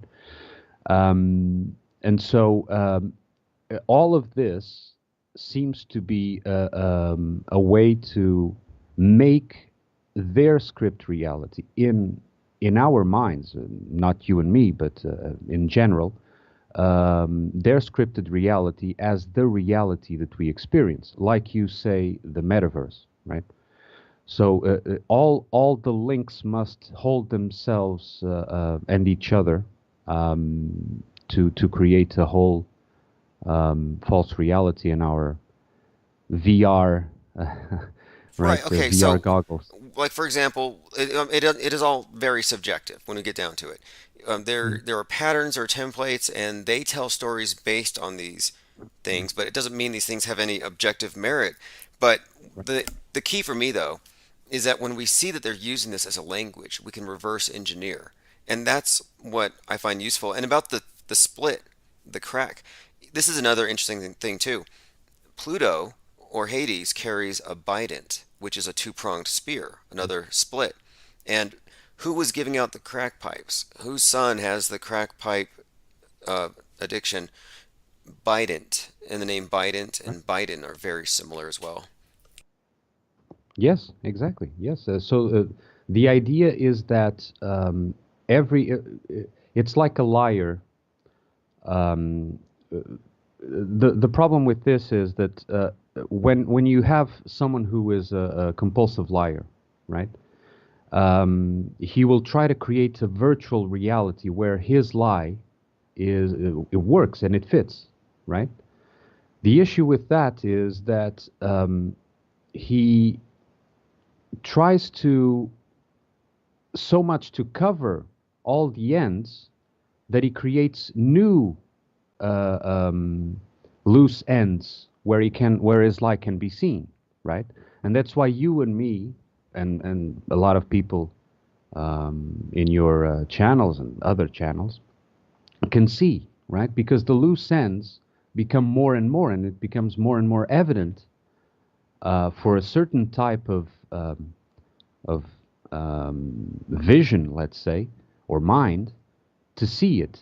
But those who are involved with the liar, to them, everything fits, and if it doesn't fit, they will make it fit, right? They Yes, they have a will lie to themselves. They will self-deceive into no, this makes sense, something like that. When it Stockholm doesn't. syndrome. You defend your captor, and you're right. The lies create a virtual reality, and this is one of the points that I'm making: is that the infrastructure of this big deception is based on people going along with these unquestionable lies that have put them into a virtual reality, the world stage, and I equate it to being in a doomsday cult where you're artificially paranoid, artificially dependent on the group, and you're closed-minded to anybody outside the group, and the world is in a virtual reality. And you're right by describing it that way. Tell lie vision.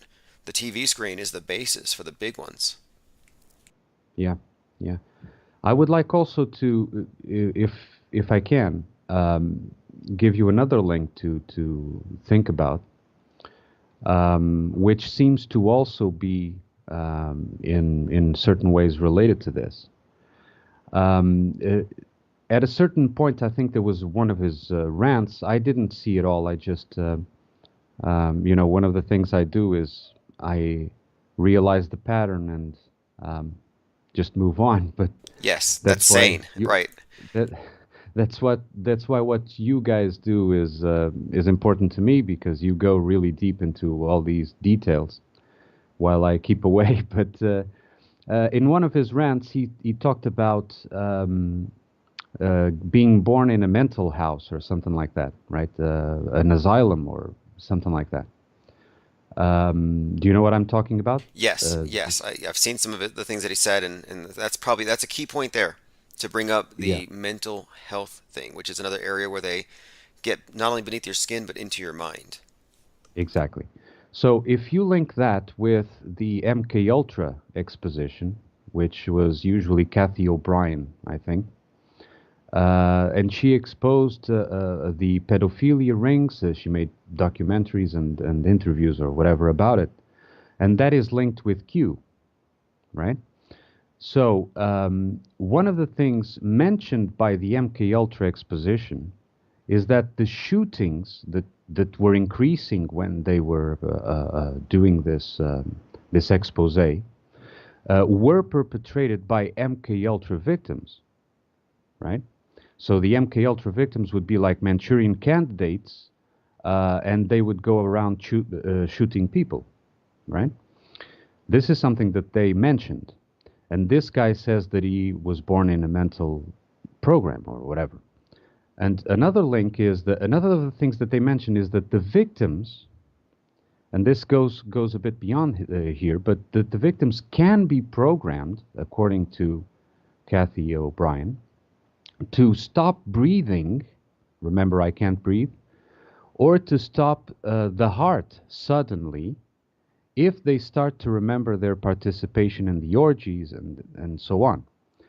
Now, if you link that with how many celebrities have supposedly passed away or staged their deaths, and also with the increase in alleged career debilitating heart issues among sports celebrities as well, right? So they will probably link or try to link all this together.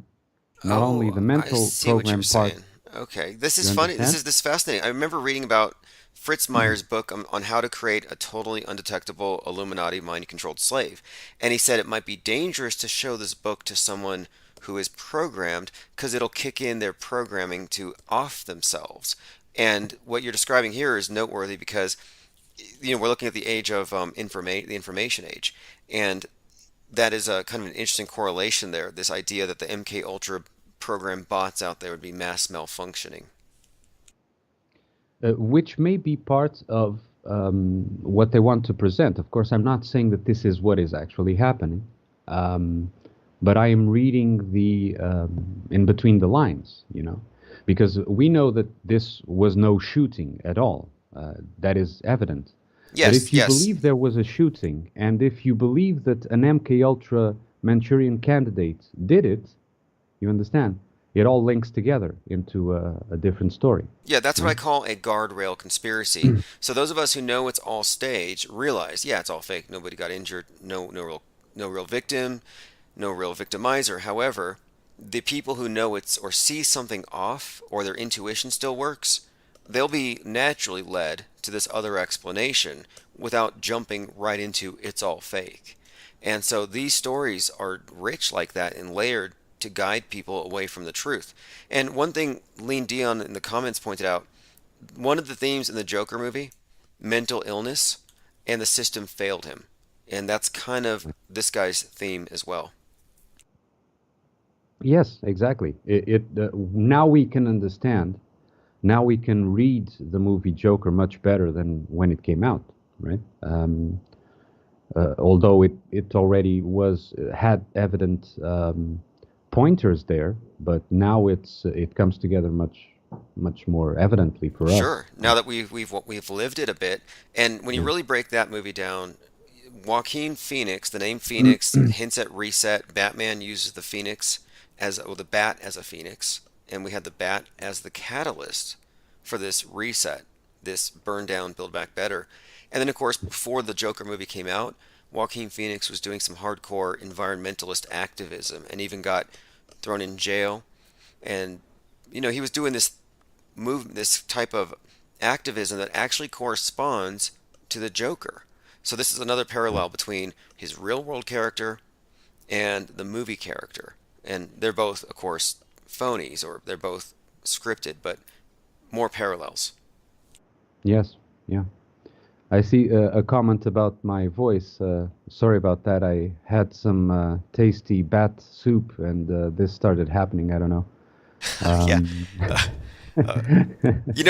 This is true for like a week and a half, maybe a little longer. There's a period of time where we were talking about bat soup a lot, and YouTube had actually banned the bat and the bowl emojis from being side by side. Really? It somehow corrected itself, but there's a period of time you couldn't even bat soup emoji. I didn't know. No, well, whatever.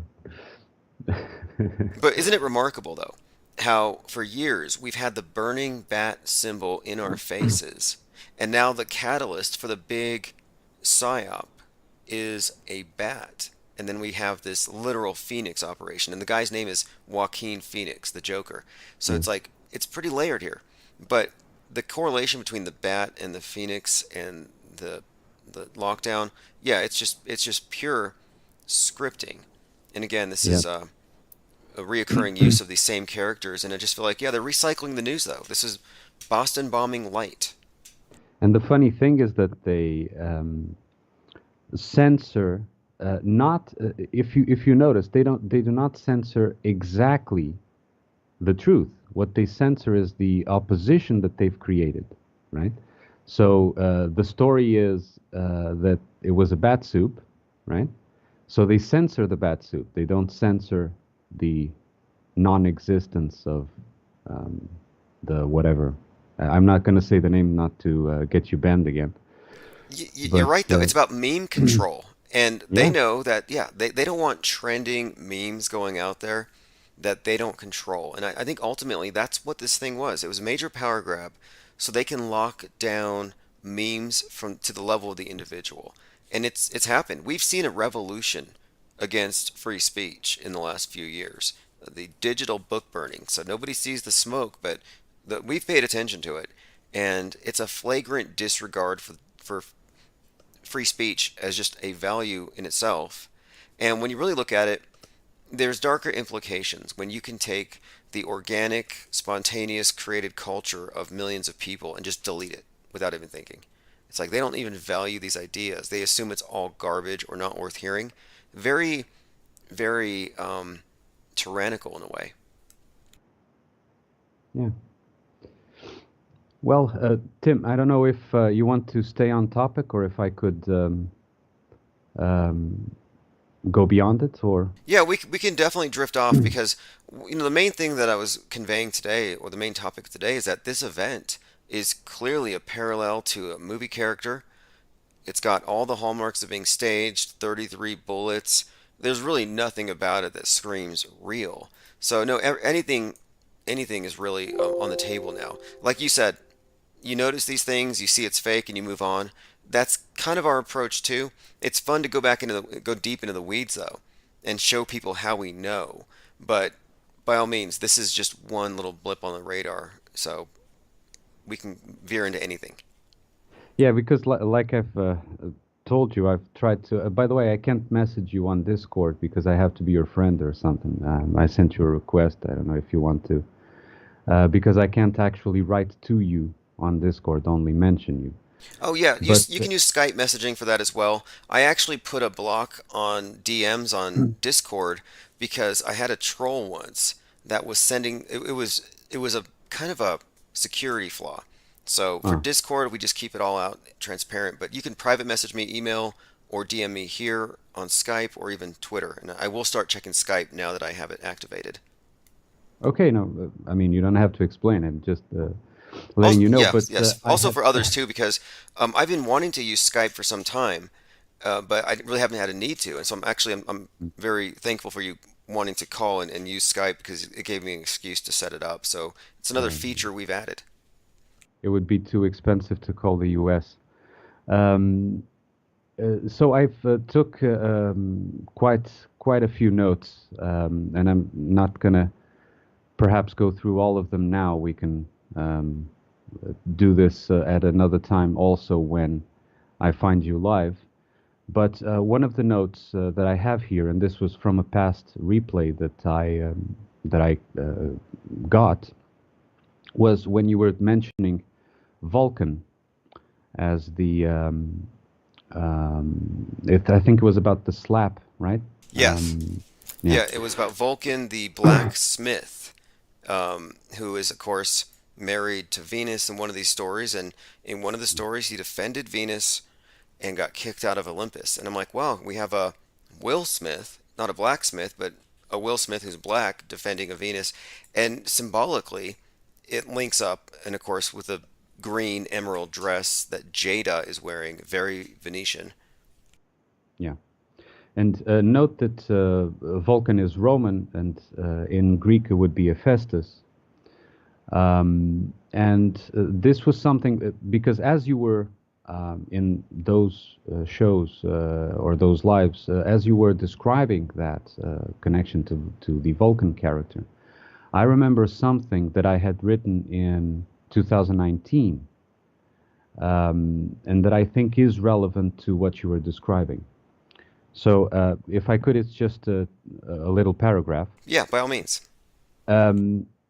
Purpose is a motivation to keep each of us in the game as much as despair is. One will keep us going in the illusion prison, the other will keep us helpless in it. Yet both carry with it, invisible to the ego and the shadow's eye, a key to unlock realization. Both begin by being triggered through what I would call a lower script. This is a narrative developed by the timed illusion to set before our ego characters a trial that always carries with it a simple yet dishonest question, which is good or evil? That is the question. This question is dishonest because regardless of the choice in the lower narratives, the result is always further trials, further illusions, further missions, further purposes. The constructs that make up the ego feed on emotion, and so excitement is paramount to them. Excitement comes from both physical senses and mental senses, which are not our true selves. In fact, these senses are not made up of anything true. They are real in the sense that a walking, talking robot is real, but not true, as they have no inner life, being artificial inventions to mimic and copy life. So in the lower script, we must understand that we are these constructs. That every time one says the word I, or if one has a direct or indirect affinity for the Old Testament, the words I am, one is actually referring to this set of artificial parts, this device, made up of physicality, which are merely composites of elements, so no true things by themselves, and of mental programming. Words, languages are in fact programming code to allow the mind in the body to have a lower narrative. Mind you, some operating system is already included in us. We call it animal instinct. But to be able to read and follow the lower narrative of our life roles, we need language. It guides us to be this, that, or the other role, to achieve or strive to achieve this or that goal, and to carry a hope or a dream that will keep us tantalized. As long as our true selves lie hidden from us, or being kept prisoners by the fear of loss that emerge from the construct's survival programming, we are unable to return to truth, to what we are beyond the self and world devices.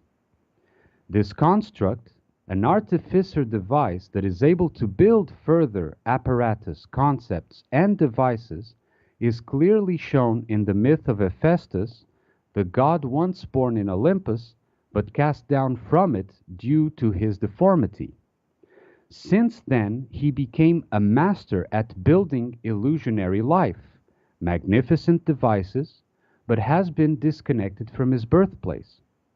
Of course, as a side note, I am not truly equating Olympus with truth, but merely pointing out the sort of fractal analogy that the myth has with our predicament.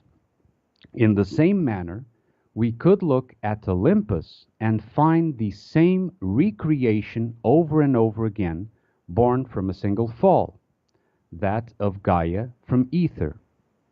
So from the ether, Gaia came into being as matter and created Uranus as her firstborn.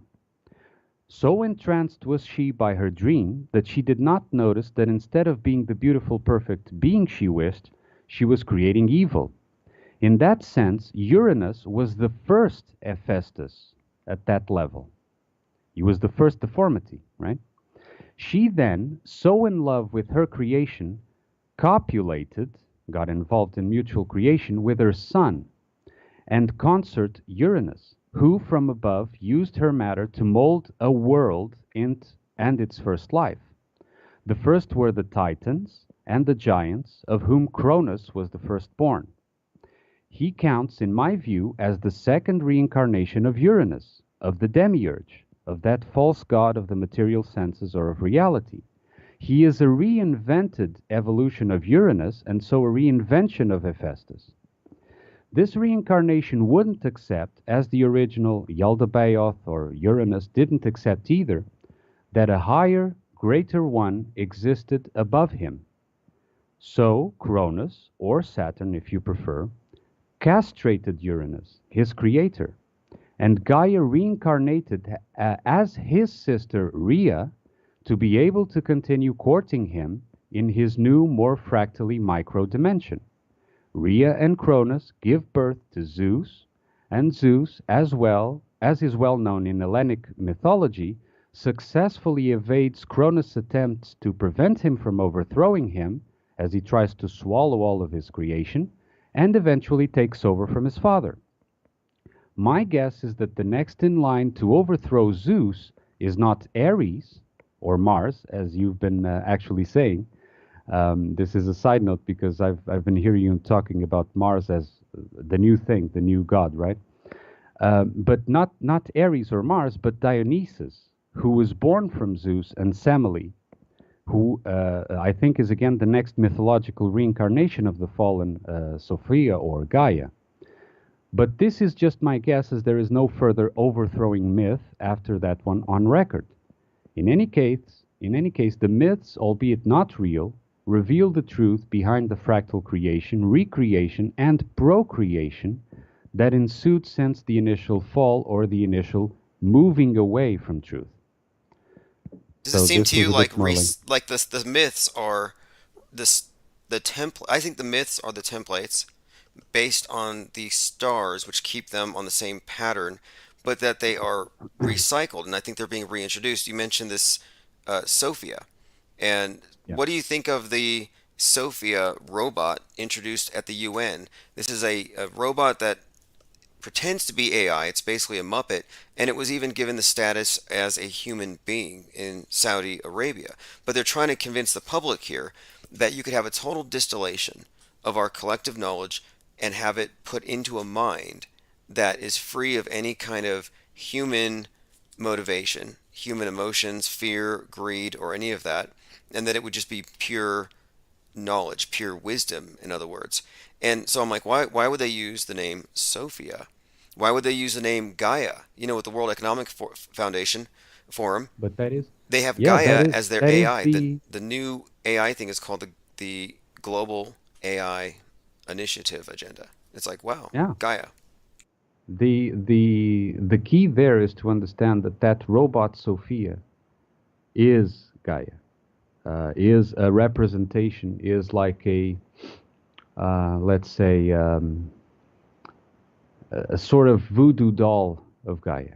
An idol. And you said voodoo doll, and they call those, like juju means toy. It's doll means it's idol. It's literally an idol, and it's an idol believed to be a repository for some higher mind. And then there's a recent movie that just came out with Ryan Reynolds called Free Guy, about an AI within this metaverse thing becoming alive after seeing a woman that it's sort of like Neo and Trinity, or in the Truman Show, there's a woman that inspires him. In Free Guy, he sees this woman and suddenly he becomes sentient.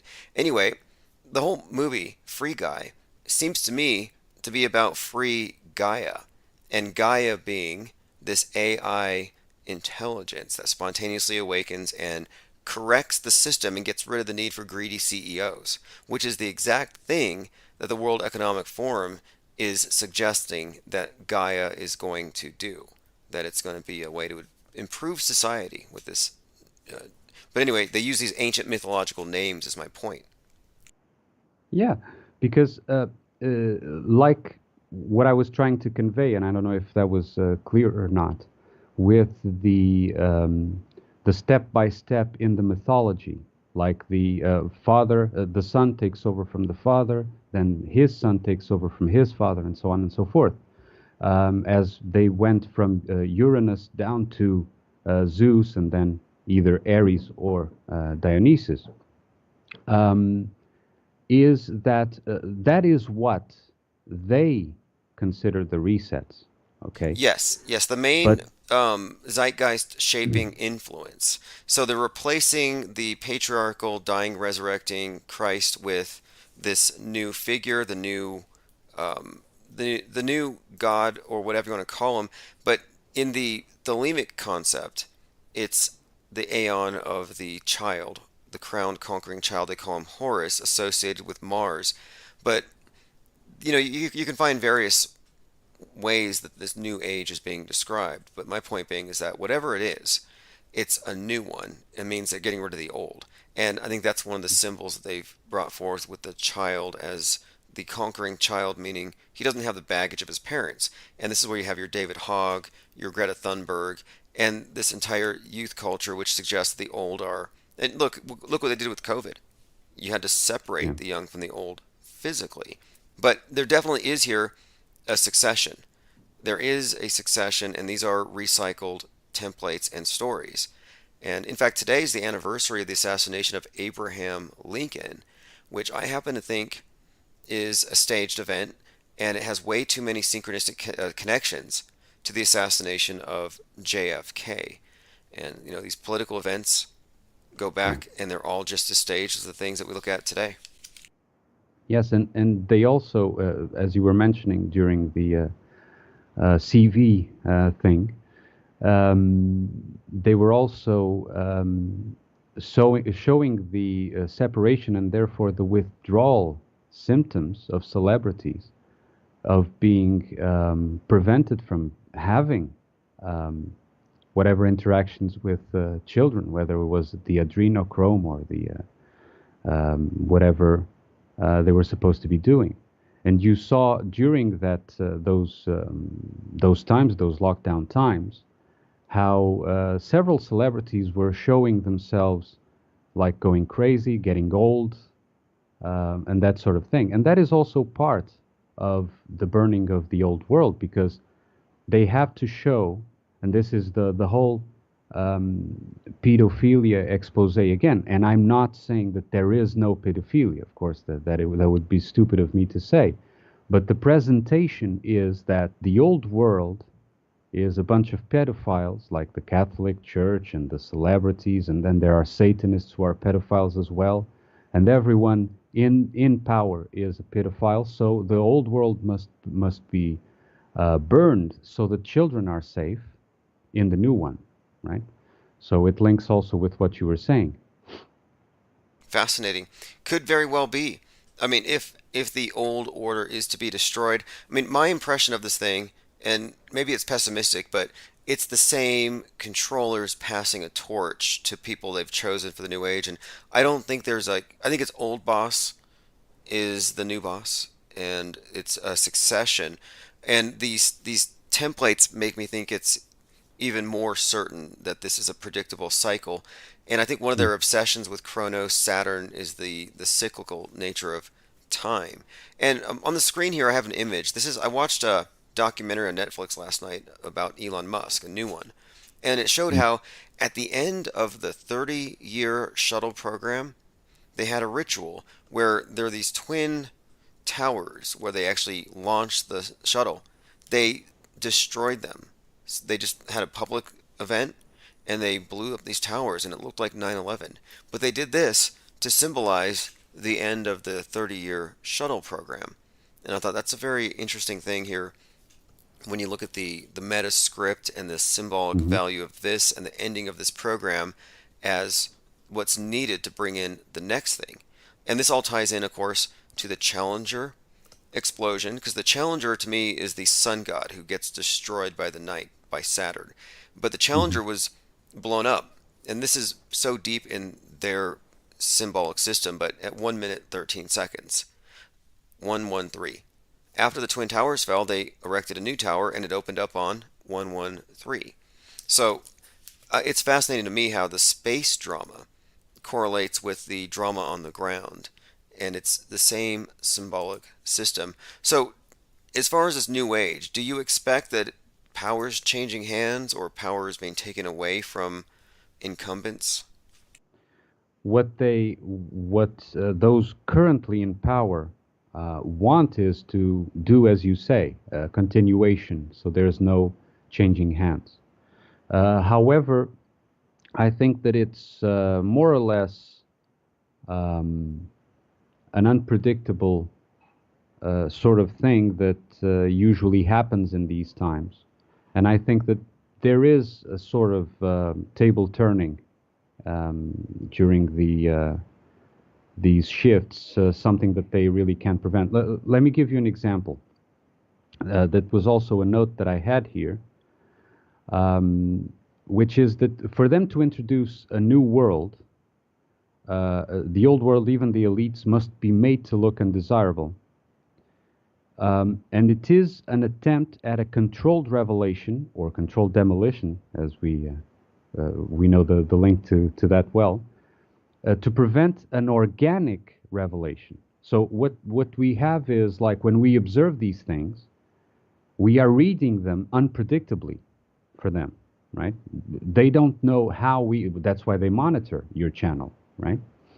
Because they don't know how we are going to take it. How do we read what they present as script, right? So this organic revelation, it would occur anyway in the world. And if you recall a book, I think it was written in the 60s, by Isaac Asimov, a sci-fi author. It was called Foundation. I don't know if you've ever read. Oh yeah, I haven't read it. I've read quite a lot about it. They actually put copies of that in the trunk of the Tesla Roadster. And this is where I bring up where he, the laws that he brings up about how any sufficiently developed technology will be indistinguishable from magic. And right. I always bring that up with media. Let's not assume that we're seeing on TV is, or all these crazy synchronicities. We can't assume necessarily that it's got some kind of higher power behind it. It might just be a very sophisticated technology we're not aware of. But anyway, yeah, the Foundation series is key. It's a big, because that's all post-reset stuff. How do you start a new civilization on a different world? But it's even before. It's even before, because the storyline in Foundation, and especially the first book, then it moves on to other things, but is that the Empire is predicted to fall. This is the main premise. There's a big galactic empire, right? And this empire is predicted to fall, and this scientist tries hard to convince the power people in the empire that it's going to fall, and the power people first laugh it off because they don't. This is we're in the height of our power. How can you say that we're going to fall? That sort of thing. But then he finally convinces them, and so he convinces them to provoke the demolition of the empire to maintain power. Because what is being said here is that the empire would organically fall, right? But the way that they would try to prevent the empire from organically falling and for them to lose their power and for the power to go to someone else, let's say for the tables to turn, would be to cause the demolition. And so you could control the opposition that would get the power in afterwards, right? Okay, I think you might be really onto something here, because there's all sorts of indications that there's this coming change. And so if you wanted to maintain power, you would want to stay ahead of it. And you mentioned that the scientist in the Foundation is trying to warn them and they're not listening. They've reintroduced Noah as the scientist warning of the coming cataclysm. But to your point, if you look at what they're doing, they're deconstructing traditional religions, traditional value systems, structures, Correct. even they're deconstructing everything. But it's not They're because all pedophiles. But they're not liberating us. What are they doing? They're replacing it with a new scientific religion that has all the elements of the old one. It's just another tyrannical system with a different pretext and a different set of authorities. A new priesthood being, of course, your high priest up there in the heavens, your astronauts, and then you got your virologist, who's really just your exorcist. You got your contact tracing, which is your inquisition. But it's like they knew something was coming. The old systems of control were falling, so they've replaced it with this new technocratic system that's a one size fits all universal Do you religion. remember? Do you remember the Venus Project with that old guy Jack Fresco? Oh, the Venus Project. Yeah, why don't you Yeah. refresh me on it? I recall something, but Yes, it was basically a technocratic. It was a project for a technocratic wet dream utopia that was regulated entirely by experts, which links to Walden 2 by B.F. Skinner. I don't know if you read that book as well, because it was all about experts controlling the behavior for our own good, you know. And if I may be, I know I can because you're relaxed about that, but if I may be a bit controversial here, I would say that this idea of the new age and of this, which links to Venus Project and the idea of this technocratic society, is also visible, I'm afraid, in the Tartaria crowd. I'm sorry to say that. And let me explain why. Because what we see, you know what I'm talking about, right? The Tartaria? yes, the mud Yeah, flood thing and the idea that, see, I had never heard the phrase reset until the mud flood. And then I thought, I didn't like that idea. I'm like, wait, are you telling me that we do all this work to try to expose the great deceptions and they're just going to wipe us out? There's going to be some kind of massive flood of mud or something. And I was really kind of put off by it at first. But anyway, it's a fascinating concept, but it happens to match all the mainline propaganda, including the TV show 100 on Netflix, which is basically post-reset orphan trains from space. But the idea of Tartaria and the mud flood, there's a few things about it I find kind of suspect. But anyway, yeah, what's your take on that? The issue, the Tartaria thing goes even a bit beyond what you're saying, in the sense that what is being told is there was this previous world, and they even call it usually old world. There was this previous world that was a utopia. It was worldwide. It was spread worldwide. It had fantastic technology, and everyone lived in peace, and everyone had free energy. This is something that is repeated over and over. They had free energy, and they had all these magnificent societal worldwide cities and whatever, right? And then it fell because some parasite came and destroyed it.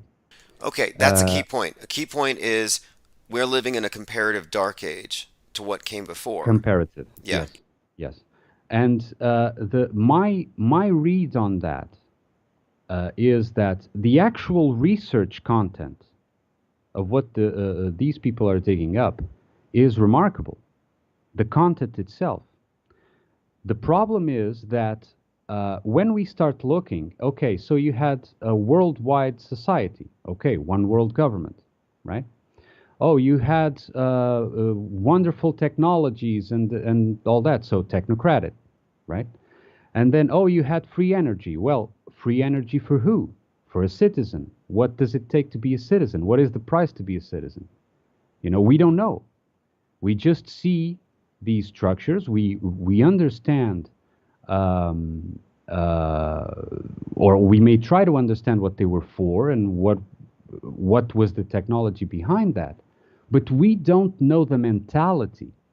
And the biggest error is to try to fit the mentality that we would like it was on what we see, right? And so what we see was probably, and what they're digging up is probably the fallen Atlantis. And if it is the fallen Atlantis, then it wasn't the good thing that we would wish for, right? And if it was the fallen Atlantis, that what we are doing is wishing for the return of Atlantis, which is what they want, actually, which is a technological, technocratic utopia. Worldwide, one world government. It's all the same. It doesn't matter if you go to Europe or to America or to Australia, it's all the same, right?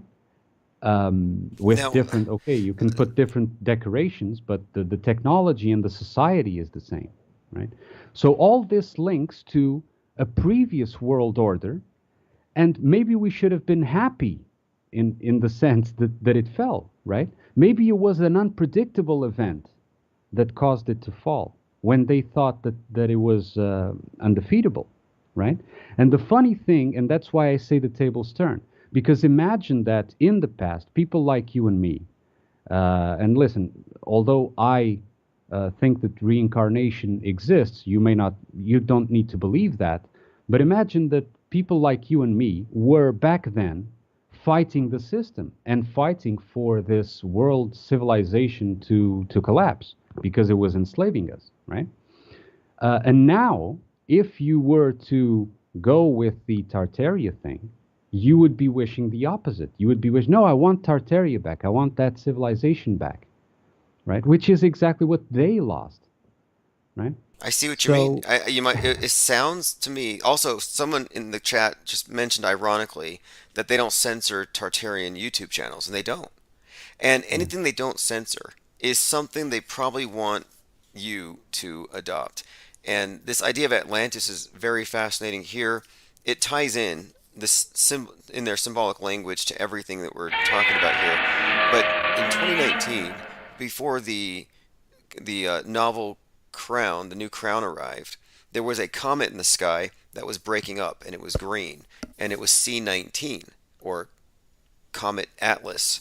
And so Atlas was breaking apart, and some scientists speculated that that was the source of the sickness. It came from space. Ludicrous.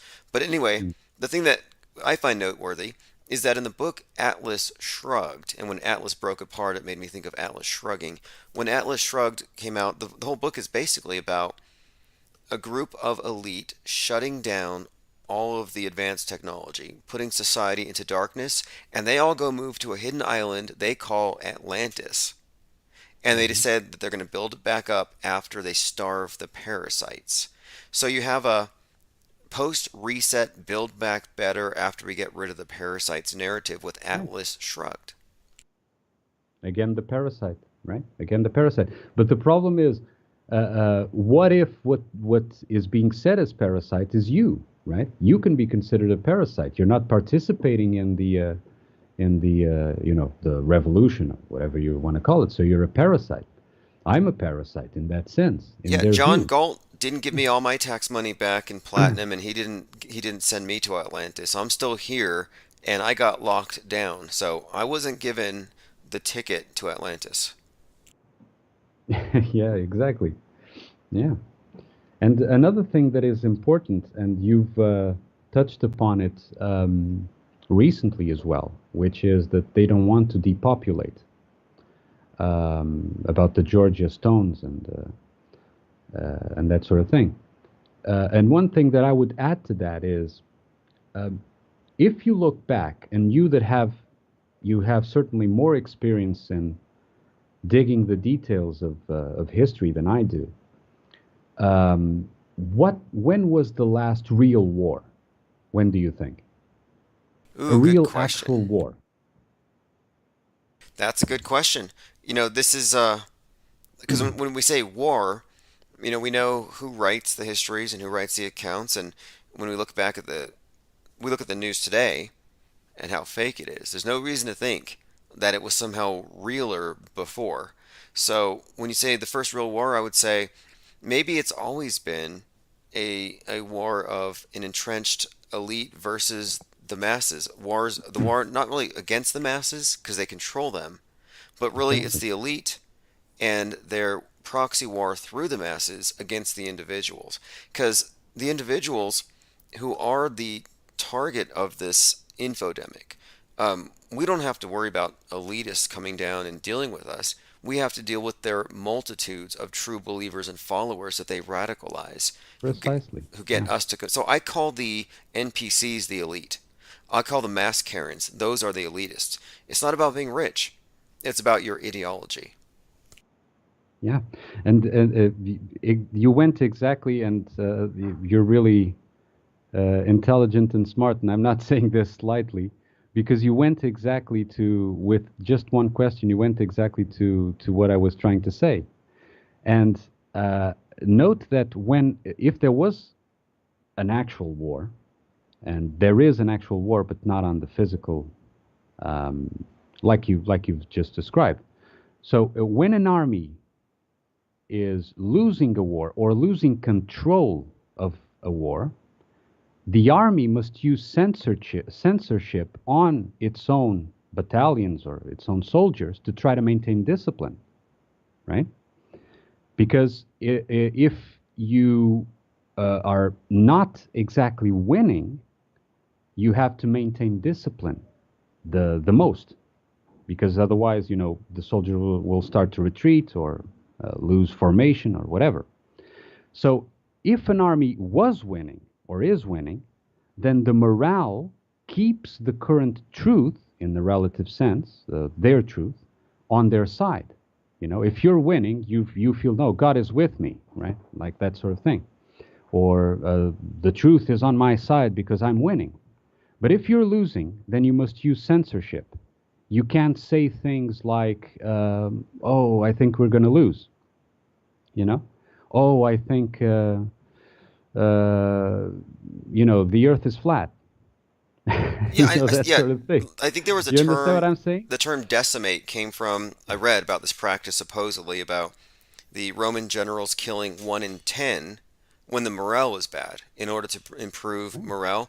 But no, it's a key point. It's all about information control and the morale, keeping us happy, bred in circuses. I talk about how Zuckerberg idolizes Augustus Caesar, and he's got the Caesar's haircut, and his whole website has the thumbs up, thumbs down, because ultimately we're looking at the Colosseum. We're looking at the Roman bread and circuses, and social media is the circus where the elite gauge the attitude of the masses that they control. Exactly. Yes. It's and then what do you get on this social media? Okay, of course, Facebook was the sort of king of social media. Now, not anymore, I think. But what do you get there? You get gladiators. It was Trump versus Biden. It was whatever was before versus another.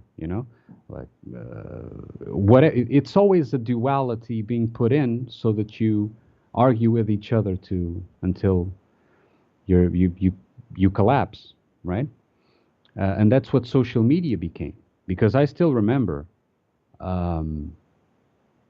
the initial stages of YouTube, for instance, where you're presenting your live now, and it was a much different. I mean, I don't know how old people watching now are, but the YouTube in the beginning was very different from the YouTube now, where you would really see the strangest ideas being presented and promoted as, a discovery thing, right?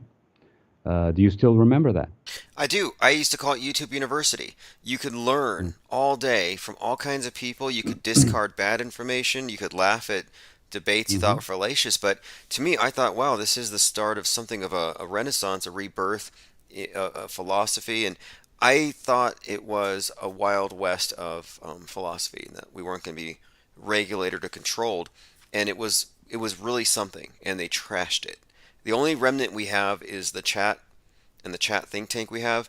A lot of the people here were there when YouTube was actually exquisite. You had Google Hangouts where it took there was a very low technological bar to jump over to engage in multiple person live streams. And they took that all away. Now you have to be PC, you have to be politically correct, you have to support Ukraine, you have to be vaxxed, and you have to be part of the censorship agenda. Yeah. And someone in the chat, Pete Trippa, I think, was mentioning Mandela effect as a gauge to see the success of a certain psyop. I think that is quite probable. And if you don't mind me going now into Mandela effect, Tim. Yeah, let's go into that, because we talk about the Mandela effect a lot, not as the truth of what's happening, but as an actual I know it bores explanation. you. So. And yeah, well, it doesn't bore me. It's endlessly fascinating. And right now, some of the major QAnon promulgators are gathering for a conference, I think next month. So I'm going to be following it. So I'd definitely like to hear your thoughts on it. Yeah. Well, my thoughts on it is first, I think, and I will say it straight out, Mandela effect to me, the way I see it, is refined gaslighting. And I say refined because normal gaslighting is, for example, you change an object's location and pretend nothing was changed, right? So when the person that is victim of that gaslighting goes back to that place, the person would swear that the object was to the left and now the object is to the right. And someone changed the object and the person is confused, right? So this is the normal gaslighting. In this case, it is not to change an object, but to call attention to it by saying it was in a different location all along. So if I tell you, and if I get enough people telling you that the object was always to the left, it has always been to the left, and even if you remember that it was to the right, you're going to be confused because there's that sort of peer pressure, right? When a number of people will tell you that, no, I remember it was to the left. I remember it was to the left. And then you start, well, doubting yourself, right? But I remember to the right, but maybe, they can't all be wrong.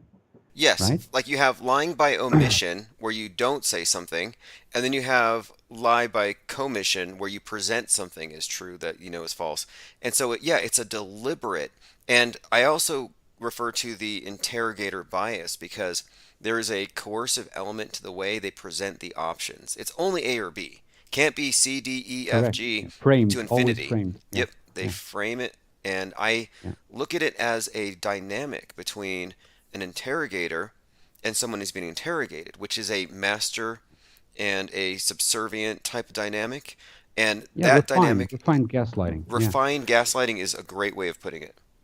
And although, I must say, although it can also change the object in some instances, and this, for example, between different editions of the same book, and I experienced this. Of course, I won't say that the book changed because it was a different edition, so it was edited, right? But I remember when I was in school as a little boy, there was this sort of comic, small book that showed in a comic book fashion the history of Portugal, right? And I remember vividly because I had a copy when I was in school of when they showed who the Moors were. I don't know if you know about the history of the Portugal and the Iberian Peninsula, but supposedly at one time we were completely overrun by Moors. Okay, and when it came to the Moors, the copy that I had, which was the earlier edition, showed a black Saracen, which is basically like a black guy like you would know nowadays, dressed in turban and, those desert clothes, like an Arab, but he was black, okay? And this was the Moor in the earlier edition. I found that same book being sold in a bookstore years later, and I have this book at home, and I just went through the pages like by curiosity. And when it came to the Moorish part, in this later edition, the Moor was no longer black; he was an Arab. You understand? Yes. So this can happen as well. And but this is when there's an edit, so they can do this as well to confuse. So in some instances, I think that they can edit the later editions of the object or the like a logo changing or something like that. But in most of the occasions, it is refined gaslighting. It is just framing the thing. Well, think about this too. Is there's this thing called I believe it's called the Innocence Project, where they found that in more than like 75% of cases where people are wrongfully convicted and later exonerated from some other evidence, they're convicted based on faulty eyewitness testimony. So, are these people all lying to get people arrested, or are they answering questions that are framed in a specific way to elicit answers that the prosecutors want, or that they are, in other words, maybe these answers aren't based on specific recollections? And this is consistent. And the Mandela effect explanation for all these discrepancies presupposes perfect memory, which we don't have. It presupposes that we have this record, and it's like, well, show me a Mandela effectee that can win a spelling bee, and maybe I'll give it some attention. But most of them are atrocious spellers, so they're not even authorities on their own on the things that they're talking about as having changed. But the gaslighting is interesting to me because why would you have a conspiracy theory put out there that would intentionally cause people to doubt their own perceptions? And I think the reason why is this. Too many people are seeing fake news. So you distract them with fake reality. And then it takes them out of the way of the authorities. Because now, instead of asking questions about 9/11, now they're asking questions about Jif peanut butter and Hanes underwear. To make the unpredictable predictable, right? Yes, yeah, absolutely. Yeah. So all those ones who strayed from the mainstream path hit a guardrail, and it bounces them back on and keeps them in line. And even worse, and it's somewhat tricky, almost diabolical, is that if you go along with this notion, it actually leads you right into the heliocentric paradigm, into the totally chaotic universe where everything is always in flux and timelines do shift. And that's, to me, part of the new paradigm anyway. It's part of the post-reset religious view where, yes, we are pretty much like what you talked about with the quantum physics. We're looking at them bringing all these stray sheep back into the dominant paradigm. Yes, quantum physics is completely false. I mean, there's nothing in it. It's just equations on paper, and the rest is, a Hollywood razzle dazzle, and you can do whatever. But going back to the Mandela effect, which is linked to the quantum physics as well, or so they want us to believe, it is supported by one point. Okay, and now I'll do a bit of the other side. And it's supported by the point that this planned fake script is too precise in its memory and spans too much time to be the product of mental characters in human minds. Okay?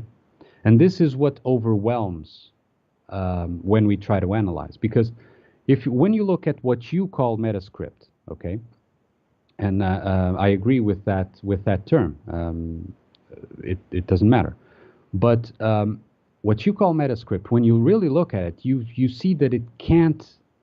I mean, this can't be a round table of people deciding, of human people, of human minds deciding. This can't be one guy at the top deciding, having a sort of a wallboard with all these connections and memories and remembering. It's not possible. It's not humanly possible. So that is a point that goes in favor of people going into the Mandela effect thing. However, and adding to that, the planned fake scriptwriter, so the scriptwriter of these metascripts, is also extremely uncreative.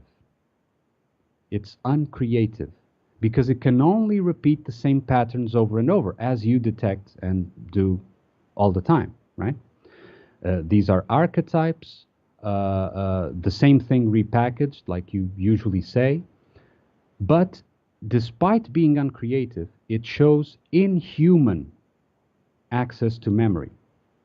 The only thing it's got is memory, right? And this is basically how a computer or AI would work, right? So it gives credence to the idea that there may be, some sort of computer or group of computers that run through, they have all the memory that they want, of all the facts that they want, and they run through scenarios, like war games, that then present, if you do this, you have this probability of this happening, and that sort of thing. So it gives credence to that because it's really not humanly possible. I know what you're saying. I mean, it is so intricate at times that it's like, is this what's responsible for synchronicity itself? Are we seeing synchronicity? Could man do this, or is this just a technology so developed it's indistinguishable from magic? But like to the point, if you look at the screen, the two towers falling at the end of the 30 years of the shuttles. Well, here's some names of the space shuttles: Columbia, Endeavour, Discover, Atlantis, and Challenger. And William Cooper from Behold a Pale Horse put this together as, it's a story, it's a metascript here. It's a Columbian endeavor to discover Atlantis, and all challengers will be destroyed. So you take the names of all of these space shuttles, and it tells you that's their mission statement.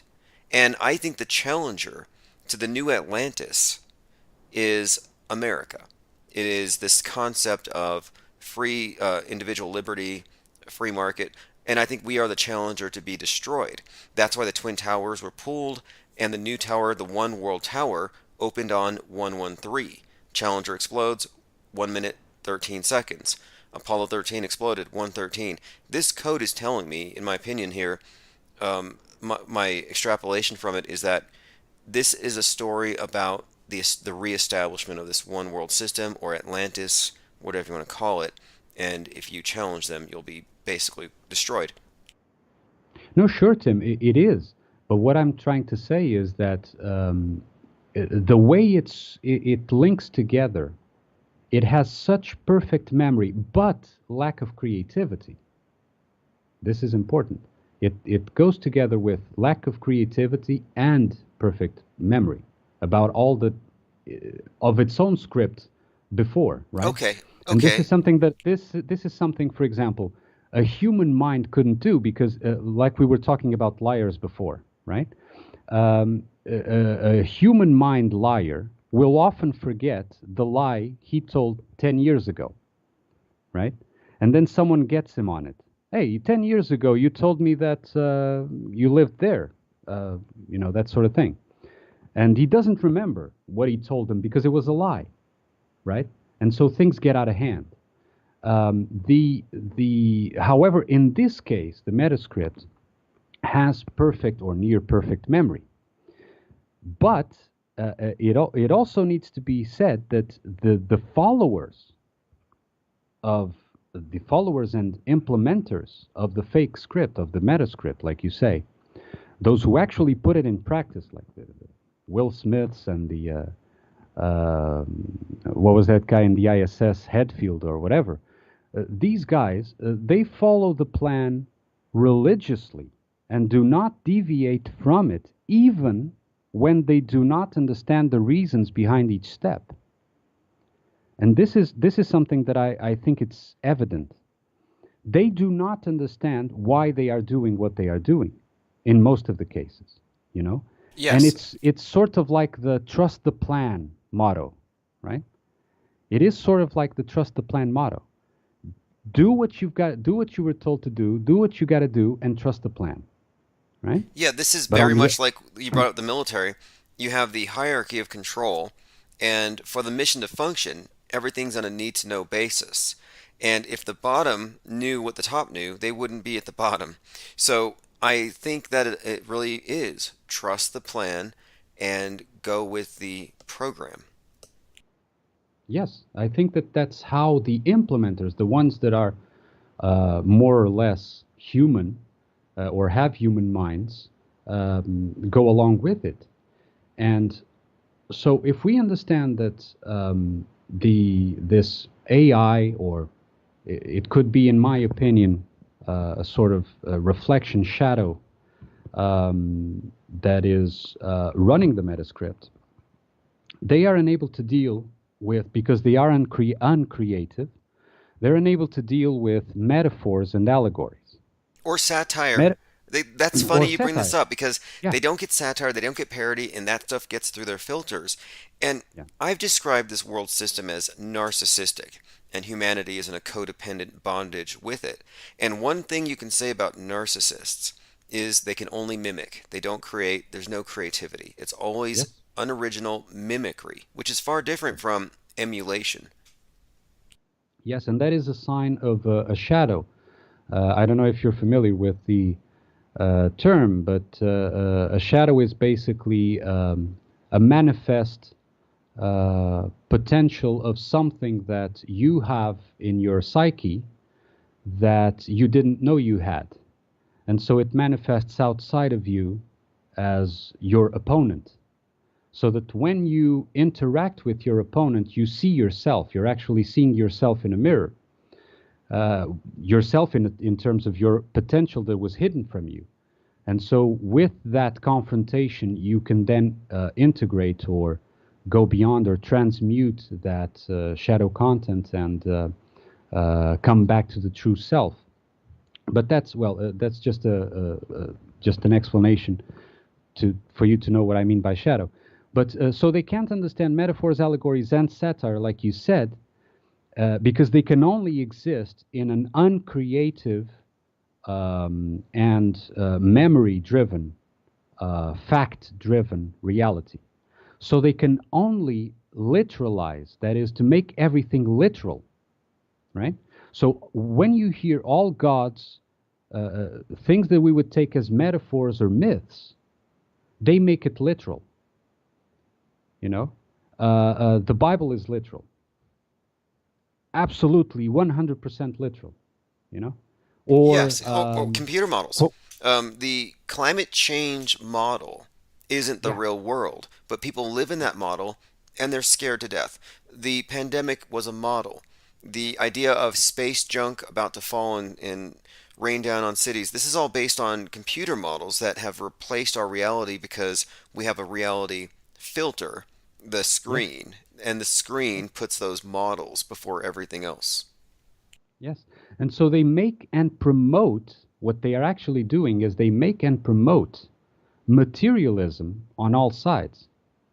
This is because they can only exist in material, in the material sense of reality, right? In things that are literal. And they want to drag down the soul through its attention. It's the attention of the soul. And as you've uncovered several times, that they want to throw your attention to this side or that side, right? They want to drag down the soul through its attention to the level of material, uncreative reality. So if we were to say that this world is, for example, a simulacra, right?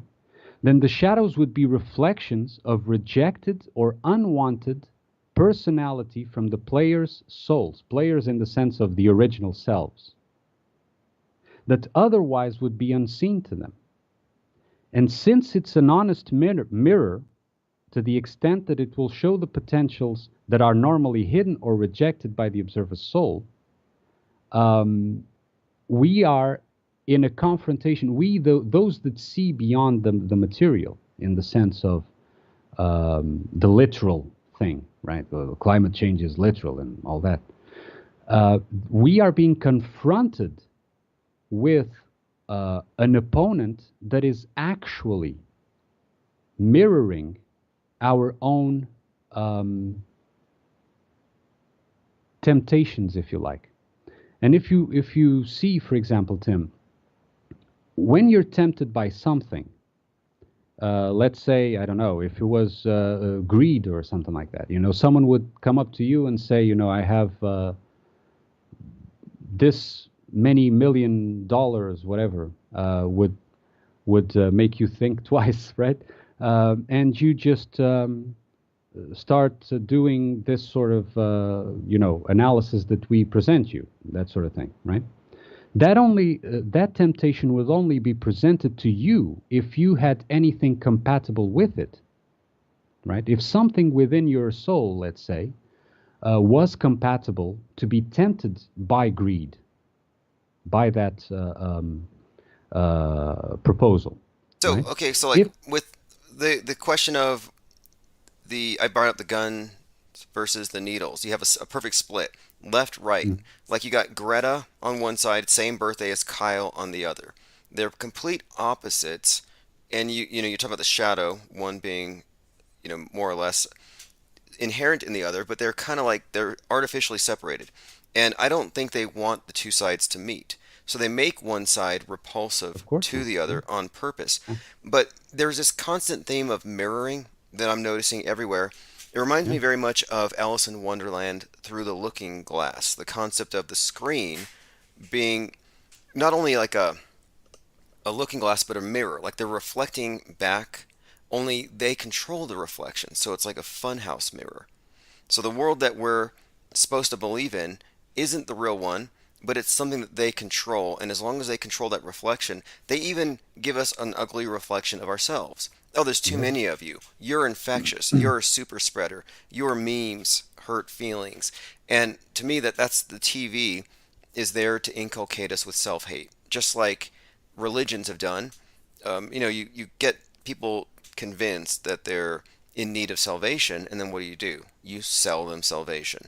And I think that the material version of salvation is the injection, as you brought up. They've replaced it with just material things. Oh yeah, you're a fallen being, but government can save you. Just go get the pokey at your local CVS. Yes, and you were talking about the mirror house, and it reminded me, because it's very, very much related, of that movie Something Wicked This Way Comes. I don't know if you know it.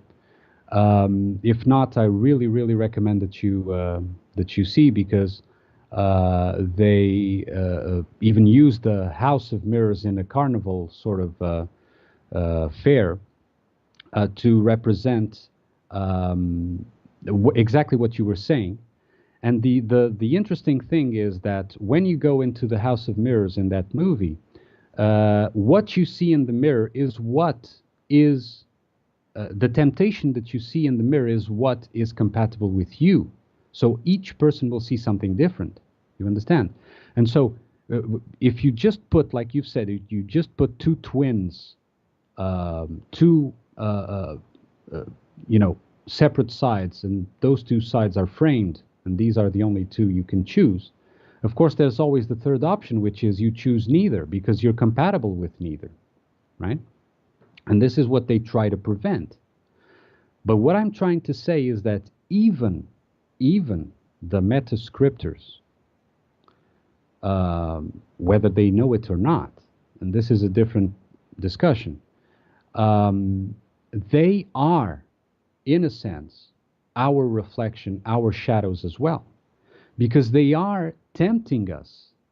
And if you notice, we've already established, and you've already established, that they don't want to depopulate, right? So they don't want to kill us all. They don't want to kill us. If they wanted to kill us, they wouldn't do fake shootings, right? They would just do the real thing, right? You just, release some guy on drugs or whatever, and on a completely altered state of mind, and let him shoot at random. You just clear out the people you don't want to die. And so that would be a depopulation that would work, and that they could then also blame guns for, right? But they don't do that. They stage it. They fake it. Because it's not depopulation, like you've said. It is conversion. And the conversion means that we are being tempted by what is compatible with us. Whether it's one side of the spectrum, the other side, it doesn't matter, but we are constantly being tempted for our souls to give attention, to give in to a certain state of mind. And it doesn't matter what you choose from the spectrum, It doesn't matter if it is... Yeah, It's the sorry. case with no, you're. I think you're right about this because look what they do with the school shooting drills or duck and cover drills or whatever drill it is. The mass trauma that they do is being conducted by those who are there to save you. So you have the school shooting drill where they say, "We're really scared of guns. Locked down in your classroom." You see it on the news. People are getting killed, so you're scared. And then who comes to save you? The police officers with guns, and they have you run out of the school with your hands over your head. So your captor, your terrorist, is your savior.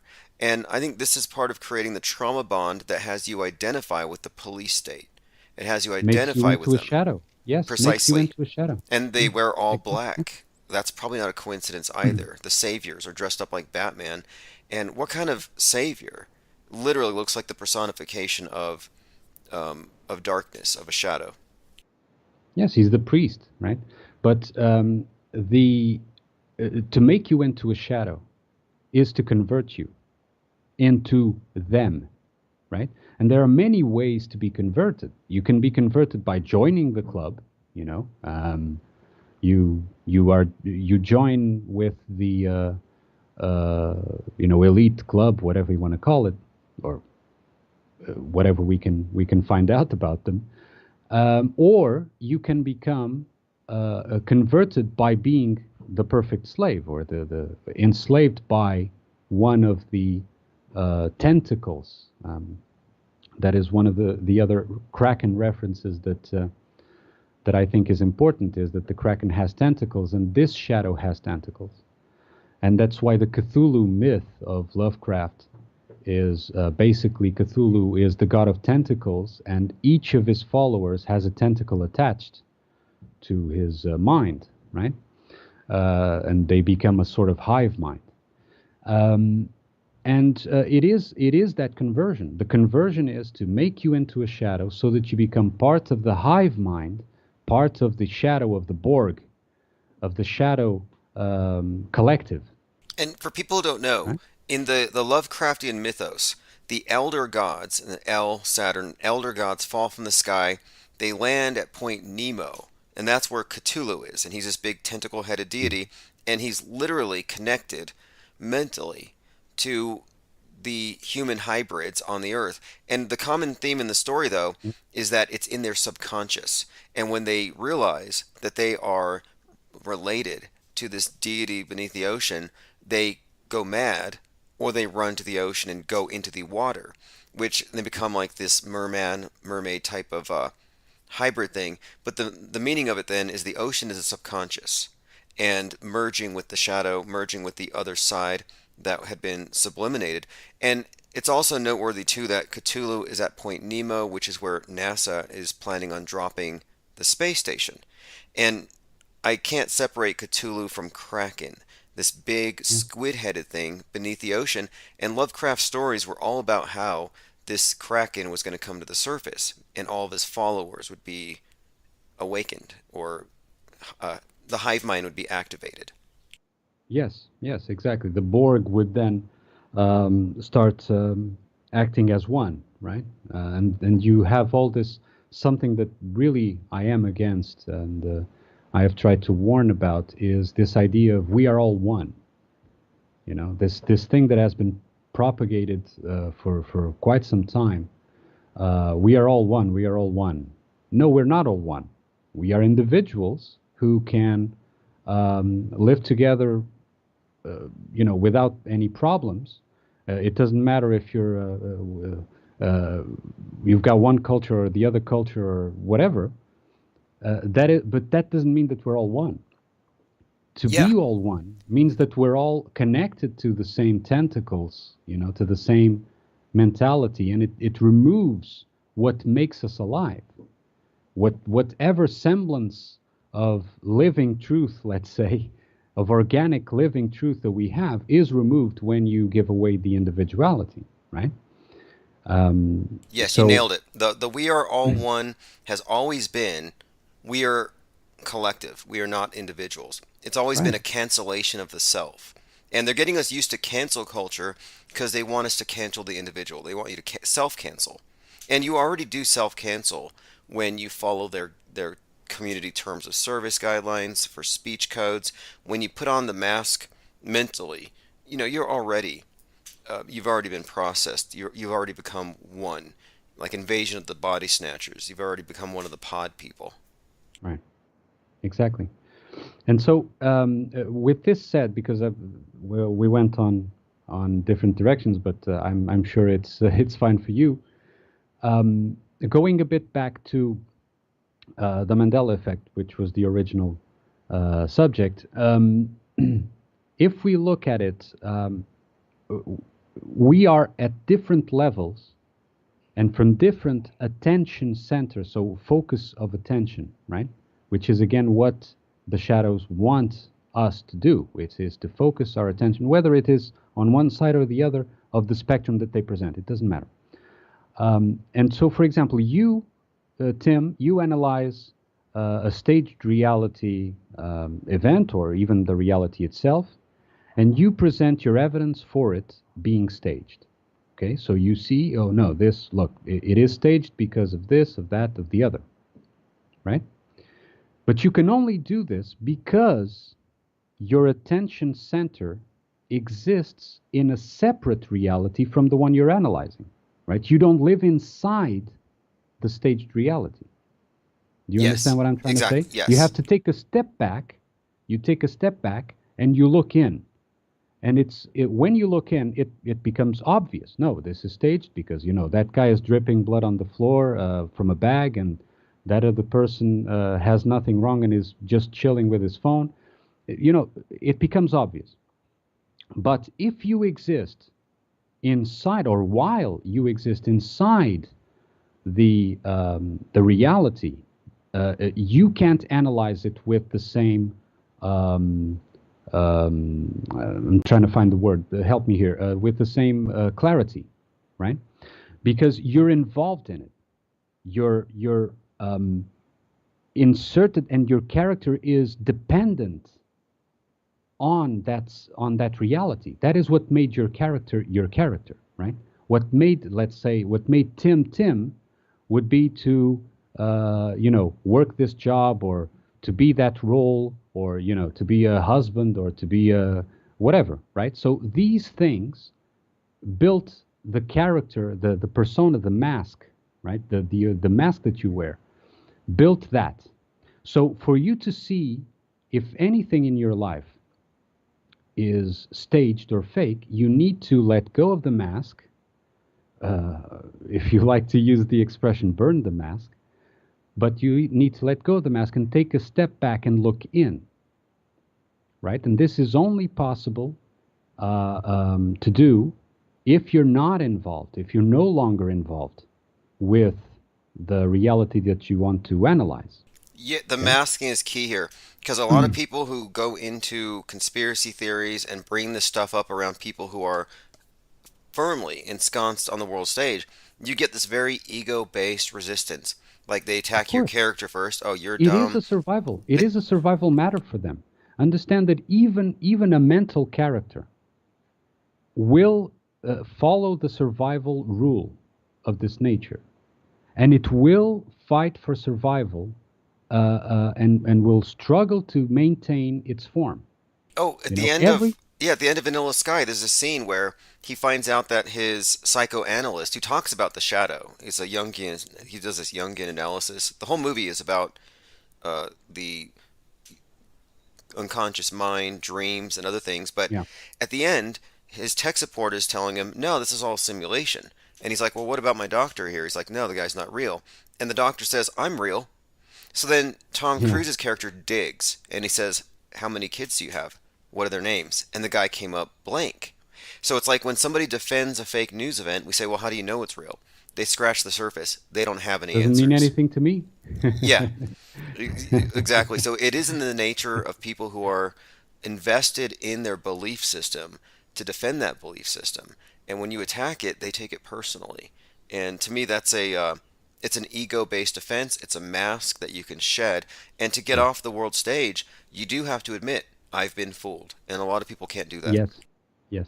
And it's something that I've tried to sort of insistingly, but insistently but carefully presenting that the realization of anything beyond falsehood requires a death. And of course, people are afraid of death, but it requires a death of that character that lives inside that story, like you said about the free guy, right? The movie. There's a character that lives inside a story, right? But that character has to die and transmute and be reborn.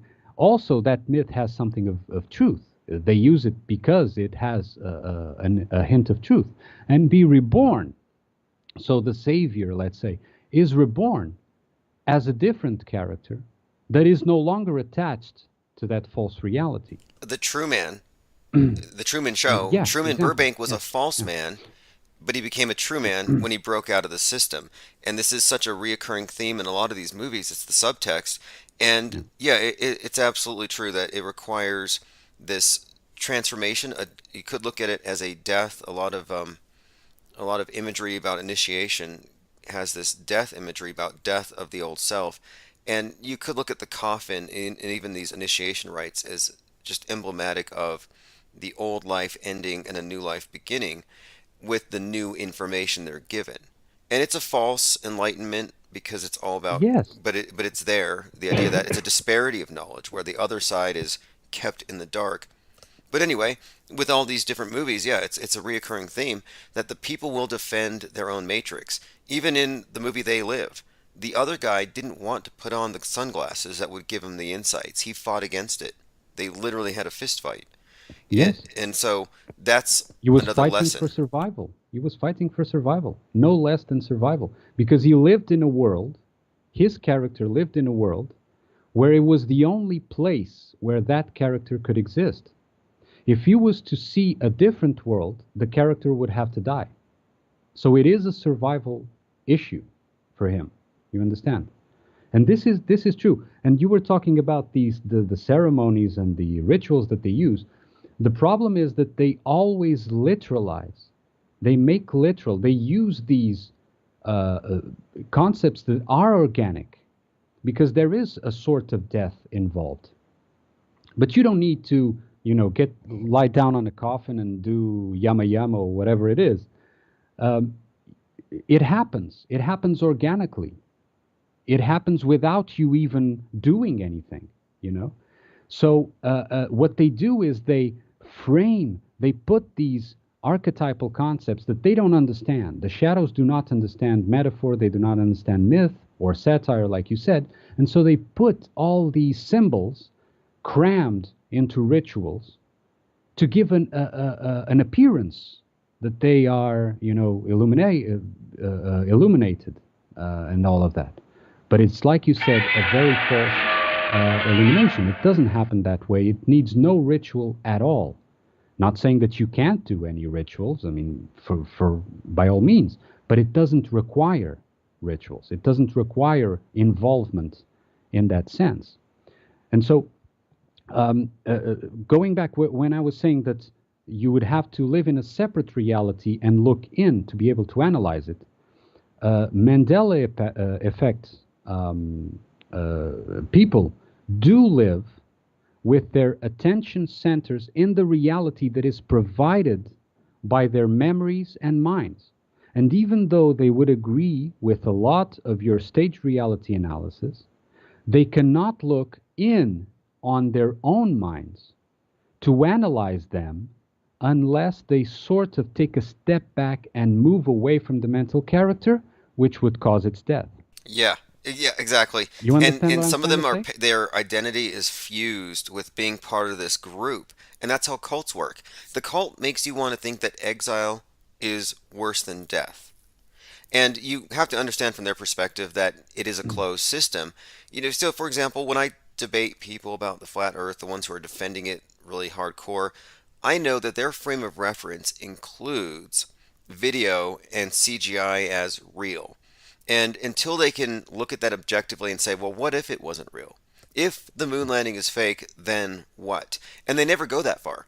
They say, I don't understand what it means that the Earth is flat. They never actually go and say, if this, then what?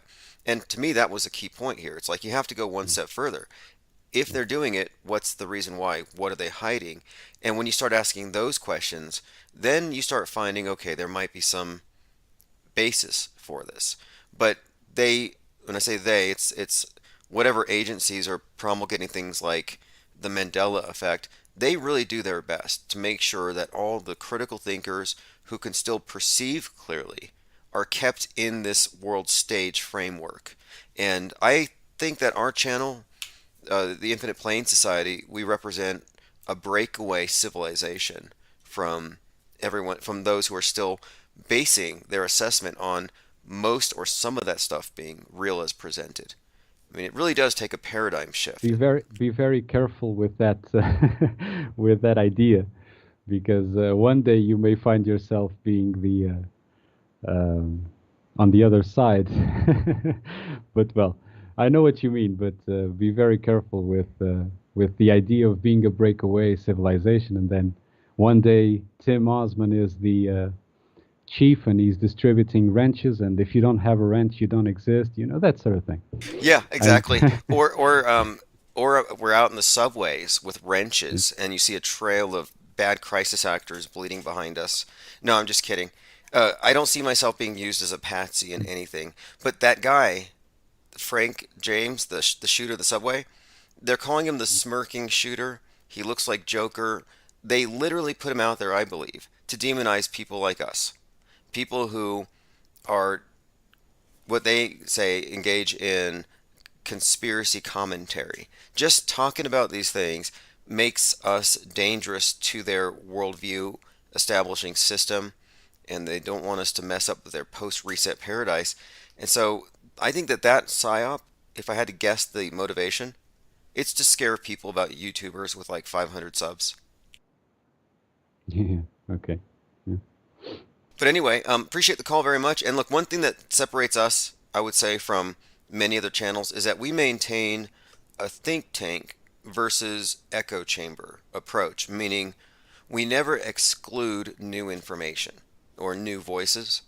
And so instead of having the same ideas and the same voices, recycling things, we keep an open door, because if you don't, yeah, you do end up with a schism, and our society is an example of it. You know, and I would even say that the world stage is kind of a breakaway from the real world. That's the original breakaway. So we're the ones just returning to a firm grounding in reality. But I definitely get your point. The world is the biggest cult, though, in my opinion, and they want to point at the small cults like we're the problem.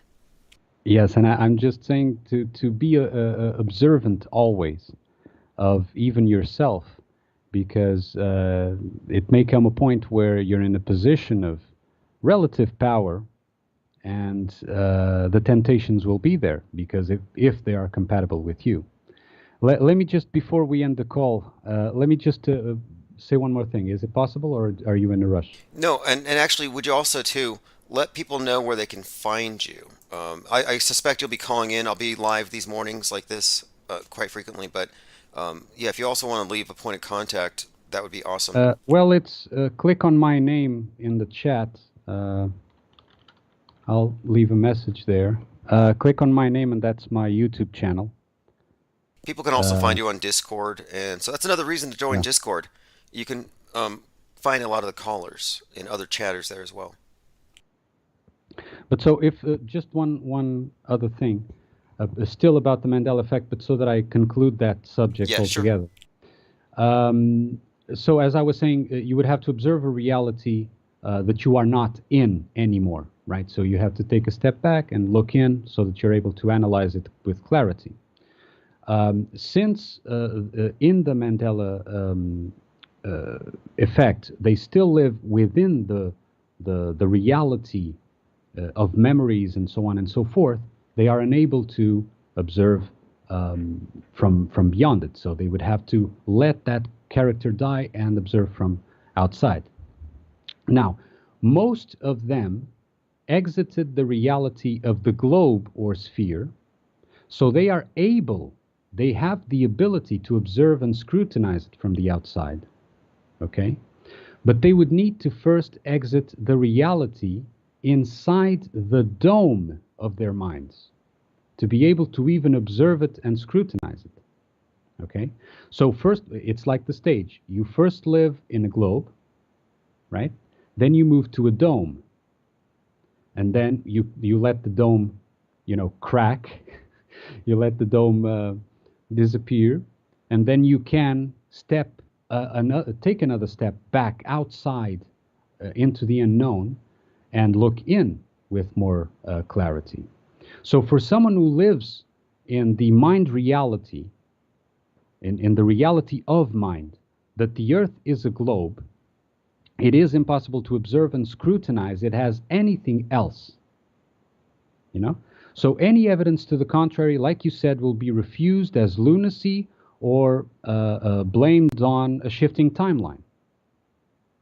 Right? Because anything but destroying the reality that sustains the character.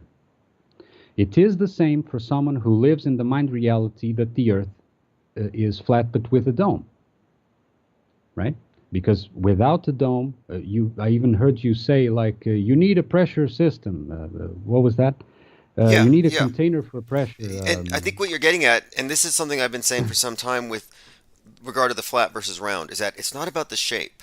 It's about, are we in an open system or a closed system? And from that perspective, there's no fundamental difference between a globe and a domed Earth. Same amount of surface area, and you can't go anywhere. There's no more land. And there's no answer as to what's beyond. And so I was saying, if you're still pushing the dome model, you're in a closed system. You haven't learned anything. It's about open. Is it open or is it closed? And my suggestion with this infinite plane notion here is that until we can prove otherwise, we have to consider that it's open, that it's literally open and it's not domed in. But again, this is there are so many layers and protective layers they've put around this reality. And I think even one of the astronauts, I think it might have been Neil Armstrong, said something about removing truth's protective layers. And there certainly are layers to this thing. Yes, and have you noticed, for example, and this is why I say that there's this danger even when we take a step back and the new character is born in that new reality, that is no longer the reality we were in because we took a step back, right? And the danger is, for example, you said several times that some Mandela-affected people spend more time complaining about those who don't see it in the same way that they do than debating the actual presentations themselves or what they want to present, right? And if you notice, it is the same that happens with many flat earthers, with many mud floaters, that they spend more time complaining about those who don't see it than actually debating the subject itself. Why? Because they need to feed the reality that they now exist in, because their previous character died, it was traumatic, a new character was born, and they don't want to go through the same trauma again. So you need to feed the reality by saying everyone else is wrong and I'm right. Whether it's on Mandela effect, on flat earth, on mud flood, on Tartaria, on whatever, okay? You need to do that to maintain the character. It becomes a survival issue. And if we understand, all of us here listening, if we understand that this is what's going on, at least we can understand that, they're trying to survive. They're not really attacking me, or they're not really going after me, with furious anger and that. No, they're trying to survive. And it will eventually come to pass that organically, if they allow it, that character will also die. And when that character dies, they can then take another step back. The problem is that they have so much soul investment put on a certain reality that the next character death will not be without trauma, right? Because there's already so much investment in it. Yeah, that's the fear. That's the worst thing that could happen with a cult is that its members can't survive the death of the cult, and so they die with it because they see themselves as inseparable. That's the end goal, I think. When they all have become one, and the cult has subsumed all of their identities, and now they're all just extensions of it, and they can all die at once, like Jim Jones. And this is a fascinating phenomenon and topic because it's so huge right now with the Q thing, and you can point at the QAnoners as an example of cultists run amok, but then you go to the other side of the political spectrum, and the environmentalists are just as bad, blocking roads with signs that basically say the end is near. So, you can tell if you're on the world stage, they probably have you out there convinced the world's about to end. And that's one thing that I think is worth pointing out here is that the idea that the world is about to end is about saying, oh, there's a limit on time, just like there's a limit on land. It's all about establishing a sense of limitation so you don't think about infinite time, you don't think about infinite stretches of land or infinity at all. It's all about putting us down into a smaller area, mentally and physically.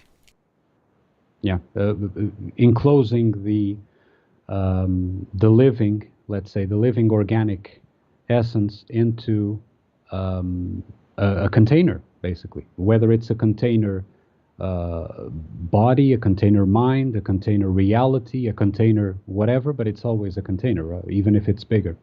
Yeah. Exactly. And hey, this is excellent. I'm glad that we finally managed to connect here. And I'm going to be, like I said, I'm going to be live often in the morning. So if this is a good time, we can go through other bullet points, other things that you've taken notes on that we haven't covered today, and whatever else may come up as well. And we have constant new events, but Yes, this usually is a good time. It's now 3 p.m. here, so or even when we started, it was around 2. So it's a good time, but well, I don't want to take over the.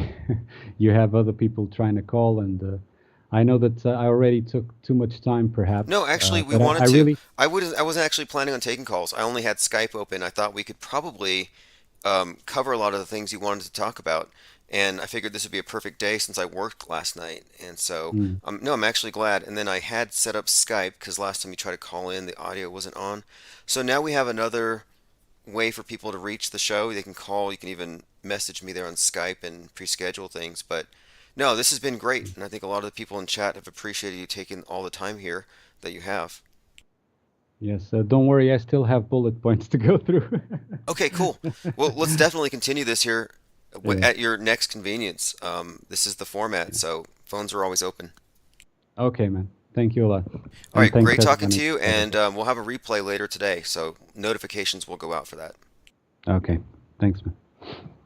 All right, for anybody who missed on this call or this live stream this morning, this is again Happy Hoax Anniversary Assassination of Abraham Lincoln. Today is the 14th.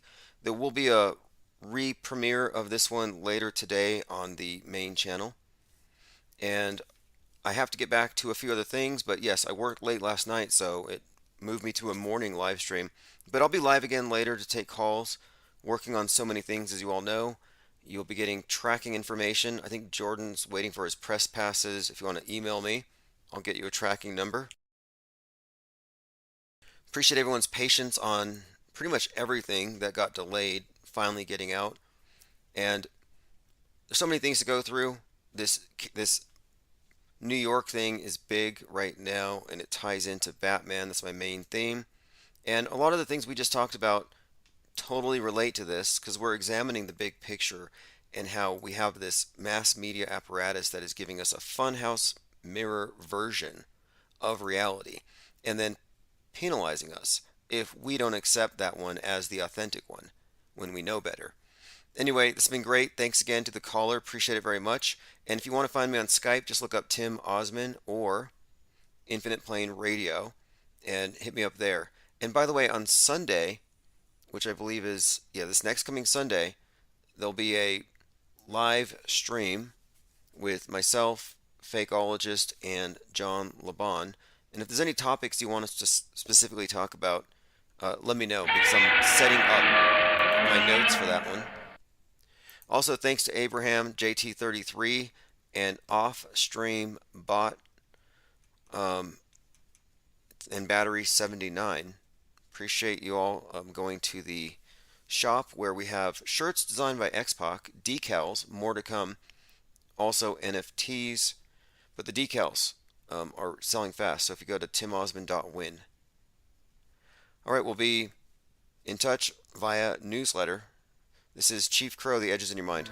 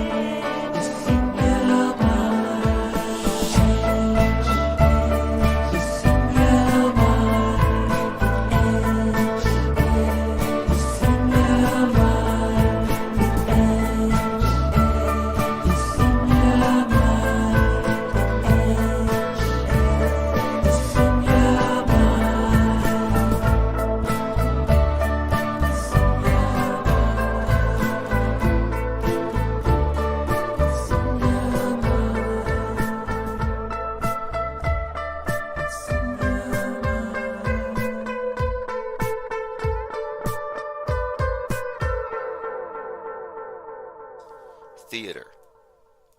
Which is fine. I just don't know if it counts in the real world. Mick Dirtywork says, I'm hosting you, Tim, on DLive. Thank you, appreciate it. Those of you on DLive. We have a DLive channel. It's infiniteplane.radio. We have another one as well, but they gave my other channel an X rating. This is how much they hate me, even at DLive. They banned our channel from being monetizable, and they gave it an X rating. There's no content.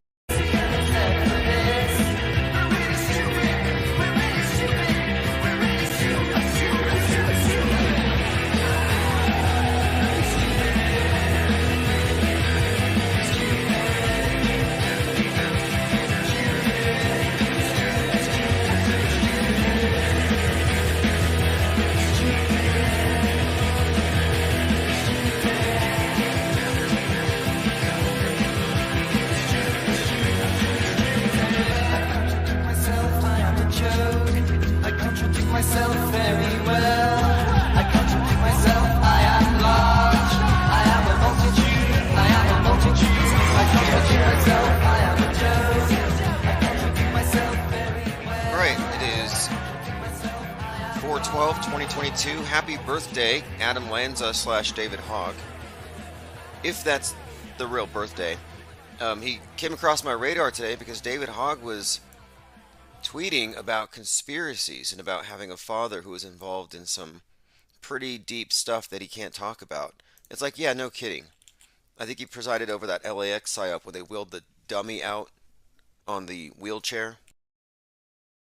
Kind of a callback or a reference in a way, kind of an allusion to the Boston bombing, where you had people being wheeled across the finish line. And what we had today, for the most part, was what I'm calling Boston bombing light. And we found some interesting connections between the antagonist, the villain, the patsy, the Joker, the chaos agent, the shooter, and the Riddler in Batman. There's a connection between the shooter and the Riddler.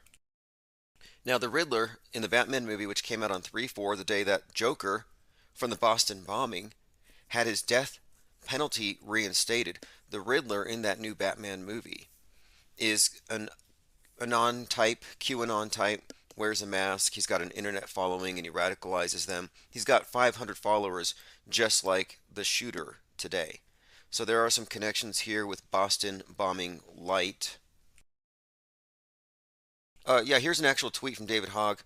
I didn't realize how, not normal this was until I was older. And now I'm thinking about all the random things throughout my childhood, and though I didn't know exactly what it was like, now I'm. And he has himself, or he posted a meme of the conspiracy theorist. This is David Hogg just finding out that his father is some kind of Psy-War operative. Although he's not really saying anything, but we'll probably tap into that here in a moment. Also note here, the Brooklyn subway shooting gunman fired 33 rounds. What can you take from that? 33 rounds. It's so predictable. And this morning, we were live early this morning, right after I got off work, and I was looking at this situation, and I said, well, clearly, it's nobody died, nobody cried. It's a nothing burger. It's like it's not a real attack, and it's really low budget. And I called it Boston bombing light this morning, and having gone through all the available footage, the imagery, and, well, it's just standard. You got your water bottles, your lanyards, the single shoe. You have a guy getting out of the subway, laying down on the ground, and then after the fact, blood just magically appears everywhere. Well, you have this lady in a maroon trench coat, and we have one clip of her where she's obviously dumping theatrical blood on the floor. So you got this like art department person running around, and you'll see this is exactly like Boston bombing. They use smoke as cover, as concealment, and then you have these guys in these hoodies coming out doing all the special effects. And there's one couple in particular, they have this anguished expression and they pose for a guy in an orange hoodie. Then they turn around and they pose again. And then she gets laid down on the ground on the blood and someone else takes a picture. It's a PR stunt. It's kind of like a flash mob in a way, in the way they execute it. Very much like a flash mob, but although I want to point out, it's unlikely you have innocent bystanders or witnesses at all. That in these psychological operations, these are closed sets. You're not going to have some innocent bystander come along and try to give CPR to a crisis actor. Now, that happened in Vegas. There was someone who wasn't part of this movie set, and he said to the security guard, "Why'd you turn the lights off? There are hundreds of people here. They need medical attention." And the security guard says, "No, they're all dead. Go ahead and leave." And he's like, "Well, shouldn't we at least check for pulses?" And as he walked around, he was shooed away by people saying, "No, this person's dead. Move along." So you're not supposed to see these things. It's a closed set. And again, it could have been executed in a short amount of time like a flash mob, but there were no witnesses. Anybody filming it was part of the crew. That's something to consider when you're looking at a psyop. The producer, the photographer, the cameraman, the guy with the guy who's actually filming it is part of the production, even if it's a flip phone. These aren't performance art pieces where they're tricking people who misreport them as real. No, these things are so poorly done that it's pretty obvious that they do require that they film it themselves. So don't think any of this is actual legitimate footage.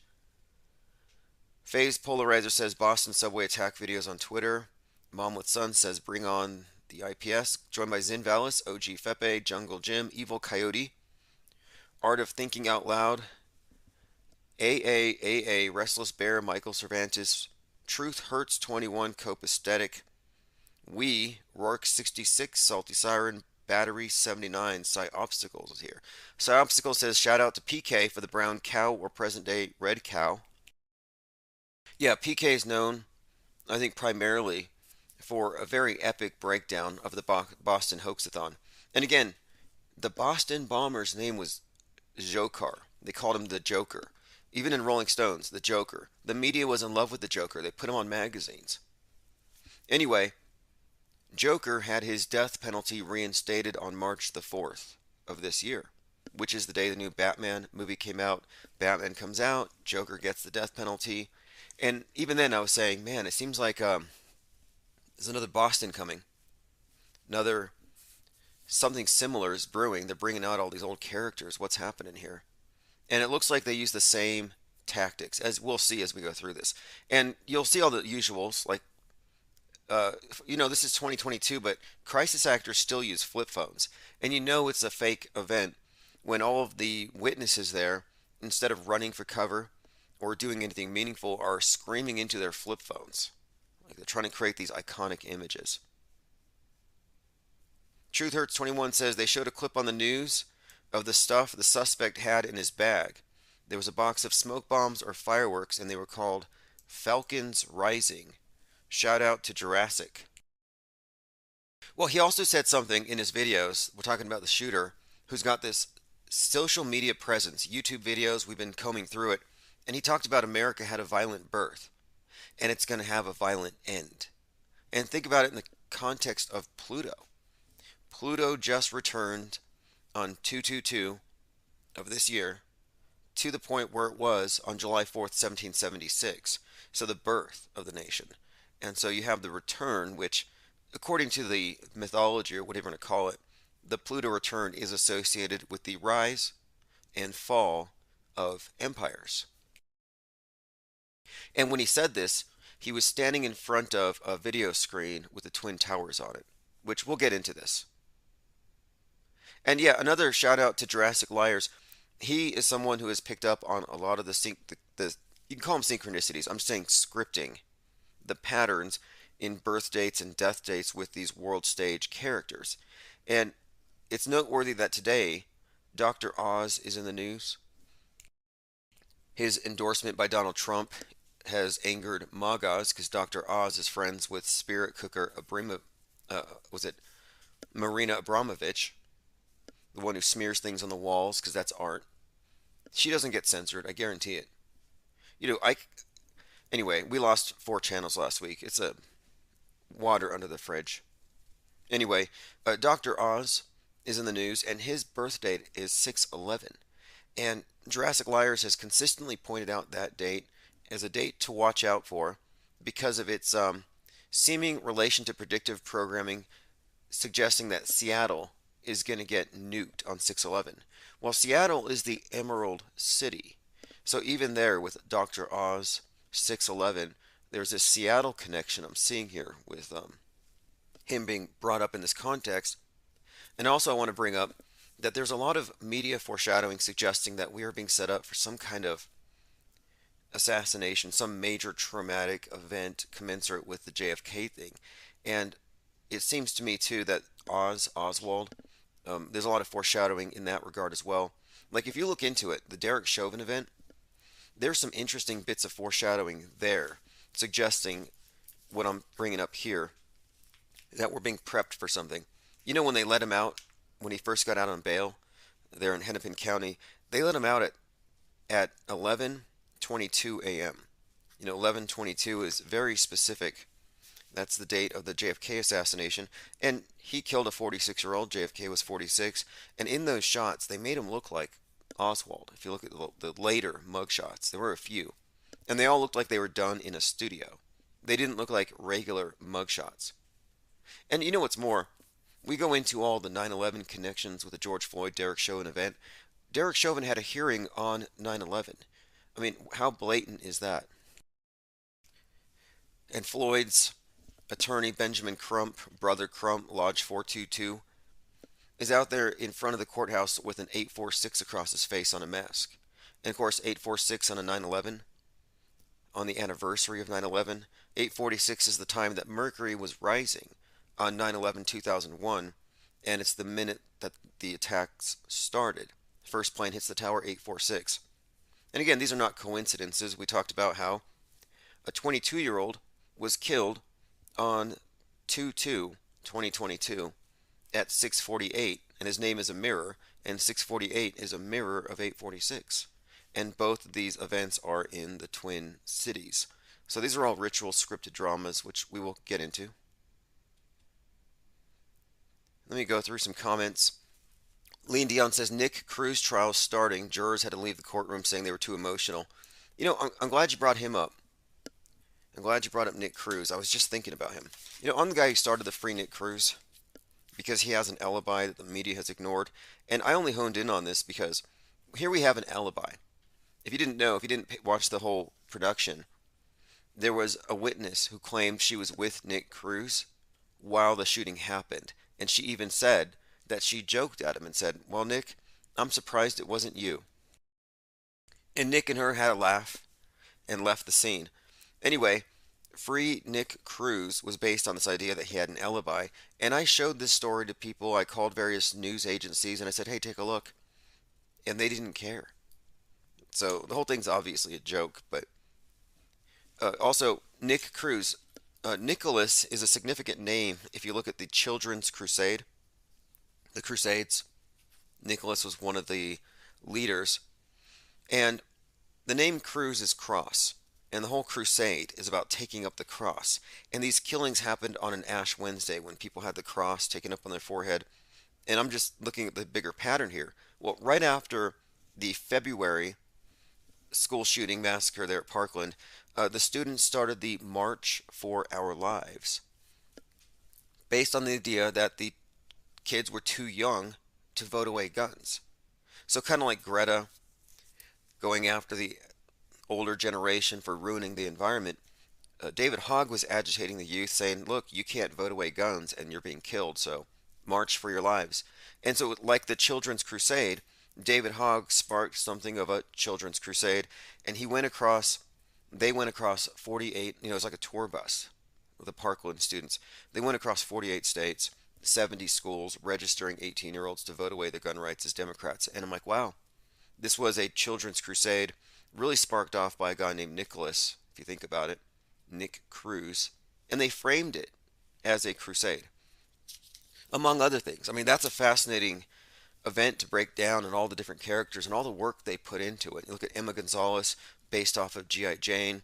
They put on the Apollo 11 patch on her jacket. They had her wearing a Beatles shirt to kind of call back the 60s. She even shaved her head live on Instagram to show you that she's now going to go to war against guns or whatever.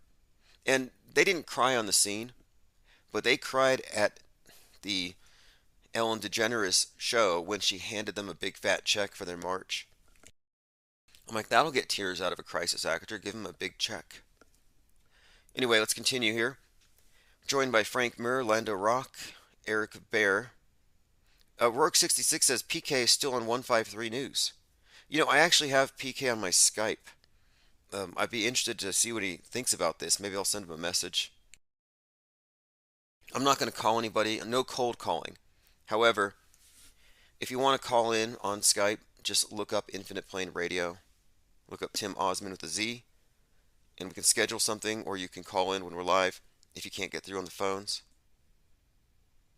We almost had a call on Skype this morning, but I had to do some technical stuff. Basically, I had to make sure that the audio was being picked up from my mic here and not the USB cam. Anyway, let's continue. Now, the whole Nick Cruz story is super fascinating. I'd like to go back and revisit Parkland, keeping up with the crisis actors as we have been. But in my contention here is that he has to be an actor. He was wearing a MAGA hat in his backyard in his underwear, and he fired blanks, and his neighbors recorded it. Like, this was a made-for-TV villain. And if you look at the whole storyline and the way the accounts of the shooting itself, some reported him in full body armor with a mask. The actual CCTV footage showed him with a backpack and just a regular pants and a shirt, no body armor. I mean, so many contradictory stories here. But the idea that he's just some kind of useful idiot patsy that they put up to this, it's not 100% off the table. If you look at David Hogg's relationship to, well, his dad's relationship to that virtual reality company, they were doing some kind of first-person shooter for the NROTC, the ROTC students, and Nick Cruz was a ROTC. So he might have been plugged into some kind of augmented virtual reality mind control experiment courtesy of Hogg's dad, which would make sense. I even posited once that maybe Hogg did the shooting and that they blamed it on Cruz so he could launch his political career and they could move this gun thing forward. I mean, it's all really fascinating when you get into how interconnected these people are. And he already proved what a good shot he was as Adam Lanza, right? Just kidding. All right, let's get back on track. Dr. Oz is a well-known actor, says Art of Thinking Out Loud. He took a photo op when the woman lost her foot in the scripted car wreck in New York years ago. Another world stage character. Fascinating story. I'll look into it. When I saw him hanging out with the spirit cooker, I knew enough. I'm like, okay, look, he's in that club. And when you go into that club, the whole occultist, the Lemic thing, she's friends with Jay-Z. Oz has a very specific meaning. Oz is specifically what the occultists call the law of the New Age. The do what thou wilt comes from their book of Oz. It's all just code. Anyway, let us continue. Salty Siren says, Levette thinks a ritual's coming on 6/11 or 6/12. Let me check. Now, 6/11 is also the date that Timothy McVeigh was electrocuted at the age of 33. OG Fepe says, Trump will be speaking at a rally in Ohio on 4/23, the date Jesus was crucified. Fascinating. Also a Venus date. Okay, well, we'll see. There are a few things that are worth looking at here in the context of the meta script. 57 years since what? The first man in space. 57 years since Malcolm X was shot. And these numbers tell a story in and of themselves. I had mentioned that in 2020, you had 57 police officers that resigned after that 75-year-old in Buffalo had been pushed down and he bled out of his head on the street. Well, the police resigned, and there were 70. The 75-year-old caused 57 to resign. So here we go. Buffalo police shoved 75-year-old. 57 resign after. So what I have found in this script, and I can mind map this stuff, is consistent use of the number 57 having to do with a coup, specifically a headshot. And it's always tied into this dying and resurrecting king type of storyline.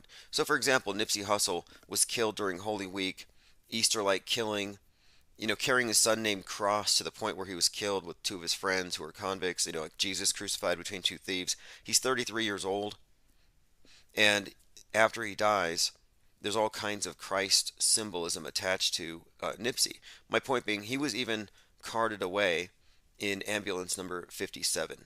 Like, it's very consistent symbolism. But anyway, these 57 police officers that resigned, that number was very prominent throughout 2020 in the summer.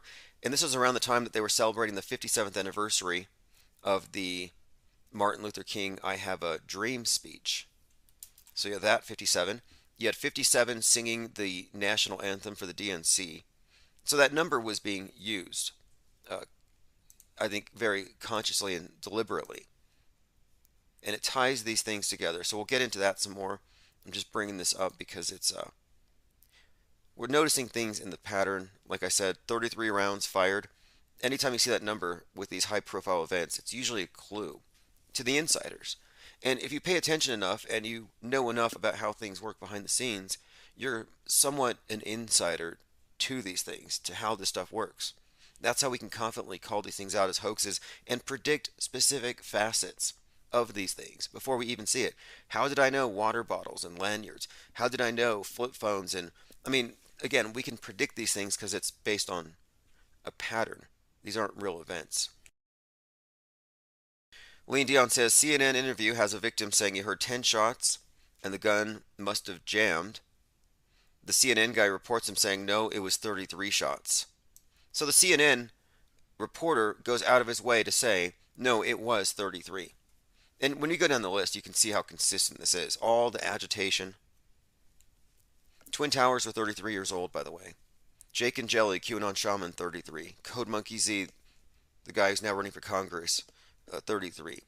I once joked that you could just lock up the 33-year-olds, quarantine them for a year, and we could have some peace. And it would actually be true. Even the guy that kicked off the whole Wuhan panic, Wee Lion, his name was, 33. It's a very consistent pattern. Let us continue, though. Yeah, Lean Dion remarks that the 75-year-old had a blood pack. Yeah, the guy was an agitator, an activist, and he had an actual blood pack, and he had a horrible time hiding it. If you saw, he had a tube that went up to his ear. And we'll get into the symbolism behind this stuff. It gets really deep. But so the gun jammed at 33 shots. Perfect. Okay, let me go through some of the things that I specifically earmarked here. There's so many facets to this story. We're talking about the Boston bombing light is what I'm calling it. All right, so let's see. Oh, cops confirm no working cameras at the 36th Street station. And there are some numbers that stood out, like the subway car number 5551 and the number directly above an American flag. That's some interesting symbolism. Not sure what the 5551 means, but again, these are just things to take into account. You know how these witches and warlocks with OCD are obsessing over their numbers and making sure everything contains all the appropriate symbols, and so these numbers aren't there by accident. You know the guy that set himself on fire in front of the White House at the Ellipse in 2019? I remember watching that scene, and he had a USA shirt. So it said USA, and then he's on fire. And I'm watching the footage. A yellow school bus crosses in front of the camera. Bus number 113. So I took note. I'm like, okay, maybe there is something to this November the 3rd thing. And since then, yes, it has borne out because that date has been very significant. And even, you could say, the burning of America was correctly attached to 113. So that bus passing in front of the camera, not a coincidence. Anyway, no cameras were working that day. Obviously, it's a coincidence. Couldn't be a closed movie set, like I was saying. Didn't this happen after 9/11? Art of Thinking Out Loud said the shooter kind of looks like Donner, the cop in L.A. Yeah, I was a big fan of the Donner scene, the Christopher Dorner scene, the whole situation. I mean, it's a psyop, but they really did well with that one. Didn't they incinerate him at the end with phosphorus? How convenient. The story didn't even make sense. I mean, in a way, they were saying it was a retaliation because he had been passed over for promotion because of institutionalized racism at the LAPD. But then he goes on a multiracial killing spree. So it kind of didn't make his point. Christopher Dorner. And that came out around the time of Django Unchained. You know, the whole Nat Turner slave uprising thing. And of course, this is all political agitation. But it came out at that time, played by Jamie Foxx. And I remember Jamie Foxx came out at some event, and he was wearing a Trayvon Martin hoodie. And the significance there is that the Trayvon Martin killing is what really kicked off BLM, which is just a modern iteration of Black Panthers, which we may get into the significance of Chadwick Boseman and the character, the Marvel character, Black Panther, and how that ties in to the summer of 2020, and how they even correlated the Rip King with the dead Chadwick Boseman Wakanda King with MLK and the activists gathered at the Washington Mall that very day. I mean, super integrated psyop. So you have these real life events with movies that parallel them, as we're always talking about. So even then, Christopher Dorner is doing his thing while Django Unchained's out there. And the Django Unchained was brought up by Don Lemon. And Don Lemon was cheering the shooting on the Christopher Dorner. I could probably even find that scene where he was saying, wow, this is just like Django Unchained. Now here's the picture of him. I've seen a few different shots. So this is from a few years ago. So could this be the same guy? I'll leave it up to you. And we'll get into that other person's social media. We'll go deeper into it. We're not going to do anything to get kicked off YouTube, but we know what it is. Truth Hurt says the fact that most believe these events are real is fascinating and terrifying. Right, well, they haven't undergone the paradigm shift of accepting that the burden of proof is not theirs. If it's an extraordinary claim, you don't own that burden of proof. Oh, by the way, this was sent to me by someone via email. He said, hey, check out this guy. He's a neighborhood person who goes out to the scene and hands out bottled waters and stuff. Anyway, he had a long spiel. This is a crisis actor debut. Huge amount of duper's delight just exuding off of this guy. I think he got a good payday. So he shows up to the event and he talks about how much the community needs to stay together. He brings them bottled water or something. Anyway, he's wearing a Pinocchio shirt. You know, and Disney's being talked about all kinds these days, you know, because of the whole grooming thing, which is a distraction, I think, from the cannibalism. But again, he's wearing a Pinocchio shirt. How much of a giveaway is this? Somebody compared this guy to LL Cool J. I don't know, similar skull shape, but I've seen that comparison. I don't think so. I do have some other images of him where he's slightly thinner, which I'll put up. We'll compare him to the present guy. It is a similar story, though. Very similar story. Okay, so let us continue. Now, LL Cool J is an actor, though. Here's a comparison to the Boston bombings. You remember I said, the very first thing I said, I tweeted this morning, Boston bombing light. So here's a scene from the Boston bombing. This is the guy who miraculously managed to avoid getting any kind of scrapes or cuts on his legs, even though the bombs ripped his pants open. So I guess his pants protected him from the shrapnel, is what you're supposed to believe. I mean, look at that. Some have actually suggested that this is Joe Rogan, which is hilarious. Like, no, this guy's obviously much, much taller. But if you look at the way he's hunched over, this is like acting school. Like, act like you're scared. Act like you just got through a bomb blast. And it's all, look how shredded that is. It's such a joke. You can tell it's from a props department. Now look at the guy on the right. The guy on the right is from today's Boston bombing light. Same acting coach. That's all I'm pointing out here. They probably both went to the Gene Rosen School of Crisis Acting. Lean Dion says 2021, quote, all subway stations now have surveillance cameras. The mayor pushed to put criminals in the subway on the fast track to justice. Yeah, how convenient again. David A. Pryor says you can tell it's real because it looks so fake. Yeah, I am really sometimes surprised when people think this stuff is real.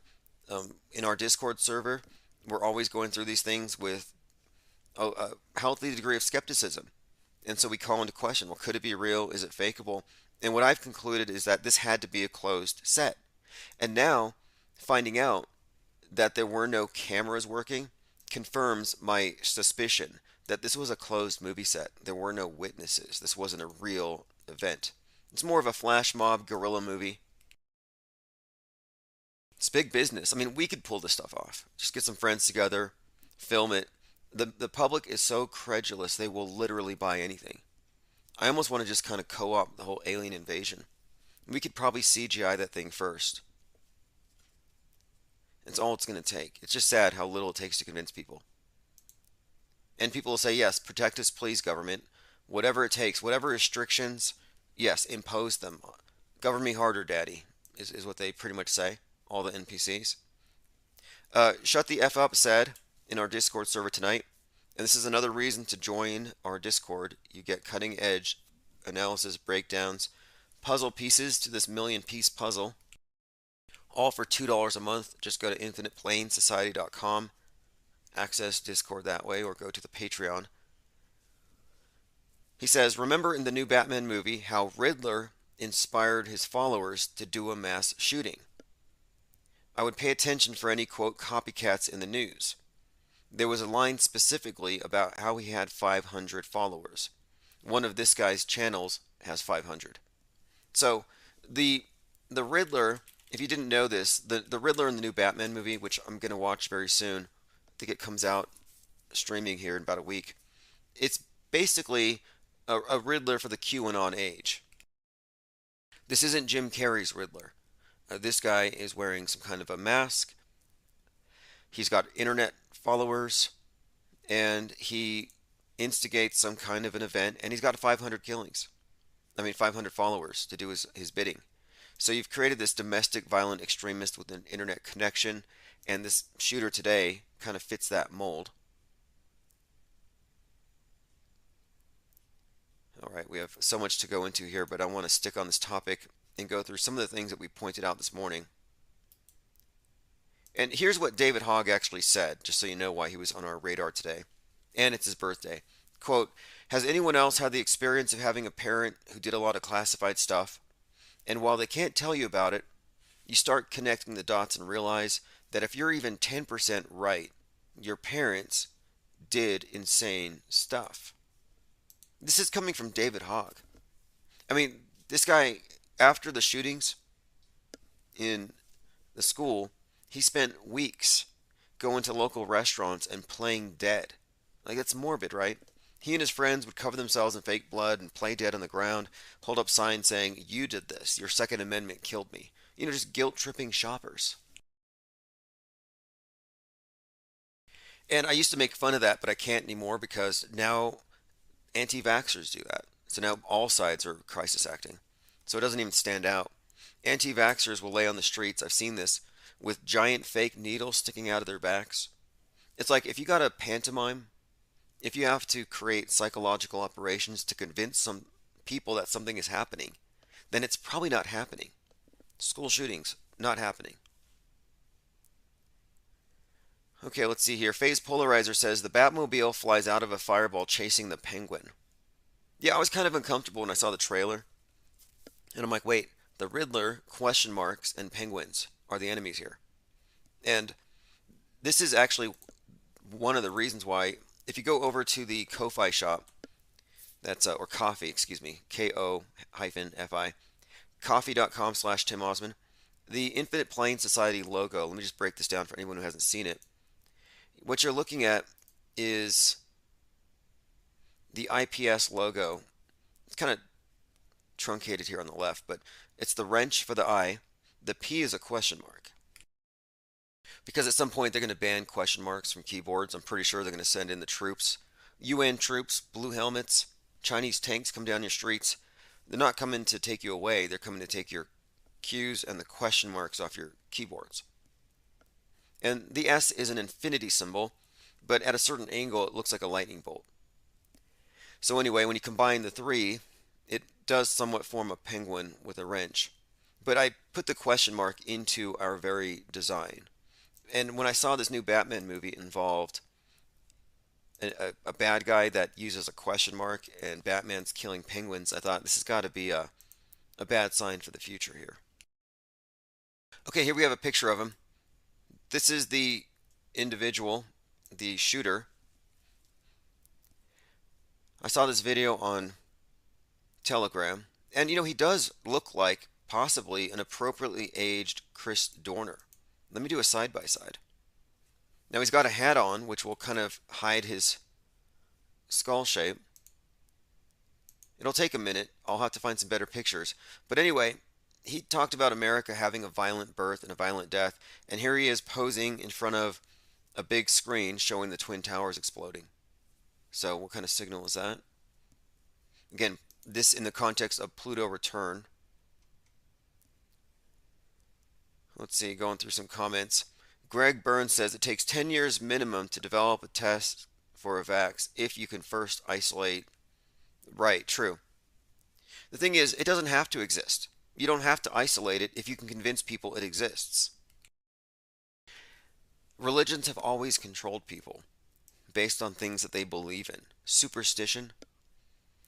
You don't actually have to prove that there are devils and demons in order to make a living as an exorcist. You just have to convince people that these things exist. And right now your government has basically taken the role of a priesthood, and they are exorcists in a sense. And all that requires is blind faith belief, which they have. They absolutely have that. Okay, let's look at some of the photography. Good photography, by the way. Great smiles, great hair, great wardrobe. I mean, I give them A+ as far as psyops go. And look, water bottle. How did we know that there were going to be water bottles? How did we know?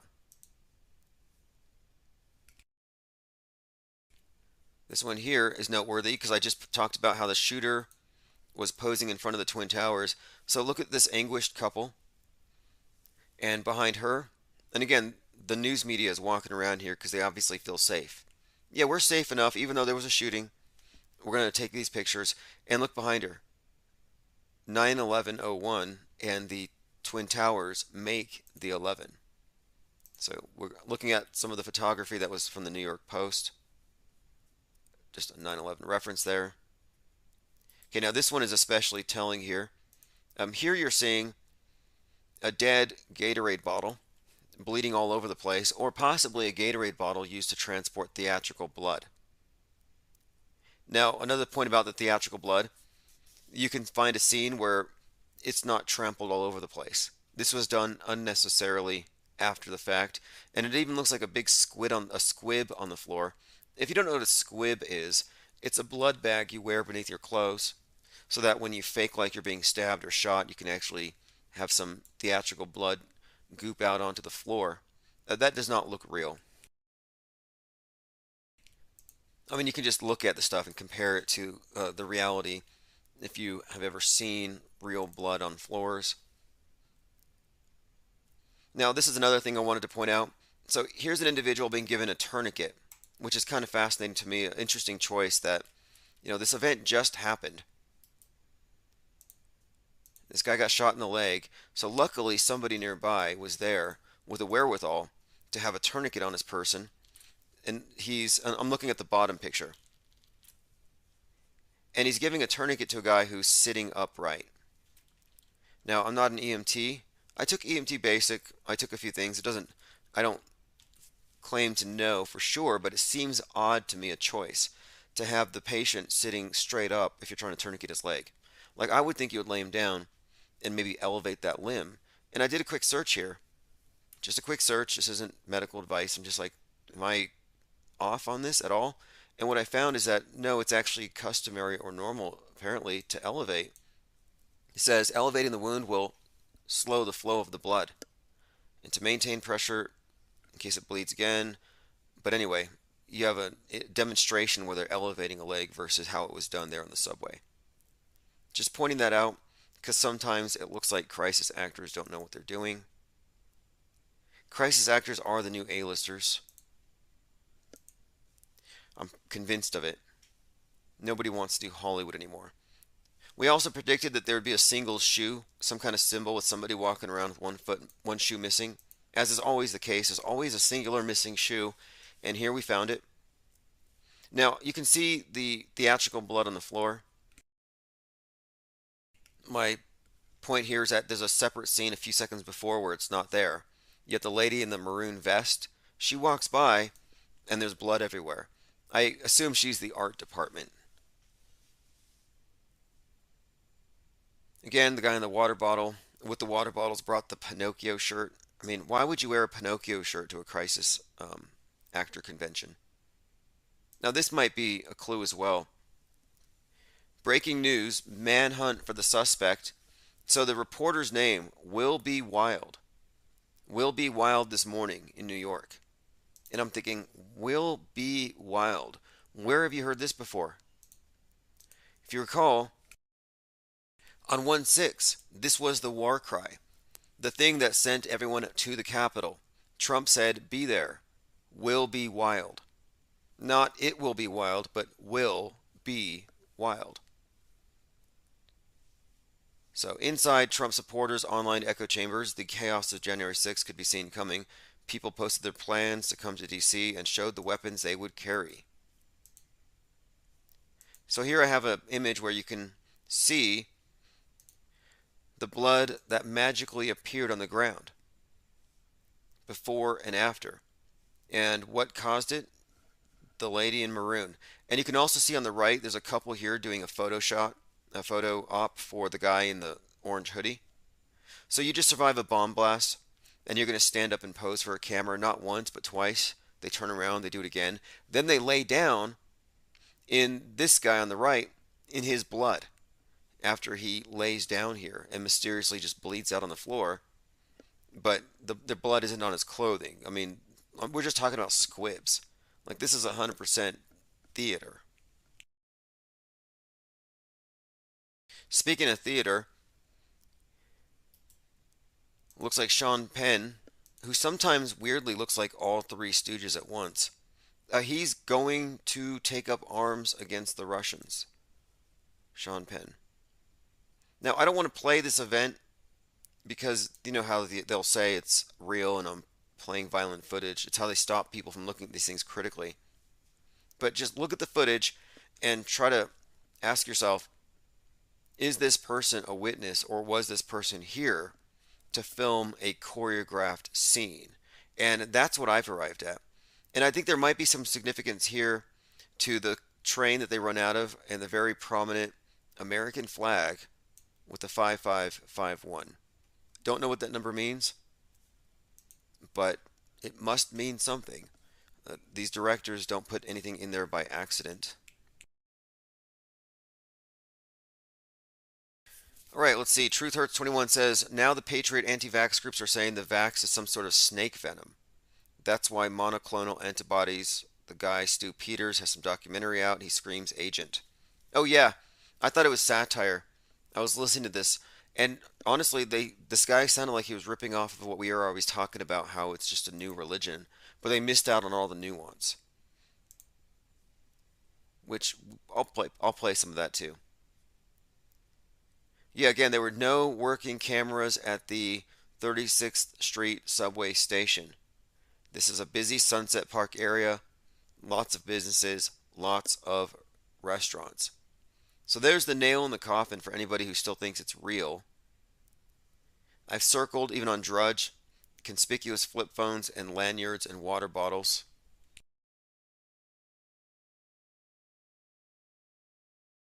Again, the number 5551, I have some ideas on what it could be, but I don't want to get too deep into speculation right now. What I said this morning, Boston bombing light, as predictable as an episode of Scooby-Doo. There are homicides in New York City every day. Like, there are real crimes. Like, I'm pretty sure that worse stuff happens on the subway every single day. I've seen videos. There are worse things in subways that happen than this, and it doesn't get this coverage. It doesn't get all the police departments, all the firemen to gather around. It doesn't get big press conference attention. Why is that? I think we all know. Again, we're talking about this event in New York. Let us continue here. Going through my feed here, and I think I found what the person was talking about. QAnon film, COVID is caused by snake venom put in the water supply to turn people into satanic hybrids. Okay, I did watch this morning, and we'll go ahead and play it.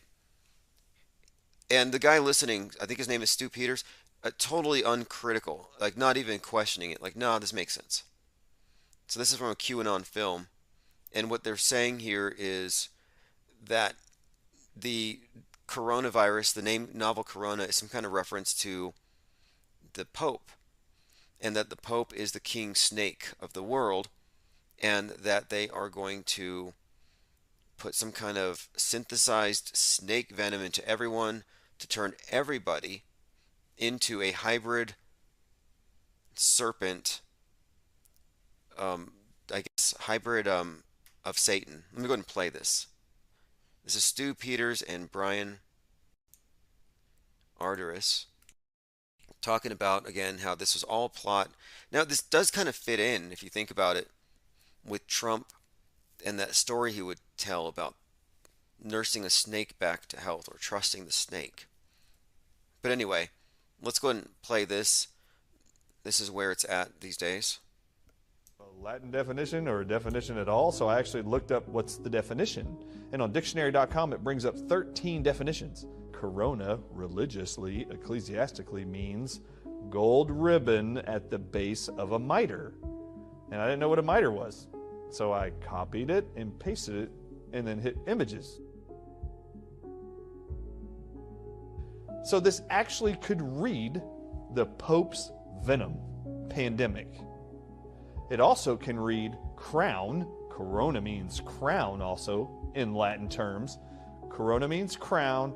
Visually we see kings represented with a crown symbol. Right. So put that together for me. King, cobra, venom. So he's suggesting that it means king venom. I mean, it sounds like a joke. I mean, it sounds like he's joking. New crown, king. I mean, he's reaching here. And I think it's on purpose to make it look like people who are making connections are crazy. Like, I think this is kind of a satire of Poe. But let's go ahead and hear out the last part of it where he talks about how this is part of a plot by the Catholic Church to turn everyone into hybrids of Satan.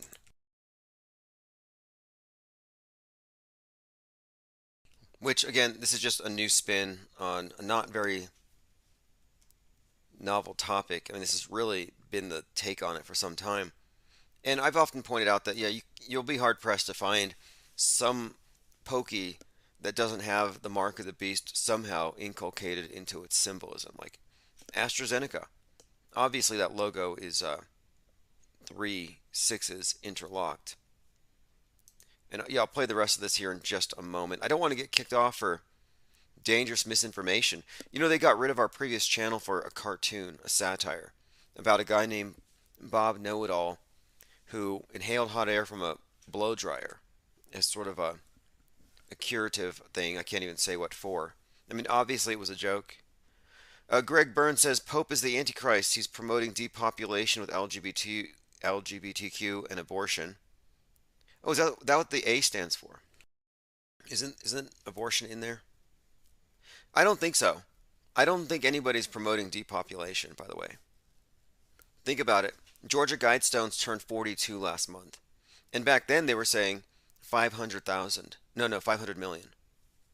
Well, 42 years ago, the population was much smaller. And it just seems to me, if these are depopulationists, not only are they way behind schedule, but the problem is obviously out of their control at this point.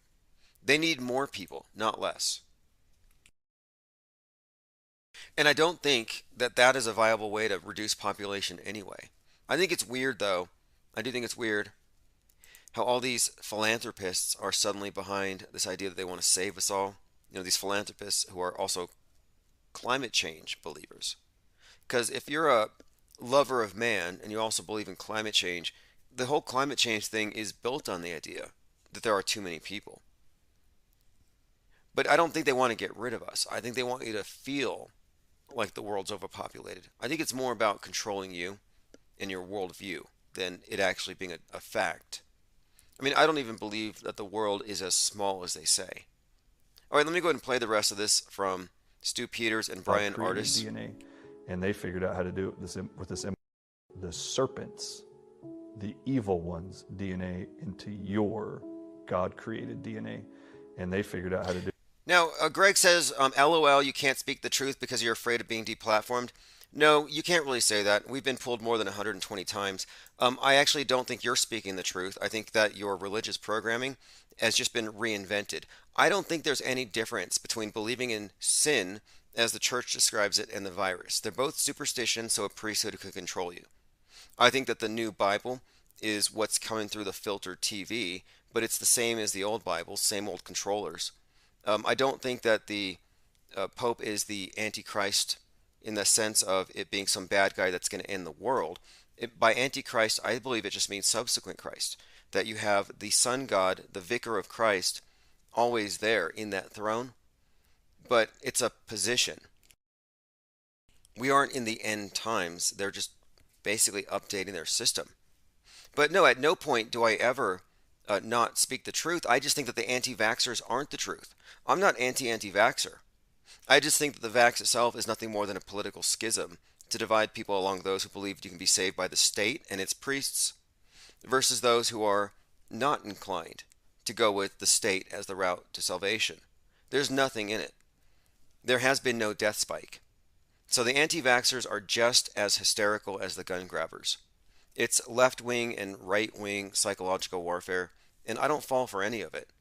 And so I'll let people on and talk about what scares them. If you want to call in and talk about climate change and how it scares you, or guns scare you, or vaxes scare you, by all means. I'll lose my channel of it. I don't care. We lose hundreds of channels. We don't care. It's not really about that. I just don't think you're here for the truth if you're still parroting talking points from bozos like this. Do this with this mRNA technology. They're using mRNA, which is mRNA extracted. So he's making up this conspiracy theory about how they're putting the devil's venom into you. And just having this play gets me banned. And that's me somehow what? Kowtowing to their standards? No. It's a ridiculous notion. And they put out these ridiculous notions to get people like you to get yourself censored. You just mark yourself as a fool. You mark yourself as a willing stooge. Like, I'm not going to martyr a channel for something silly. But I want to play this because, again, it's ludicrous. Hybrid of Satan. And I think they want to get that venom inside of you and make you a hybrid of Satan. A hybrid of Satan? I mean, what does that even mean? And again, this only makes sense to people who buy into a very narrow view of who Satan is. Is Satan even who this guy is talking about? Is Satan even a person? Or is it just an office, a position, the adversary? Which is what I think. I love it how they mix alternative science with mythology. Okay, so you guys are actually about science, right? Oh yeah, I said mRNA, I'm sciencey. But you also said Satan in the same sentence. Like, can you see your Satan under a microscope? Like, tell me this isn't a Poe. And anyway, let's move on here. Did you know that Pinterest, you know, the site where people post the crafts that they make at home and stuff? Pinterest, it's kind of like Twitter, but it's mostly homemade arts and crafts. They are now banning climate change denial. So if you don't believe in global warming, you can't be on Pinterest anymore. And global warming is a replacement flood myth. So my point being is that I don't believe in flood myths. I don't believe in Noah. I don't believe in Noah's Ark. I don't believe that the sinners, the designated sinners, whoever they are today, are going to bring about the wrath of God to where he's going to murder everybody with the flood. Like, I don't believe that. And then you have today the modern replacement myth, which is global warming, where, oh, if you don't recycle, if we don't go green, like Earth Day comes up in a week, if we don't go green, the globe's going to flood us. So if you're willing to recognize that this modern flood myth is ludicrous and it's used by the priesthood to not only scare you, but to tax you, which they do, you are paying taxes over a flood myth. And I don't think the old flood myth is any better. I think it's the same people behind both. So anybody here espousing the idea that they're somehow holier than thou because they have a Bible, I'm like, no, you have the old ruler's operating system. Old school fake news. Pinterest bans climate misinformation. Let's look at this for a moment. Yep. The platform banned content suggesting climate change is a hoax, emphasizing that it's now offering more than surface-level home decor tips. So, in addition to your home decor tips, now you can get some leftist ideologues preventing people from around you from exposing you to the idea that there might be a political utility to convincing the capitalists that they're destroying the world. This goes along with all the propaganda from Don't Look Up, Moonfall, Wall-E, Frozen. This is basically now being institutionalized as a form of blasphemy to say, oh, God's not mad at us, God's not going to flood us. And the modern Noah is the character that you saw in Don't Look Up. Leonardo DiCaprio with the neck beard, kind of like agoraphobic, popping pills because he's a scientist and he knows we're screwed because he's rich people and they won't stop their big corporations from polluting. That's kind of the new Noah. And the new sin, of course, is carbon footprint. This new um, replacement for wickedness that will bring about the floods. But anyway, yes, this is definitely a new religion. So that's why I think it's funny when people in the chat come in here hyper religious. It's like, religious people are the problem here, if you haven't noticed. Specifically the believers. Yeah, you got the priesthood, you got the elite, you got the Illuminati, but they're the minority. It's the majority of followers who are the real problem here. And I don't think we need to go back 1,000 years or 2,000 years.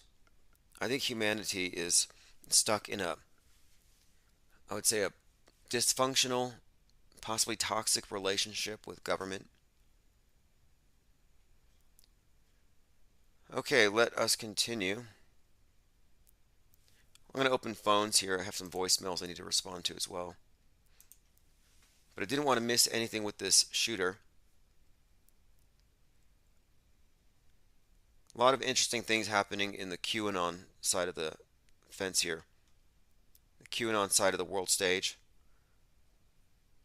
For example, QAnon Chronicles, we have got right now, GOP is a dime store front for a terrorist organization called MAGA, says political science professor.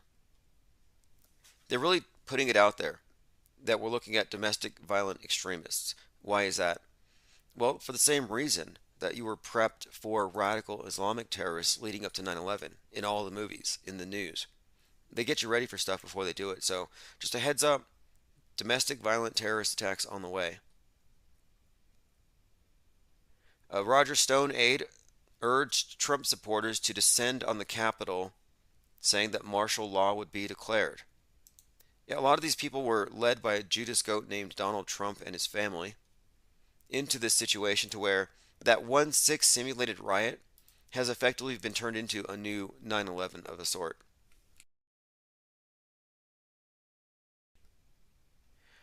The Gathering Storm, the Second Civil War. This is for the Daily Costs. Again, more just suggestion that the QAnoners are part of an insurrectionary force that is going to be the end of America. And I think the reason they're hyping up this threat is that this is part of the big story. As much as you might want to ignore Q, we have enough to suggest here that the authors, the directors of 9/11, of the Corona thing, of Islamic terror, of even the domestic violent extremist things with Timothy McVeigh, it's got the same authorship as Q. And so the whole QAnon movement, I think, is set up to take down the remaining vestiges of American nationalism and conservatism. And I think that's what 9/11 actually represents, the Twin Towers, the bringing of America down to its knees. America is the challenger to the one world order. That's why we're given movies like Don't Look Up, where America is sort of we epitomize the thing that's going to destroy the world. The free market, free speech. Look how they demonize free speech. And guns, of course. Now guns are being demonized again. Ghost guns. But I think ultimately the QAnon is a setup. And it's working. It has worked wonderfully. I mean, how much of it is organic? How much of it is instigated? I would suspect that most of the people with big channels are probably feds. The leader of the Proud Boys was a fed. So what makes anyone think that there's anything legitimate with this whole Q thing at this point? And then also, and this is the best part about it for me, I mean, this is just way weird and ironic, but if you look back at 1999, Marilyn Manson put out a video where he played the role of JFK being assassinated. And that video was part of a script he wrote where JFK was the second coming of Christ and JFK Jr. is the world savior, which is 100% exactly what the QAnoners believe. So I'm like, wow, they're following some kind of diabolical script, that's for sure. Truth Hurts 21 says, after all the things that ever happened, how do these people still believe in Q? It's a cult. Some will come out of it. Well, they won't, because General Flynn is a high-level mind control operative, and it is unequivocally, it's just a fact that the whole Q movement is actually based on the Church Universal Triumphant, which is this religious belief system where it has it that the Great White Brotherhood is here to save man from the evildoers that are secretly in control. And in order to aid the Great White Brotherhood, you have to channel those ascended masters. Ascended masters are people who apparently died to the world, but they're still here. And this Church Universal Triumphant believed in channeling these 7 rays of the archangels. So here you have General Flynn getting QAnoners to channel the 7 rays of the archangels at these conferences. The QAnoners believe in Princess Di, JFK Jr., Michael Jackson, John Denver, and dozens of other dead celebrities that they believe are secretly working with the white hats. So you replace white hats, the Great White Brotherhood with the white hats. You replace the secret evildoers of the world with the deep state, and you can see it's a replacement cult.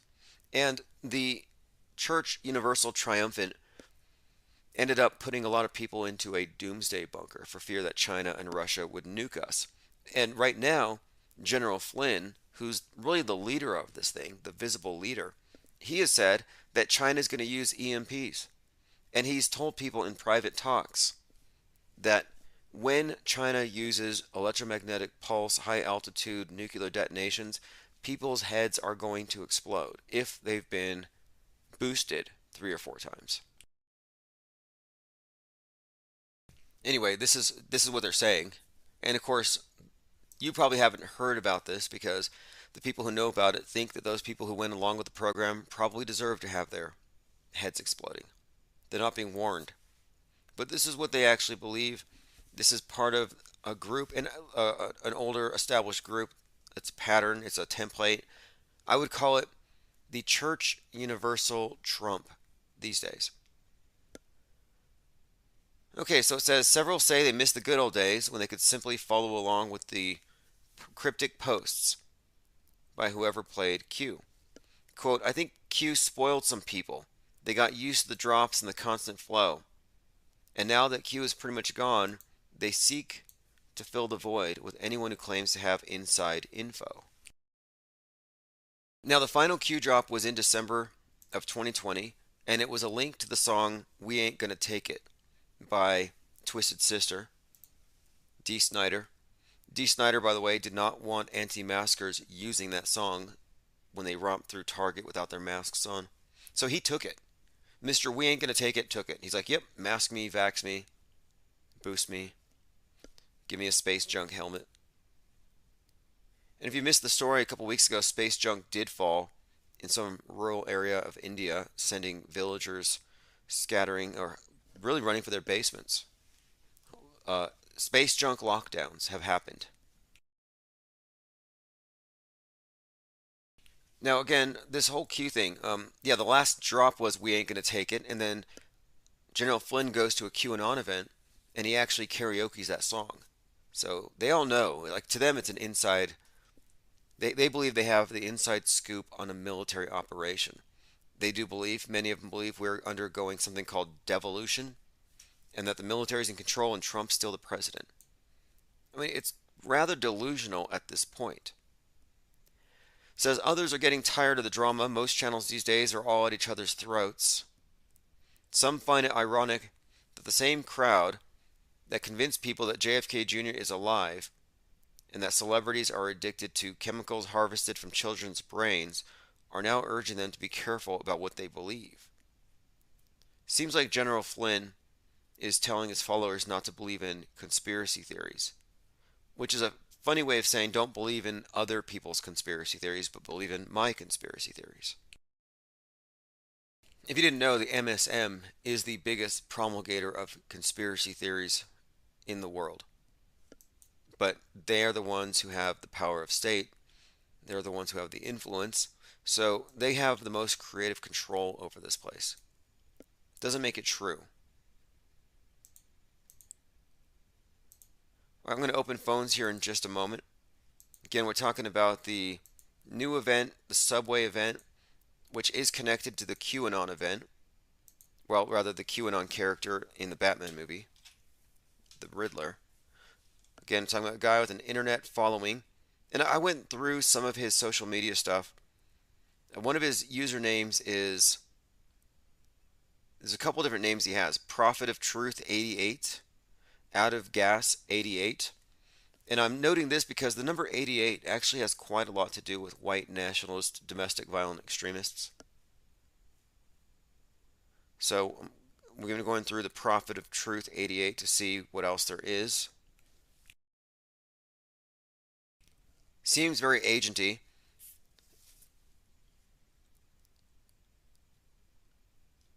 Alright, I'm going through our Discord server as well. If you've missed out on joining the Discord, just go to infiniteplainsociety.com. $2 a month. We have quite a lot of information about this particular event, and we'll continue to dig. His name is Frank James. Frank James, the person of interest in the Brooklyn subway shooting, has many videos on YouTube discussing his militant nationalist views. He's disappointed that Justice Ketanji Jackson is married to a white man. So they threw in some racial elements into this. Very interesting character so far. By the way, Gilbert Godfrey supposedly died today. Just fits the pattern. A lot of comedians, so I'm not giving up any loosh right now. I'm not assuming it to be true. I don't know why or the meaning to all these various fake events where they have these comedians just consistently. It's a pattern at this point. And the head wounds, we'll see. All right, Frank R. James. That's who we're talking about. Police say the shooting happened on the Manhattan-bound N train, making stops just before 8:30. The suspect put on a gas mask and removed the canister from a bag before the car began to fill up with smoke. That happened at the Joker shooting at the Aurora movie theater. Essig added that between 59th and 36th Street Station, the suspect opened up and tossed on the ground smoke grenades and started to fire a semi-automatic weapon. The gunman then discharged his Glock 33 times. Again, 33 times. What is with that number? And if you don't think there's a pattern here, then you have a lot of work ahead of you as a coincidence theorist to put together a cohesive theory to explain these statistical impossibilities, which are fascinating and make for a great book. It would make a great book if you were to just go through and somehow correlate all these things. So yeah, it's really strange how often these 33 show up, but that's just the nature of things. Tomanoid2 says Super Mario Brothers movie Devo Ray in front of ruined Twin Towers. Sleepy Random says comedy is dying. Yeah, that's what I was thinking. Maybe they're suggesting that you can't be funny anymore because comedy spreads truth. Comedy spreads dangerous misinformation. You had, most recently, Chris Rock getting slapped on the mouth for a joke. And nobody at the Oscars said, wait a minute, we may not agree with what you have to say, but we will defend your right to say it. Force is not an appropriate response to free speech. No, nobody said that, not one person. They were like, well, what are the relative merits of this? Was this warranted? No, it's never warranted. Force, you can't use force on people because you don't like what they say. It's a bad standard to set. It's bad enough that they can flag us and shut us down, but I mean, if that's our standard, you know how many people wouldn't speak because, well, they would get slapped? So anyway, you had Bob Saget, head wound, dies mysteriously. You had Heather McDonald falls, hits her head after joking about being vaxxed. Joy Behar, supposedly a comedian, but she hit her head. A lot of people laughed. But my point, there's a pattern to a lot of these comedians being hit in the head, and then Chris Rock being slapped in the mouth. It makes me think maybe this is about killing comedy. Gardening Gal says, how did they know it was exactly 33 if they have no cameras? Right, and that's something the investigators would know. How did they arrive at that to actually report it? Truth Hurt says people are getting tattoos of the slap scene. Right, well, that slap scene was a major psyop, and I had actually said early on, just as radical Islamic terror was cured by COVID, and Putin cured COVID, Will Smith slapping Chris Rock cured Ukraine. And as far as I know, that's kind of how it works. Whatever the cult of the monolith gets the masses to focus upon becomes the dominant influence at that time, and just shifts like 1984. They can just flip the script. Rourke66 said comedy died when Carlin died. Yeah, that was a politically incorrect individual there. How much did he know? Well, I mean, it's hard to say, because you could have been the most informed, truthiest person on your block, but you would not have had the truth about 9/11 after it happened unless you already knew about CGI inserts, crisis actors. What I'm suggesting is that you would not have been able to have arrived at a cohesive view of the truth until very recently. So, yes, Carlin was certainly the best you possibly could have been at that time. All right, let us continue going through my minds. Some of these scenes are just so redonkulous. It's worth looking at just so you can see how staged it is. And if you've never seen theatrical blood and seen it contrasted with real blood, it's something to look into. Also look into squibs. Research squibs. Then you have the lady in the maroon coat, and we do have a clip of her actually walking low to the ground, hunched over, and we actually do see what appears to be blood that she's dropping onto the floor. I'm going to go ahead and pull up our Discord server onto the screen. We'll go through some of those images. Again, Sean Penn going out there to rush at a fight. You know, Sean Penn was in Haiti after that earthquake a few years ago. And this is before I even knew about fake news. But I remember there was a scene where Anderson Cooper was hanging out with Sean Penn out there in Haiti. And then the next scene, and I use the word scene advisedly here, Anderson Cooper in Haiti rescued some boy. So some kid comes out like a child with a bloody head. And it looks like the same type of blood that we see here in the subway. And he rushes to the kid's aid and picks him up and puts him in the back of an ambulance, but not before looking back to make sure the cameraman was watching. But he picked up the kid. Here it is, raw. Anderson Cooper rescues injured boy. Now it looks really fake, and the child walks right up to Anderson Cooper, making me think that this was choreographed. Here we go. Away something, others will try to grab it. It's basically a battle between to see who's stronger. You can just see a chunk of concrete or rock. So here's the looting situation, but now here is the kid that comes out, and he runs up to Anderson. So you don't see any real injury. I don't see any cuts. And I don't know how you would have that kind of blood flow without a discernible cut or an injury. But his whole head's covered in blood, and then his shirt's covered in blood. And so then he wipes it on himself even. But conveniently, luckily for him, Anderson Cooper's right there. And watch what Anderson does in front of the camera. He looks around, puts down his own camera, picks up the kid, and watch an ambulance pulls up and magically just watch. The door opens.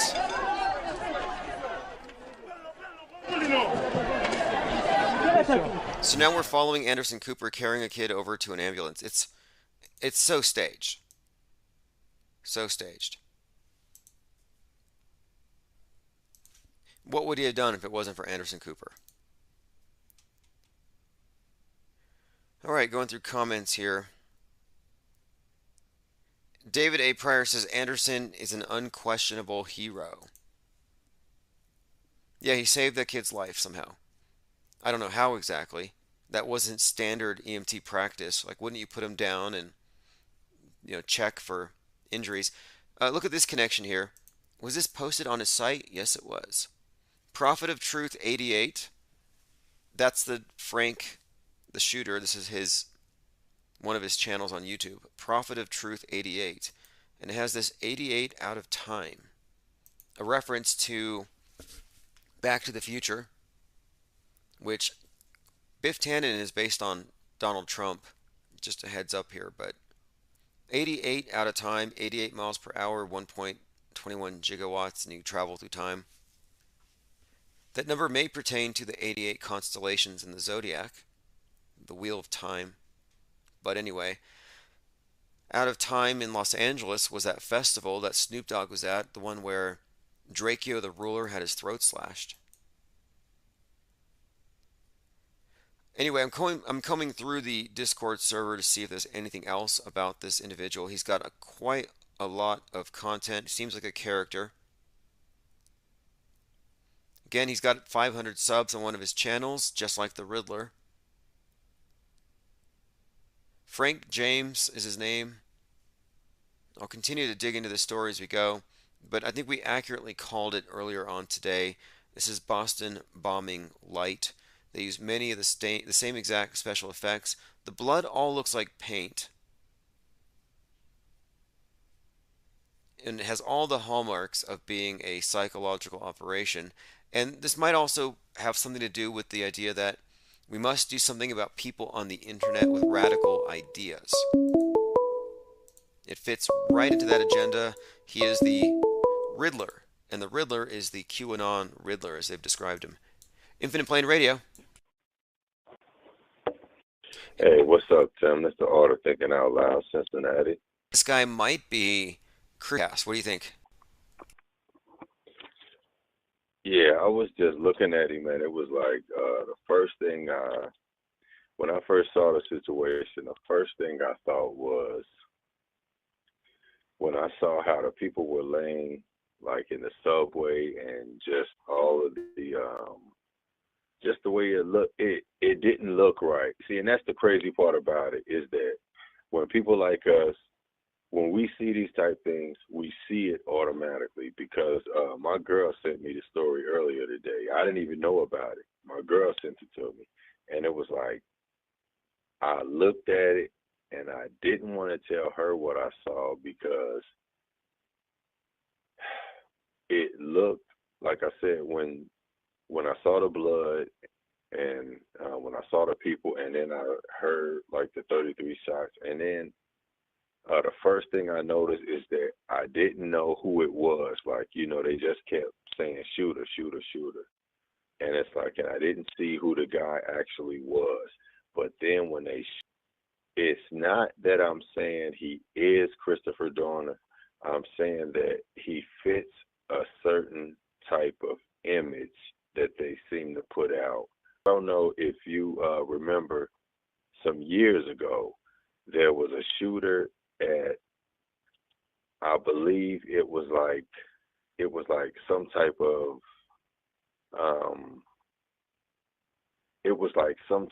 You think about the DC Beltway sniper? Military base. Oh, okay. Yeah, there was like a military base, and there was like a shooter, and he was claiming that like he was hearing voices in his head, like, and everything, and it's like he went on this shooting spree. And when I think about him, and then I think about Donner and the whole situation with him, where it's like he goes on this shooting spree, and then it's like he's incinerated, and they seem to find a perfectly meant license or identification of him, so that it like the stuff that they made can solidify that he's gone. Like the 9/11 passports. Like the building melts because jet fuel melts buildings, but it doesn't burn or melt press passes. I mean, I guess your driver's license in this case. And so, what are they making these driver's licenses and these passports out of? I'd like to know. See, and I think I think that like what we're seeing is that we're seeing as we've talked about before, like, countless times, world stage acting. But it's like with the crisis actors, I think what's crazy is you can actually go online and you can look up where you can become an actor in, I forget what they label it under. Mass But casualty actors, you got simulation trauma events where they want people to play act for the added realism for the trainees. And the thing is, like you're pointing out, crisis acting, it's not a conspiracy theory.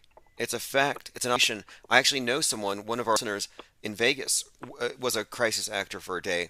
They were injured with shrapnel, and they used real movie special